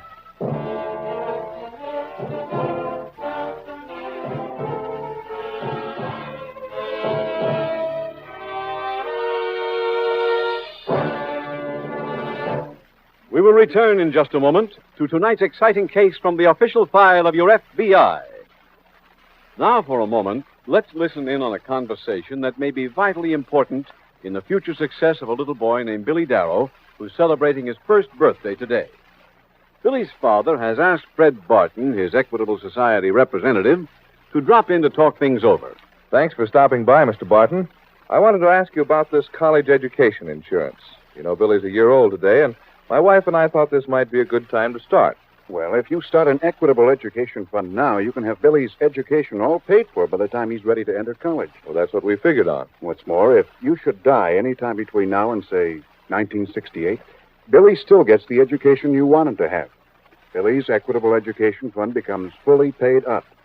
Until he's ready to go to college, Equitable holds the money for him and pays interest on the full amount. From the day this Equitable plan goes into effect, Billy's college education is assured. Well, I'd really get a kick out of knowing that. Well, you understand what the Equitable Education Fund actually is, Mr. Darrow. You're saving up for Billy's college expenses in an endowment life insurance and spreading the cost over 16 or 17 years instead of taking a beating and having to make financial sacrifices during the 4 years he's in college. Well, the only question in my mind is, can I afford to buy it? Mr. Darrow, you'll be surprised how money grows when you keep on making regular payments for 15 or 16 years.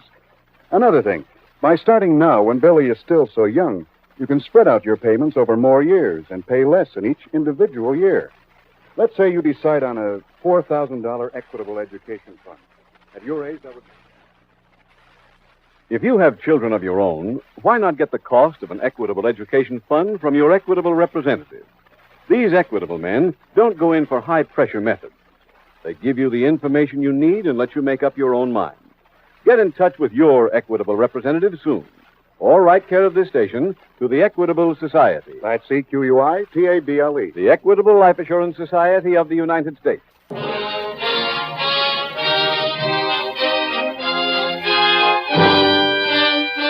And now back to the FBI file, The Interrupted Journey.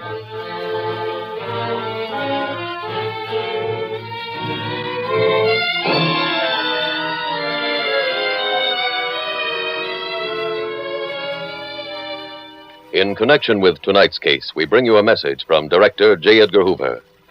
Mr. Hoover says, and I quote, "Your FBI asks each of you to report all information you may possess which relates to espionage, sabotage, or subversive activities. However, the protection of the nation's internal security is a twofold responsibility. It must not only safeguard our secrets, but it must also guarantee the continuation of the civil liberties of every citizen. Please do not attempt to conduct your own investigation.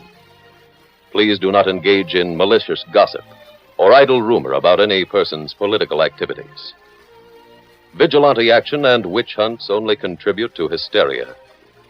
By making your information available to your FBI, without attempts at evaluation or an effort to draw your own conclusions, you will not only be safeguarding the rights of the innocent, you will be making your own contribution to the nation's general security program. Remember, if you have any suspicions about espionage, sabotage, or subversive activity, do not investigate on your own. I repeat, do not investigate on your own. Please look at page 1 of your local directory and call the nearest field office of your FBI. We need no secret weapons to uproot communism in this country, nor any illegal activities on the part of our citizens. This constitutional republic has stood the test of time. If we all do our jobs calmly and sanely, it will continue to stand.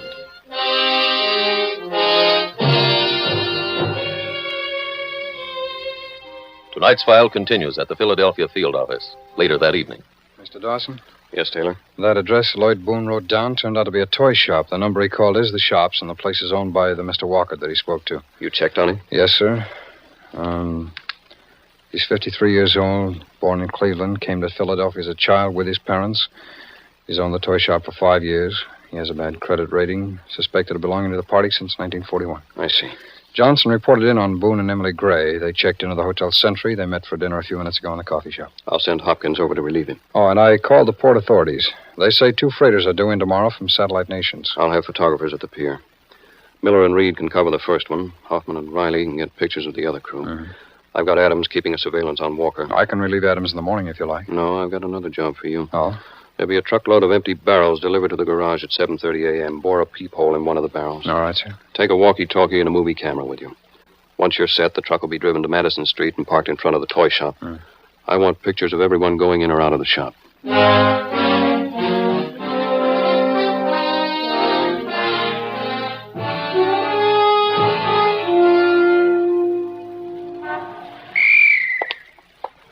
This is the place, Lloyd. Yes.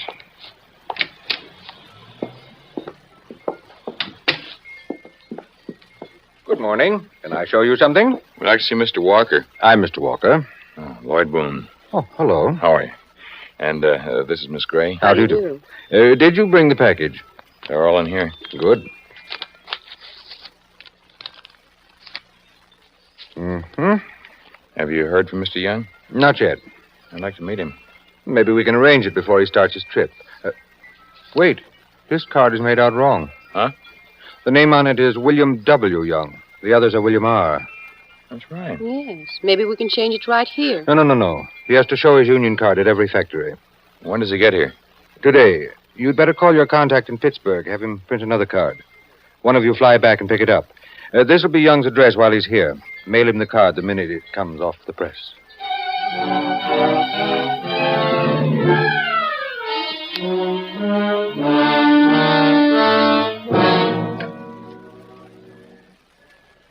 Center field calling catcher. Center field calling catcher. This is Catcher. I'm on my 3rd roll of film. Has the eagle reached the nest? Yes, he came early, stayed a few minutes, and flew away. Any other familiar birds? I didn't recognize any. We got complete sets of pictures of everybody off those 2 freighters.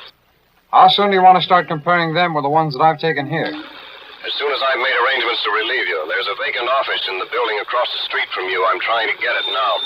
Hold it a minute. Hello? Yes? She has? When?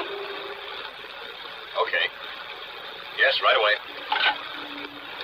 The Eagle's companion just called the transportation desk at the hotel and booked passage back to Pittsburgh. She told the desk she had to get on the first plane. Maybe something's about to pop. Could be. I'll get a relief camera over there and we'll start developing your film.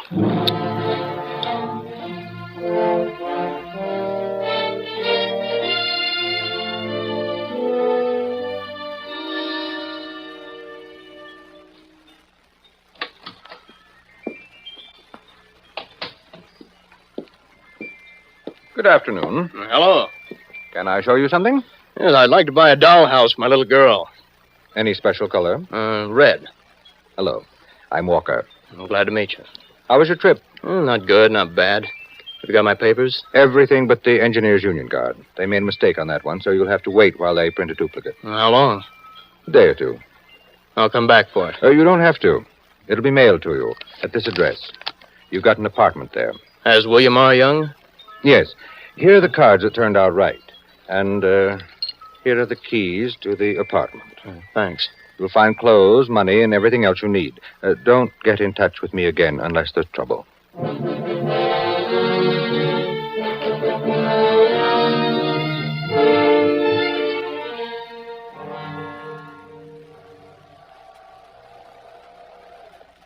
That's the end of reel 2. Is reel 3 on the other projector? Yes, sir. Let's see it, please. Oh, I checked on those 2 freighters that came in yesterday. What's the story? They're due to load up tomorrow and then sail. What time? 6 and 6:30 tomorrow night. You heard from Pittsburgh? Yes, Lloyd Boone got back there. He and the girl have any more meetings? Not unless it was by phone. We're ready to roll. Go ahead. Now, that's Walker approaching the entrance after lunch. Mm-hmm. Business was kind of slow. So I see. This couple here bought a boat. His face doesn't look familiar. Well, there's another shot of the couple coming out. Nobody entered or left the shop for the next 20 minutes. And I started the camera again as this man came toward Stop the film. Go back to that frame with the man's full face toward the camera. Right. He looked familiar. No. Taylor, you take this pile of pictures. They're the crew of the freighter. All right. Is this the shot you meant? Yes. Let's see, the stack here. I got it. Oh? This is him. He's off the freighter Bosporus. Taylor, you and Johnson find out who he is.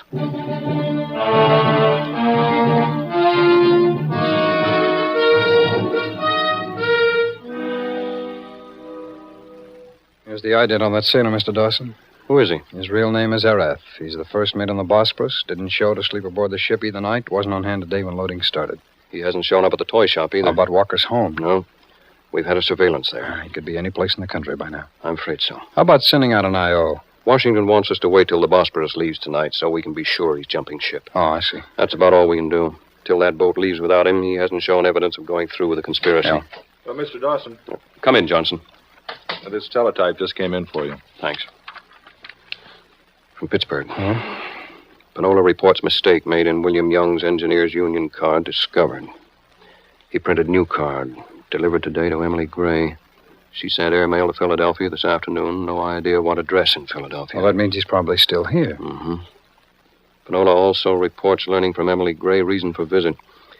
Alias William R. Young is expert slowing down production lines. Well, no wonder he wanted the Union card. Yes. If that card was airmailed from Pittsburgh this afternoon, it'll either be delivered special delivery tonight or regular delivery tomorrow morning. How about supplying every postman with Young's picture? There isn't time. We'll just have to cover every terminal in the city. You two take the Broad Street station and check back every hour.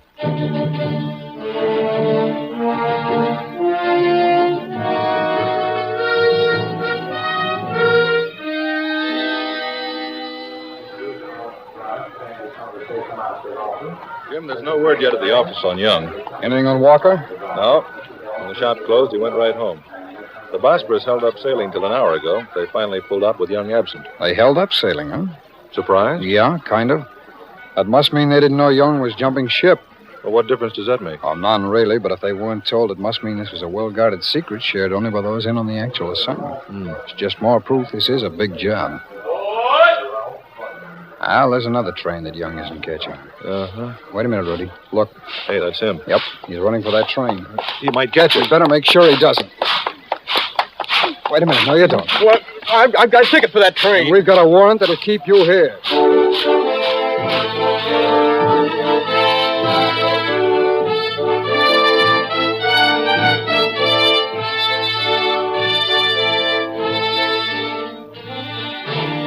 Lloyd Boone, Howard Walker, Emily Gray, and the man who called himself William Young were convicted of conspiracy to violate the federal sabotage statutes after trial in a federal court. The arrest of the three men and the girl in tonight's case may possibly lead some people to ask why every known communist and communist sympathizer isn't taken into custody and thrown into jail. That is not the American idea of justice. And in these matters of internal security, your FBI has a firm policy. That policy states that the Bureau will arrest only those committing overt acts by taking part of preaching or practicing doctrines leading to the overthrow of the government by force. There will be no wholesale arrests inspired by mass or individual hysteria. No roundup of thousands for the sake of making headlines. However, anyone who violates any laws over which your FBI has jurisdiction, be he communist or not, can expect action from the men of the Federal Bureau of Investigation. For in their oath of office, these men promise to uphold and defend the Constitution, a promise they have always kept and will continue to keep.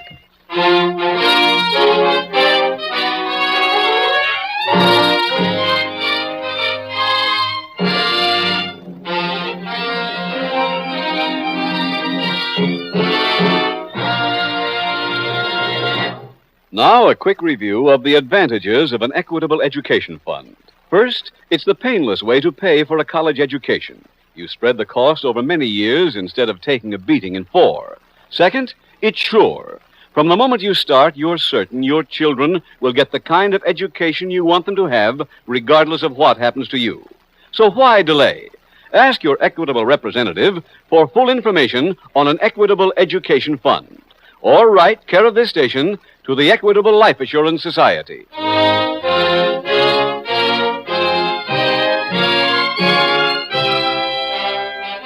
Next week, we will dramatize another case from the files of the Federal Bureau of Investigation. Its subject, fraudulent bankruptcy. Its title, The Telltale Cargo. The incidents used in tonight's Equitable Life Assurance Society's broadcast are adapted from the files of the Federal Bureau of Investigation.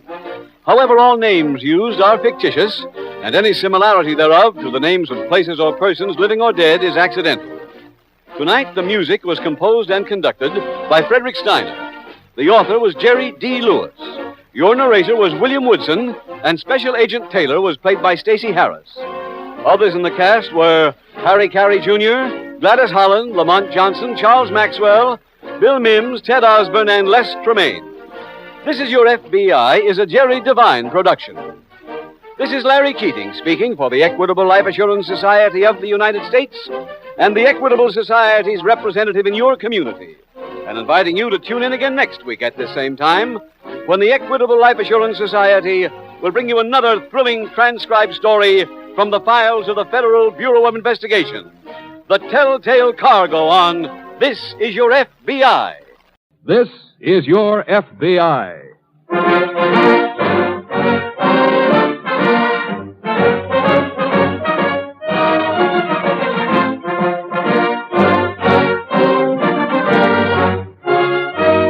This is Your FBI, an official broadcast from the files of the Federal Bureau of Investigation.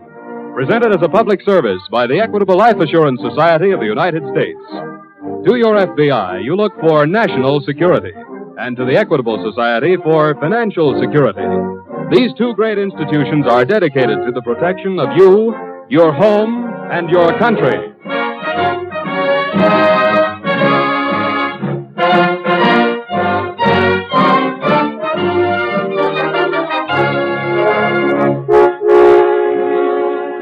Tonight's file, the Serviceman's Fraud.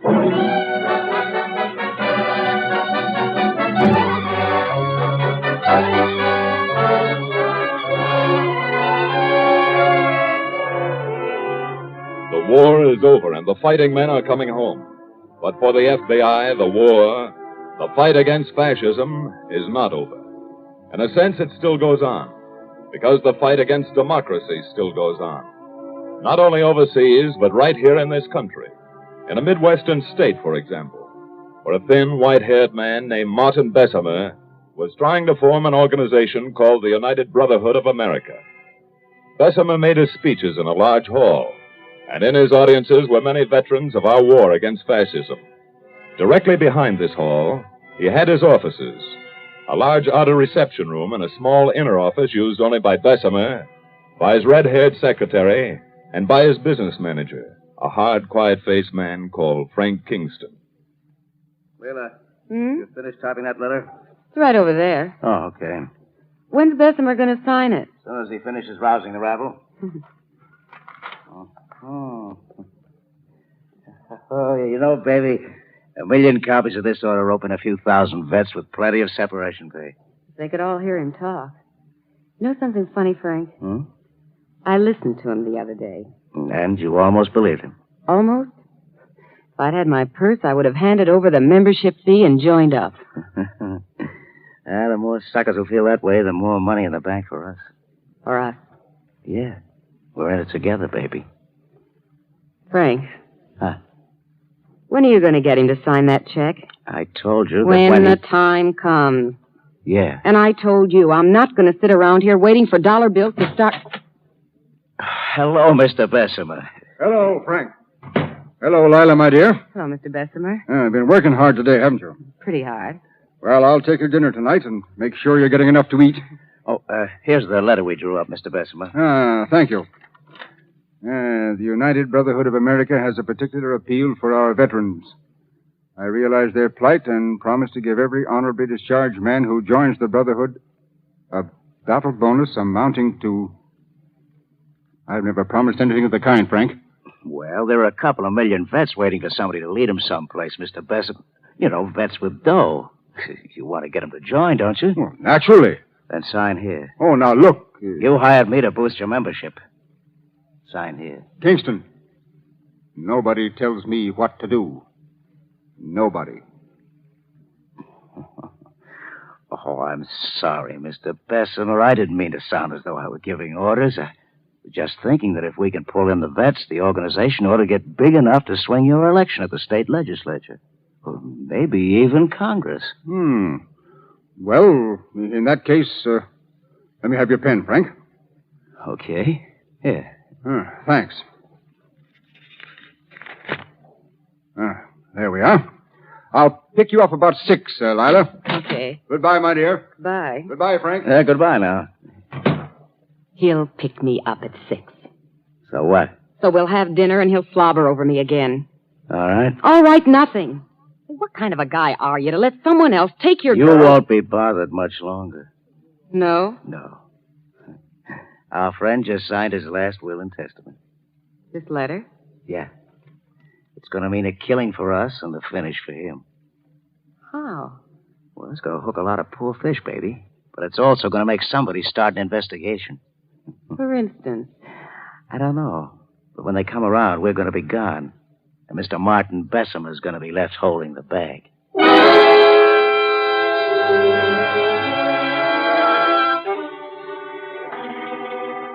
It's easy to get a mailing list of veterans, and it's easy to stir up some of those veterans.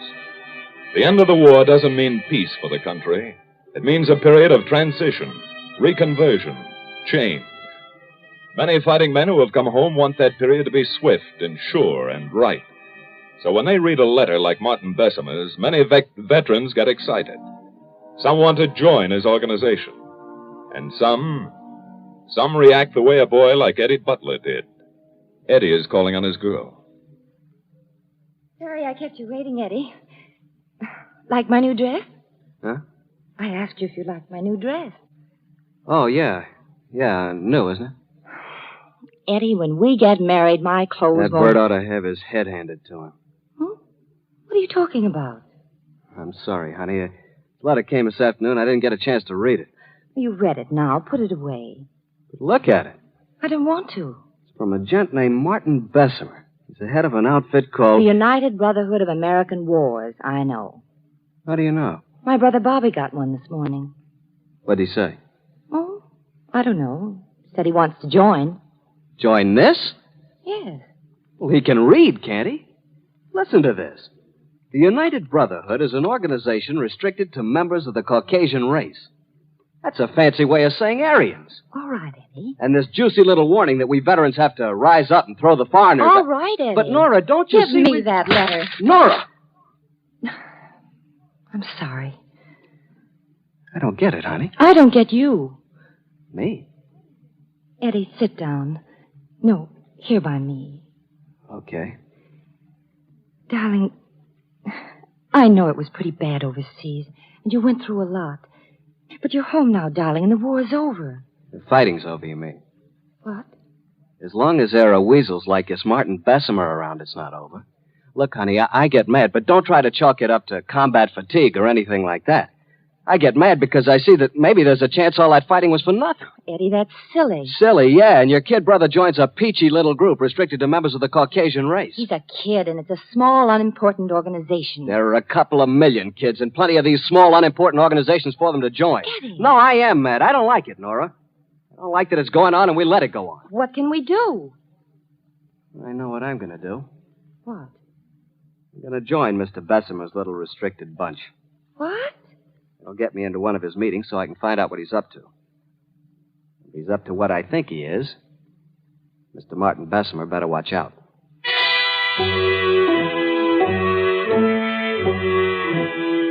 Martin Bessemer did not know that the FBI had been checking on his activities. But he'd been smart enough to stop just short of a violation for which he could be arrested. And now one of his letters come to the FBI's attention. Martin Bessemer. Yeah. According to the files, Dan, he's been spreading his poison since 1937. He was mixed up with a bun, but he went into hiding as soon as we invaded North Africa. Smart boy. Uh-huh. But now he's out again. We've never been able to get anything on him. Even this new organization he's trying to get started has a bona fide setup legally. Well, maybe this letter is what we've been waiting for. I think it is. As a matter of fact, I think he's bitten off more than he can chew in this one sentence right here. Look. He promises to give every honorably discharged man a battle bonus. Yeah. Probably sucked in a lot of members that way. But if he can't pay off... we can put him out of business. Right. Well, beats me how a rat like that can keep going anyway. It's a wonder that someone doesn't get so mad at him that... Well, let's get moving. We'd better take a good look at Mr. Martin Bessemer's books.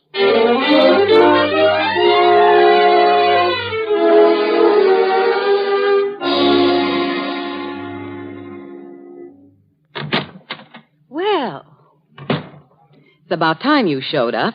I've had my hands full, Lila. Who was she? Oh, stop being cute. I just had a big session with some vet named Eddie Butler. He's helped to knock Bessemer's block off. I know. He was here before. But we've got a bigger problem. What do you mean? I had a visitor. A gentleman named Sherman. Sherman? From the FBI. What do you want? To look at the books. You didn't let him? No. But he said he'd be back at 3. It's almost that now. I know.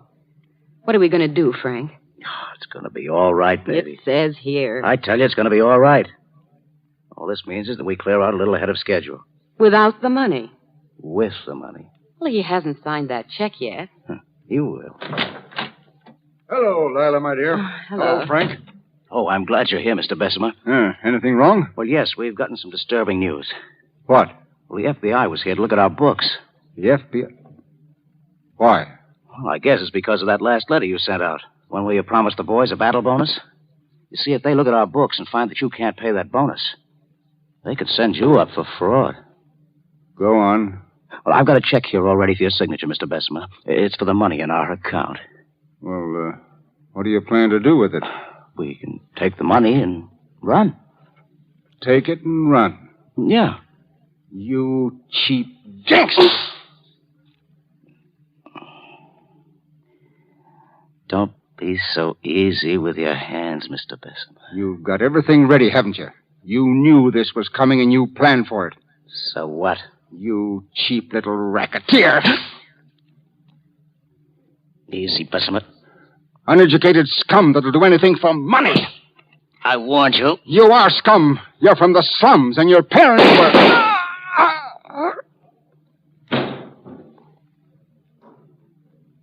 Now, Now, maybe you'll keep your hands to yourself. Dead, Frank. I don't care. What are you going to do? What are we gonna do, you mean? What? We're in it together, baby. Remember? And we're good. Shh. What's the matter? Somebody's in the outer office. Huh? I heard him. We'll see who it is. Just open that door a crack. Oh, Frank. Go on.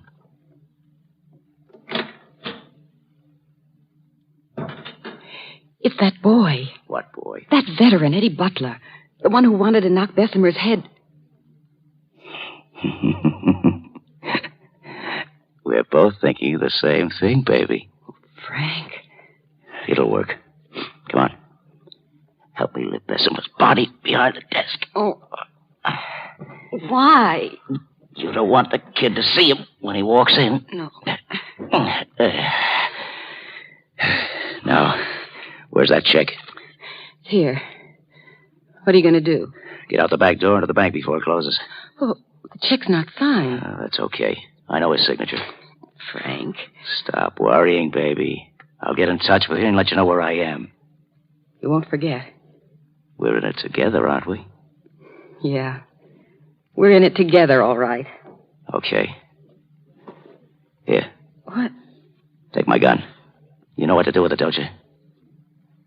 Yeah. So long, baby.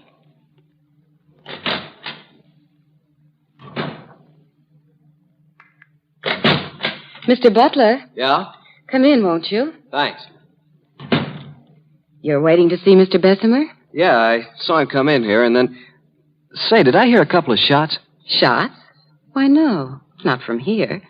Or what you must have heard was...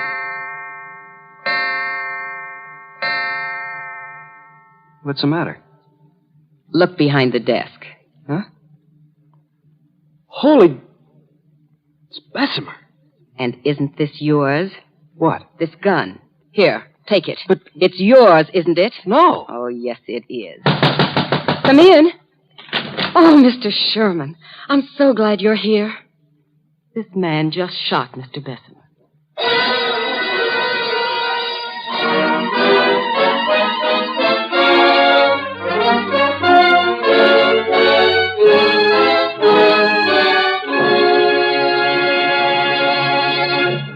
We momentarily close the Equitable Society's presentation of the Federal Bureau of Investigation file on the Serviceman's Fraud. We will return to this case in just a moment. There's something about the name of the Equitable Life Assurance Society of the United States that seems to arouse quite a lot of interest. Again and again, people say to us, by the way, why is the Equitable Society called a society? Well, that question is easily answered. The Equitable Life Assurance Society is called a society because it is a society, in every sense of the word. It is an association of men and women who share the conviction that contentment and security depend on practicing the basic American virtues of thrift and self-reliance and cooperation. We who are members of the great Equitable Society family know that it isn't enough to work for ourselves alone. We know that we do better when we lend each other a helping hand. And that is why we have joined forces in the Equitable Life Assurance Society of the United States. We have combined our dollars into a common protective fund, which gives each of us far more security than he could attain by his own unaided efforts. The fact that 3.25 million Americans think this way and have become Equitable Society members gives our organization tremendous stability and safety. At the same time, the fact that this is a society means that we individual members receive personal consideration and warm, friendly attention in all our dealings with the management. Finally, we have the satisfaction of knowing that our premium dollars are constantly invested in ways that benefit the entire nation. For, by serving its members, the Equitable Society serves America. And now back to the file on the Serviceman's Fraud.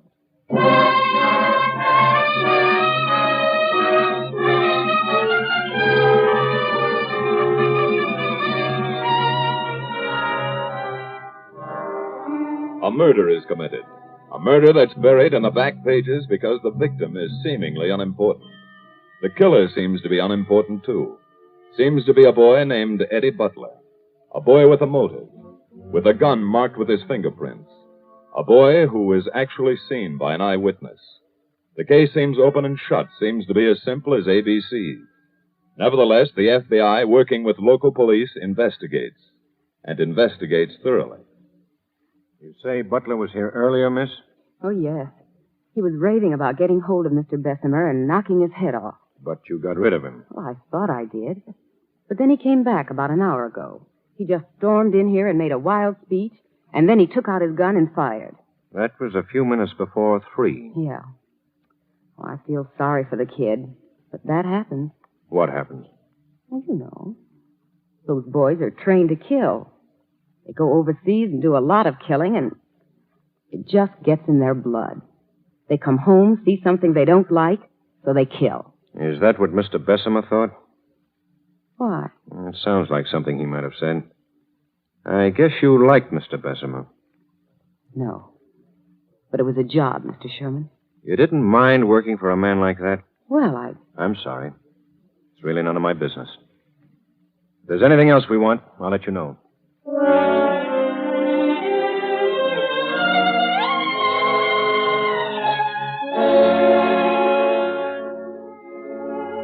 A murder is committed, but it was a letter which brought the FBI to this case. A letter involving a plan to defraud veterans.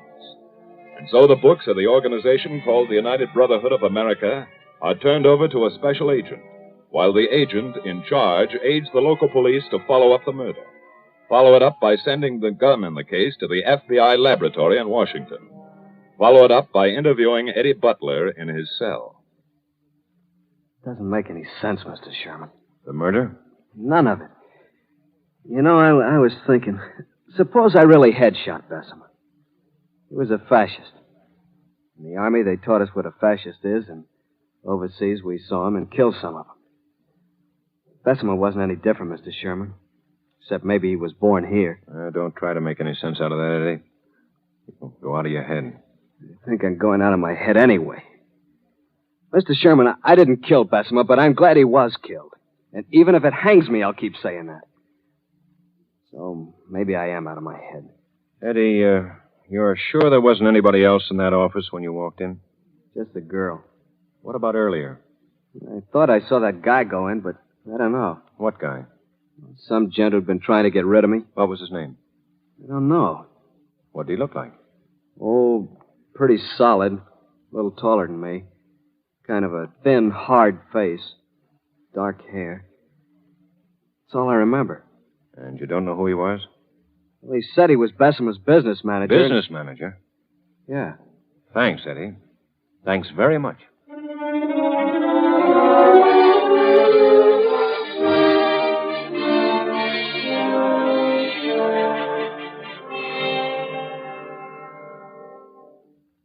What'd you get out of the books, Dan? Oh, pretty much what we figured. Bessemer couldn't have paid off that battle bonus if he stood on his head. Not that he had any intention to. Of course not. Matter of fact, all the money was drawn out of the bank. When? About 1 minute before 3. The teller remembered because he was ready to close up. Well, Bessemer was dead by then. Sure. But I don't know who the man was who cashed the check. Probably countersigned with a phony. Yeah, that's what I figured. The check's on its way to the lab. Good.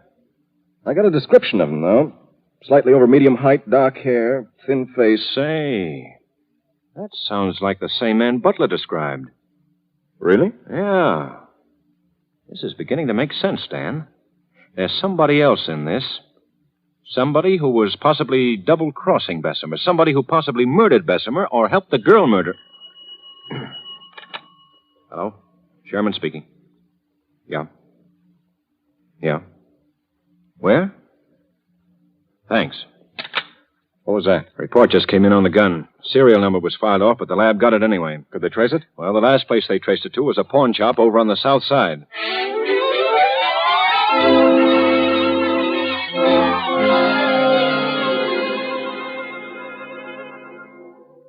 Now, look, we don't want to arrest you for selling the gun. We just want to know who you sold it to. I told you. I don't know his name. What did he look like? He was, a little shorter than you. Dark. Kind of a... Wait. What? I just remembered. His name was Frank. That's what she called him. Frank. That's what who called him? The girl who was with him. A very pretty girl with red hair.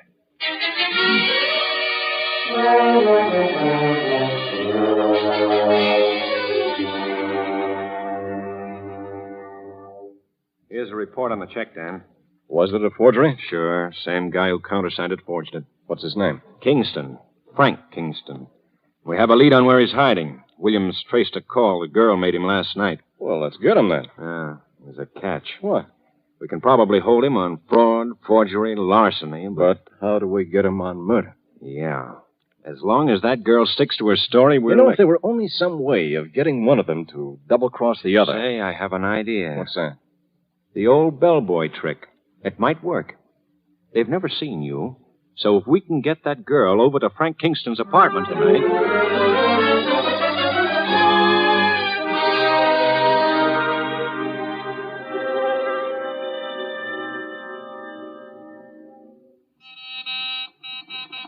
Isn't there anybody to run this elevator?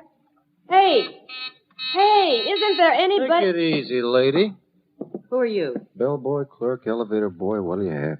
Now, since this is an elevator, what did you think? Sorry you had to wait. We had a lot of checkouts today. Dump like this, I'm not surprised.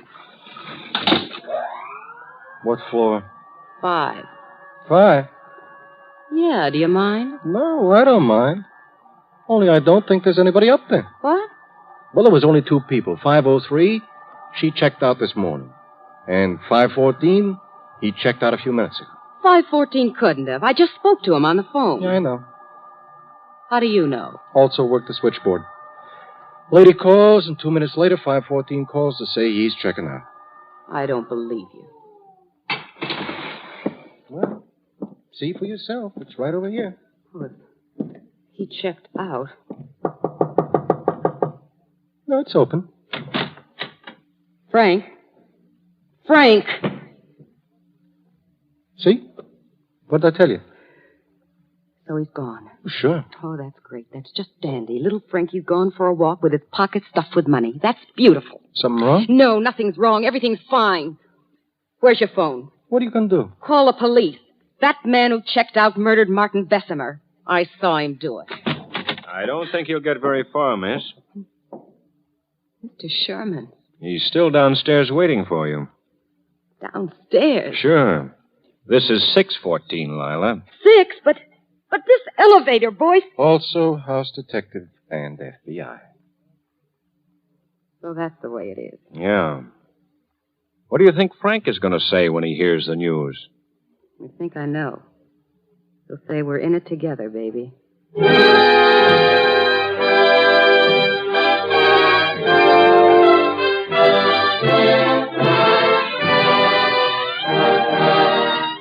Frank Kingston and his female accomplice were tried and convicted by local authorities on the charge of first-degree murder. Kingston's death reminds us that there are men in this land who say they are Americans, who perhaps think that they are Americans and yet speak openly and loudly against the principles of freedom and equality, the principles of democracy. There's little difference between such men and the enemies across the seas whom we have conquered. There's little difference between such men and the criminals they so often employ, for they are criminals themselves. In the end, they will be caught, because their crimes are crimes against the people, against the government, against the FBI.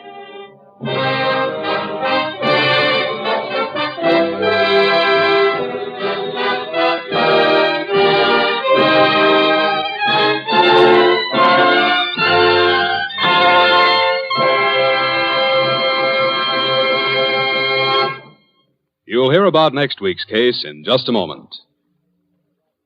Tonight, will you join the Equitable Society in a salute to an industry which shares the responsibility of passing on the wisdom of the world from one generation to another? An industry which makes possible the great system of free education for everyone, which is one of the foundations of our American democracy. Yes, a salute of gratitude to the book publishing industry of the United States. During the war, the publishers rose to the emergency and supplied over 90 million specially manufactured paper-bound books to the armed forces, almost 800 titles, about 8 books for every serviceman or woman. Now that peace is here, we will look to the book publishers for more than 10,000 new titles each year. These will range from the scientific works, which carry forward the torch of progress, to the fiction, which relaxes you in your hours of leisure. For many years, funds of the Equitable Life Assurance Society of the United States have been invested in the book publishing industry. In fact, Equitable Society funds have been a consistent factor in the growth and development of most of the great industries on which America depends for full employment and continued prosperity. Just as Equitable Society dollars were fighting dollars in wartime, so at all times they are security dollars for you, your home, and your country.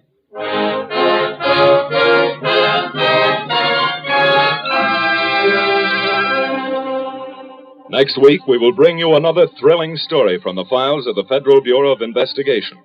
The file on The Desert Dictator.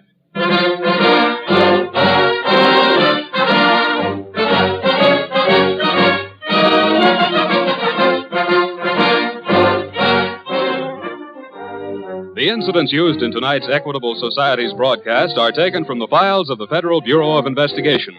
However, all names used are fictitious, and any similarity thereof to the names of persons living or dead is accidental.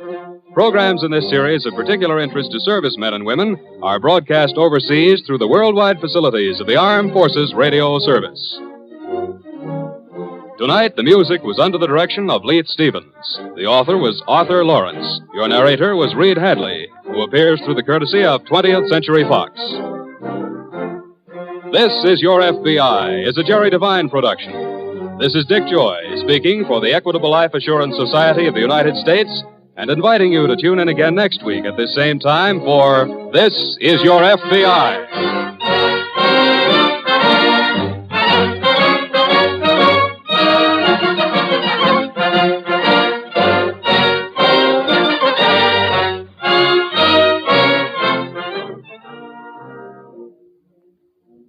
The National Broadcasting Company presents The Adventures of Sam Spade, Detective.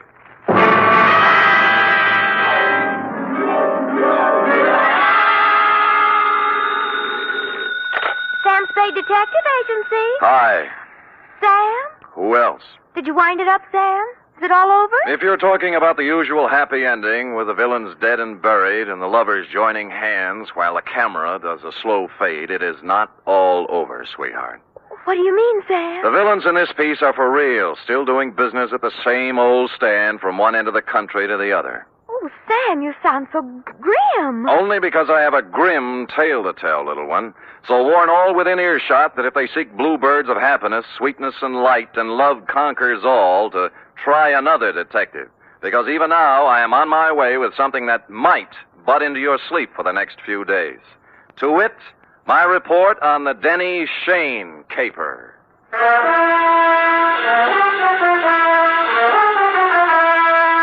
For NBC, William Spear, radio's outstanding producer-director of mystery and crime drama, brings you the greatest private detective of them all, starring Stephen Dunn in The Adventures of Sam Spade.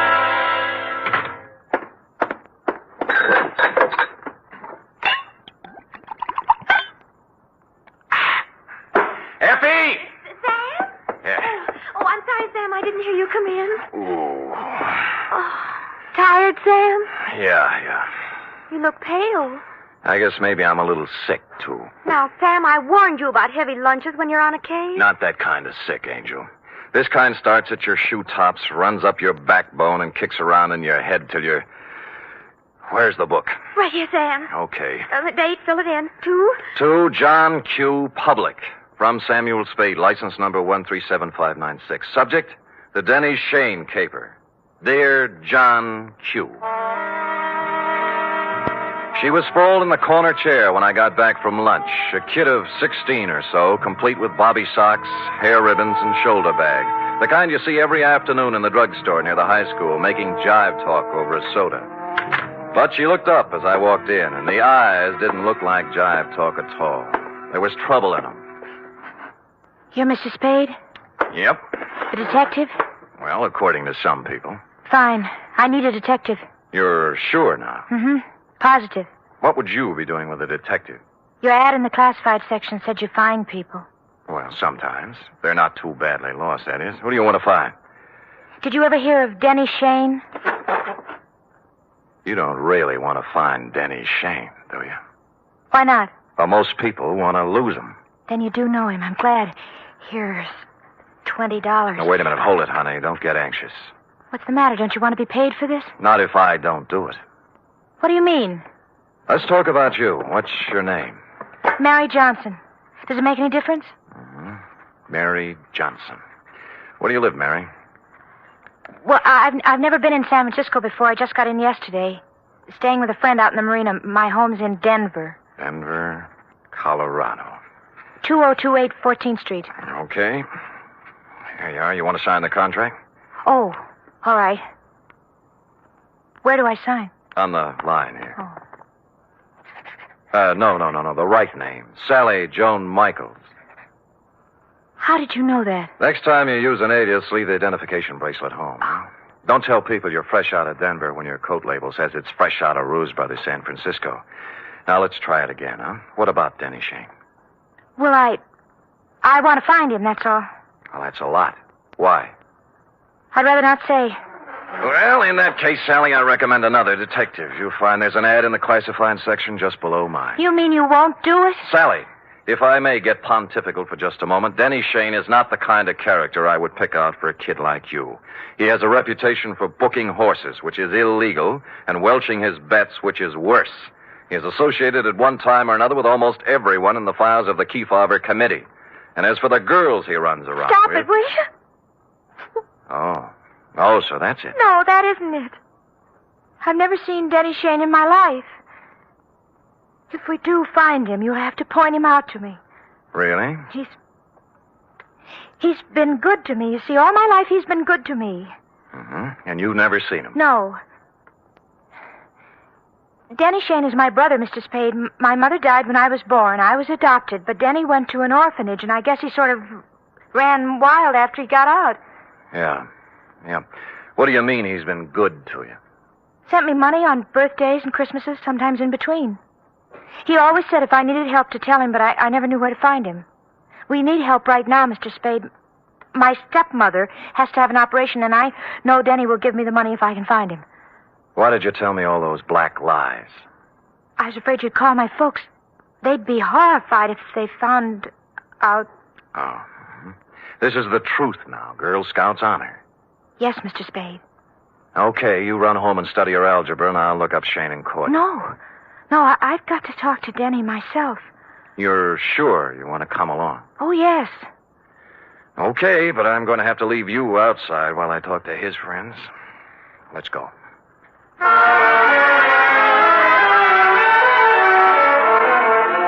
I hadn't seen Shayne since 3 years ago when he conned a client of mine out of $3,000 on a phony mining stock deal. I knew it was waste motion, but I checked the hotel where he was living then and found he was long gone.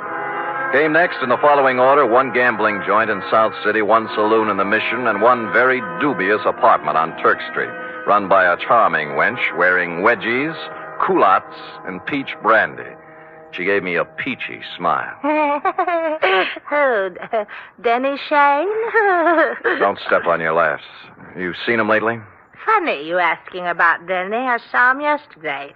First time in 2 years coming out of Augie Dano's. Oh, who's Augie Dano? Runs a gym exercise studio, reducing setup on Sutter Street. You know, work a little, lose the middle. Get it? Yeah, I got it. But anyway, thanks.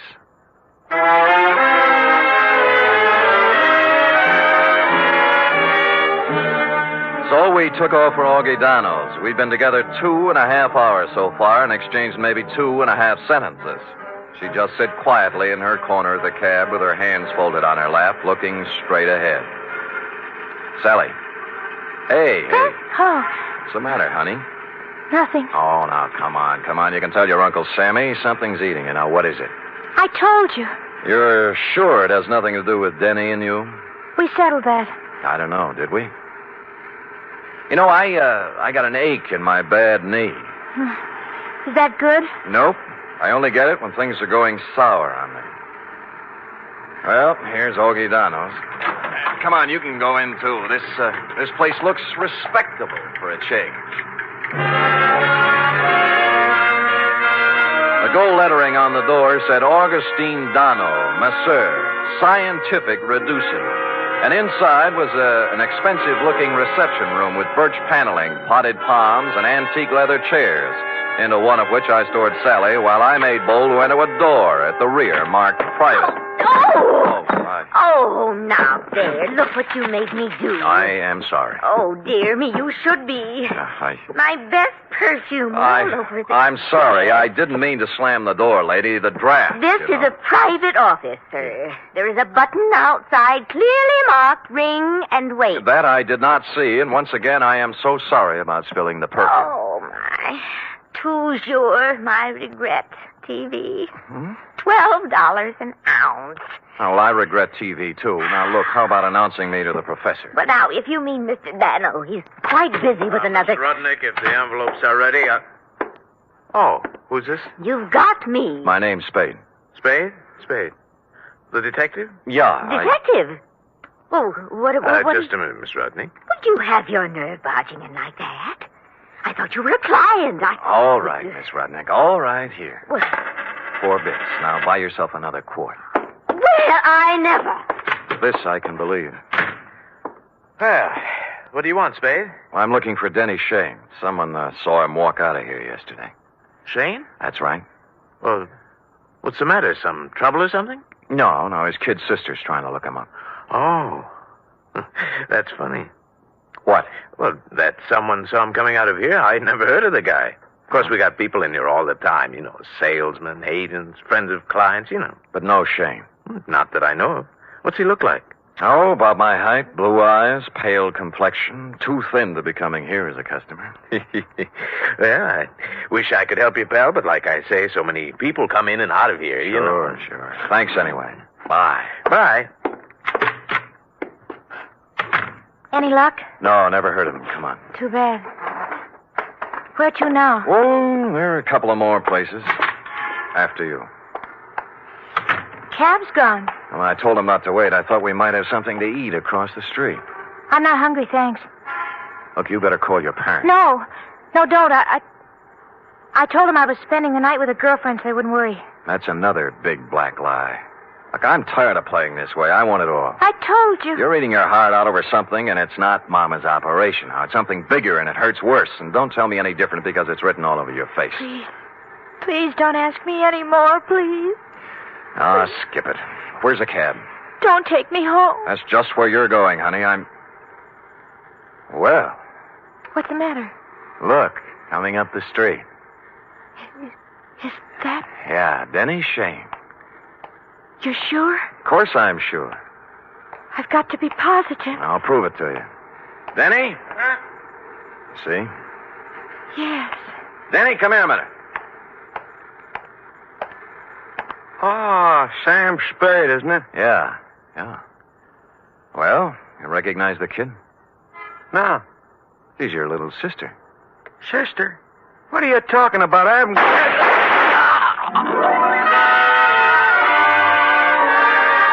It all happened in less than a second. So hard, so fast, so horrible, it froze me in my tracks. The shoulder bag flew open, there was an automatic in her hand, and then Denny Shayne was dead on the pavement, and she was turning toward me, her face a sick gray color, handing me the gun, handle first. There. It's done now. You can take me to the police.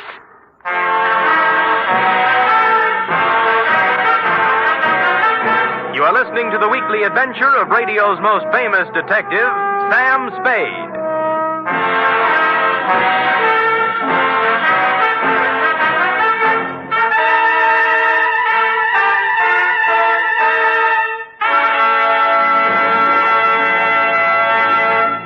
Three chimes mean good times on NBC. Whether it's comedy, music, or drama you're after, you'll find it on The Big Show this Sunday. The dynamic Tallulah is your hostess, and her guests include Fred Allen, Jimmy Durante, Vivian Blaine, Jane Morgan, and Rudy Valley. You're invited every Sunday to The Big Show. And this Sunday also brings you a 1-hour adaptation of F. Scott Fitzgerald's exciting novel, This Side of Paradise, presented by Theater Guild on the Air and starring Richard Widmark and Nina Foch.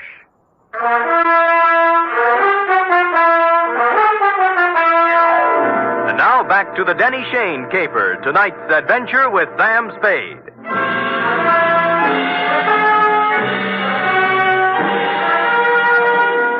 I won't try to give you the play-by-play for the hour following the shots on Sutter Street because I was in no shape to remember things in sequence. In less than a minute, we were in the center of a milling crowd. Cars jammed up. Horns began to blow. Then the morgue wagon and a squad of homicide dicks and flashbulbs going off like firecrackers. And Sally standing them all off with a frozen gray expression on her face that never changed. While I stood at her elbow, me, Sam Spade, who'd seen Lord knows how many murders, with rubber in my knees and a feeling in my stomach like I was going to be sick. Finally, the squad car picked us up and headed for Dundee's office. Mr. Spade, Yeah, I've been waiting for you to ask me why I did it. I thought I'd leave that for the professionals. It won't do any good to ask me, Mr. Spade. Please tell him that, will you? It'll save all of us a lot of trouble. Everything I told you was a lie. I had to make a cake to meet you in some way because I didn't know what he looked like. I hope you know what kind of a stew you jumped into, Sally, because from here on it's going to be pretty tough. I don't care what they do to me. I've had nothing to live for a long time now. What do you mean? Sounds stupid, doesn't it? 16 years old and nothing to live for. Ah, Sally. Tell them not to ask me any questions. Tell them I'm guilty. Sentence me or do whatever they do. I'll never tell them why. I'll never tell them why.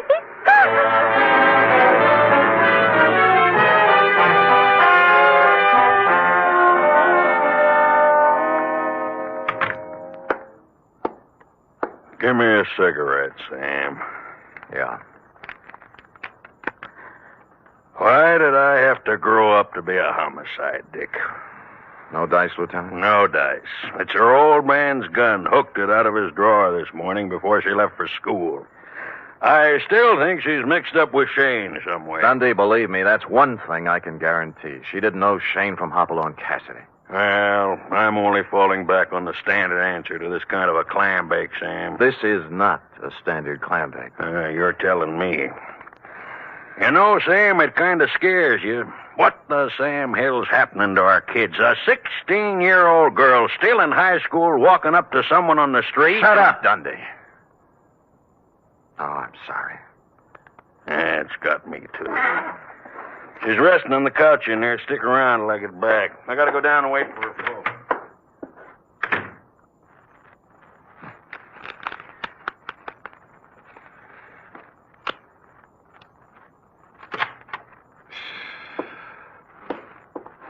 Oh, excuse me. I saw the lieutenant go out, and Come on in, sit down. I'm a friend of Sally's. Do you think I could talk to her for a minute? Well, I don't think she feels like talking. Look, I got to, mister. I got to talk to her. What's your name? Eddie Tucker. I go to school with Sally. I've been waiting for 3 hours outside for a chance to talk to her. Can't I, please? What's it about? It's kind of personal. Okay, through the door there. Oh, thanks. And leave it open. Yes, sir. The minute he went in, I slid along the wall into a corner between the door jamb and a file case. And through the doorway, I could see them both in a mirror on the far wall of the inner office. Sally? What are you doing here? I had to see you, Sally. I heard about it, and I had to see you, that's all. You're wasting your time, Eddie. It's all over and you know it. You shouldn't have done it, Sally. You know what I promised you. I know what you promised me all the other times, too. This was for keeps, honest. So are the other times. All right, look. Look at this, see? Out the window. Watch. Now do you believe me? Eddie, it's not your fault anymore. I don't blame you, honest. All those promises... I'll keep this one, Sally. Honest, I will. No. You're a zombie, Eddie. You know what a zombie is? Someone who moves and walks around, but who's dead inside. Go away. Now. Go away. He got up slowly and walked past me out the door, rosy-cheeked, 17, with a tired, old man look in his eyes. A few minutes later, the matron came by, and I left her with Sally. The window in Dundee's office opened onto a second-floor roof below, and directly beneath it, I picked up what Eddie had tossed out. A set of car keys in a leather case, plus a third one that looked like it belonged to a school locker with the number 339 on it. And written in ink on the leather inside, like a memo, was Denny Shayne, 778 Turk Street, apartment 4.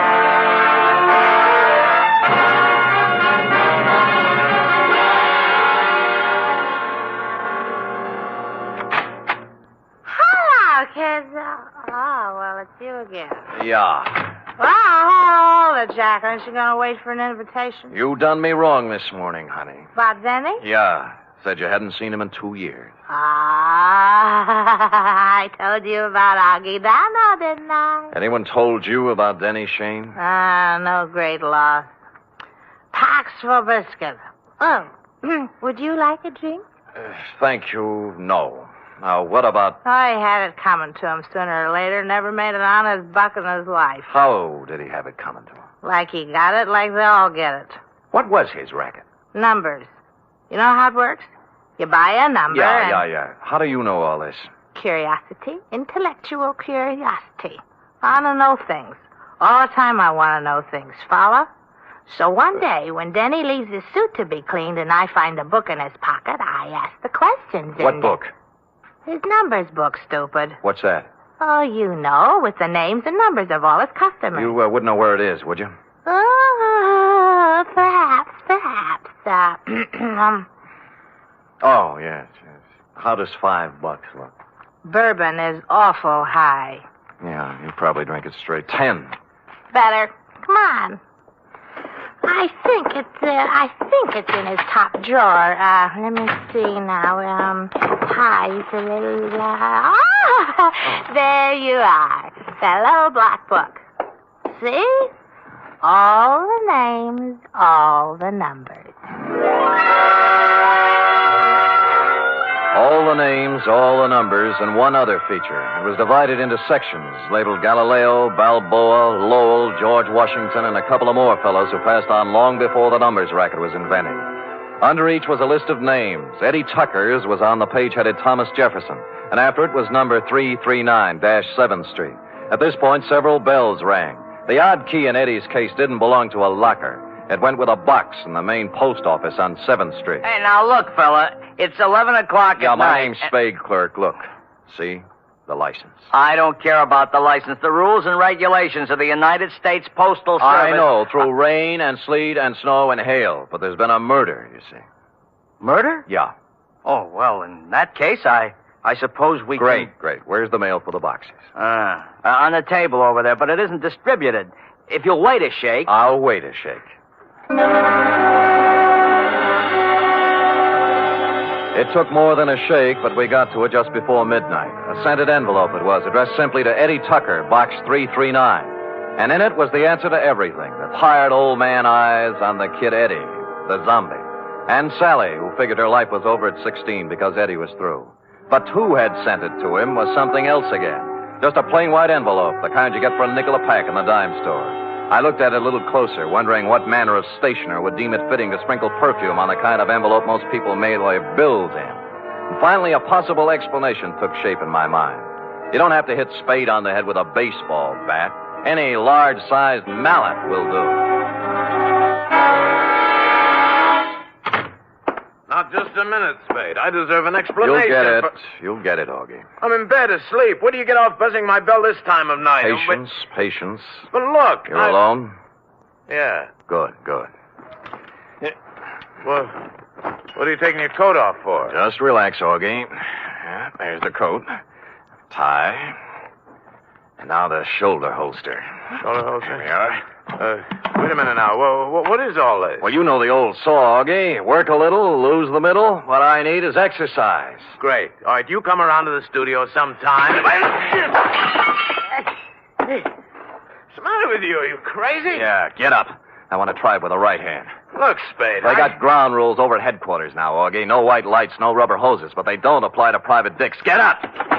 Listen, if you're looking for trouble, The right's even better. Okay, up you go now. Come on! Up against the wall. Now. Hey, let go of me, Spade. Let's talk, huh?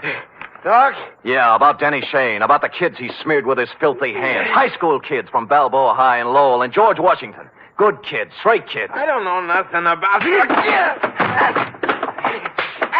Your outside man, wasn't it? Your roper. Turning up in drugstores and jive joints with those dirty little packets of heroin he passed out as headache powders. No, I don't know nothing about... So he got him hooked hard, huh? Hey, off. There was no more, and then they got a mailbox number and a key. Then they raised money any way they could. I got nothing to do with it. My studio. Yeah, your studio's a front. Does the dame down there know what's in those envelopes she mails every day, or does she think they're statements? Come on, talk, Donald. Talk! Talk! Talk!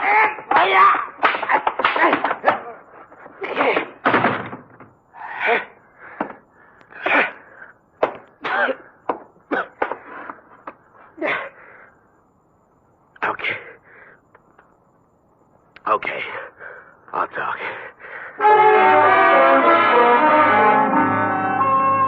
Which he did, a full hour's worth in Dundee's office, and a harrowing tale it was. I felt like printing up 1 million copies and mailing it out to every father and mother in the country. They'd taken him downstairs when I happened to glance out of Dundee's window, and down on the second floor roof, a point of light was moving back and forth slowly from one end to the other.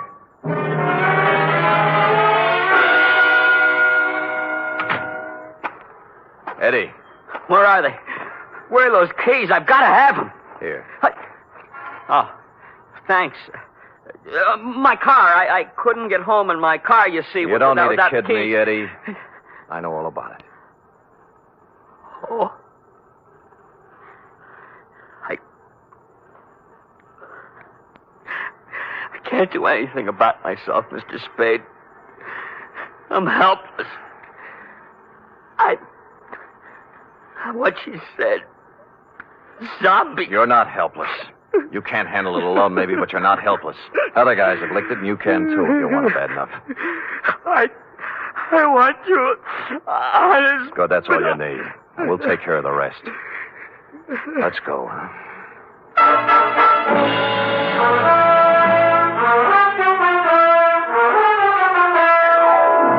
Like I said, this one doesn't have bluebirds at the end. Not yet, anyway. The bald fact is that Sally Joan Michaels is facing the juvenile version of a murder rap. However, the best criminal lawyer in town has volunteered to defend her, and the state will be represented by the most half-hearted prosecution that ever set foot in the courtroom. Eddie Tucker is entering a sanitarium tomorrow, making him luckier than some of the other kids in that little black book. What about yours, John Q? Period. End of report. Well? Oh, I don't know what to say, Sam. I feel so awful. I guess I'd better not make any comments at all. Me too, sweetheart. Let us lose ourselves in our work. Me in this cheap novel you were reading, and you in the merry chatter of that 1906 model Oliver. Scoot.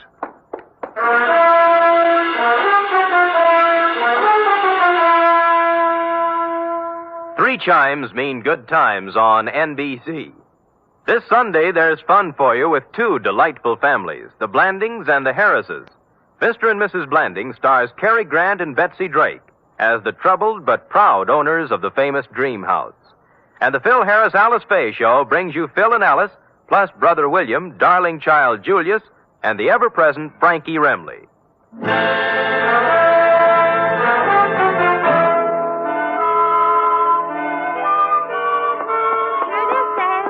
Amazing. Oh, not really, Sam. There's nothing amazing. Don't sell yourself short now. I'm just a plain garden variety secretary, Sam. Look at that. Immaculate. Not a mistake. Oh, Sam. And in 26 seconds flat, in just the time it took that man to read a short announcement, you type out 5 copies of a 28-page report. In my book, that is amazing. All right, I admit it, Sam. I'm amazing. Good. And another thing. What's that? I'm hungry.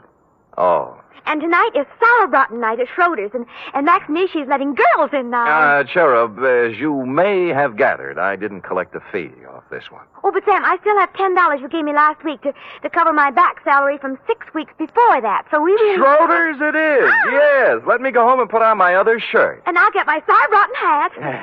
Good night, Sam. Good night, sweetheart. She is amazing.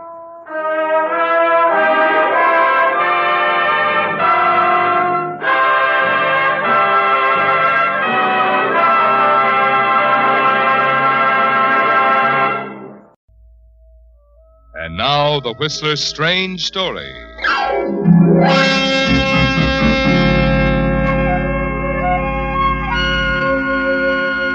High Death.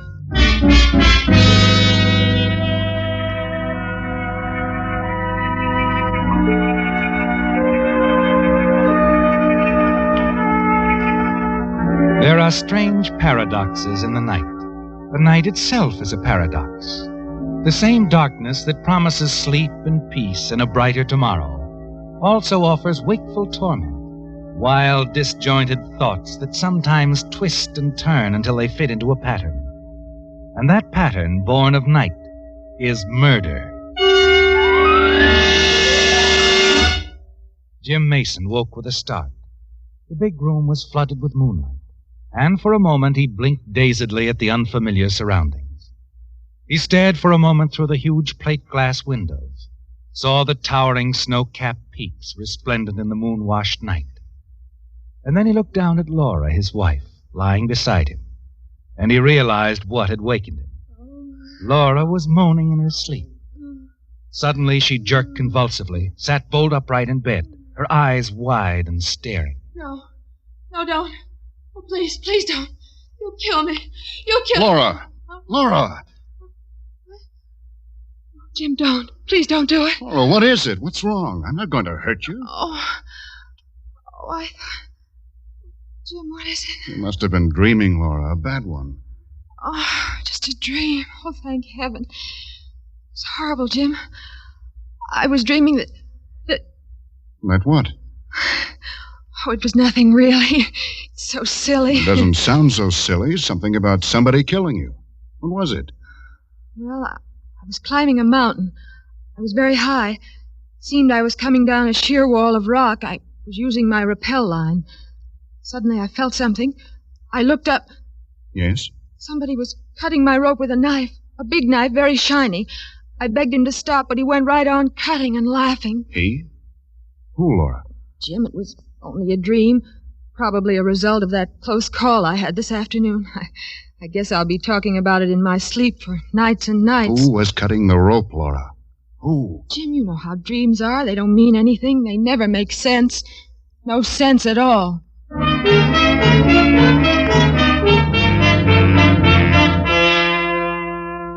Just a bad dream, Jim. You don't dare look for an explanation, do you? Because, as Laura says, dreams never make sense. But you're not quite sure, are you? Long after Laura goes back to sleep, you lie there, your mind reliving the past few days. The events that brought you here to this remote Swiss valley, to the sharp, gabled, and sprawling inn of Herr Schmidt that you told Laura and your close friends who are with you, Mona and Peter, so much about. Willkommen, Herr Jim. So long it is, yeah. 3 years. And so well you look. Herr Schmidt, how are you? Oh, this is your wife? Yes, this is Laura. Willkommen, Frau Mason. Thank you. You two and your friends are going to climb? That is good. Your father, he did not come, Herr Jim? No, he did not come. I'm sorry. I am so happy when I get your letter. Right away I take it down to the village to Stefan. So he is happy too. Stefan? Is he still here, then? I was afraid that he... Still here? But of course. Where else should he be? No one ever leaves here. Wait. Stefan! Stefan, come, Stefan! Up! Here he comes. Stefan! Stefan, it's good to see you again. Jim, it is good to see you too. Yeah, good. Laura? Laura, this is Stefan. Stefan, this is my wife, Mrs. Mason. She's a climber you're going to be proud of. I'm so glad to meet you, Stefan. Jim has told me so much about you. According to him, you are the finest of all alpine guides. I hope you'll guide for us. Ja, Frau Mason, I will guide for you.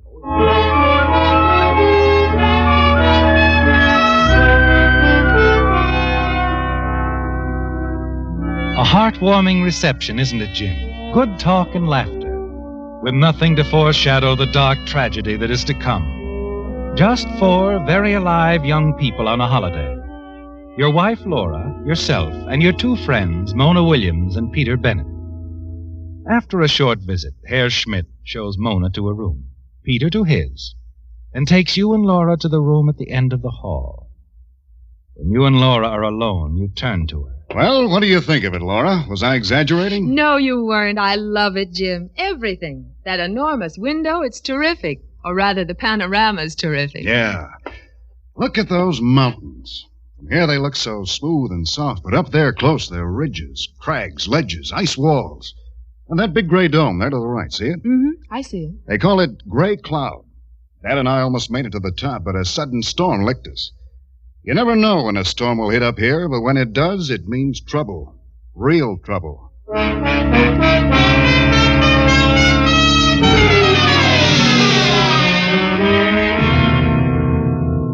Yes, Jim, storms can be treacherous, can't they, when they strike suddenly, without warning. But there's no storm on the horizon now that you can see. Shortly before lunch, you meet Herr Schmidt coming out of the dining room. Laura and the others haven't come down yet. Smells good, huh? Yeah, Herr Jim. This is herring salad and eggs with noodles, your father's favorite. I wish he could have come. He's not sick, I hope. He is dead, Herr Schmidt. Dead? Oh, I'm sorry. Very sorry, Herr Jim. Stefan, too, will be very sad. But in the letter you said nothing. He died over a year ago.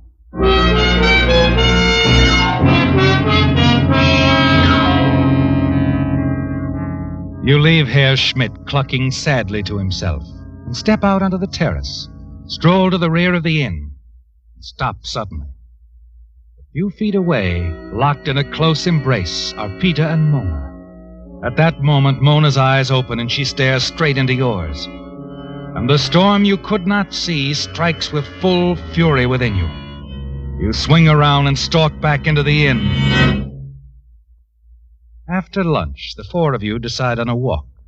You and Mona find yourselves paired off, with Peter and Laura, your wife, up the path, talking and laughing. It's utterly beautiful, Jim.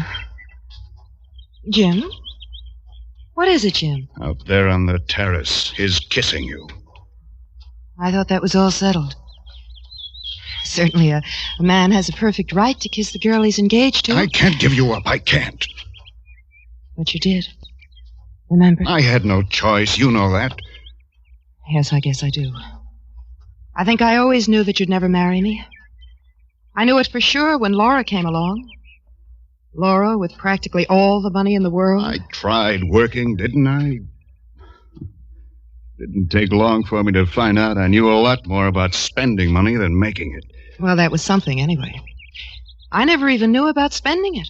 You're learning now. I'm not marrying Peter just for his money, Jim. I'm very fond of him. Maybe I'll learn to love him. I hope so. You love me, Mona. You know you do. Jim, please. The only way I can ever have you is if Laura dies. And she's very healthy. Don't talk like that, Jim. Don't ever talk like that.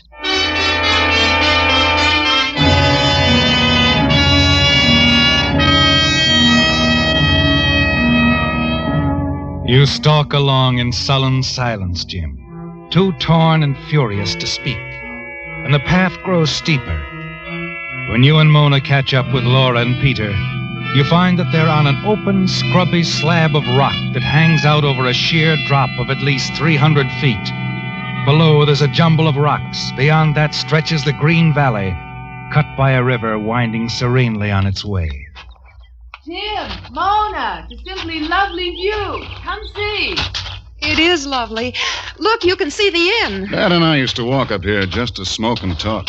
Oh, careful, that's a pretty steep drop. If you ever fell, they'd need a vacuum cleaner to find you. Laura, what are you doing? Come back off that ledge. That beautiful flower. I'm going to get it. She shouldn't be out on that narrow ledge, or she should slip. Laura, come back. Nothing at all. I'll have it in a minute. Jim. Laura! You move quickly, Jim. In an instant, you're out on the small ledge that protrudes no more than a foot on the face of the wall. A section of it had crumbled under Laura's weight. You advance as far as you can, praying that the narrow ledge will hold. You carefully go down on one knee and jam your elbow into a crack for support. Laura, I'm going to reach out my hand. Grip it with your right hand. Then with both hands. I'm going to pull you up slowly till you can find a toehold. Now, grab.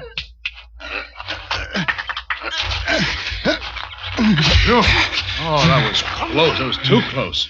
Thank goodness you can move that fast, Jim. I was paralyzed myself. Laura, are you all right? Are you, Laura? Oh, yes, I'm quite all right. I'm so sorry. I shouldn't have. I guess I just didn't think. Oh, Jim, darling, if it hadn't been for you, I'd be dead now.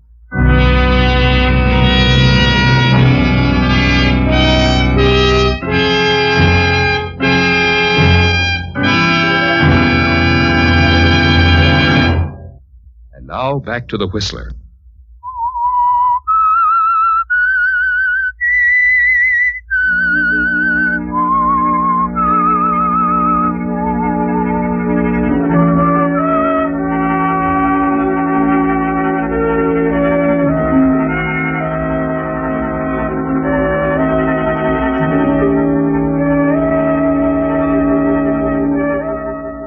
You lie there in bed, Jim, in the dead of night, wide awake, recalling today's strange chain of events. Your return to the high valley in the Swiss Alps with your wife Laura and your friends Mona Williams and Peter Bennett. The maddening sight of Mona in Peter's arms. Laura's possible fall from the rocky ledge. The fall that would have been fatal, Jim, had you not pulled your wife to safety. The irony of the situation twists within you. If Laura had fallen to her death, you'd have her money and Mona. It could have happened so simply, Jim. Yet you stepped into the breach, saved your wife's life, and in that instant, widened the gap between yourself and the two things you want most, Laura's money and Mona. That evening, the four of you were seated in the bar of the inn, toasting Laura's good fortune. And I always thought that when a person was on the brink of death, his whole life flashed before him. Oh, and it doesn't? Oh, no, Peter. All I could think of was darn that flower. Then suddenly there was Jim's beautiful face and his even more beautiful arm hauling me up. We were just lucky the rest of the ledge didn't collapse. Even when it was all over, I was still holding my thumbs. Well, I can joke about it now, but I was terribly frightened. I wonder if you'll ever know how grateful I am, darling. Sure, Laura. I know. Well, as the Chinese say, Jim, once you save a life, that life is yours to look after for as long as you live. See what you got yourself into, darling? Oh, cut it out. Okay, I was a hero. I saved you. Now forget it. Why, Jim. Say, Jim. Well, I'm sorry. I didn't mean that. It's just that I guess I'm a little jittery. Delayed reaction or something like that. I know, darling. Laura, how about this dance? It's a shame to let music like this go to waste. All right, Peter. Excuse us? Sure, Laura. Jim and I will sit this one out. All right, Mona. All right, say something. Don't just stare. You know why I blew up. I do? Yes. You're thinking he wishes he hadn't been quite so fast getting down to that ledge to Laura. He wishes... Jim, that's not true. But it is true. That's just what I was thinking.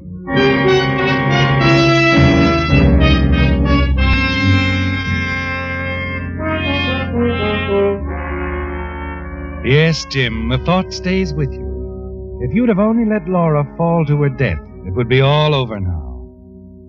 You look down at Laura now, sleeping soundly at your side, her nightmare over and done with. And you wonder if she suspects, if that's why she dreamed that someone was trying to kill her. She didn't say it was you, did she, Jim? But you know it was you in her dream. Early the next morning, you arise without waking Laura. Go down to breakfast. Stefan comes in as you finish, and the two of you go to the storeroom to look over and choose the equipment that you will need for your climb. Shoo, smells like mothballs and oil. Yeah, Herr Schmidt takes good care of his equipment. He's got enough here to start a sporting goods store. There's plenty of everything here. Yeah? You will need crampons, pitons, hammers, rucksacks, water flasks, and rope.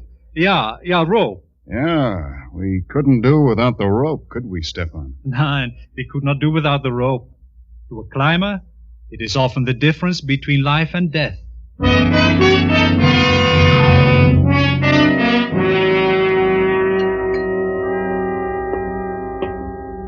Oh, there you are, Jim. Morning, all. Have you eaten, Jim? Oh, hours ago.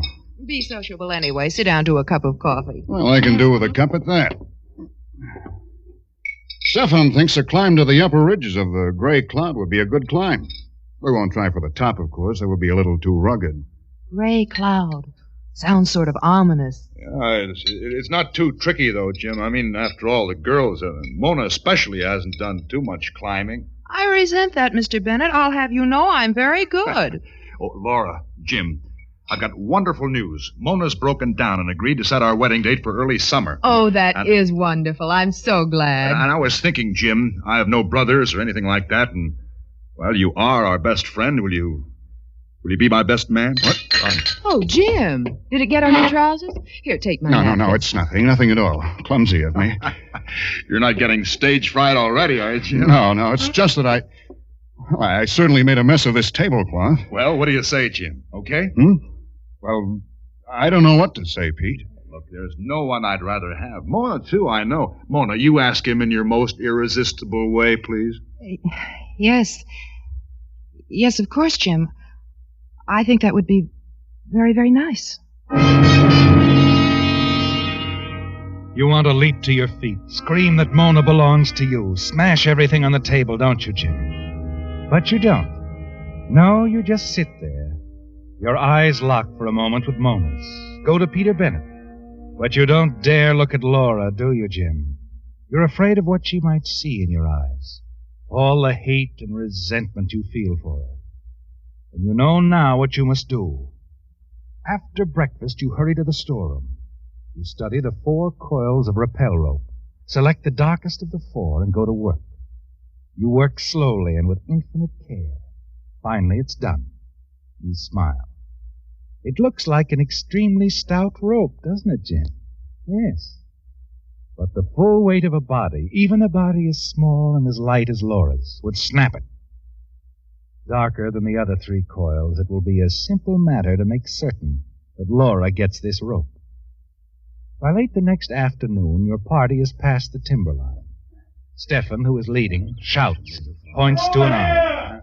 The hut is in sight. A small stone shelter built by the Swiss Alpine Club for use for the climbers. In a short time, you're there. We will camp here tonight. It's about time. Softy, I'm as fresh as a daisy. How about you, Laura? I'm fine. Be glad to get these shoes off, though. Well, the only thing that hurts on me is my stomach. Let's rustle up some food.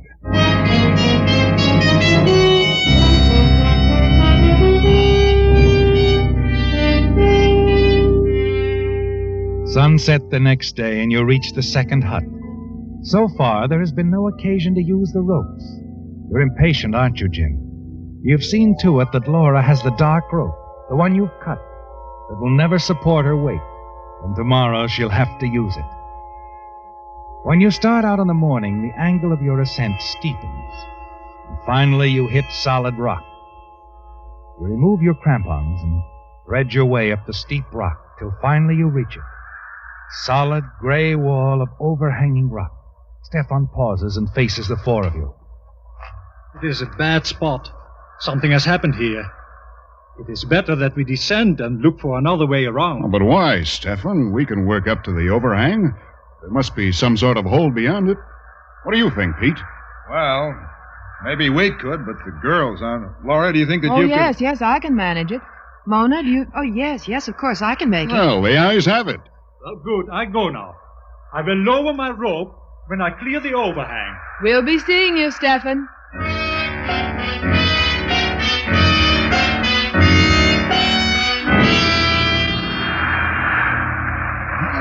Your hand, Herr Jim. Yeah, up. Thanks, Stefan. Tougher than I expected. This wind is bad. Yeah, it is very bad. Well, how does it look? That ledge up there, that is next. At 100 feet up. Not too steep, though. We can take it on an angle. Laura? Mona, you girls okay? You went up there like mountain goats. I could have done it with one arm tied behind me. Hold up. Thought sure you'd be blown off. Me too. That gust hit me hard. It is best to stay close to the wall. You said it. There's nothing but space out there. I ascend now. Herr Jim, you will belay the rope and make it secure. And the action goes on. Stefan first to ascend, then Peter, and then Mona joins them on the ledge. She waves, the rope comes down. It's time for Laura's ascent, isn't it, Jim? As you reach for the rope to draw it in, the winds hit with full force and you trip on a loose stone. Jim!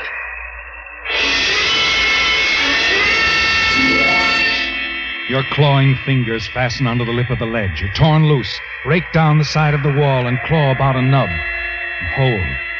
And there you cling transfixed. Below you there is nothing but death. Sweat pours into your eyes. Your blood is a roar in your ears, and you go weak. Manage to look up, and Laura's stricken face peering over the edge. Jim, thank goodness. Hold on, Jim.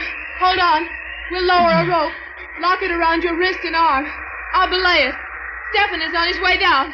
Hold on. Hang on, Jim. Laura, Stefan is coming down. Hang on, Jim. Hang on. Jim, here it comes. My rope. Take it, Jim. No, Laura. I can't. Tell Stefan. Hurry. Please, Jim. Take my rope. No, it won't. Can't hold on any longer. Jim.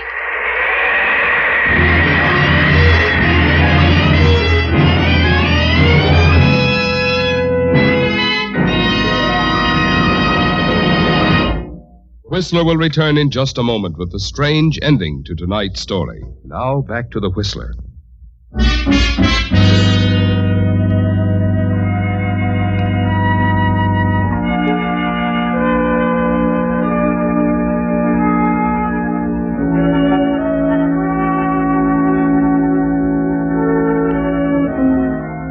The climbing party makes its descent slowly, silently. Stefan guiding Laura's every mechanical move. She's in a bad state of shock, moves like an automaton. Peter follows behind with Mona, the anguish of the experience written in their faces. Finally, they reach the Alpine hut, put Laura to bed, and after a while she falls into a deep, exhausted sleep, and her three companions take up a vigil by her bed. Suddenly, the deadly silence of the room is broken. Jim, my rope. Stefan, is she all right? It's bad. Very bad. She dreams. It's all right, my kid. All right. Such a horrible shock for her. So much to bear. Jim, you must... Jim? Oh, you, Stefan. It was a dream, wasn't it? All it... No dream. He's dead, isn't he, Stefan? Jim's dead. Yeah, Jim is dead. Stefan, why didn't he take the rope? Why? He could have been saved. Why? If it is as you say, Frau Mason, I do not know why. I do not understand. You are sure that this is so? Yes, he wouldn't take my rope. He tried to say something and then he fell. Why, Stefan, why? We could have saved him. Yeah, your rope would have saved him. I do not know why he would not take it. He seemed afraid. Yes, that's it. It was like he was afraid of my rope. Do not know why. It was a good rope. All the ropes are good. The night before we left, I go over them all carefully. And a good thing that I do. One of the ropes I took between my hands and poof, it snapped. So I replace it with a dark one. The one that you carried, Frau Mason. It was a very good rope. It would have held 3 such men as Herr Jim.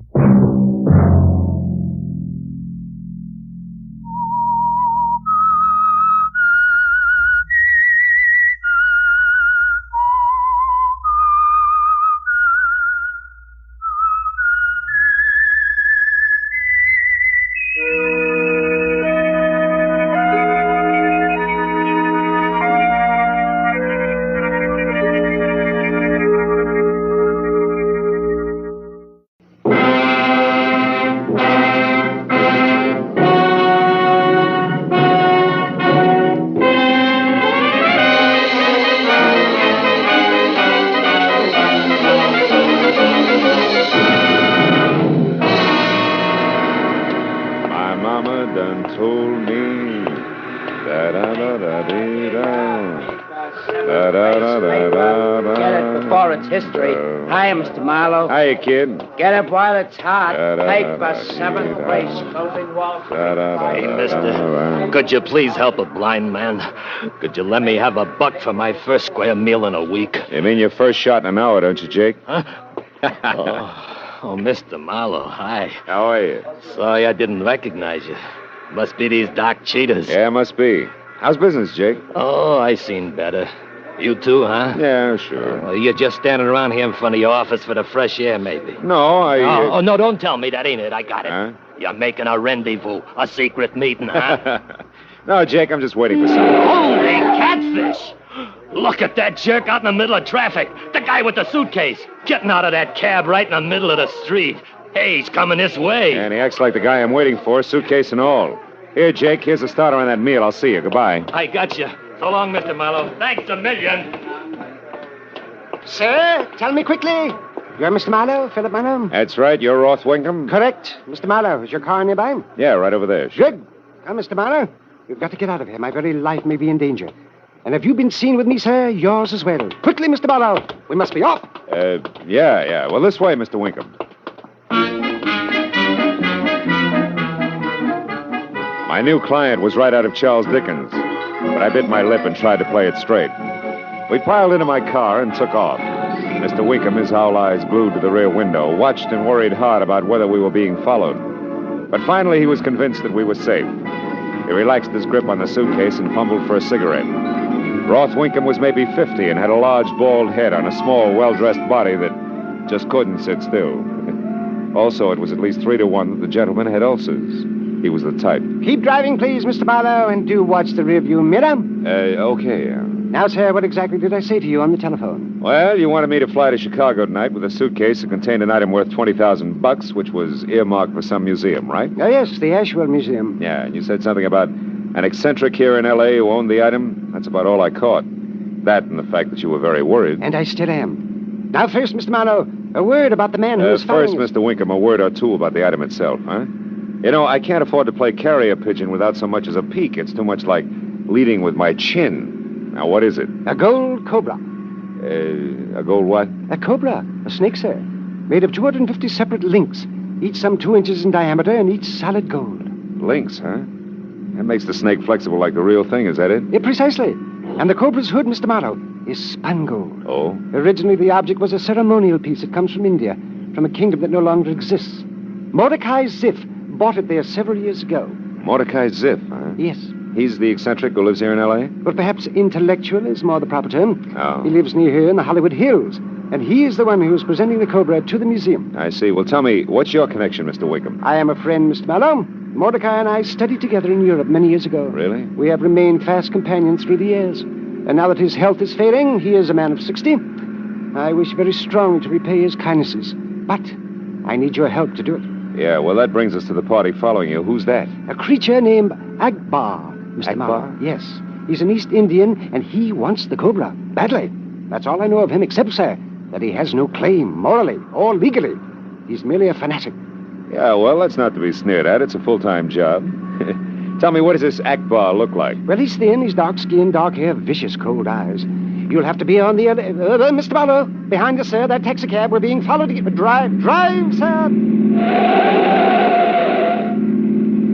You see who it is? No, but it could be Akbar. Try to lose him. That's exactly what I'm trying to do. The Cobra's in the suitcase here, right? No, this suitcase is empty. Oh? A decoy. The gold Cobra is in a similar bag that has been checked at the Beechwood Plaza Hotel. Turn again, Mr. Marlowe. The cab is gaining. Right. Now, sir, this envelope contains the claim check for the bag, as well as your airline ticket to Chicago. Also, there's a $100 bill included. Oh. And you'll get another one when we meet tomorrow night in Chicago. I'll look for you at the Dearborn Street station at 8 o'clock. He's still with us, Mr. Marlowe. Yeah, and that's a red light ahead. We can't slip through. Then it's time for me to go. And time for Akbar to follow me. Me and the empty bag. Good luck, Mr. Marlowe. I'm counting on you, sir. By the time the light had changed, the spry Roth Winkham had already made it to the sidewalk, the empty suitcase conspicuously in hand. And when my rear view mirror showed the cab had given up the chase, I figured the quantity known as Akbar had taken the bait and followed Winkham. All of which made my next stop the check room at the Beechwood Plaza Hotel.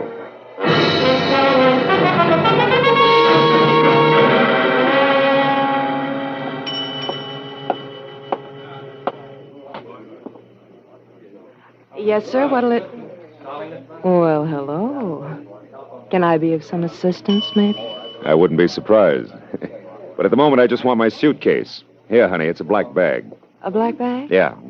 Let's see. Oh, here we are. Number 4511. Number 4511. Comes out even. Must be yours, all right. Yeah, it must be. Thanks, baby. Here. Small token of my Oh. What's the matter, handsome? Your wife just waltzed in? No wife. Just trouble. Goodbye, princess. My first glance at the man standing in the hotel entrance was almost enough. A lot of people could have jet black, unruly hair on top of a flyweight build, but very few people had that kind of wild, sparkling eyes. They were reserved for fanatics named Akbar. When he spotted me and started coming in a hurry, it was time for me and the suitcase to head for the nearest exit. I took a side door just beyond the check room, and from there ran the length of the narrow, twisting corridor that led to the rear of the hotel, and out to the alley where I'd parked my car. There I ducked behind a pile of trash cans, slipped my hand over the .38 in my shoulder holster, and waited. But after a full minute went by, I figured that it was safe to go to my car. And it would have been, if the striking redhead crouched on the seat inside hadn't been holding an also-striking pistol. Just made for ladies. Don't bother getting in the car, Mr. Marlowe. In fact, don't do anything but hand over that suitcase. Here, on the seat. Your mind's made up, huh? Definitely. And keep your hands at your sides. Now, let me have those keys you're holding. Come on, toss them here. Now, turn around. Thank you. I'm glad you're cooperative. Don't mention it. It's your winning smile. Anything else? Yes. Walk in the direction you're facing. Go on. Walk it is, baby. But first tell me, who do I see for my car? Don't worry. It'll be returned safe and sound. Yeah, what about the suitcase? It's got all the clothes I have in it. Oh, sure. You look so fetching in gold Cobra, don't you? Good night, Mr. Marlowe.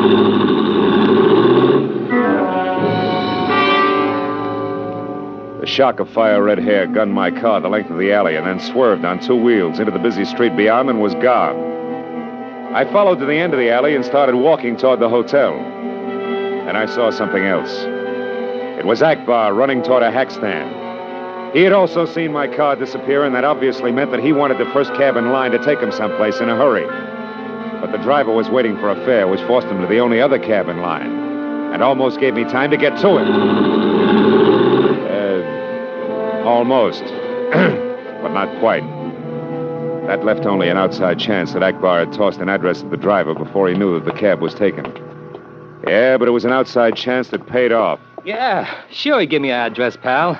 Even though I had the flag down. I got an old doll inside. Yeah, listen, friend, this counts. What was that address? Come on, the right answer's worth 10 to you. A saw? The same. Here.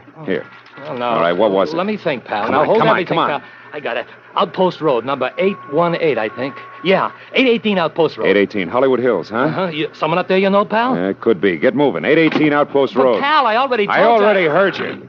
There's another 10 in it, and let's forget the old doll. Come on, Buster, roll.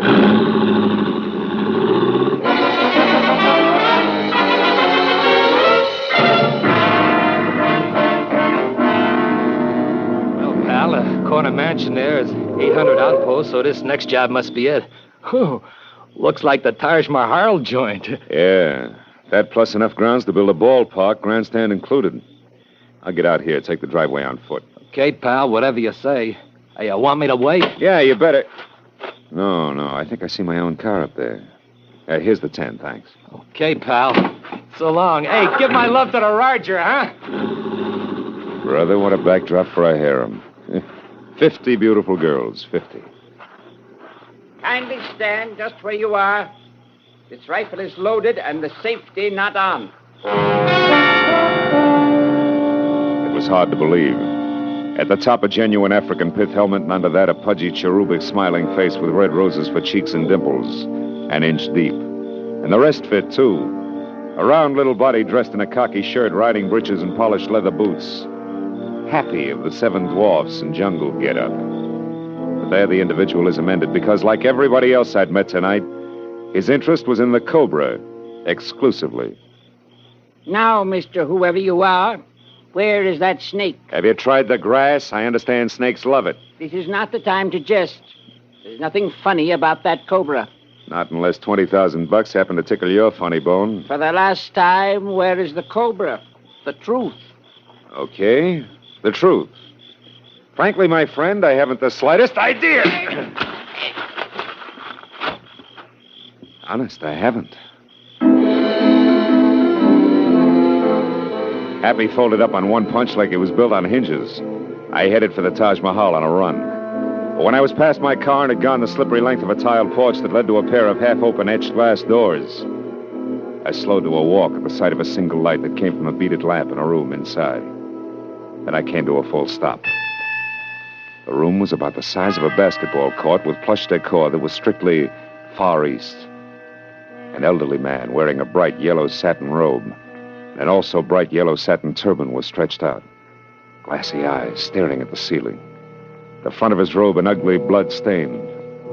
Beside him was the lady with the red hair, and next to her the suitcase that wouldn't stay put. It was a good time for me and my 38 to announce ourselves. Well, this certainly outclasses the alley, doesn't it, Red? What? And now it's your turn to keep your hands at your sides. What do you want here, Marlowe? Did you kill him? No. Oh, no, I didn't. Believe me, I didn't. I hated Mordecai as if, but I wouldn't do this. Oh, of course not. How could I even think of it? You only stick up people in alleys, steal cars, walk off with gold lucky pieces worth 20 grand or better, huh? Marlowe, I didn't do this. My gun hasn't even been fired. Here, look. Don't try it, Red. I'll look when I'm ready. First, I want to make sure the gold Cobra is still intact. Of course it is. I never let it out of my hand. We'll see. Stay right where you are, baby. Don't move. I can unlock this with one hand and cover you with the other. Okay. Now we'll know if the Cobra's... Look out! Marlowe, it's real, a Cobra. Steady, Red. Don't move. No. Oh, baby, you shouldn't have killed the lights. That makes the next move the Cobra's. And my gun's worthless.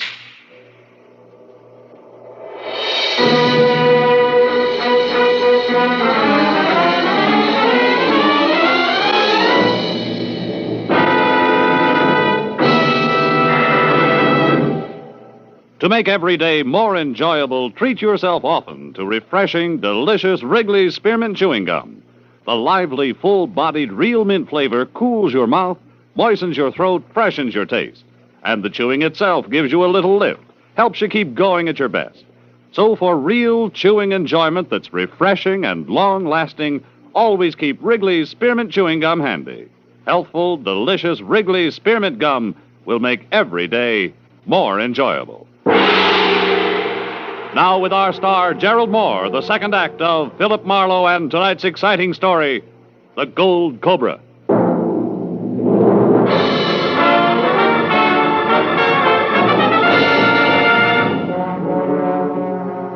We got one good look.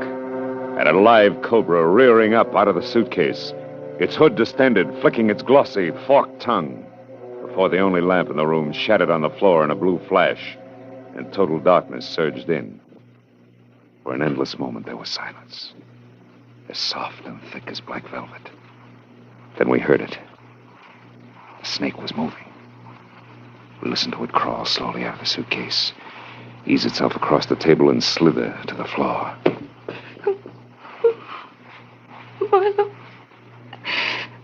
Marlowe, it's coming toward us. Stand still, baby. Freeze. Don't move a muscle. I can't do it, Marlowe. It's our only chance. Do you hear me? No matter what happens, don't move. Marlowe, I'm getting dizzy. I'm afraid I'm going to pass. No, baby. Hang on. I tell you. Now, Red, listen to me. Talk. Start talking. Don't stop. But talk softly.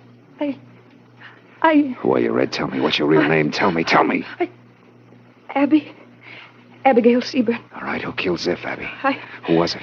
Come on, answer me. Keep talking. I don't know, Marlowe. I told you the truth. Why did you come here to Ziff's place? He swindled my Aunt Marcella out of all her money before she died. Yeah, go ahead. Money that was supposed to come to me. Swindled her how? He was a mentalist. Yeah. A fake mind reader and fortune teller. He told her lies that made her keep giving him money until there was nothing left. Atta girl. Keep it up, baby. Keep it up. Why did you take that suitcase away from me at the hotel? Answer me, Abby. Think. Come on. I spied on Ziff. I found out about the gold cobra. Yeah, go ahead. I knew if I once cut my hands on it, I could force Ziff to return the money he tricked my aunt out. Keep talking. Oh, Marlowe, I can't. I can't stand it that awful. Quiet. Listen. There's someone in here. Yeah. Who's there?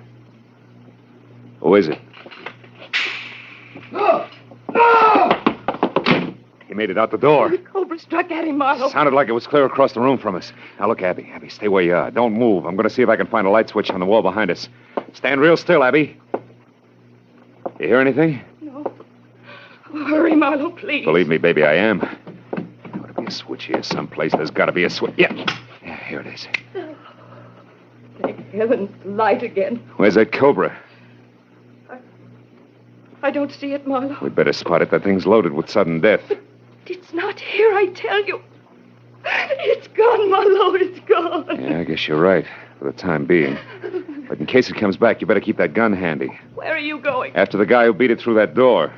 Right now, it pays to be ahead of the game. But not too far ahead, Abby. Do you understand? Oh, yes. At this point, mister, I'll do anything you say. All right, then wait here for me. And keep your eyes open wide. This cobra's not the only killer loose in this joint. The door opened into a long passageway that offered as much chance to duck for cover as the inside of a loaded cannon barrel. And it was so narrow that if the cobra had found its way out there, it would be within kissing distance when we passed. The hair on my neck remained at rigid attention while I edged along the hall toward a dim light at the end that came from a heavily draped green waiting room. In the center, facing halfway from me, was Akbar, the tousle-haired East Indian. His face was even grayer than before, and his hand trembled as he mopped his glistening forehead with a silk handkerchief. When I stepped in, he saw me from the corner of his eye. His face went stony. Only his right hand moved. It dived under his jacket for a weapon, but I brought my gun down hard on the point of his shoulder. His arm went limp, and a knife as wicked as the back end of a scorpion bounced across the floor.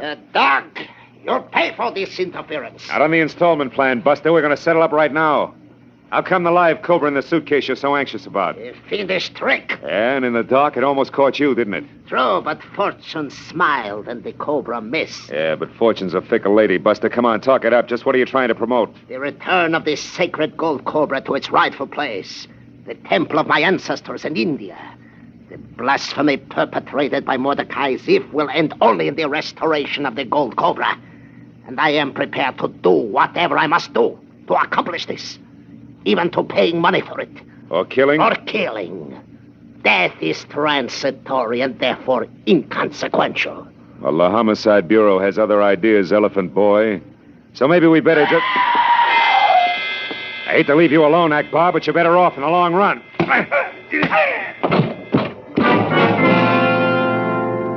I watched just long enough to see Akbar melt toward the floor. Then I ran back along the narrow corridor to where I'd left Abby. When I stepped in the door, I stopped cold. She was facing me from across the room, her eyes wide with fear, her mouth still twisted from a scream. Directly behind her was an opening in what should have been a blank wall, and inside it, staring out with fixed, hypnotic eyes, was a coiled cobra. Only this one was solid, gleaming gold. I started toward Abby, but I stopped again because there was a gun in my back. That's quite far enough, Marlowe. Roth Winkham. What is this? You aren't going to like it, Marlowe, not one bit. Give me your gun. Give it to me. Get it yourself. I wanted to warn you, Marlowe, but he said he'd shoot me. He took my gun, too. Come on, Winkham, why the switch? Believe me, Marlowe, when I hired you tonight, I expected a much less bizarre ending to all this. I intended you to be peacefully on your way to Chicago by now, with the gold Cobra safely in tow. Still just a favor for a friend, huh? Not exactly. That part was a small lie. Mordecai Ziff was my partner. Your partner? Yes, my dear. When we felt it was time to move east again, I decided to break away from Mordecai and keep the gold Cobra for myself, alone. But I needed help. Because a fanatic named Akbar turned up who had his eye on the Cobra, too? Get over into that empty corner, both of you. Go on, get over there. Move. Take it easy. No tricks with the pottery, Marlowe. You shoved him into Never mind. Leave that vase alone. Get back in the corner. So it was you who killed Ziff, huh? I hated him. For every one of a million indignities I've suffered at his hands. As soon as I was sure you'd picked up the gold Cobra, I came back here. And I killed him. I just finished it when I got here. Yes, young lady. I didn't know about you. But I managed to get out of here before you blundered in with that empty suitcase. Empty suitcase? That's what you think. That's what I mean. There on the table, empty. As it has been from the outset. Just as empty as the decoy I used. Obviously, Mordecai suspected my intentions to steal the gold Cobra after all. It was a bit more than that, Winkham, honest. Oh, what a cozy pair of chums you and Ziff must have been. You really don't know what he put in that bag, do you? What are you talking about? Ziff had a surprise all set for you, Winkham. It was Marlowe, look! The snake, it's coming out of that vase. Holy smoke, Winkham, there's a live Cobra behind you. I don't blame you. Listen to me, will you? Marlowe? Oh, that's such an old stunt. Stay back. Marlowe, it's Winkham, coming. kill it, I tell you, it's right behind Stop you. it, you're only wasting time. No.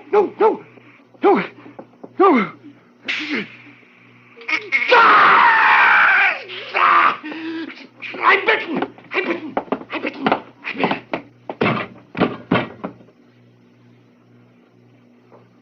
Oh, no. He's out, and it's no help, baby. That thing's still between us and his gun.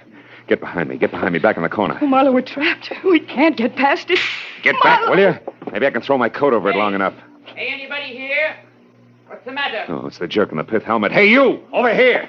What in the world's going on, anyway? Get over here with that rifle, will you? Hurry! What's the meaning of all the... Birdie! Good heavens, my Cobra! Kill it, will you? Shoot! Quiet. You're in a spot, folks. No fooling. She's got you within striking distance, so don't move. Just stand still. Very still. Come on, Birdie. Birdie, now. Come on. Take a look at the end of the rifle, Birdie. See the hole? That's it in the end. Fascinates you, doesn't it?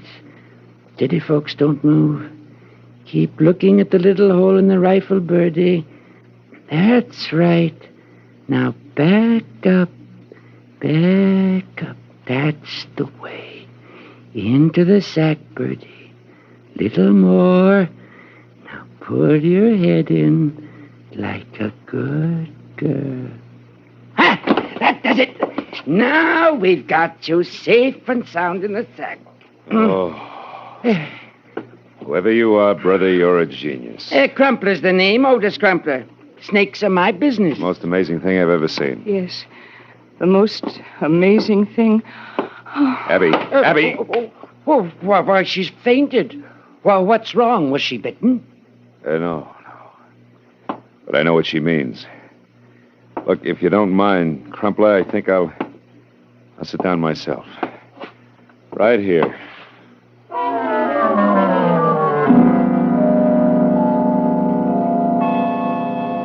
Well, when the police finally moved in, they gave the degenerate Taj Mahal a long once-over, and then we adjourned for more questions and answers to the hospital where Abby Seberg was getting her nerve back and Akbar was nursing the split scalp I'd given him. And while Otis Crumpler and I waited for the word downstairs in the coffee shop, Roth Winkham, my client, was busy dying of cobra venom, in spite of Crumpler's best efforts.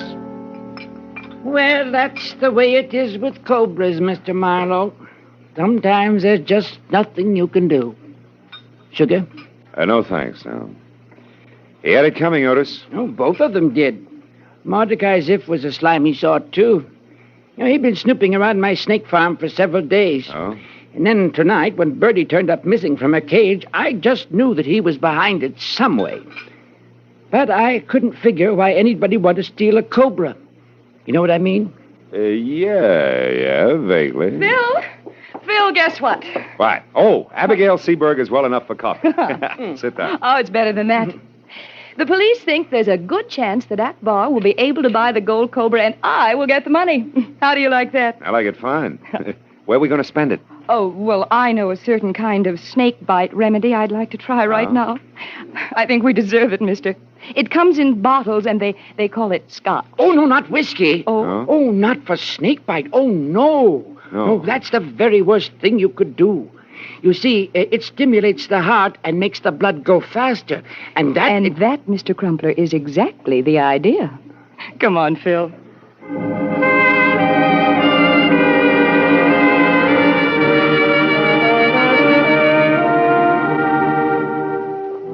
You know, there are many things that can lead to romance. Usually it's moonlight. Sometimes it's a bit of a song. But whoever heard of a snake playing Cupid? Yeah, well, there was a snake in the Garden of Eden. Yeah, but come to think of it, he kicked up quite a fuss. Phil? What are you thinking? Snakes. What are you thinking? Apples.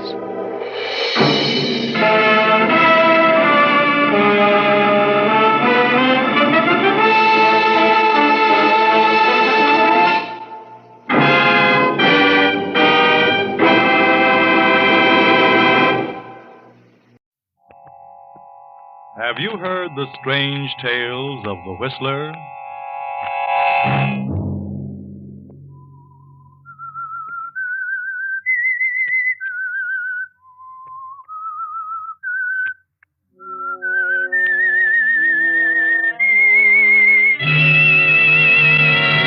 I'm the Whistler. I sifted the whole thing down to you 4 people. I know one of you is the murderer of my brother, and I'll not turn this ship about until that one is discovered. Friday night, and again, CBS presents The Whistler.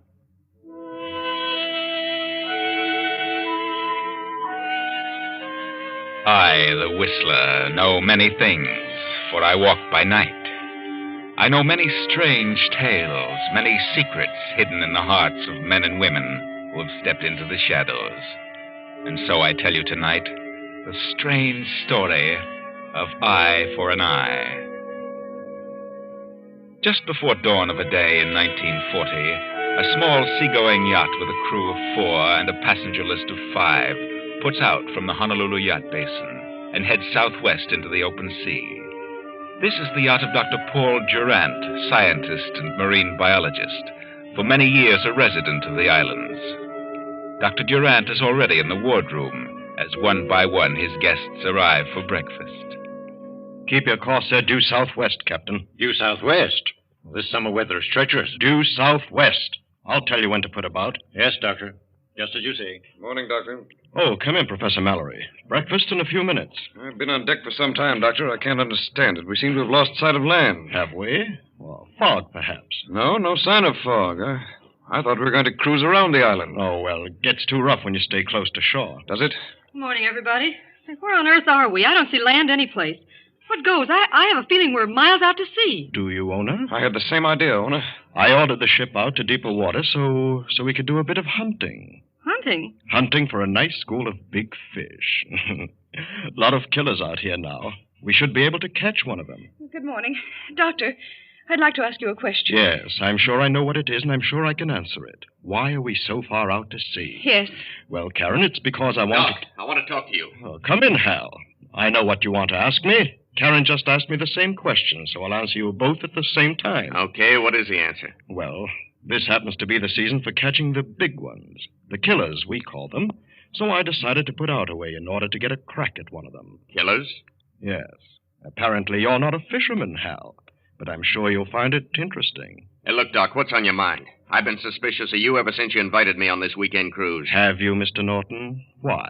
Why should you ask me on this cruise? I don't know you that well. I've seen you many times. Your brother introduced us at the gambling joint, but, well, I wouldn't think too much about it, Hal. I must say this is a peculiar group for you to select, Doctor. You think so, Professor? You all knew each other, didn't you? Well, yes, in a way. I know the professor, but I've never been friendly with Hal Norton or Ona Raymond.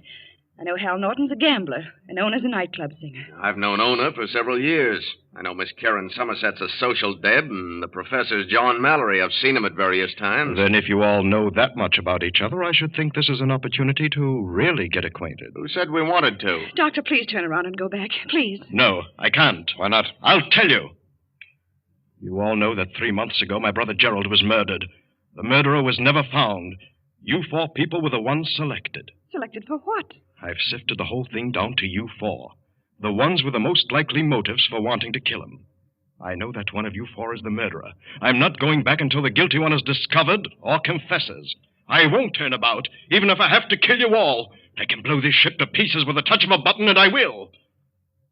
Well, now that you know why you're here, each one of you had best guard himself carefully. For if the killer is exposed, he'll try to protect himself. Breakfast is ready, Doctor. Oh, yes. Let us forget the situation for the moment and enjoy our breakfast. Come, friends.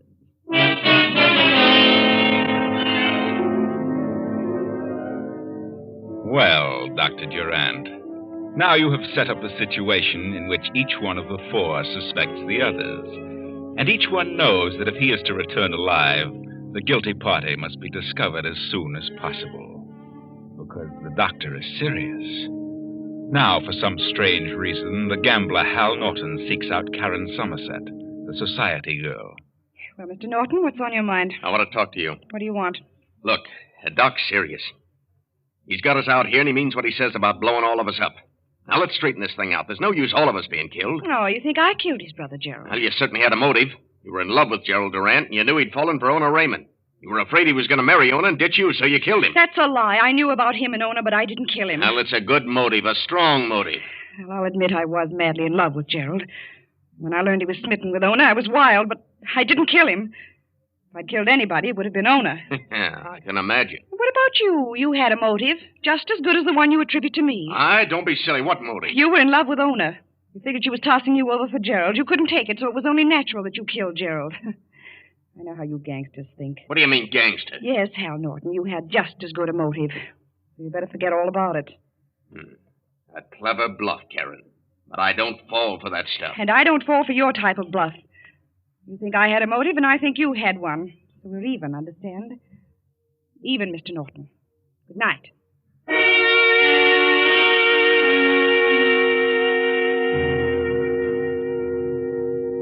Well, so that is the situation between Karen Somerset, the society girl, and Hal Norton, the gambler. Now let us see what Professor John Mallory and the nightclub singer Ona Raymond have to say about it. Oh, hello, Professor. What do you want? I'd like to talk to you, Miss Raymond. Don't be so formal. My name is Ona. Of course. You're aware that the situation existing aboard this yacht is most serious. Maybe. Dr. Durant means exactly what he says. I think he's temporarily unbalanced. He's convinced that one of us killed his brother. And what do you think should be done? I think the guilty one should confess and save the lives of the ones who are innocent. I agree. So, why don't you confess, Professor? What? You certainly had a motive. You were in love with Karen Somerset. She refused you because she was in love with the doctor's brother. Turned you upside down and you couldn't take it, so you killed Gerald. What are you talking about? It's That's pure imagination. It's a good motive. Motive? If anyone had a motive to kill Gerald, it was you. That's sure silly. No, Ona. You had the best motive of all of us. And I can tell you what it was. What? You, for the first time, decided you wanted to get married. You asked Gerald Durant to marry you. And he told you he had no intentions of marriage. You were furious. You knew then that he wasn't in love with you, that he was really in love with Karen. So you did the only thing one of your kind could think of. You killed him. You. Why, you get out of here. Get out. You did it, and I know you did, and I'll prove it if I die in the attempt.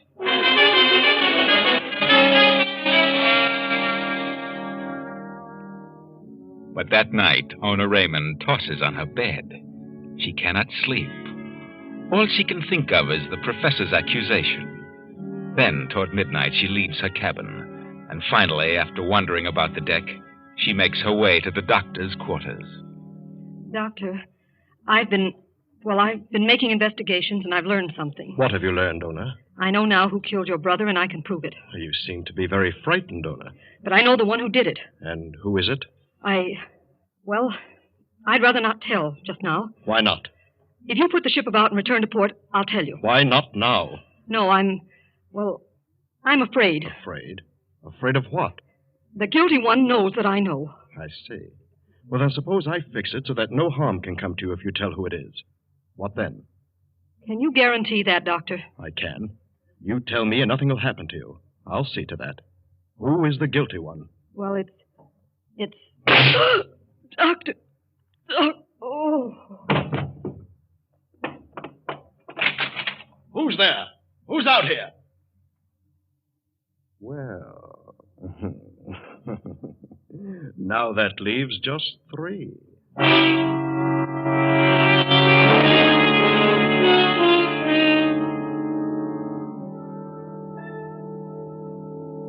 What is it, Doctor? Yeah, what's up now? Come in, Karen. Come in, Hal. What's that on the floor? What's happened? Remove the sheet, Captain. Let them see what's happened. Very well. Good Lord. Oh, it's Ona Raymond. Ona? When did this happen? Just 15 minutes ago. Surely one of you knows all about it. Where did it happen? She was standing right there. She was just about to disclose some information regarding the killer of my brother when there was a shot from that window. I ran to the door, but there was no one in sight. Where were you, Karen, 15 minutes ago? Well, I was in my cabin. And where were you, Professor Mallory? I was on the deck. On the deck, huh? And now may I ask, where were you? Are you crazy? Why should I want to kill Ona? I was in love with her. That may be true, but maybe she was about to tell the doctor something you didn't want to know. You're nuts. Just where were you 15 minutes ago, Hal? Why, I was in my cabin. In your cabin? And you didn't hear the shot? I did not. You say you were in love with Ona, but did you love her enough to let her reveal the murderer of my brother? Especially if you were the murderer? You'd better be sure before you start accusing me, brother. I merely asked a hypothetical question. Well, why don't you try some hypothetical questions on Karen and the professor here? They had just as good reasons to get rid of your brother. And Ona, if she was going to spill something. Ona's dead. That obviously eliminates her. Yeah? How do we know? Maybe you figured she was the one who killed your brother and you let her have it. And figure you can blame it on one of us. Dr. Durant, this is getting out of hand. I insist that we put about and return to port before anything else happens. If there's a killer on this yacht, let's go back and allow the authorities to handle it. And I refuse to do so, Captain. This is my yacht. And I am the captain. Are you? Well, if you interfere in my plan, I can very easily take care of that.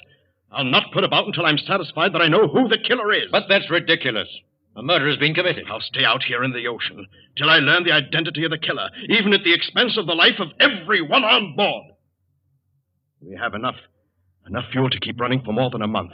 And if the engines are turned off, why, we can drift for many months. What about food and fresh water? If it's necessary to stay out that long, then when hunger and thirst come along, maybe one of you will be ready to talk. Why, you're crazier than I thought. Oh, Captain, have this body removed and placed in ice. I want to take back all the evidence. Well, I think you may all return to your quarters. Good night. Yes, sir. Good night, Doctor. I'll go along with you, Karen. I'd like Professor, I'd prefer that you didn't. Didn't what? That you didn't talk to Miss Somerset. Go to your own cabins, if you please. Well, good night. Well, what are you waiting for, Hal?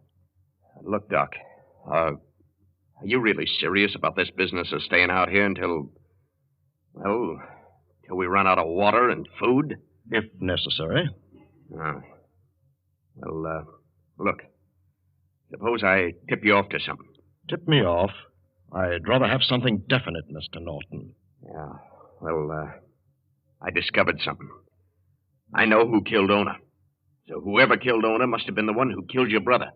Right? It sounds logical. Go on. Well, if I'd killed Gerald because of Ona, it doesn't make sense that I'd kill the girl I loved. Go on, I follow you. The one who killed Ona certainly didn't care about her. Therefore, it must have been one of the other two. Either Karen or the professor. Yes? Well, I discovered something. Who is it? In view of what happened to Ona when she tried to tell you something I'd rather not say just now. And when would you like to tell what you know? You turn this boat around, head for home. Just before we reach port, I'll tell you. Oh, I'm not that stupid. You're stalling for time. I'm not. I know who shot Ona. I'll tell you what, Hal. I'll wait another week, and if nothing happens, if the guilty one isn't found, then I'll turn around and accept your proposition.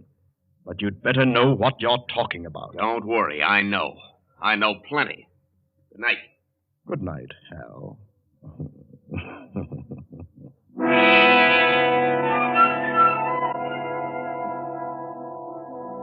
Hal Norton steps out of the doctor's cabin, completely unaware of the figure in the shadows by the open window, and goes to his cabin confident that he now has complete control of the situation.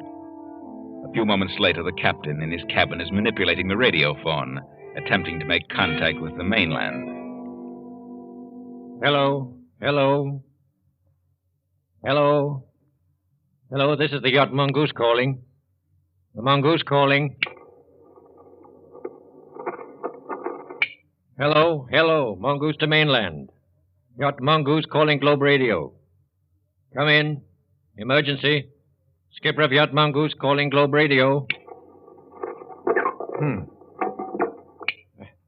Yacht Mongoose, emergency.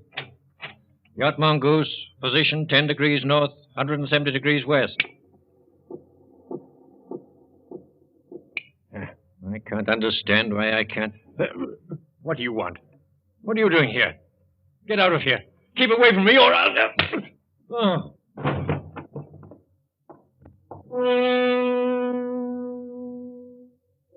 Now, with 2 murder victims aboard, the ill-fated yacht and its strange cargo pushes on south and west. Ona Raymond dead, and now the captain, and the radio phone damaged beyond repair. The captain's body is not discovered till sunup, but immediately following the discovery, the doctor calls his guests to his cabin. What's happened now, Doctor? Why rout us out at this early hour? Why, don't be so excited, Professor. I'm not excited. Sit down, Professor. Have a cigarette, Doctor? Yes, thank you. Light? I think, Dr. Durant, that you had best sit down and take things easy. What do you mean? The way your fingers and hands are trembling, something's upset you considerably. Is that so? Yes. Well, what's happened now? Someone tried to kill you during the night? I'll wait till Miss Somerset gets here, if you don't mind. And Hal Norton. Have you decided to go back, Doctor? No. No, I'm not going back. And of that, I'm determined. Do you know what I think? I think you're somewhat unbalanced. What is it, Doctor? What's going on now? Well, come in, Karen. The doctor wants to talk to us. But he won't talk till the 3 of us are here. Sit down, Miss Somerset. Sit down and be calm. Why are you trembling, Miss Somerset? Why shouldn't I be? To be waked out of a sleep and... Well... Go on, Miss Somerset. Well, this isn't the most pleasant voyage I've ever been on. What has upset you, Karen? Why, nothing. Nothing but the whole idea back of this trip. Don't worry, Karen. I just asked the doctor the same question. For some strange reason, he didn't want to say what made him upset. I prefer to say no more about this until Hal Norton gets here. Hal Norton and the captain. I want the captain to be present. He said he'd be right in. All right. All right, Doctor. We'll just wait till they get here. And you, Karen, you don't mind waiting for the captain? Certainly not, but I... What were you going to say?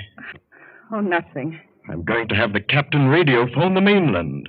Radio phone? What? That the murderer of my brother is aboard. That I know who it is. You should radio that you have a lunatic aboard. You yourself. One of you knows that the radio... One of us knows what? What about the radio? I'll wait till Hal Norton gets here before I continue. Well, what's keeping him? Doctor, I just went after Mr. Norton, and he's dead. Dead? Yeah, dead as a doornail. He's been stabbed. Dead? Yeah. He's cold as an icicle. I see. Will you tell the captain to come to my cabin at once? The captain? Well, I don't think he can. I mean... You heard what I said, Johnson. Yes, sir. Yes, sir. Well? What's the matter with that sailor? I haven't the slightest idea. He seemed startled. Did he? Doctor, you're lying. What's happened to the captain? He's dead. What? Doctor. Yes. Someone killed him and smashed the radio phone. The same one who later killed Hal Norton. Why were you stalling? I wanted to watch your reactions when I said the captain would be here in a few moments. He's trying to frighten us. Unfortunately, neither of you reacted in the way I'd expected. Well? But now that Hal is dead, it obviously narrows down to just you two. You, Karen, and the professor. One of you. And the sooner you give up, the better. Because as sure as I'm standing here, one of you, the guilty one, will kill the other. Nonsense. Suppose I did kill your brother because I loved Karen. Why should I kill Karen, the one I love? Wait a minute, John. I hate to say this, but you did have a motive for killing his brother.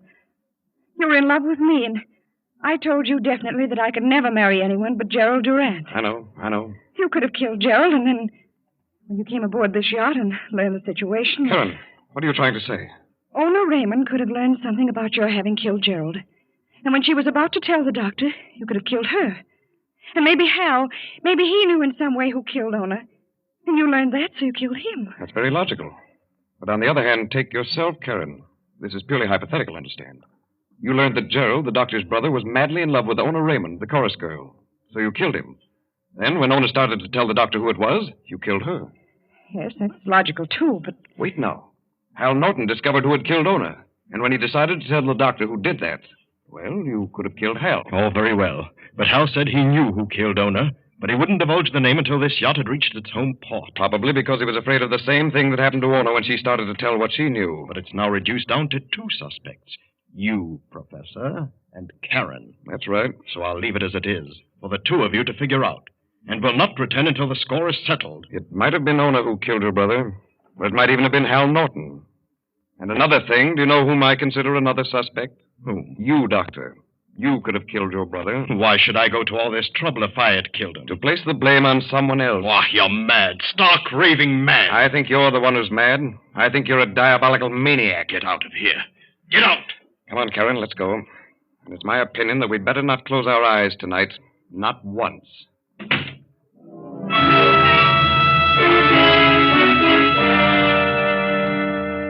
A few hours later, the professor steps up to the doctor's cabin door, tries the knob, works a key in the lock, and steps inside. Who's there? Put up your hands, Doctor, and stay where you are. What do you want, Professor? Pick up that phone and order this ship to head for the nearest island. I'll do no such thing. Do as I say or I'll kill you. All right. But you won't get away with this. Yes, sir? Set a course for the nearest island at once. Yes, sir, at once.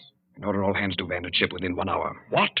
Because I have a time bomb set in a certain place and the ship will blow up in an hour. Go on, tell them. All hands abandon ship within 1 hour. Why, sir, what happened? Tell him not to stop the engines. Don't stop the engines. I understand, sir. That you yourself have hidden the bomb and the ship will blow up in an hour. Go on. I've planted a time bomb in the yacht and it'll blow up in an hour. What? Why, yes, sir, I'll give the orders at once. Doctor, Abandon ship. Hang up. Abandon ship. Now, Dr. Durant, you might as well sit down on that bed and relax. Relax? How can I relax? Like this. That will keep you quiet, Doctor. Abandon ship! Abandon ship! The doctor's gone crazy! He just phoned me. What does he mean? He's lost his mind. Says he planted a time bomb to blow us up. Well, why should he do that? He's insane. It may go off sooner than an hour. Abandon ship! Abandon ship! John! Abandon ship! John, what's wrong? What's happened? Get back to your cabin. Get back and stay there. Hurry. What do they mean, abandon ship? Get back to your cabin. I'll be there in a minute.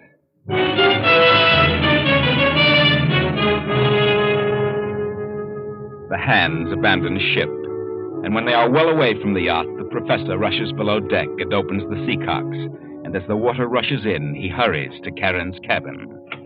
Karen, come on. No, not until you tell me what's happened. There isn't time for that. I'll explain later. Hurry, up on deck. The ship's sinking. What? Come on, we haven't a moment to lose.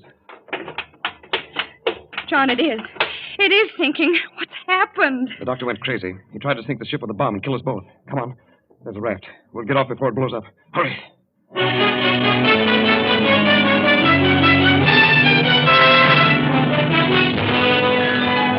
Karen and the professor make themselves fast aboard the raft, and a few minutes later the yacht throws its bow in the air and shudders for a moment.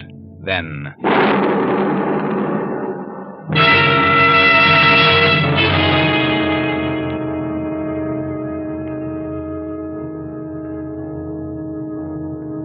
Two weeks pass, and Karen and the professor, much to their sorrow, have found they selected a raft short on provisions, little water or food. Now the tropic sun is slowly devouring them.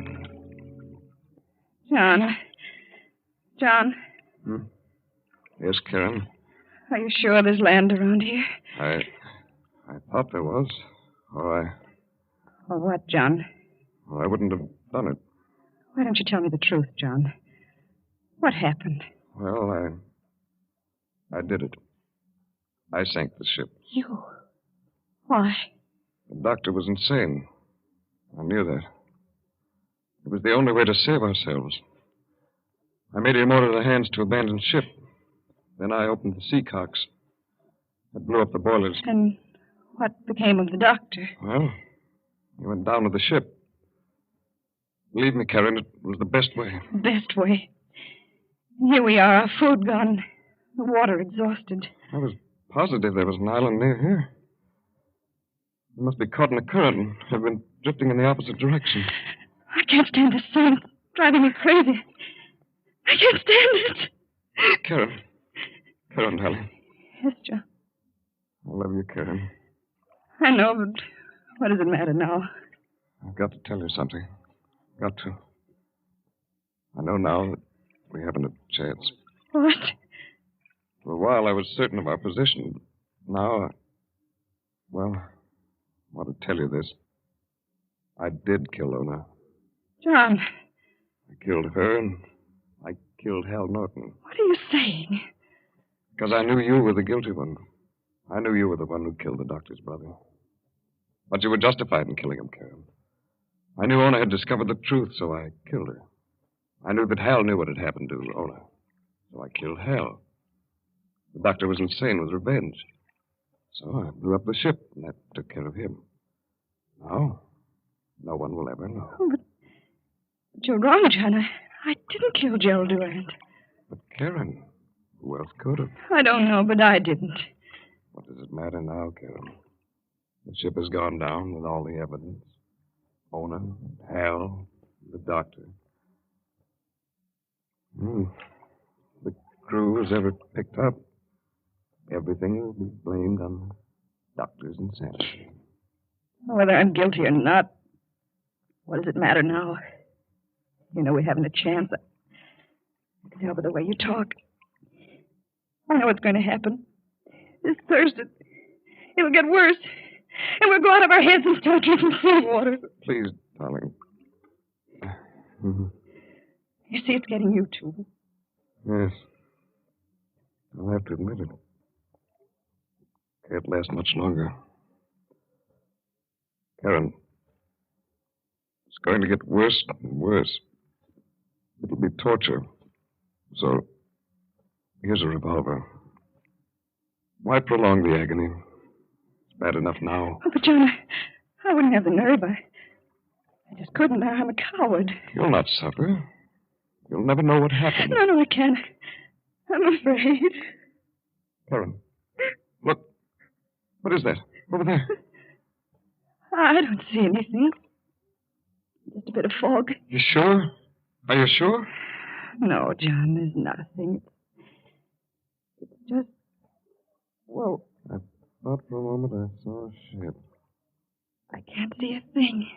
No, I guess it was just my eyes. Is that the way it starts, John? Yes, it won't be long now. There are sharks all about us. Yes, Karen. If we were to jump in, it might be a prolonged death. Horribly painful. All right, John. Whatever you say. Then turn around, Karen. No, I'll do it myself, but I want to be sure. Very well. I'll go first. Will that convince you that it's painless? Yes. All right.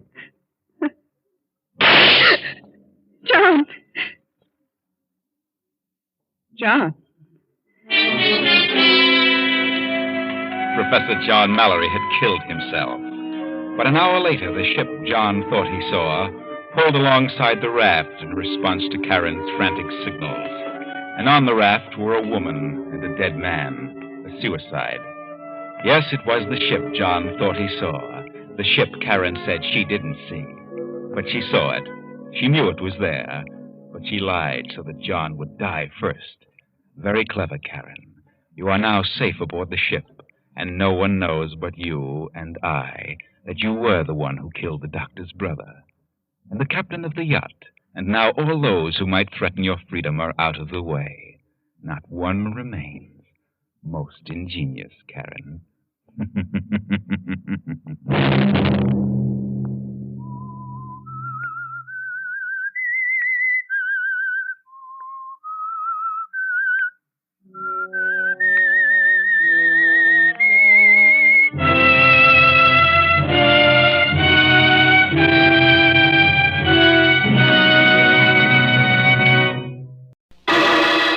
Personal notice. Danger's my stock and trade. If the job's too tough for you to handle, you've got a job for me, George Valentine. Write full details.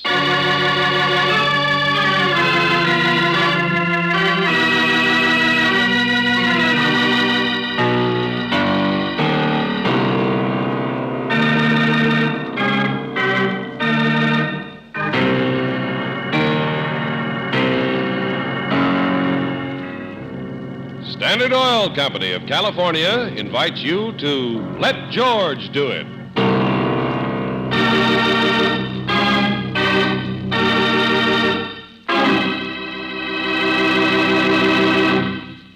For the kind of driving you do, where you do it, your engine needs a gasoline with many different performance qualities. That's why Chevron Supreme gasoline was designed to give you not one, not two, but all 8 high-performance qualities. Starting, warm-up, acceleration, anti-knock, vapor lock prevention, mileage, power, and area blending. They're all yours in every gallon of Chevron Supreme gasoline at standard stations and independent Chevron gas stations where they say and mean we take better care of your car.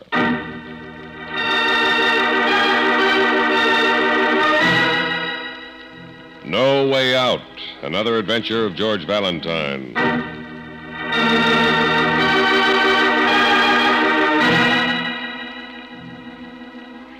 Dear Mr. Valentine, I guess I need your help as much as anybody ever did. I'm scared. I'm in something up to my neck, and I want to get out of it. But if I do, I'll be killed. And if I don't, I'll probably be arrested. I live at 1003 Ransom Place, but don't come there. Please meet me in Morgan Park tomorrow noon. I'll be sitting on the 3rd bench inside the Rand Street entrance. And please don't act as though you knew me, or something bad might happen to both of us. Yours truly, Larry Baker.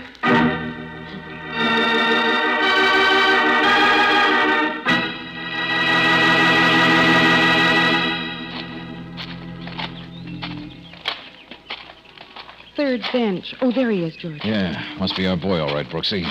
Let's park on the other end of the bench. Okay. Hello. Hi. Mind if we sit down here? Oh, help yourself. Thanks. Larry. That's all right. Oh. You're George Valentine? Yeah, that's right. This is Miss Brooks. Don't look like you're talking to me. Act like you're talking to her. Brother, you are scared. Okay. Brooksy, I'd just like to know what this is all about. I think Larry's going to tell us, George. Yeah, but I got to make it fast. All right, make it fast, but start from the beginning. I will. I was working in a lunchroom, short order cook, making $42.50 a week. Yeah, go on. A man who'd been coming in once in a while talked to me one day. Said he was opening up a dry cleaning place. And how would I like to manage it? That sounds like a good break, doesn't it, George? At $200 a week. Wow, I'll say it's a good break. Keep looking at your girl. I don't know who's watching. If they knew I told anybody, they'd kill me. Okay. Brooksy, I wonder why they'd want to kill Larry. I'll tell you. A couple of weeks after I took the job, a fella came in and said that every few days a man would leave a package at the shop. I was to hide it overnight. And the next day, another man would be in to pick it up. George, that store must be a front of some kind. That's what I mean. And the man told me if I said anything to anybody about it, the boss would see to it that I'd be bumped off so fast I wouldn't know what... Wait a minute. What's the trouble? That guy walking up this way. Hold it. Make love to your girl. Act like you're engaged or something. Well, this is an opportunity I didn't expect. Put your arms around me, George, darling. Okay. Look, Angel, what's wrong with Santa Barbara for our honeymoon? I know a nice little place. All right, Bunny. I'll go anywhere you want to go. Because any place would be wonderful for a honeymoon as long as I'm with you, Bunny. Gosh, that's swell of you, Angel. You're wonderful. Bunny yet. Couldn't you think of any other name to call We'll me? talk about the honeymoon later. He's gone, Larry. Yeah, I know. All right, then. Let's have the rest of it. Have you been getting these packages? Not yet, Mr. Valentine.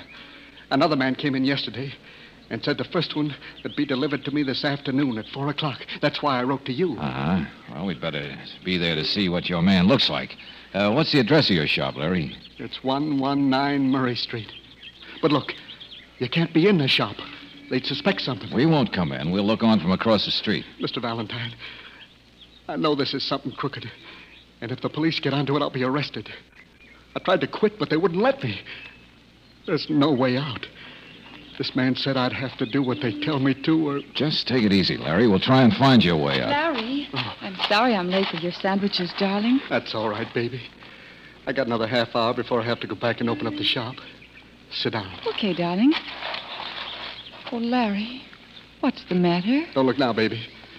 But the people on the other end of the bench are Mr. Valentine and Miss Brooks. Oh, you've told them? Yeah. I guess they're going to try to help us. Oh. Don't you look either, Mr. Valentine. This is my wife, Sally. I saw her coming up the path, George. She's sweet. He's okay himself, Angel. Yeah, I think we'd better be across the street from Larry's shop at 4 o'clock.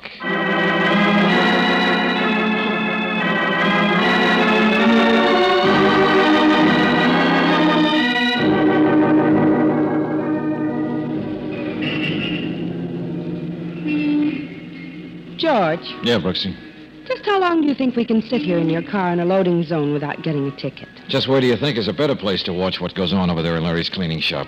Besides, if I get a ticket, Johnson will fix it. What's Lieutenant Johnson got to do with this case? Nothing yet. But I've got a notion that if we can't find some way to help Larry out of his mess, Johnson will have something to do with it. Oh, Larry seems like such a nice boy. I hope Wait a minute, nothing... Brooksy. What? That big black sedan that just pulled up in front of the shop. Oh. Man getting out with some suits to be cleaned. Oh, but that wouldn't be a package. Larry's... Angel, does anyone have to carry a package in plain sight to prove he's got one? Oh, I see what you mean. He's gone in. Yeah, what time is it? It's, 5 after 4. Uh-huh. George, what are you writing? License number of that car. I suspect anyone who goes in there. But, darling, it's a big car. The man's wearing a chauffeur's uniform. Probably someone just sent him in with some suits to be cleaned, yeah. That could be a good cover-up if this is a hot racket. What could it be? Narcotics? Narcotics, smuggled stuff, plain payoff, who knows? He's coming out again, George. Yeah, that didn't take long.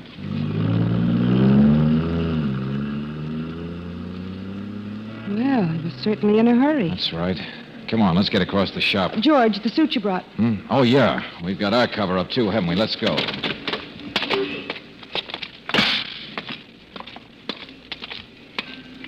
There's Larry behind the counter. Looking just as if he'd seen a ghost. That must have been our man, all right. Hello. Oh, hello. Got a suit here to be cleaned. Was that it, Larry? Yeah. Did he bring the package? Yeah. Well, come on, let's see it. No. Look, Mr. Valentine, I know you're trying to help me, but I got to think about Sally. If anything goes wrong... All right. What kind of a package was it? A big envelope. I don't know what's in it. I'm going to do just like they said, because if anything happens... I know to what Sally... you mean. So we'll try it the hard way. What about this man who hired you to run the place? I don't know anything about him. Well, he must come in and give you your salary, doesn't he? No. He sends it to me in the mail. Uh-huh. What's his name, Larry? It's Hilton. Sam Hilton. That's what he told me. Where does he live? Haven't you got one of the envelopes your pay came in? Yeah. I got one in my pocket. Well, come on, let's see it. Oh, I hope nobody catches me showing it to you. Nobody will. Let's have it. Well, okay. Here. There's a return address, George.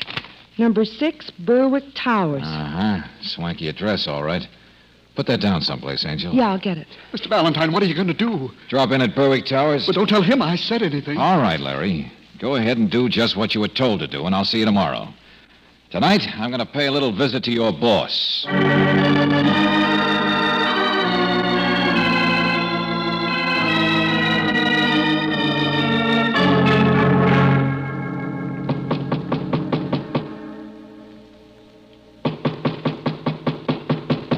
George, Mr. Hilton isn't home, and I'm glad. Yeah, Angel? Why? Because I don't know what you could say to him if he were in. Anyway, why did we have to come tonight? Oh, I don't know. Just a social call. George! Yeah. A man who doesn't lock his door deserves visitors. And with my curiosity... George, we're not going in there. No, we're not. You're going to stay out here in the hall and stand watch for me. Darling, sometimes I think your curiosity... Call out if the enemy approaches, sentry. Please be careful. Now, where's the light switch? Right there. Here we are. Wow. Nice room. And a nice big desk. Might be just full of information. Memo. The boss says to stay out of sight until... Hey, Brooksy. Why'd you turn off that light? I can't see... I didn't turn it off, George. I'm out here in the hall the way you told me. Oh.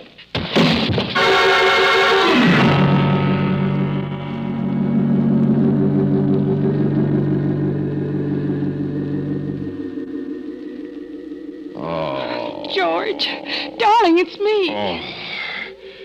That sounds just like the girl that called me Bunny this afternoon. Oh, stop.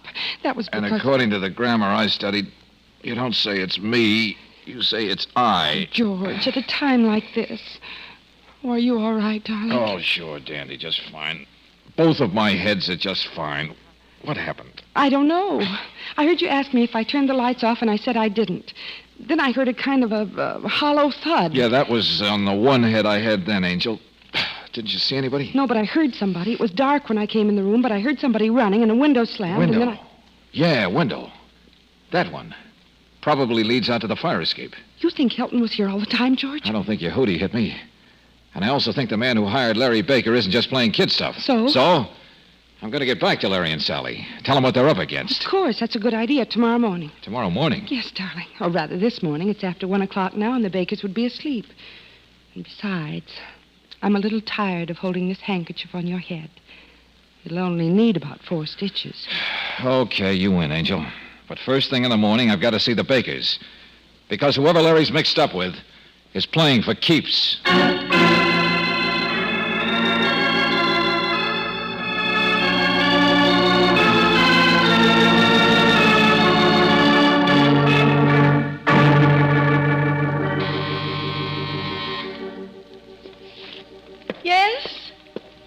Yes, just a minute.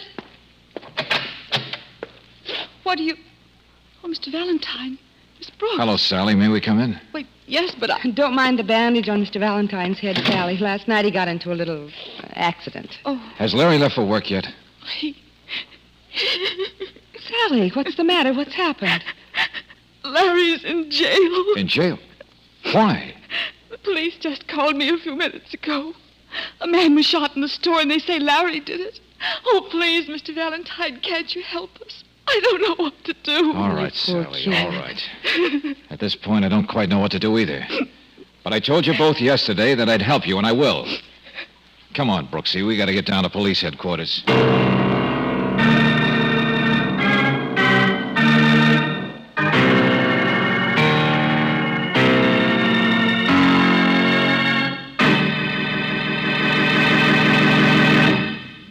We'll return to tonight's adventure of George Valentine in just a moment.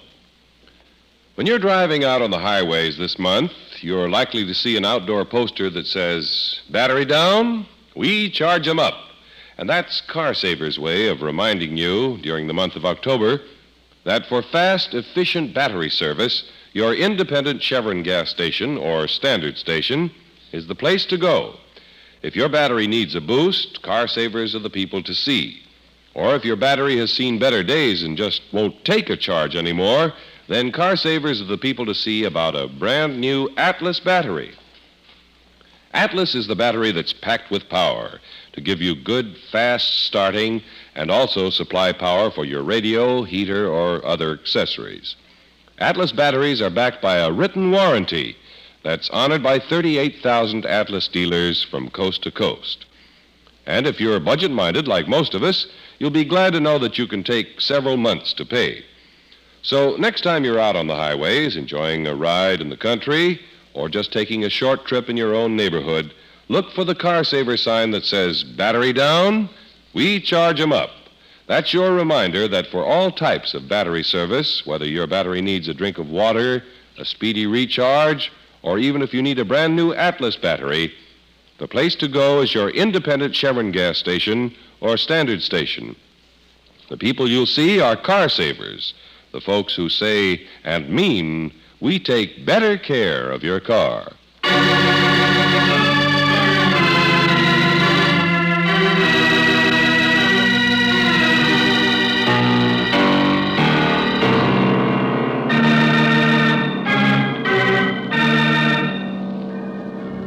And now, back to tonight's adventure of George Valentine. A very frightened young man sends for you because he suddenly found himself right in the middle of some kind of racket.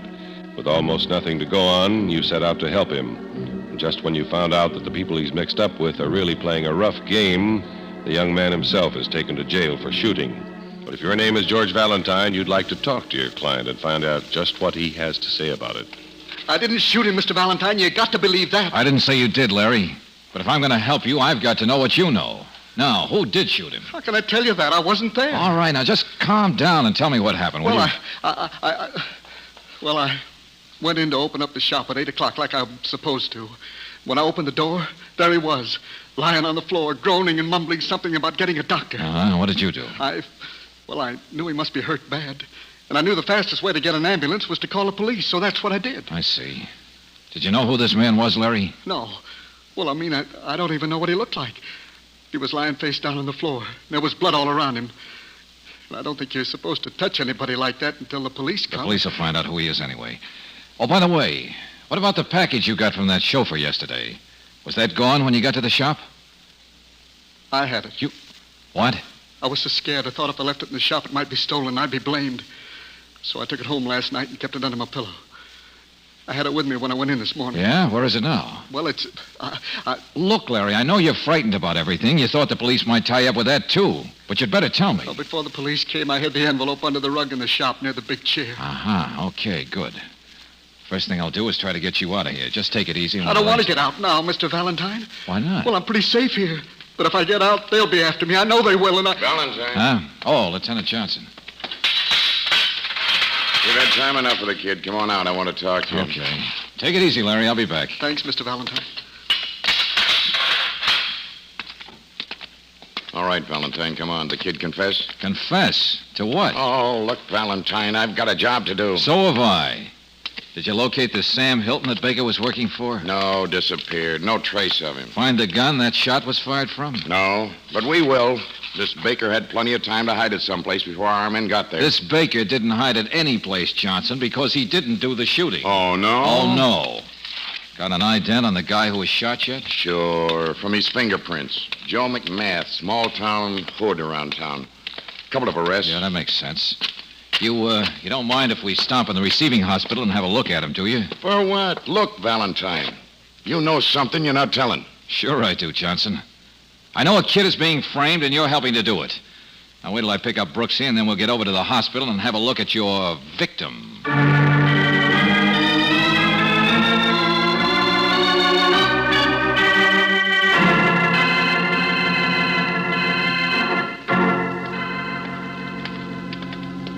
Oh, nurse. Yes?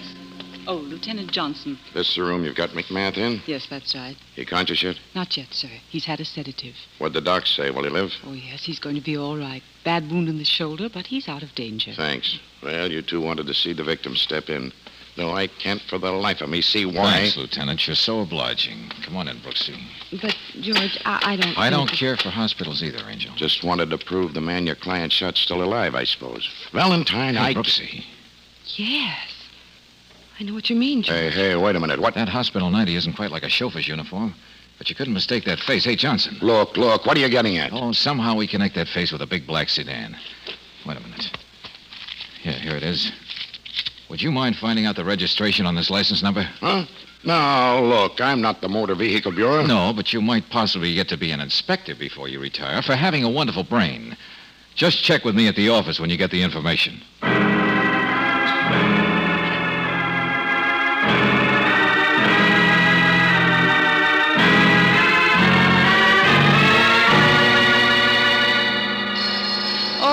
That must... I'll get it, George. Okay, Angel. Hello, George Valentine's office. If the job's too tough for you to handle... Oh, Miss Brooks, will you stop that foolish chatter? Lieutenant Johnson. Yeah, let me talk to Valentine. He's busy right now. May I take the message? All right, that license number your boss wanted traced. Yes? The car's registered to Mike Lazzetti. Mike Lazzetti? Big Mike Lazzetti? Hey, Angel, give me that phone. Hello, Johnson. Yeah? I thought you were busy. I'm going to be in just a few minutes. And, Lieutenant, maybe you will get to be an inspector. George, Mike Lazzetti, the big gangster. He owns the car that brought the package to Larry's shop. That's right, Angel. So it is a racket. Right, a big racket. And you can cross off the narcotics and smuggling. That character is strictly a numbers racket man. George, where are you going? Brooksy, I got an idea. I've just discovered that Larry's boss isn't this Sam Hilton at all. So, I'm going to a little office back of a large pool room and see his real boss, Big Mike Lazzetti.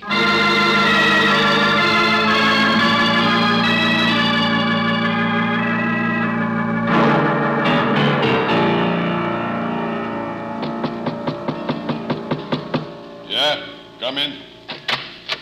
Thanks. Yeah? Who are you? What do you want? Well, you see, I'm new in town, Mike. I just come in from Detroit a couple of weeks ago. Name's Gray. So? Well, just trying to make a few connections out here, Mike. All of a sudden, I find I'm in a position to do you a little favor. I hope you'll remember me for it. Anybody does Big Mike a favor gets remembered. What is it? Well, I guess you heard about a friend of yours getting plugged this morning, Mike. Guy named Joe McMahon. Yeah, I heard about it. Too bad. Good guy. Don't know, never met him. But I guess you know the cops are holding a young guy named Larry Baker for the shooting. Yeah? What's it got to do with me? Say, who are you, anyway? I happen to know one of your boys, Sam Hilton. Yeah? Yeah. I figured I'd tell Sam about this first, but I couldn't locate him. So I thought I'd better get to you fast. Well, come on, what is it? I still get that favor? Yeah, sure. Okay. The Baker kid says he didn't shoot McMath, and the cops can't prove that he did. But he claims something was dropped in the store this morning that'll prove who did. Huh? Look, friend, you say you want a favor from Big Mike, but you tell me nothing. What you say is nothing. Yeah? Suppose this Baker punk says one of your boys did it. Then he's crazy. Sure. He's crazy as long as he's in jail. But suppose he wasn't in jail. Wasn't he? You mean he's out? Not yet, Mike, not yet. But the cops can't get anything on him. They're letting him go. I listen around, I hear stuff, see? I understand he told the cops he'll bring them something that'll pin the rap on somebody. Yeah? He's not out yet, huh? Not yet. The way I get it, they're springing him at 2 o'clock this afternoon. I kind of got an idea he might go back to the shop to get that evidence. Yeah, he might do that. Yeah. Well, I just thought you might like to know, Mike. I'll come back later for that favor. And don't forget, boss, the name's Gray. Yeah, fella. Come back in a couple of days. I'll do you a favor. Thanks.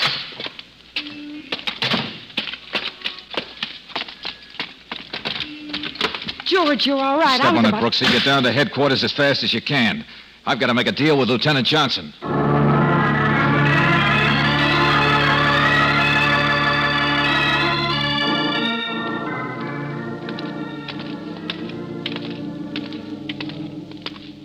Valentine, you're mad, and I'm mad to even consider it. All right, Johnson, all right. Now, let me ask you this.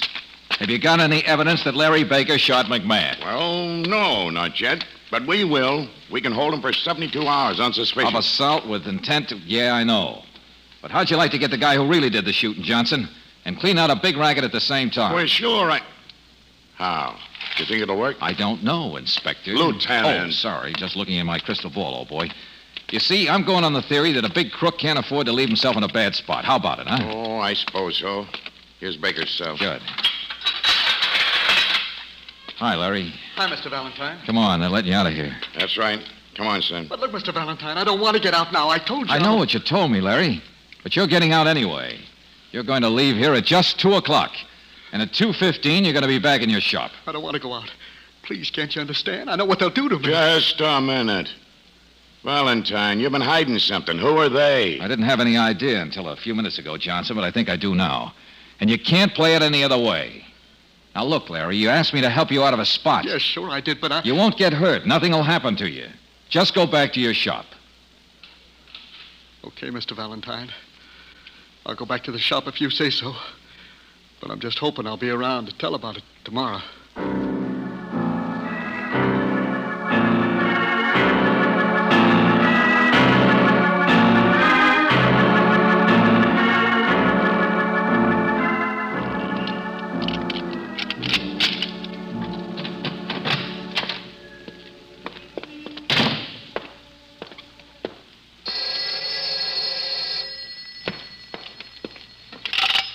Hello?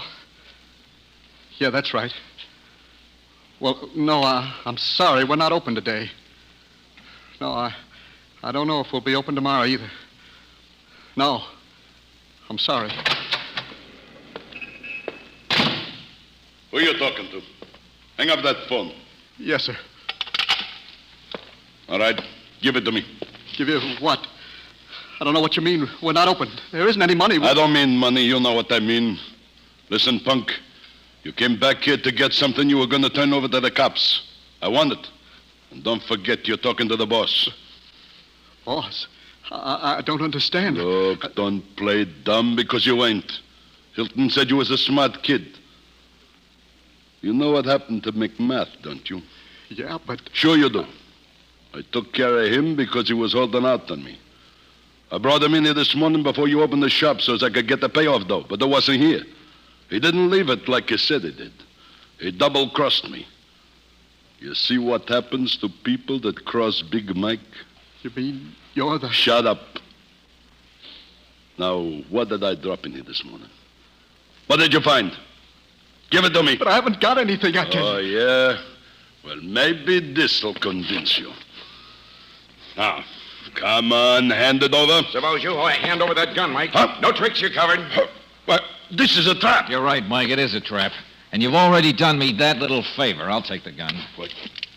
You said you was from Detroit. Yeah, I know. Little white lie. And the name's Valentine, not Gray. Here you are, Johnson. One shot fired from his gun.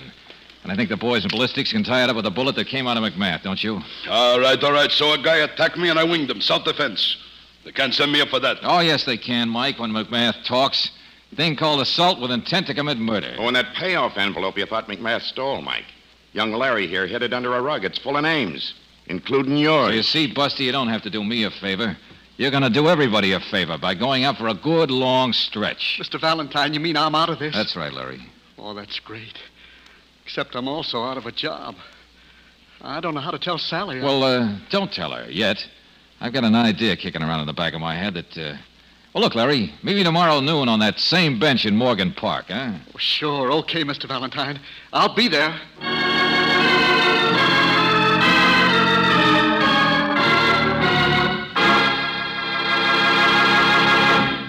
Compared with premium-type motor oils, as designated by the American Petroleum Institute, new RPM motor oil doubles engine life between major overhauls due to lubrication. Your car needs that kind of protection, for new RPM cuts in half the wear rate of critical engine parts.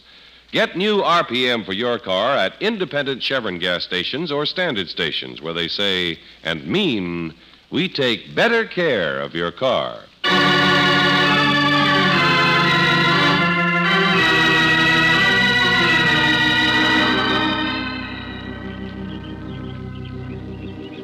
Mr. Valentine, you mean I'm going to get to be a cop? That's right, Larry. At least Lieutenant Johnson has made arrangements for you to go to police school, start out as a rookie. The rest is up to you. Oh, boy, you don't have to worry about the rest, Mr. Valentine. I know I don't. Now, suppose you go on home and tell Sally. I sure will.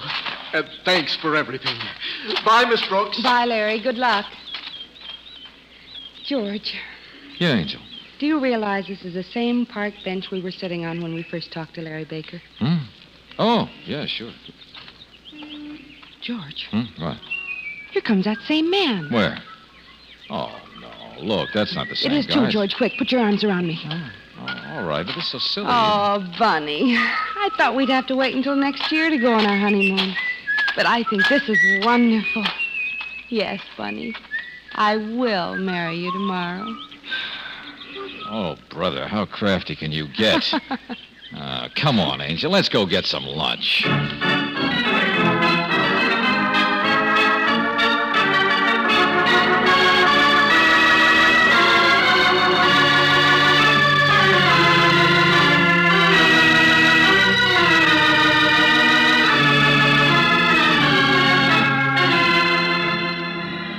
The National Broadcasting Company presents The Adventures of Sam Spade, Detective.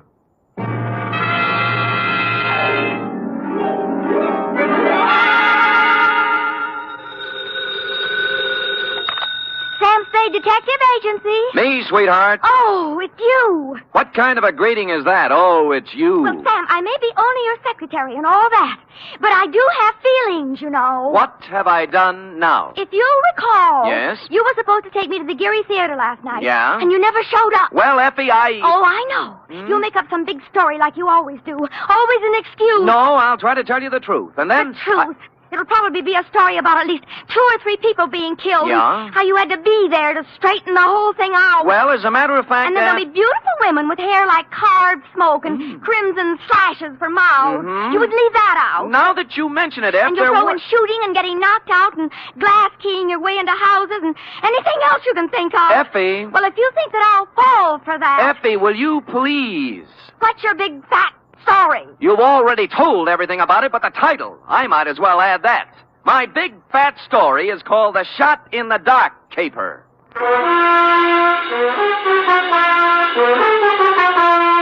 Transcribed for NBC, William Spear, radio's outstanding producer-director of mystery and crime drama, brings you the greatest private detective of them all in The Adventures of Sam Spade.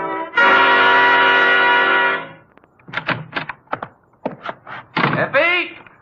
Yes, Mr. Spade. No, Effie, don't be like this. I promise you tonight, right after this report, we'll go to the theater. And we'll have dinner, too. Any place you want. Sound good? You're the employer. The faster we do the report, the faster we get out. And I won't even take time out for a drink. So come on, let's go, shall we? You see? I can't stay mad at you. Date, fill it in. To managing editor, San Francisco Evening Gazette. City, from Samuel Spade, license number 137596. Subject, The Shot in the Dark Caper. Or, Stop the Presses. Spade has his pants caught in them. Caught? Dear News Hawk. The next time you have a bright idea about a story, count me out. There's too much work for the money it pays, and the glory just doesn't exist.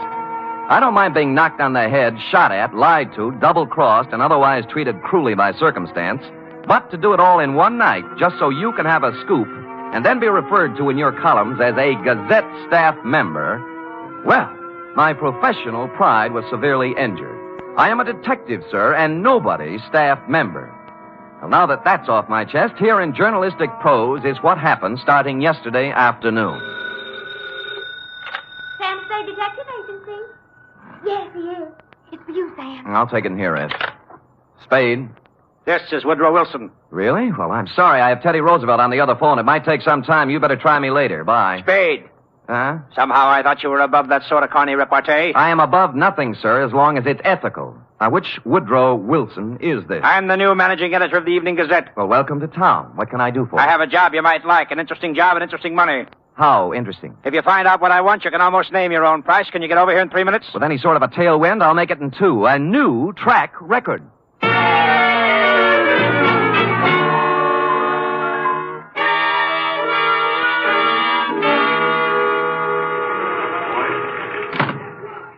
Take a seat, Spade. Now, what is this interesting job? First, let me say I don't know much about you personally, but you come well recommended. I've tried. Second, this is a confidential matter, and I want it to remain that way. Of course.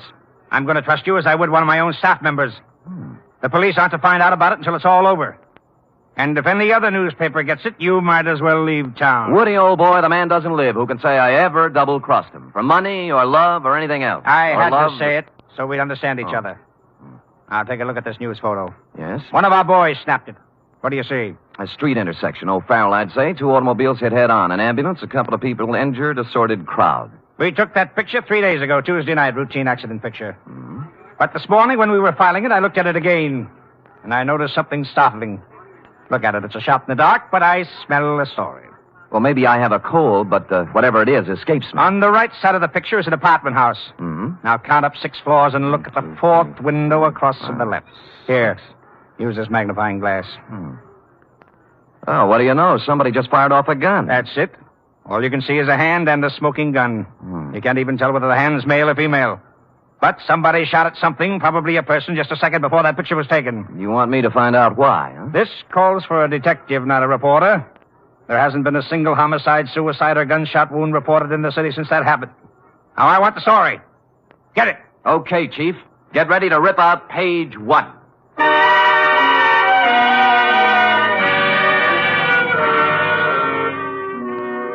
The apartment house was the Greystone. It was actually an apartment hotel and a little shabby. I entered an hour later with a suitcase and an out-of-town look. The nameplates on the mailboxes showed about 5 vacancies, including one on the 6th floor. I rang the manager's door buzzer. Good afternoon. I'd like to rent an apartment if I could. Come in. Just drop your suitcase anyplace. My name's Ed Berry. How are you? Your suitcase is leaking. Oh? We charge one price, $175 per night. Well, I don't have that kind of cash with me or my checkbook. Could I pay you tomorrow? Oh, sure thing. Your name? Mark Humboldt. Mark Humboldt. B-O-L-T? Yes, that's it. Where you from, Mr. Humboldt? New York, boy, New York. 48 East 51st Street. Near Broadway. Next to kin? Huh? Any family, relatives? No. Oh, you own a car? Look, I'm just renting an apartment, not taking out life insurance. Well, you see, there's a state law here requires us to get this sort of information. I'm sorry, but there's nothing I can do. No car. A bank account? Corn Exchange Bank. You own any property? Yes, I do. Albany, New York. Just how much, would you say? 6 feet in a cemetery. I expect to be buried there. Yeah, well, I guess that about takes care of it. Anything on the 6th floor? Well, why the 6th particularly? My lucky number. Oh, well, I'm sorry. Maybe later. Right now, we got nothing on the 6th. Come on, I'll show you around.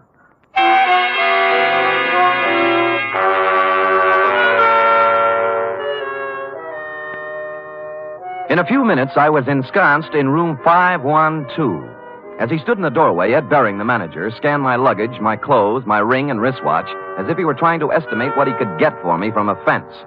After he went back to his apartment, I took a stroll up to the 6th floor. Woody Wilson and I figured the gun incident took place in apartment 608. So I counted back from the end of the corridor and found we were right. 608 was silent. I knocked, but no one answered. So I sprung the lock and went in. The place was absolutely empty. No furniture, no nothing. In fact, it was being completely remodeled. It's gonna look swell when they finish, huh? Huh? I said it's gonna look swell. Well, where did you come from? Oh, gee. I guess maybe I startled you, huh? A little. I was just coming down the hall, taking some of these groceries in, and I saw you standing there. You're new here, huh? Huh? Yeah. Here, let me carry some of those things. Well, say thanks. You're the kind of man a girl should have around. Well, I've tried to convince several of that. Oh, who are you kidding? A big, handsome guy like you wouldn't have any trouble getting a girl? Well... At least not if I was the girl. Well, you know best. My place is down here. Shall we go? No, why not? My name's Honey Kane. What's yours? Mark Humboldt. Gee, what a fascinating name. Oh, not half as fascinating as yours. Really? Say, isn't it wonderful how fate just throws two people together?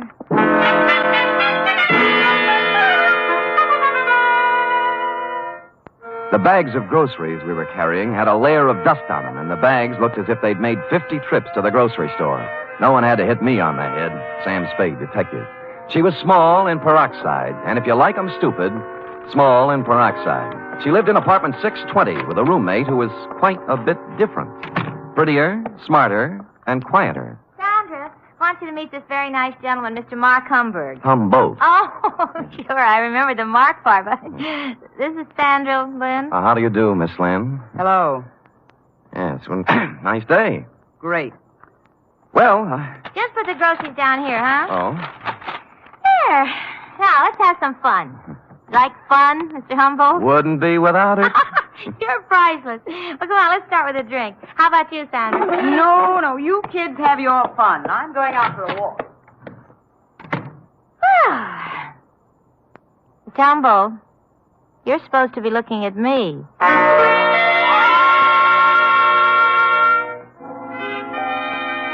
An hour later, under the pretext of going out for some snuff, I shook her off and left. The next half hour went to giving the apartment house a thorough casing. I looked at all the names on the mailboxes, and the only one that rang a bell was one Max Barstow, a former heavyweight who never got past club fighting. I inquired about him of charming Ed Bering, the manager. Max Barstow? Yeah, I tried his apartment. He isn't home. Yeah, well, you see, he won't be home for some time. You see, he took a vacation. Went to visit his family in Portland. Well, when did he leave? Last Tuesday night. I remember him saying, Ed, I won't be back for a while. Look after things, will you? Well, you have a good memory. Yeah. Hey, can you tell me something about those two girls in 620? Why? One of them made a pass at me. Well, mister, I feel this way. I rent apartments to responsible adults. What they do is their business. You won't get any trouble from me. Now, that isn't what I asked. I always like to be sure. Now, are they honest, hard-working girls? I don't know nothing about them, but let me tell you something confidential, mister. Why look a gift horse in the mouth?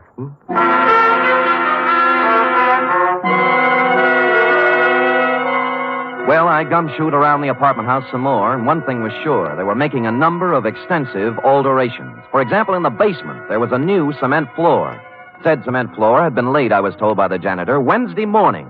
The morning after a gun was fired in 608. The same morning on which Max Barstow suddenly left to visit his parents.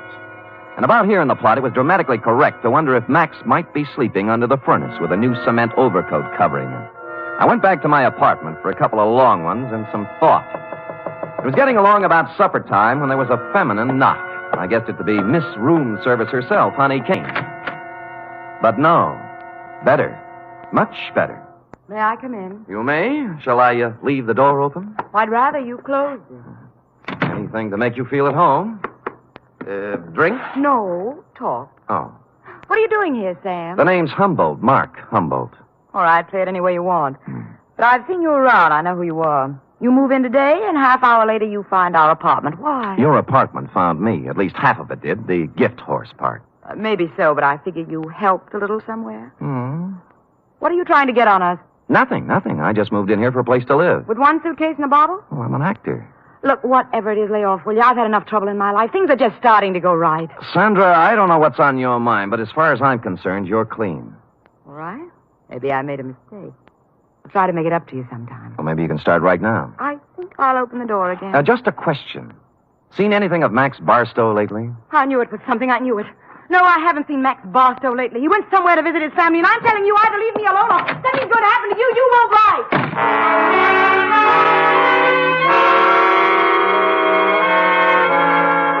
She stormed out looking lovely all the way, and I sat very quietly for a minute.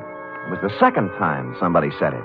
Max Barstow was visiting his family. And that was very interesting because, you see, Max Barstow didn't have any family. When he first started fighting, he was under the aegis of the St. John's Orphanage. So, what was all this rehearsed account of his absence? I watched at the window to see if Sandra Lynn went anywhere, and she appeared on the street. I was out of the room and down the stairs, presto. 10 blocks later, she turned in at a brownstone on Polk Street, went in the first apartment on the first floor. 15 minutes later, she hurried out, and I went up to the apartment and knocked. The door opened cautiously. Yes, what is it you want? Is Mr. Fairchild in? Nobody here by that name. You got wrong address. Now, just a minute. He used to live here. No more he does. Well, could you tell me where I could find him, Mr. Sigmund Polkes. I don't know. Try the minute.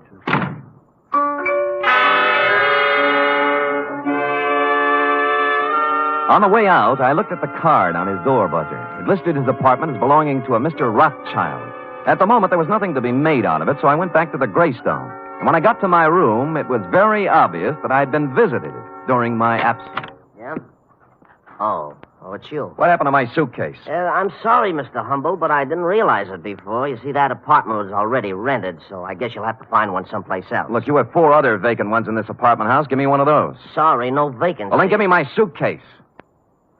Yeah, that's the one that leaked. Just a minute, I'll bring it out, Mr. Humble. I'll go in and get it myself, Mr. Barry. I said stay out. I said I'll go in and get it. Right, you will.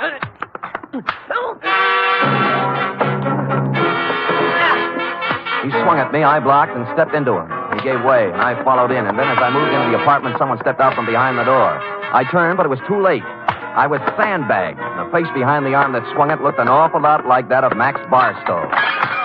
I remember asking myself as I went down, if Max Barstow wasn't shot in room 608, who was?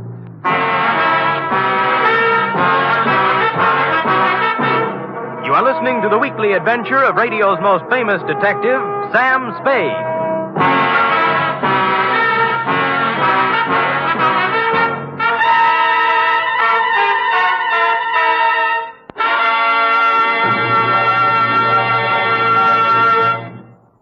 3 chimes mean good times on NBC. On Sunday, March 4th, that's 1 week from this Sunday, Theater Guild on the Air will present radio's most exciting dramatic event. It's a full hour-and-a-half presentation of Shakespeare's immortal Hamlet. John Gielgud will portray Hamlet, Pamela Brown, the Queen, and Dorothy McGuire will appear as Ophelia. The intrigue, beauty, and romance of Hamlet come to life Sunday, March 4th, on Theater Guild on the Air.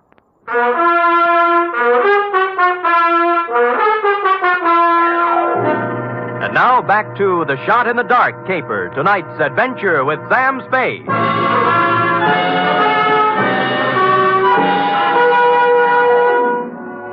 I wasn't out for long, but it was long enough to have been carried out of the apartment manager's place and dumped in an alley. I sat up and rubbed the back of my head and discovered the boys had a sense of humor. Pinned on my chest was a note that said, "Beat it." This time, when I went back, I had my gun handy to hand. Nobody was home at Mr. Baring's apartment, so for something to do, I looked in on Max Barstow's diggings, 413. I glass keyed in and turned on the lights. And a search revealed items, a rent receipt showing Max was paid up for 2 months and intended to stay put. But more interesting were 2 phony detective badges, a policeman's uniform, and a flash camera. Couple these with a dossier on a man named Sigmund Pulkus, and I knew just what Max had been doing since the fight game stopped paying his bill. It read, Sigmund Pulkus, 60 years old, Minneapolis. Just sold 2 restaurants for $175,000. Intends to retire and settle down in San Francisco. That's as far as I got when Honey poured herself on me again. Oh, Mr. Humboldt. Yeah. What are you doing in Mr. Barstow's apartment? Come in. Thanks. You shouldn't be here. Mr. Barstow ever found out. Honey, you can drop the act. Act? You know who I am, and I know who you are. You're part of the bait for one of the oldest rackets in the world. World? The Badger game. Who, me? You. All right, Sam. I didn't know who you were at first until Sandra told me. Now you tell me, what are you doing in Max's room? A number of things. First of all, getting enough evidence on him to give him a free vacation on the state. Second, I wanted to see who would show up and why. Now, what's your story? I just dropped in to see if Max was here. Try again. Sam, if I tell you anything, will you leave me alone? If I can bear it. I came over to get some things from Max. You know. Where's he staying? Right across the street in the Arlington, 314. Mm-hmm. Ed Baring manages both apartment houses. Why doesn't Max stay here? Who are you working for, Sam? I'm just asking. A client. Not the police? No. Sam, I don't have a thing to do with the mark Max is working on now. Sigmund Pulkus. Some old man. Did you hear any shooting here last Tuesday night in apartment 608? Oh, Sam, I didn't hear a thing. Not a single thing. All right, get whatever you came for, but remember this. You tell Max I was here, and I'll tie you into something that'll get you Tehachapi if it's the last thing I do. Oh, sure.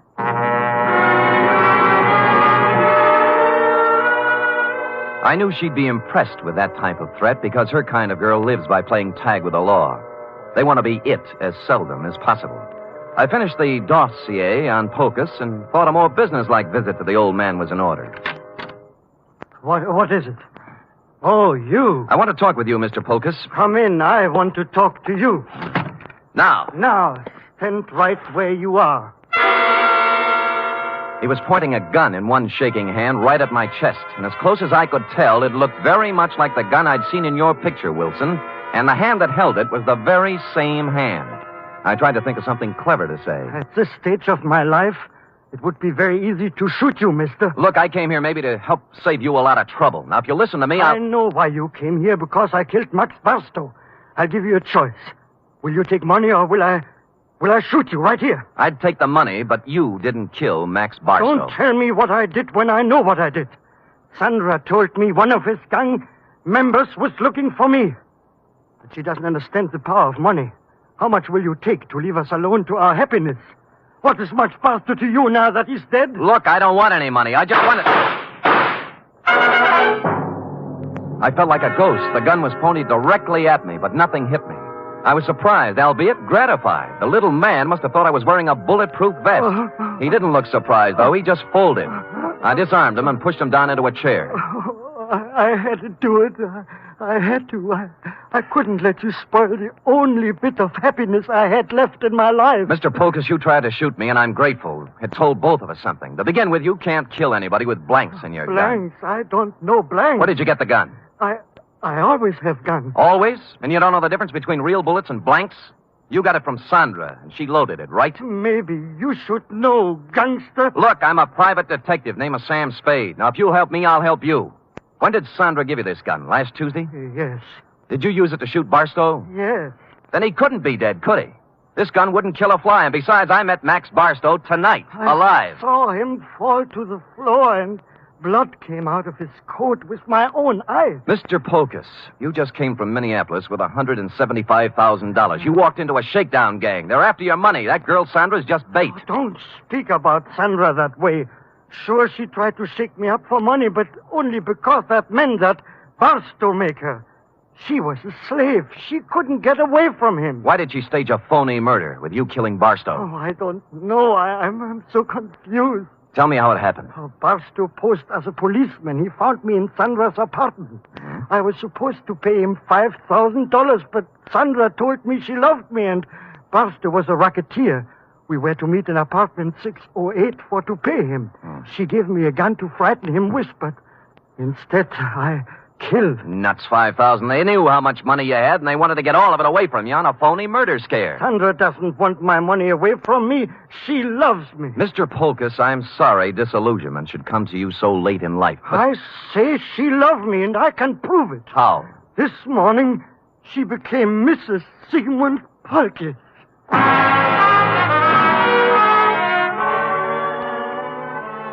That made me sit down and think things through a little more carefully.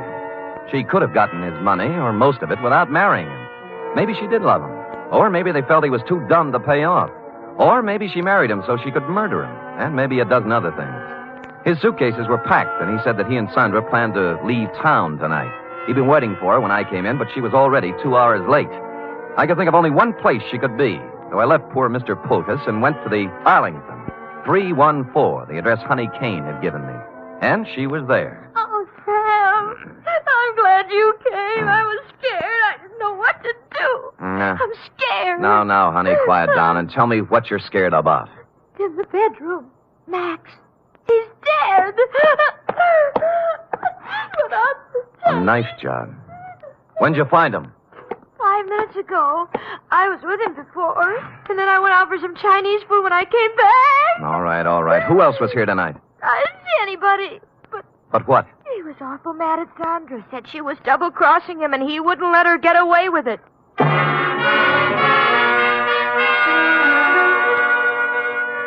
I went back to Polkus's place. He was gone, but his bags were still there, so I figured he'd be back.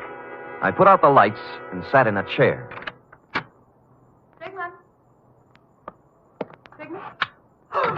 Go ahead. Ask me what I'm doing here. Where's Polkus? Well, if he's smart, he's on a train back to Minneapolis. I'm going to look for him. You're not going anywhere. Sit down. Oh, yes, I am.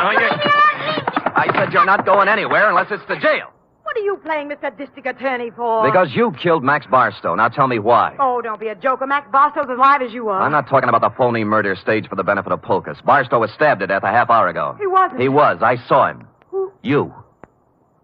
Sam, I didn't. I saw him earlier today, but he was all right. You married Polkus to double-cross him, didn't you? You were going to skip town with him, Mark. Well, sure I was, so why would I kill Max? Because he knew what you were going to do, that's why. I tell you, I didn't. I couldn't kill anybody. What did you have planned for Polkus? A shove over to the Grand Canyon? No, I love the old guy. Come on, we'll drop in at police headquarters. No, Sam. No. Sam. Nothing. I wouldn't take you with a U.S. mint thrown in. Will you let me go if I tell you what happened? If I tell you who killed Barstow? Well, if you didn't do it, nobody could hold you. For murder, anyway. Bering.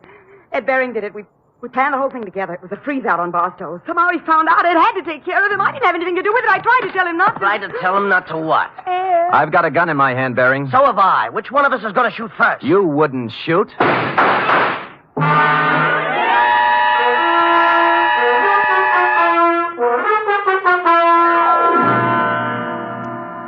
But he did.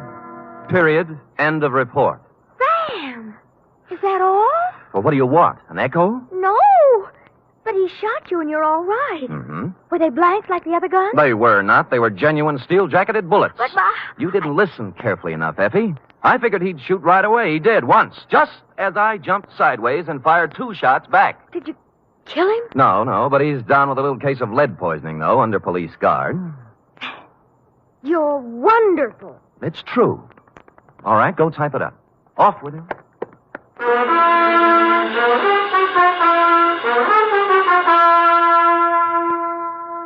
Three chimes mean good times on NBC. Tomorrow, you're invited to a 1-hour concert by the renowned NBC Symphony under the direction of Bruno Walter. Featured soloist for tomorrow's performance is celebrated violinist Joseph Fighetti, who will be heard in Mozart's brilliant concerto for violin and orchestra. It's the very finest in musical listening, every Saturday with the NBC Symphony.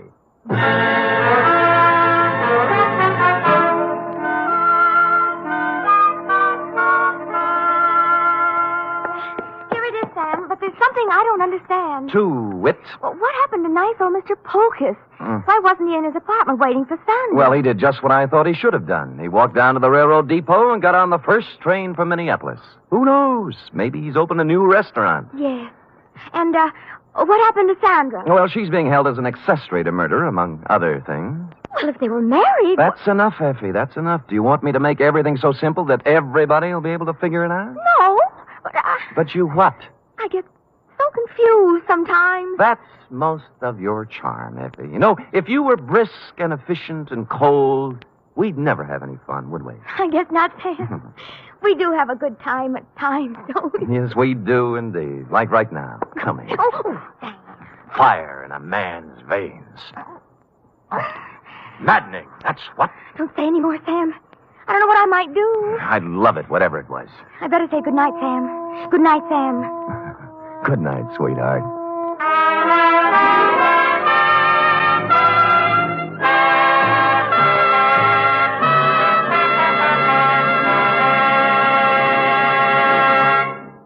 This is your FBI.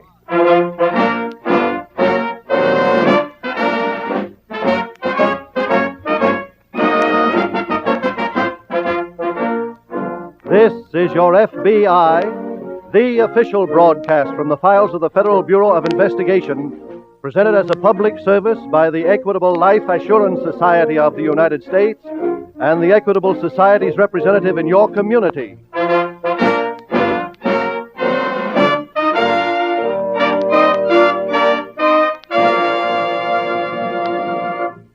Are you one of the 47 million Americans who benefit from group insurance? Listen carefully to this special message from Mr. Francis B. Davis, Jr., Chairman of the Board of Directors of the United States Rubber Company. Mr. Davis says, and we quote, "We deeply regret losing an employee, but we are glad to be able to help in easing the financial burden on his family through group life insurance. What will happen to my family if? That's a worry that troubles every husband and father. Our company's answer to that universal if is group insurance and peace of mind." Yes, group insurance is something worth owning. In 14 minutes, the Equitable Life Assurance Society will give further important information about group insurance, which will interest both employers and employees.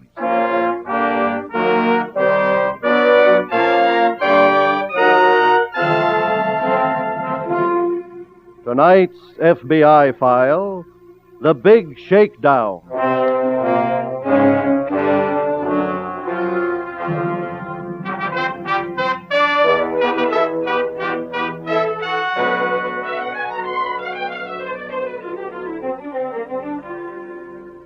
When the last United States Census was taken, there were 300,000 people in this country who gave their address as prison.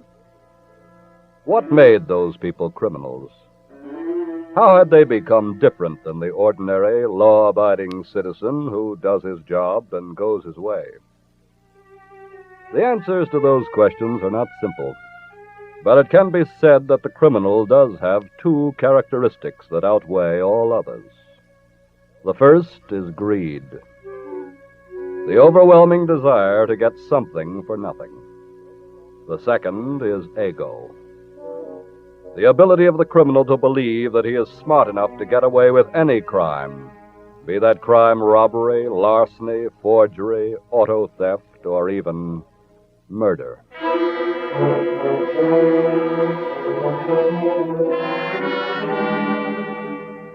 Tonight's file opens in the library of one of our state prisons.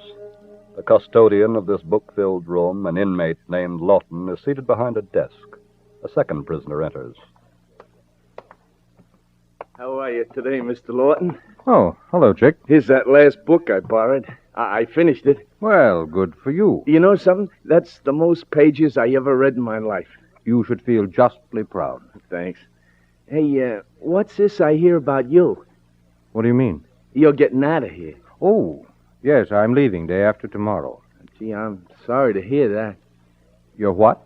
Oh, I didn't mean about your getting out. That part's swell, but we'll miss you around here, that's all. I appreciate that, Chick. You know, you're the only guy in this whole joint with real class. Thank you. Mr. Lawton, tell me something, will you? Yes? This touch you got sent away for, extortion, wasn't it? That's right. What's the gim on that? Why do you ask? Well, I guess maybe books have changed me. You see, I kind of got ambitious to be more than just a guy heisting delicatessens. That's most commendable. To tell you the truth, Mr. Lawton, I want to be a guy like you. That's very flattering, Chick. I mean it. You see, I get out of here in a month myself. Maybe there's some way we could get together then, huh? Well, I'd work for you for nothing at first, just to learn the business. Not so loud, Chick, not so loud. Oh. Well, what do you say, Mr. Lawton? You mean, will I take you on? Yeah. When you're released, Chick, get in touch with me.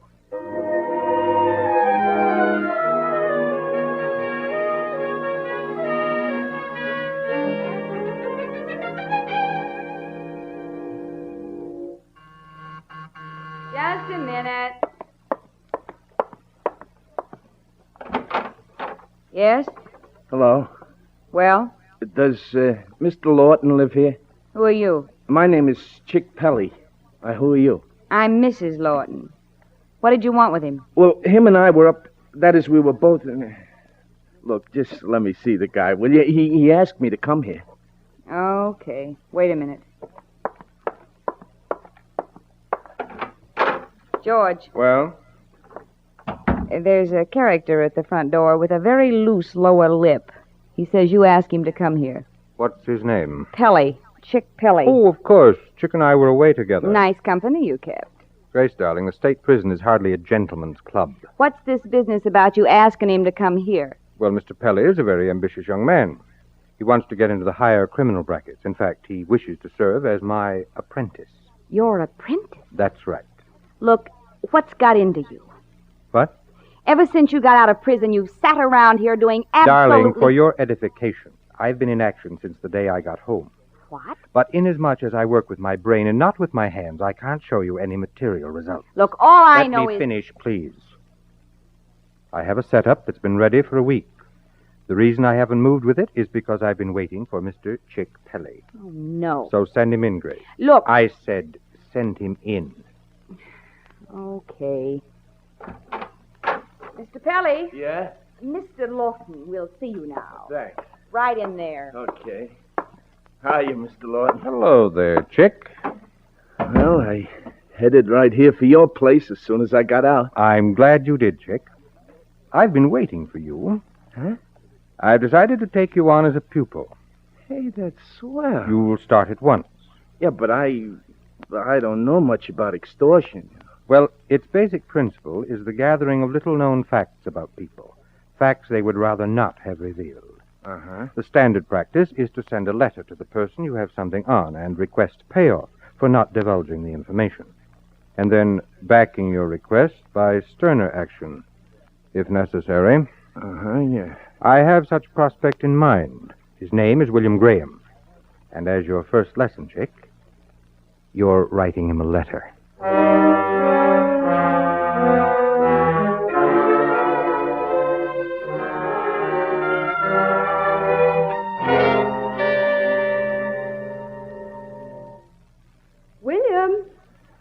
William, Yes, dear? aren't you coming up to bed? Well, No, not just yet, dear. You go on ahead. William, what's the matter? Oh, not a thing. I don't believe you. You didn't eat a bite of dinner, and you've sat around all night just staring into space. What's wrong? Well, I guess there's no point in keeping it from you. I received a letter today. Yes? It was sent anonymously. It had no signature. What was it about? Something that my father did years ago. Something I thought no one knew about. I see. The letter writer knew, of course, that I'm running for office in this election. He's asking $10,000 to keep the matter quiet. Good heavens. Martha, I don't know what to do. There's only one thing to do. That's blackmail, extortion. You should turn the letter over to the police. I don't see how I can. Why not? If this matter were made public, it would have a great effect on my election. I know it would. But is the election that important? That's what I'm trying to decide. William, you can't. Please, dear, you run on to bed. This is a decision I must make by myself.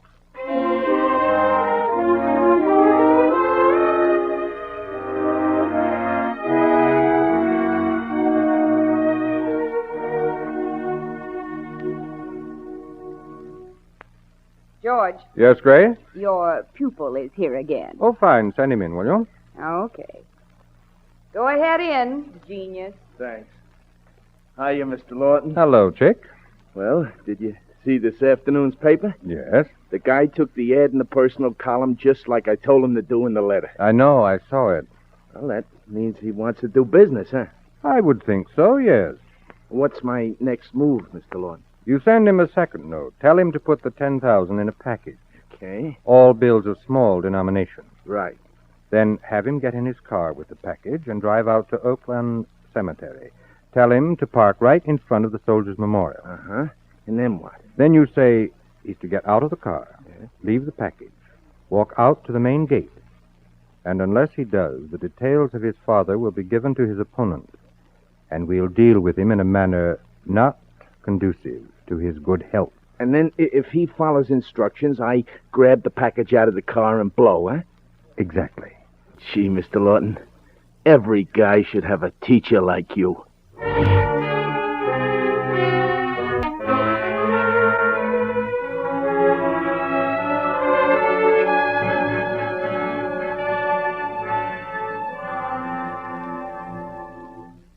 Sit down, Mr. Graham. Thank you, Mr. Taylor.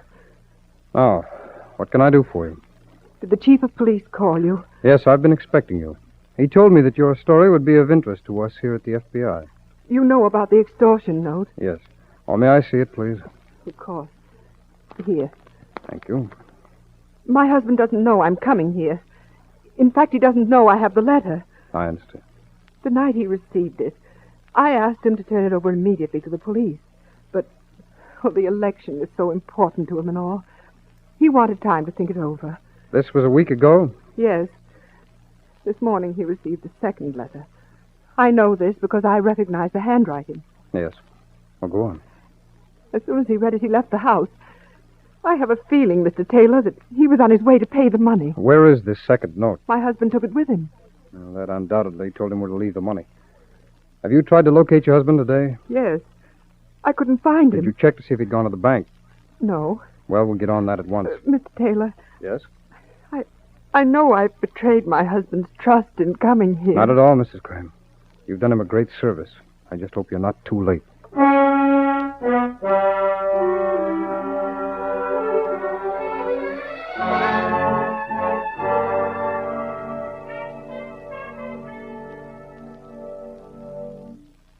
Grace, Yeah? what time is it? Almost 4:30. Chick should be getting here by now. If he's coming back at all. What do you mean? Well, $10,000 is a lot of money. Don't worry, my dear. I trust the boy completely. There, you see? That must be him now. Let him in, please, Grace. Look, all I do around here Answer anymore... the door. Okay. Hiya, Mrs. Lawton. Hello. Look, I got the dough. Well, come in. Thanks. Well, everything went okay. Good for you, Chick. Here's the package. Splendid. You see, I already tore the paper and looked inside. There's real dough in there, all right. Grace, open it up and count it, please. Okay. Well, what do you think of your pupil now, Mr. Lawton? From my standpoint, Chick, you've done a most excellent job. Thanks. You wrote the 2 letters, you mailed them, you also collected the money. That's right. However, from your standpoint, I'd say it didn't turn out so well. What do you mean? Well, you were a little careless when you wrote those letters. The chances are you left a few fingerprints. But you didn't tell me to look out for that. I know. There's also a very strong likelihood that you were seen when you took the money from the car. Hey, what is this? I'm just pointing out the mistakes you made. If the authorities are called in on this, they'll undoubtedly pick you up. Mrs. Lawton, what is he saying? What I hoped he'd say right from the beginning. Huh? That you were stupid enough to let him use you. Now, wait a minute. You wanted to learn, Chick. But I didn't want to be framed. I neglected to tell you that was part of the lesson. Oh, you dirty... Stay where you are. Put down that gun. Sorry, Chick. Mr. Lawton! Gray? I'd say he's earned his diploma.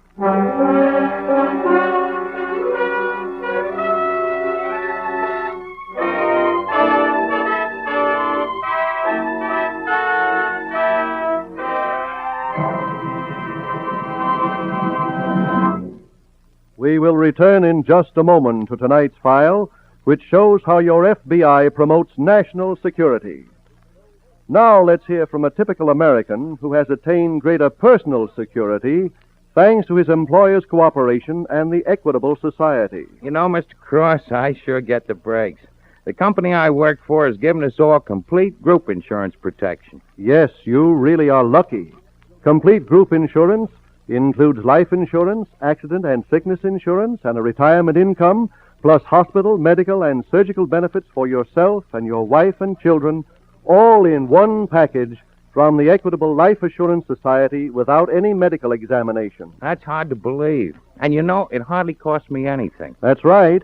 Your employer helps to foot the bill so you and your fellow employees can get this complete protection at what amounts to a wholesale price.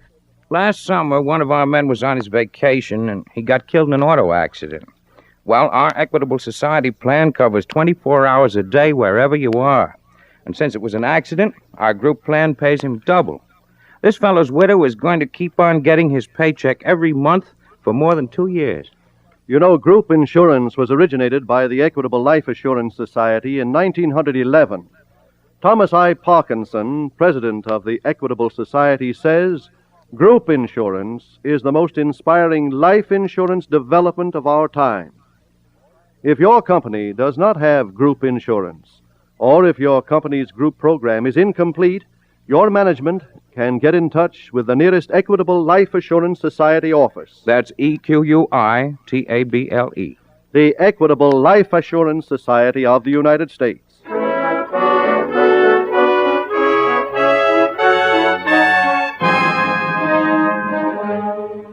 And now, back to the FBI file, The Big Shakedown.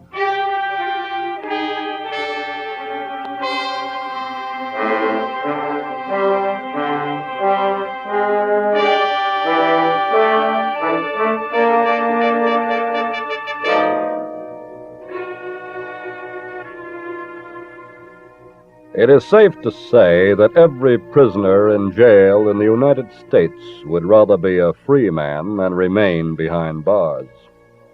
And yet, there are 25,000 people arrested every month in this country who have already been convicted of a previous crime. Those are the criminals who will submit to any indignity except going to work.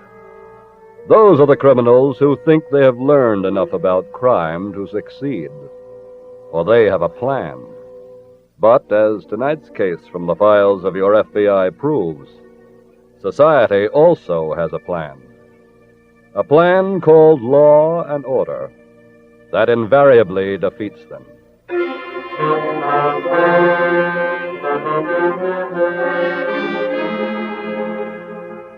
Tonight's file continues at the home of the extortion victim, William Graham. FBI agent Jim Taylor has been brought there by Graham's wife. Mr. Graham. Yes? I don't think you should blame your wife for what she's done. Frankly, my only regret is that she didn't come to us sooner. Now, you say you've paid the money. Yes. Oh, William. Well, I was frantic, Martha. I didn't see any other way out. You're still not out, Mr. Graham. Oh, what do you mean? It's my guess that you've only bought yourself temporary relief. Don't forget the extortioner still has that information about your father. If he follows a pattern, as all of them do, this money was only a down payment. But he gave his word in the letter. Mr. Graham, a criminal's word is hardly a guarantee. William, this man you gave the money to, did you see him? No. Well, we have a line on him anyway. What? When How? Mrs. Graham first brought the letter you received in my office, I had it sent to the laboratory to be examined. Yes? There are a number of fingerprints on it, and one set checked with some prints in our criminal files. They belong to a man named Pelly, Chick Pelly. He was released from State's prison just a few weeks ago. I see. We put out a general alarm on him this morning. That's wonderful. So you see, Mr. Graham, in spite of everything, you still might get your money back. I'll get it. Hello? Yes. Yes, he is. Just a moment, please. It's for you, Mr. Taylor. Oh, well, thank you. Here you are. Thanks. Hello? Oh, yes, Bob. Yes. Yes, I see. No, I'll meet you back at the office, Bob. Yeah. Bye. Well, I'm afraid I was too optimistic. What do you mean? The police found the body of Chick Pelly an hour ago in a vacant lot.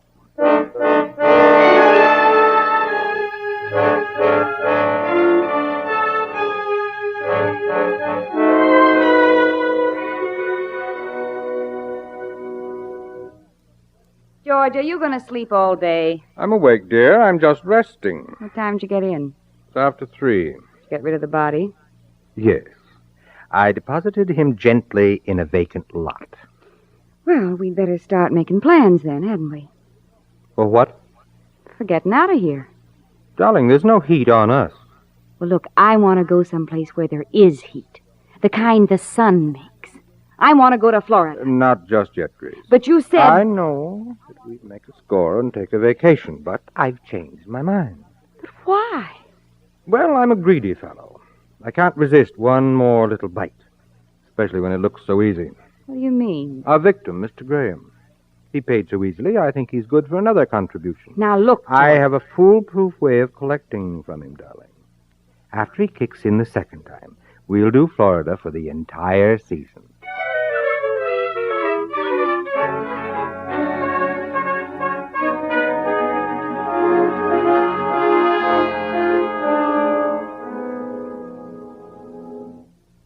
Come right into the living room, Mr. Taylor. Thank you, Mrs. Graham. William? Yes, dear? Mr. Taylor's here. Good. I came right over as soon as I got your call. I've received another letter. Well, unfortunately, I thought you would. It came in this morning's mail. May I see it, please? Yes, here you are. They want another $10,000. Yes, I see. Well, they've used a different technique. Cut the words from a newspaper and pasted them on the stationery. But the demand is the same. What about this man Pelly that was murdered? Well, the police have no leads on the killer as yet. But I'm convinced that he was just a stooge in this setup anyway. Why? Well, I went over his record. He wasn't smart enough to practice extortion. There was someone behind him. The same someone who sent this letter? I would presume so, yes. What shall I do? Follow the instructions. Take an ad in the paper as they request. Then we'll wait for another letter.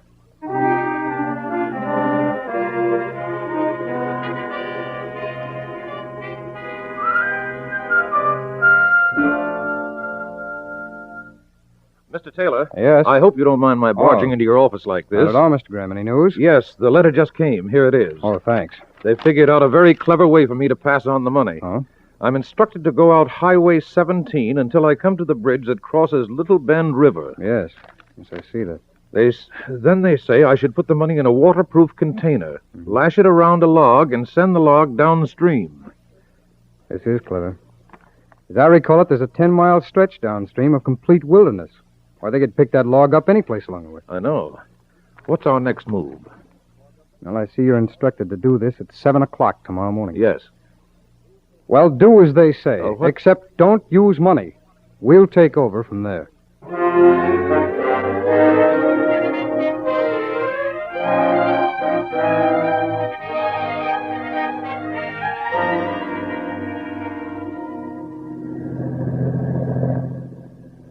Car 6, come in. Car 6, come in. This is car 6. Hello, Jim. Nothing to report.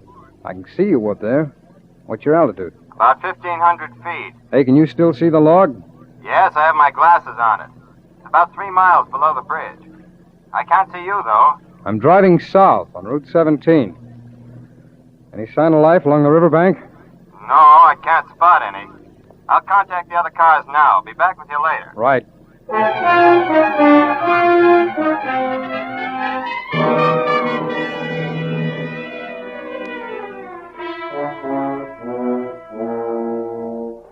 Now let's get this thing out in the water. How'd you know there'd be a boat here? Because I put it here yesterday. I rented it from a boathouse. There. Now, where are the oars? Right here. Oh, fine. I hope the log hasn't gone by. It hasn't. What makes you so sure? Darling, when I plan something, I plan it well. Remember? I learned that this stream travels at the rate of 3 miles an hour. If you drop the log at exactly 7 o'clock, it won't appear here for another 10 minutes. Okay. Now, just get in the boat and we'll wait.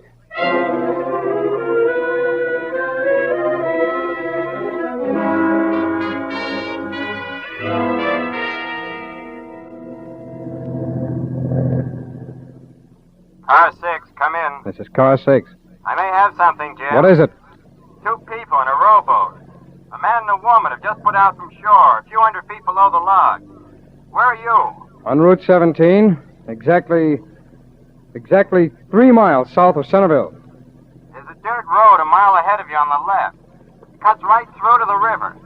It comes out just about where they are. Right. The people in the boat are picking up the log. Let us step on it, Jim.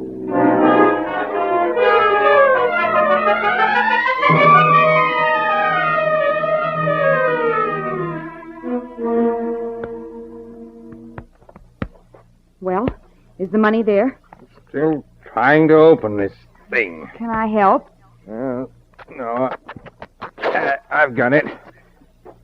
Why, the What's the matter? paper. There's nothing here but bundles of paper. What? We're heading for shore, quick. What for? If he were smart enough to put paper in there, then he was smart enough to tip off the police. We're getting back to the car fast. Yeah, I thought this one was foolproof. Oh, shut up. They're coming into the bank. I know. Well, hey, aren't you going to wait for me? Well, hurry. Give me a hand, will you? Just jump out. Thanks. Now, come on. Where to? We're heading for the car. Oh, no, you're not. What? Who are you? I'm a special agent of the FBI. George. What are you doing here? I wanted to make sure you were collecting that package. There wasn't even any dough in it. I know. Where you're going, you won't need it.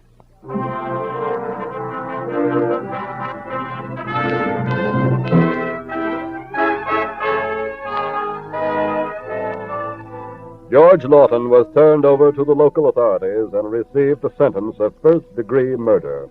For her complicity in the murder, Grace Lawton is now serving a long term in the state penitentiary. Tonight's case history from the files of your FBI proves again a point which criminals have always refused to observe. There is no such thing as the perfect crime. There is no crime so well planned that not a single telltale clue is left. There is no refuge so distant that the eyes of the law cannot reach. There's an increase in the number of crimes being committed today, but there is a similar increase in the number of arrests being made. No law enforcement agency can prevent crimes from being committed. But of this you may be certain. When crimes are committed, the criminals will be arrested. So long as there is a police officer on your corner, so long as there is your FBI.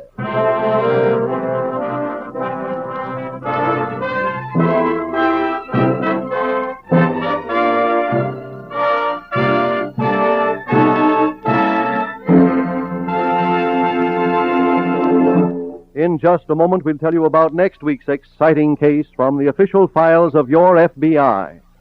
Now, one last word to business executives.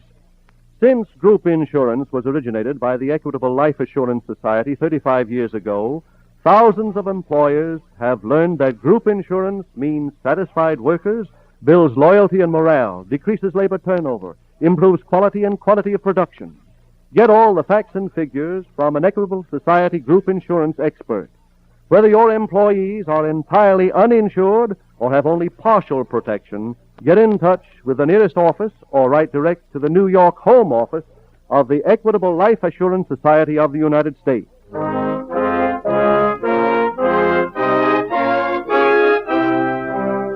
Next week, we will bring you another colorful story from the files of the Federal Bureau of Investigation, The Honest Embezzler.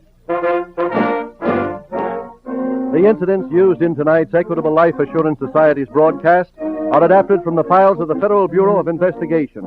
However, all names used are fictitious, and any similarity thereof to the names of persons living or dead is accidental. Tonight, the music was composed and conducted by Frederick Steiner. Your narrator was Dean Carlton. This Is Your FBI is written and produced by Jerry Devine.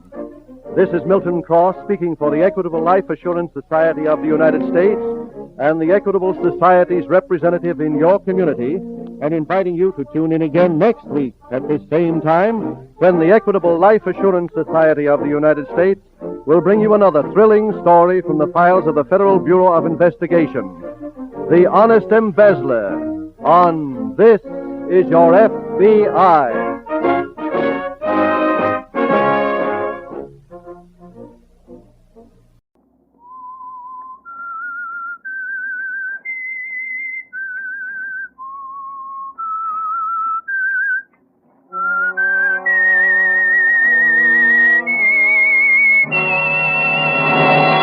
I am the Whistler, and I know many things, for I walk by night.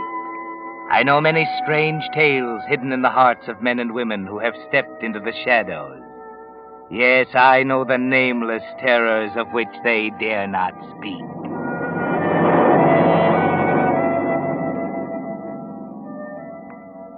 The Crowleys are a typical young married couple, the kind of people you have living on your block.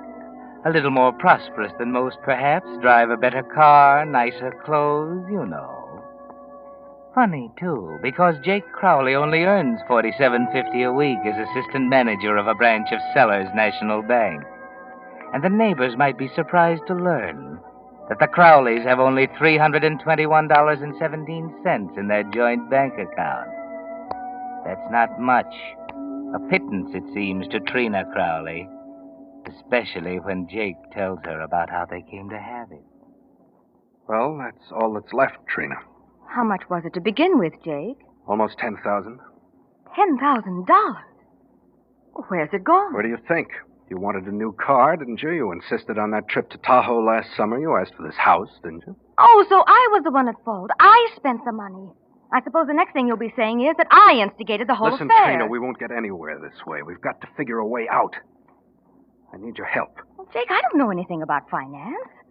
If only you told me before, perhaps we could have... If postmortems aren't going to do any good, the thing's done. Can't you get that through your head? Yes, I can get it through my head. And I won't be talked to that way. All right, Trina. I'm sorry. I'm on edge. I'm sorry. When are the bank examiners due? Next Tuesday after the weekend. But can't you cover up some way? Isn't there something you can do? Nothing. Since that new manager's been in, I haven't had a chance to lay my hands on the accounts.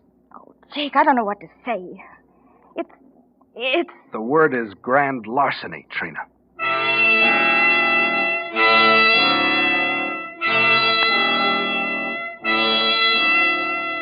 And that's how it began. Jake had stolen $10,000 from the bank, and they had to do what they did. They were desperate. There didn't seem to be any way out, no way at all. Then, as though fate itself had planned it, the letter came. I don't like your precious cousin, Charlie. I wish he'd stay home where he belongs. It's only for the weekend, Jake. He says in his letter he'd enjoy spending our wedding anniversary. Well, I'm not going to enjoy having him. Those stupid jokes he tells. I can hardly wait to hear that cheery laugh of his.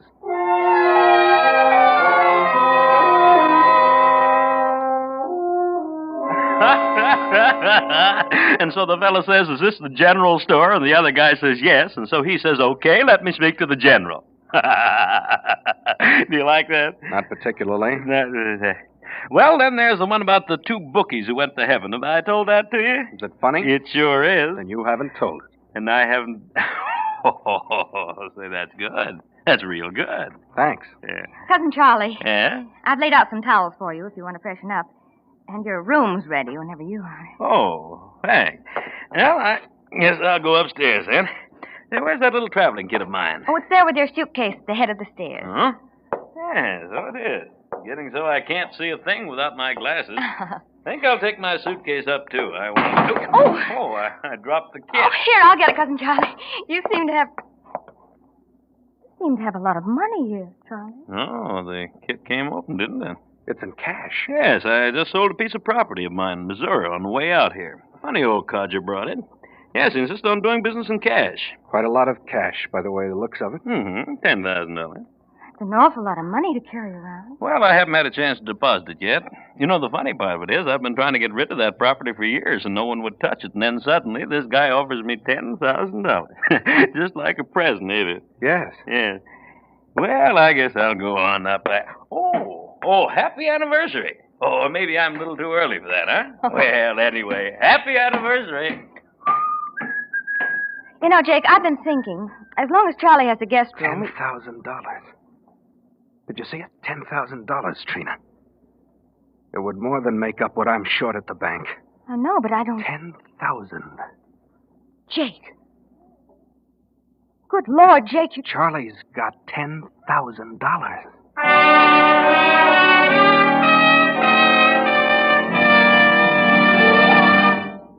Whistler fans, many of you have been asking whether the Whistler will follow the example of numerous popular programs in going off the air for the summer. Well, I'm happy to be able to tell you tonight that in appreciation of your loyalty that has made the Whistler the most popular of all West Coast radio shows, Signal Oil Company and the hundreds of neighborhood Signal gasoline dealers who sponsor the Whistler will continue to broadcast this program without interruption throughout the summer. So for your Monday night radio entertainment, we of the cast hope you'll continue to make the Whistler a regular stop on your dial. And during the week, we hope you'll stop at the friendly stations displaying Signal's yellow and black circle sign and get acquainted with the gasoline whose famous longer mileage formula helps each gas stamp go farther. Signal Go Farther gasoline. Yes, there never was a better time to join the ever-increasing thousands of wise Western drivers who are discovering it's a fact. You do go farther with Signal gasoline. And now, back to the Whistler.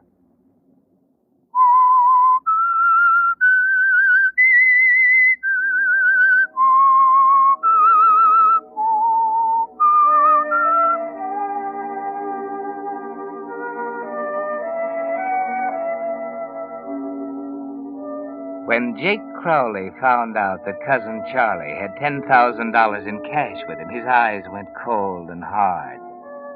You'd never seen him look like that before, had you, Trina? He stared intently as though he were seeing something that no one else could see. For a moment you thought it was all in your mind, that you imagined what Jake was thinking. But then you couldn't help but know. Jake had plans. Would you rather see me go to prison? It might be better, Jake. Better than this. You don't mean that, Trina. Oh, Jake, I don't know what I mean. I'm so confused. There's nothing to be confused about. We can't afford to be. I thought the whole thing out last night. I think I know how it can be done. What do you intend to do? Do you remember Charlie saying he couldn't see very well without his glasses? He's always been nearsighted. All right. One of us has to get our hands on those glasses. We break them. Make it appear accidental, of course. And then? I've typed this note. Here, look it over. We'll find some way to get him to sign it. He won't know what he's signing if he can't read it. Looks all right. Are you sure this will leave us in the clear, Jake? Can't miss, Trina. All we have to do is get Charlie to sign it. What are you going to use for the... Potassium cyanide. The encyclopedia says 5 grains are fatal. I can buy it at a photography studio in town. They use it for gilding pictures. That way I won't have to sign for it. Oh, Jake, I'm frightened. No, you aren't. You aren't, Trina. You understand? When people get frightened, they get caught. Remember that. But if Charlie should suspect anything, if Charlie should... If Charlie should what? Charlie! Morning. My ears are burning. What were you saying about me? Nothing at all. Oh, yes, you were. I heard you. Heard what? Well, I heard you mention my name. Now, come on. What's the secret? Oh, well, I was just telling Jake if you didn't like hotcakes for breakfast, I didn't know what I could fix. Hotcakes? Well, hotcakes are my favorite dish. Yes, sir. Oh, wait a minute. Before you two sit down, this water faucet's stuck. Would one of you see if you can turn it for me, please? Why, sure thing. Let me. I'm a regular handyman. That's me. Now, which one is it? It's the hot water faucet. Cold water works all right, but... Well, there doesn't seem to be anything the matter with it. No, it's this one over here. Hey, look out for that cold water. Oh, dear, I've splattered your suit, haven't I? I'm so sorry. Here, take this dishcloth. Thank you. Here, let me have your glasses. I'll dry them Oh, for that's you. all right. I can do it. No, let me do it. I can do it. Okay, here. I don't know how I ever could have done that. Look out for the glasses. Oh, God. Now, look what I've gone and done. I've broken your glasses. Yeah, it was my only pair. I'm sorry, Charlie. I'm terribly sorry.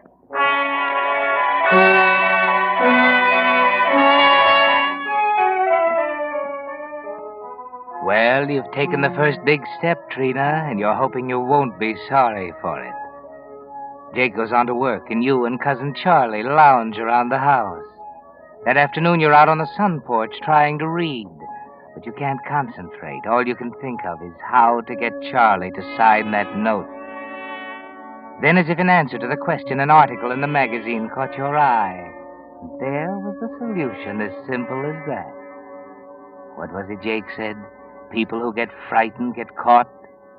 Yes, be calm, Trina, and casual. Cousin Charlie, Hmm? here's an interesting article. You seen this? What? It's about the different specimens of handwriting.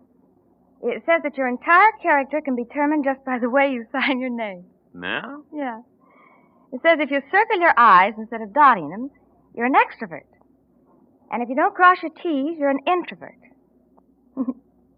What are you, Charlie? An extrovert or an introvert? Oh, I don't know. Anyway, I don't go in for that handwriting stuff. It's all a lot of bunk. Oh, maybe it's not. They have a chart here that explains the whole thing. Charlie. Mm-hmm. Charlie, write your name and let me see if I can analyze your handwriting. Oh, no, Trina. I think I'd like to take a walk. No, it'll take just Oh, some a other second. time, Come on, huh? Please, Charlie. Now, don't Well, get now, silly. Here. Here, now, use my pen. Hmm? Go on now. Write your name on this piece of paper. All right. Mm-hmm. Yeah. Now, are you satisfied? Yes. Yes, I'm satisfied.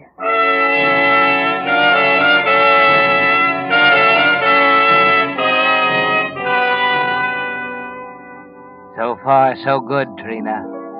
All you have to do now is wait until Jake returns. Then the next step.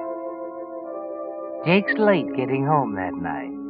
Charlie and you have finished supper, and he'd gone into the living room. You were straightening up in the kitchen when you heard the car turning in the driveway.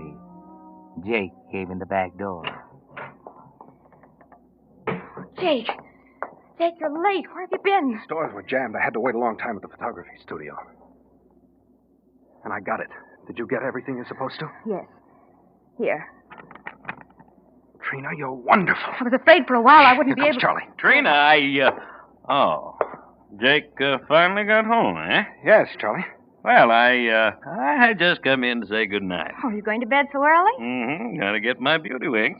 Well, good night. Oh, Cousin Charlie. Yeah? We were just getting ready to fix some tea, weren't we, Trina? Oh, yes, we were. Why don't you join us in a cup before you turn in? Well, no thanks. I don't think so. Good night. Good night. What's the idea of the tea? This is it.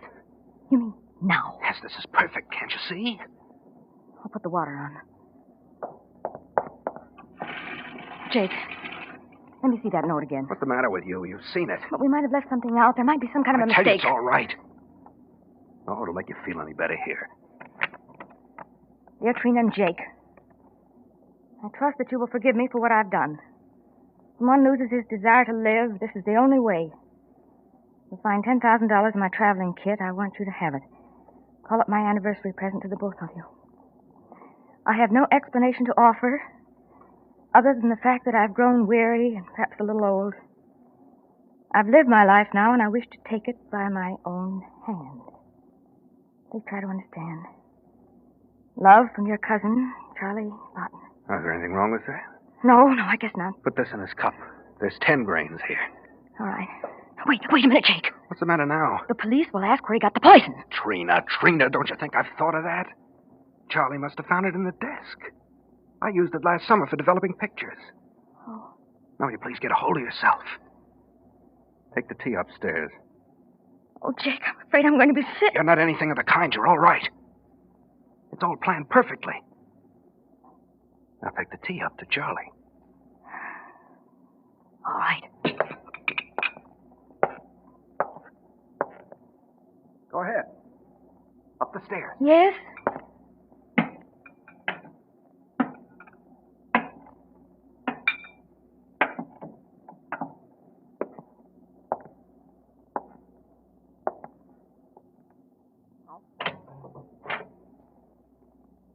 Here's your tea, Cousin Charlie.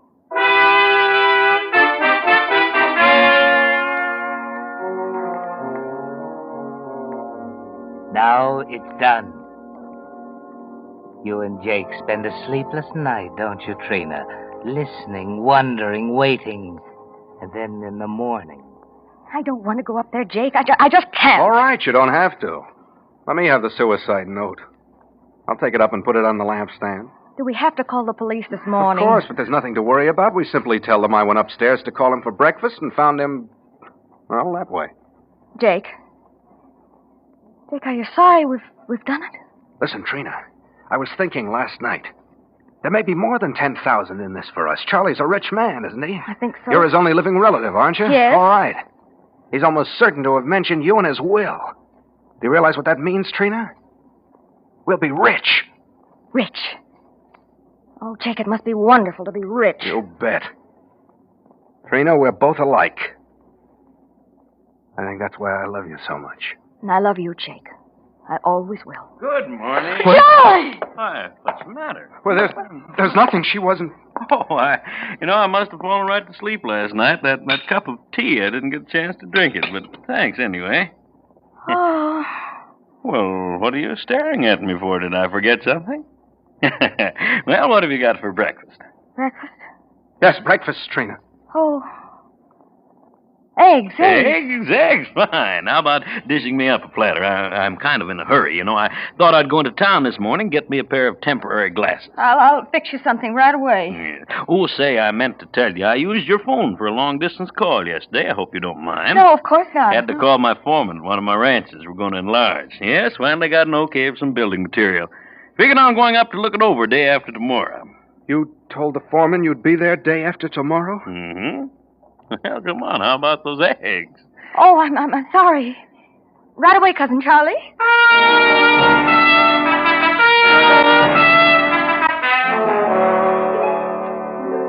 Well, Jake and you are lucky, Trina. It was an almost miraculous stroke of luck. If Charlie had drunk the tea after making that phone call to his ranch, you would have been doomed.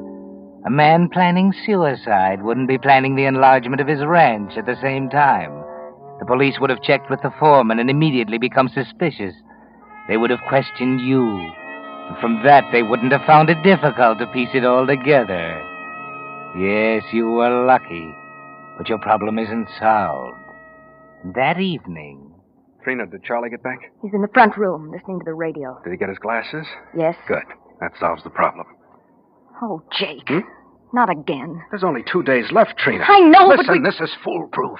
We asked him to go into town for some candles for the anniversary cake. I loan him my car. Well, how does that The skid help? chains are off, and the roads are slippery with snow.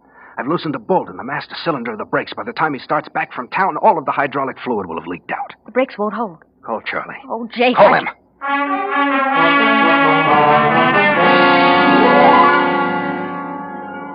Here are the keys, Charlie. Okay. Oh, and Charlie. Yeah? On your way back, take the highway along the river. You can make better time. Okay, I'll hurry. Yes, be sure to hurry.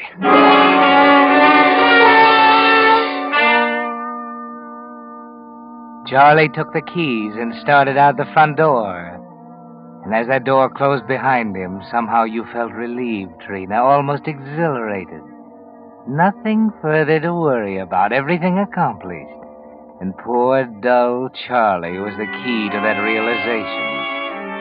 You stood by the window, not bothering to look out, not wanting to. You listened for the door slam and for the motor to start. But you didn't hear either. Instead, you heard a voice calling... Cousin Charlie. Sounds like he's on the porch. Open the door. Cousin Charlie, what's the matter? I slipped on the steps. I don't seem to be able to get up. Give me a hand, will you? Yeah, here. Be careful.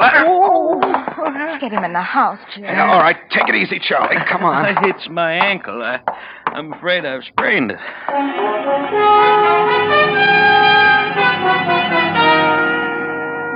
Yes, he sprained his ankle. So you called a doctor who came over and taped Cousin Charlie's leg. He advised Charlie to stay in bed and rest up, and he would pay him another visit in the morning. Jake is furious. The thing is getting to be an obsession with him. I don't care, Trina. I don't care what's gone wrong. We can't wait any longer. We can't. Jake, what's gotten into you? Why do you look that way? Why do I look what way? There's nothing wrong with me. It's just that this thing's getting maddening, that's all. We won't be able to do it, Jake. You can see that. It just wasn't meant to be. It was meant to be, all right, and it's going to be. No. Don't you realize, Jake, there's something bigger than you or me? There's nothing bigger than you or me, not now. I planned this affair. I'll make it work. No. Yes, no, I say. Listen to no. me. You've kept up the insurance on the house, haven't you? You know I have. All right, this is the last time. This is the time we'll do it. There's plenty of kerosene in the basement. It'll work. It's got to. You don't mean to... We'll burn this infernal house to the ground and Cousin Charlie with it. No, Jake. Shut up. We'll be in the garage looking over the car brakes. We won't notice the fire until too late. Charlie started it with a cigarette accidentally. He was smoking in bed. But he's crippled. He'll never be able to get down the stairs. Of course, that's the idea. You wouldn't do that. We can and we will. Trina, we've gone too far to stop now.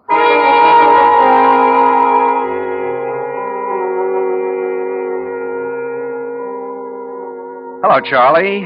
How do you feel? Oh, a little better, thanks.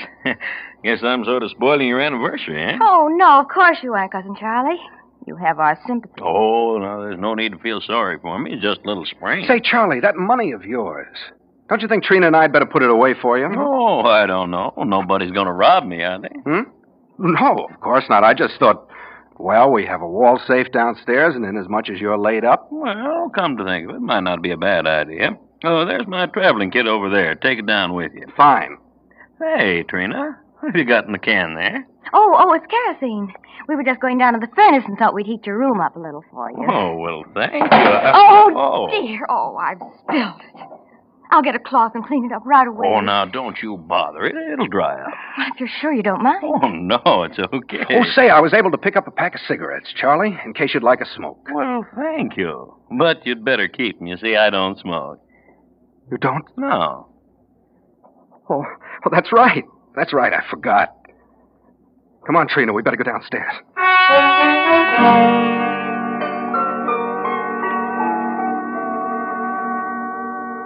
What was it the poet said about the best laid plans, Jake? Seems that whatever you try, you're wrong. Perhaps Trina was right. It just wasn't meant to be. But you can't give it up now. But, Jake, regardless, why can't we tell the police it started with a cigarette? Don't be a fool. Don't you think they'd discover he didn't smoke? Well, we gotta find something besides a cigarette. What can... Oh, I'll get it. Hello. Speaking. Oh, hello, Evans. Yes. Yeah. They what? They're on the way over here now. Yes. Yes, I'm glad you called. Thanks. Bye. What is it, Jake? Jake, what's wrong? They discovered the shortage at the bank. They must have.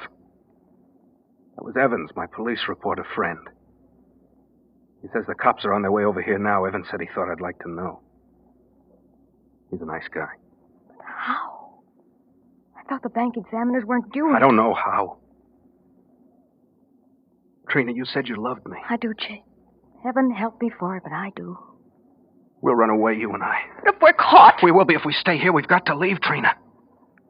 We got Charlie's 10,000. Maybe we'll be able to start it again somewhere else. Not everybody gets caught, Trina. If we play it smart and stick together, people will forget about the whole thing in a couple of years. But, Jake... Will you come with me, Trina? Yes, Jake, you know I'll come.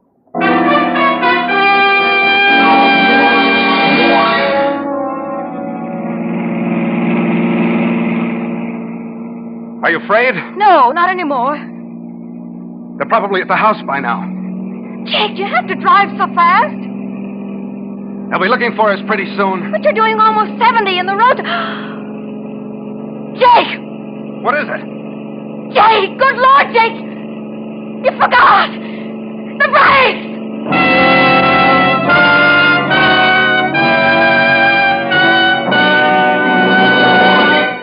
The Whistler will return in just a moment with the strange ending of tonight's story. Meantime, here's some summertime arithmetic that adds up to better performance and longer life for today's aging cars.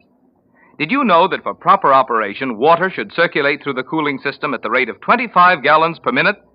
However, as cars grow older, radiators clog up with rust and sludge. Water hoses rot, fan belts stretch and wear out. And that's why for safe, efficient summer operation, it's wise to have your entire cooling system checked now by your Signal gasoline dealer. To restore the efficiency of your radiator, your Signal dealer has a special rust and sludge dissolving flushing compound that can't harm the metal. He has radiator sealer to stop small leaks and rust preventive to protect radiator and motor from further corrosion. If you need a new water hose or fan belt, your Signal dealer has the finest heavy-duty quality, and he will install them while you wait. You see, your Signal dealer is much more than a place to buy Signal's famous Go Farther gasoline and fine lubricants. Wherever you see Signal's yellow and black circle sign, there you will also find complete, conscientious Signal service to help your car run better, look better, and last longer. And now, back to the Whistler.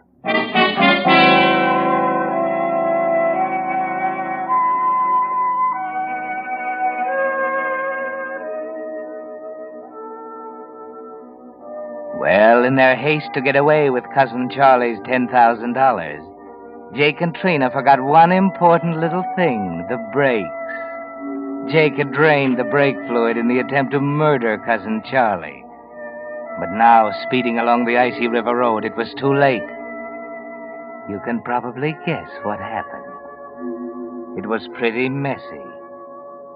And back home, Cousin Charlie had a caller. Oh, good evening, officer. Good evening. Come in. I'm sorry I took so long to answer all right. the door. Is this the Crowley residence? Yes. As a matter of fact, it is. But Mr. Crowley doesn't seem to be home. I'm Charlie Barton, Mrs. Crowley's cousin. Good. You're the one I'm looking for anyway. Oh, what can I do for you? Well, the department got a call from out west somewhere, somebody trying to get a hold of you. Something about some property out there. Didn't know where to reach you here in town, so they asked us to track you down. Here's the name and address. Oh, yes, thank you. Excuse me, the telephone? Oh, sure. Go ahead. Thank you. Hello? Yes, this is the Crowley residence. No, this is Charlie Barton. I'm Miss Crowley's cousin. What? What? That's terrible. Yes, to identify the bodies, of course. I'll get someone to drive me down immediately. The what? $10,000? Well, that's strange. Well, I was going to give them $10,000 for an anniversary present.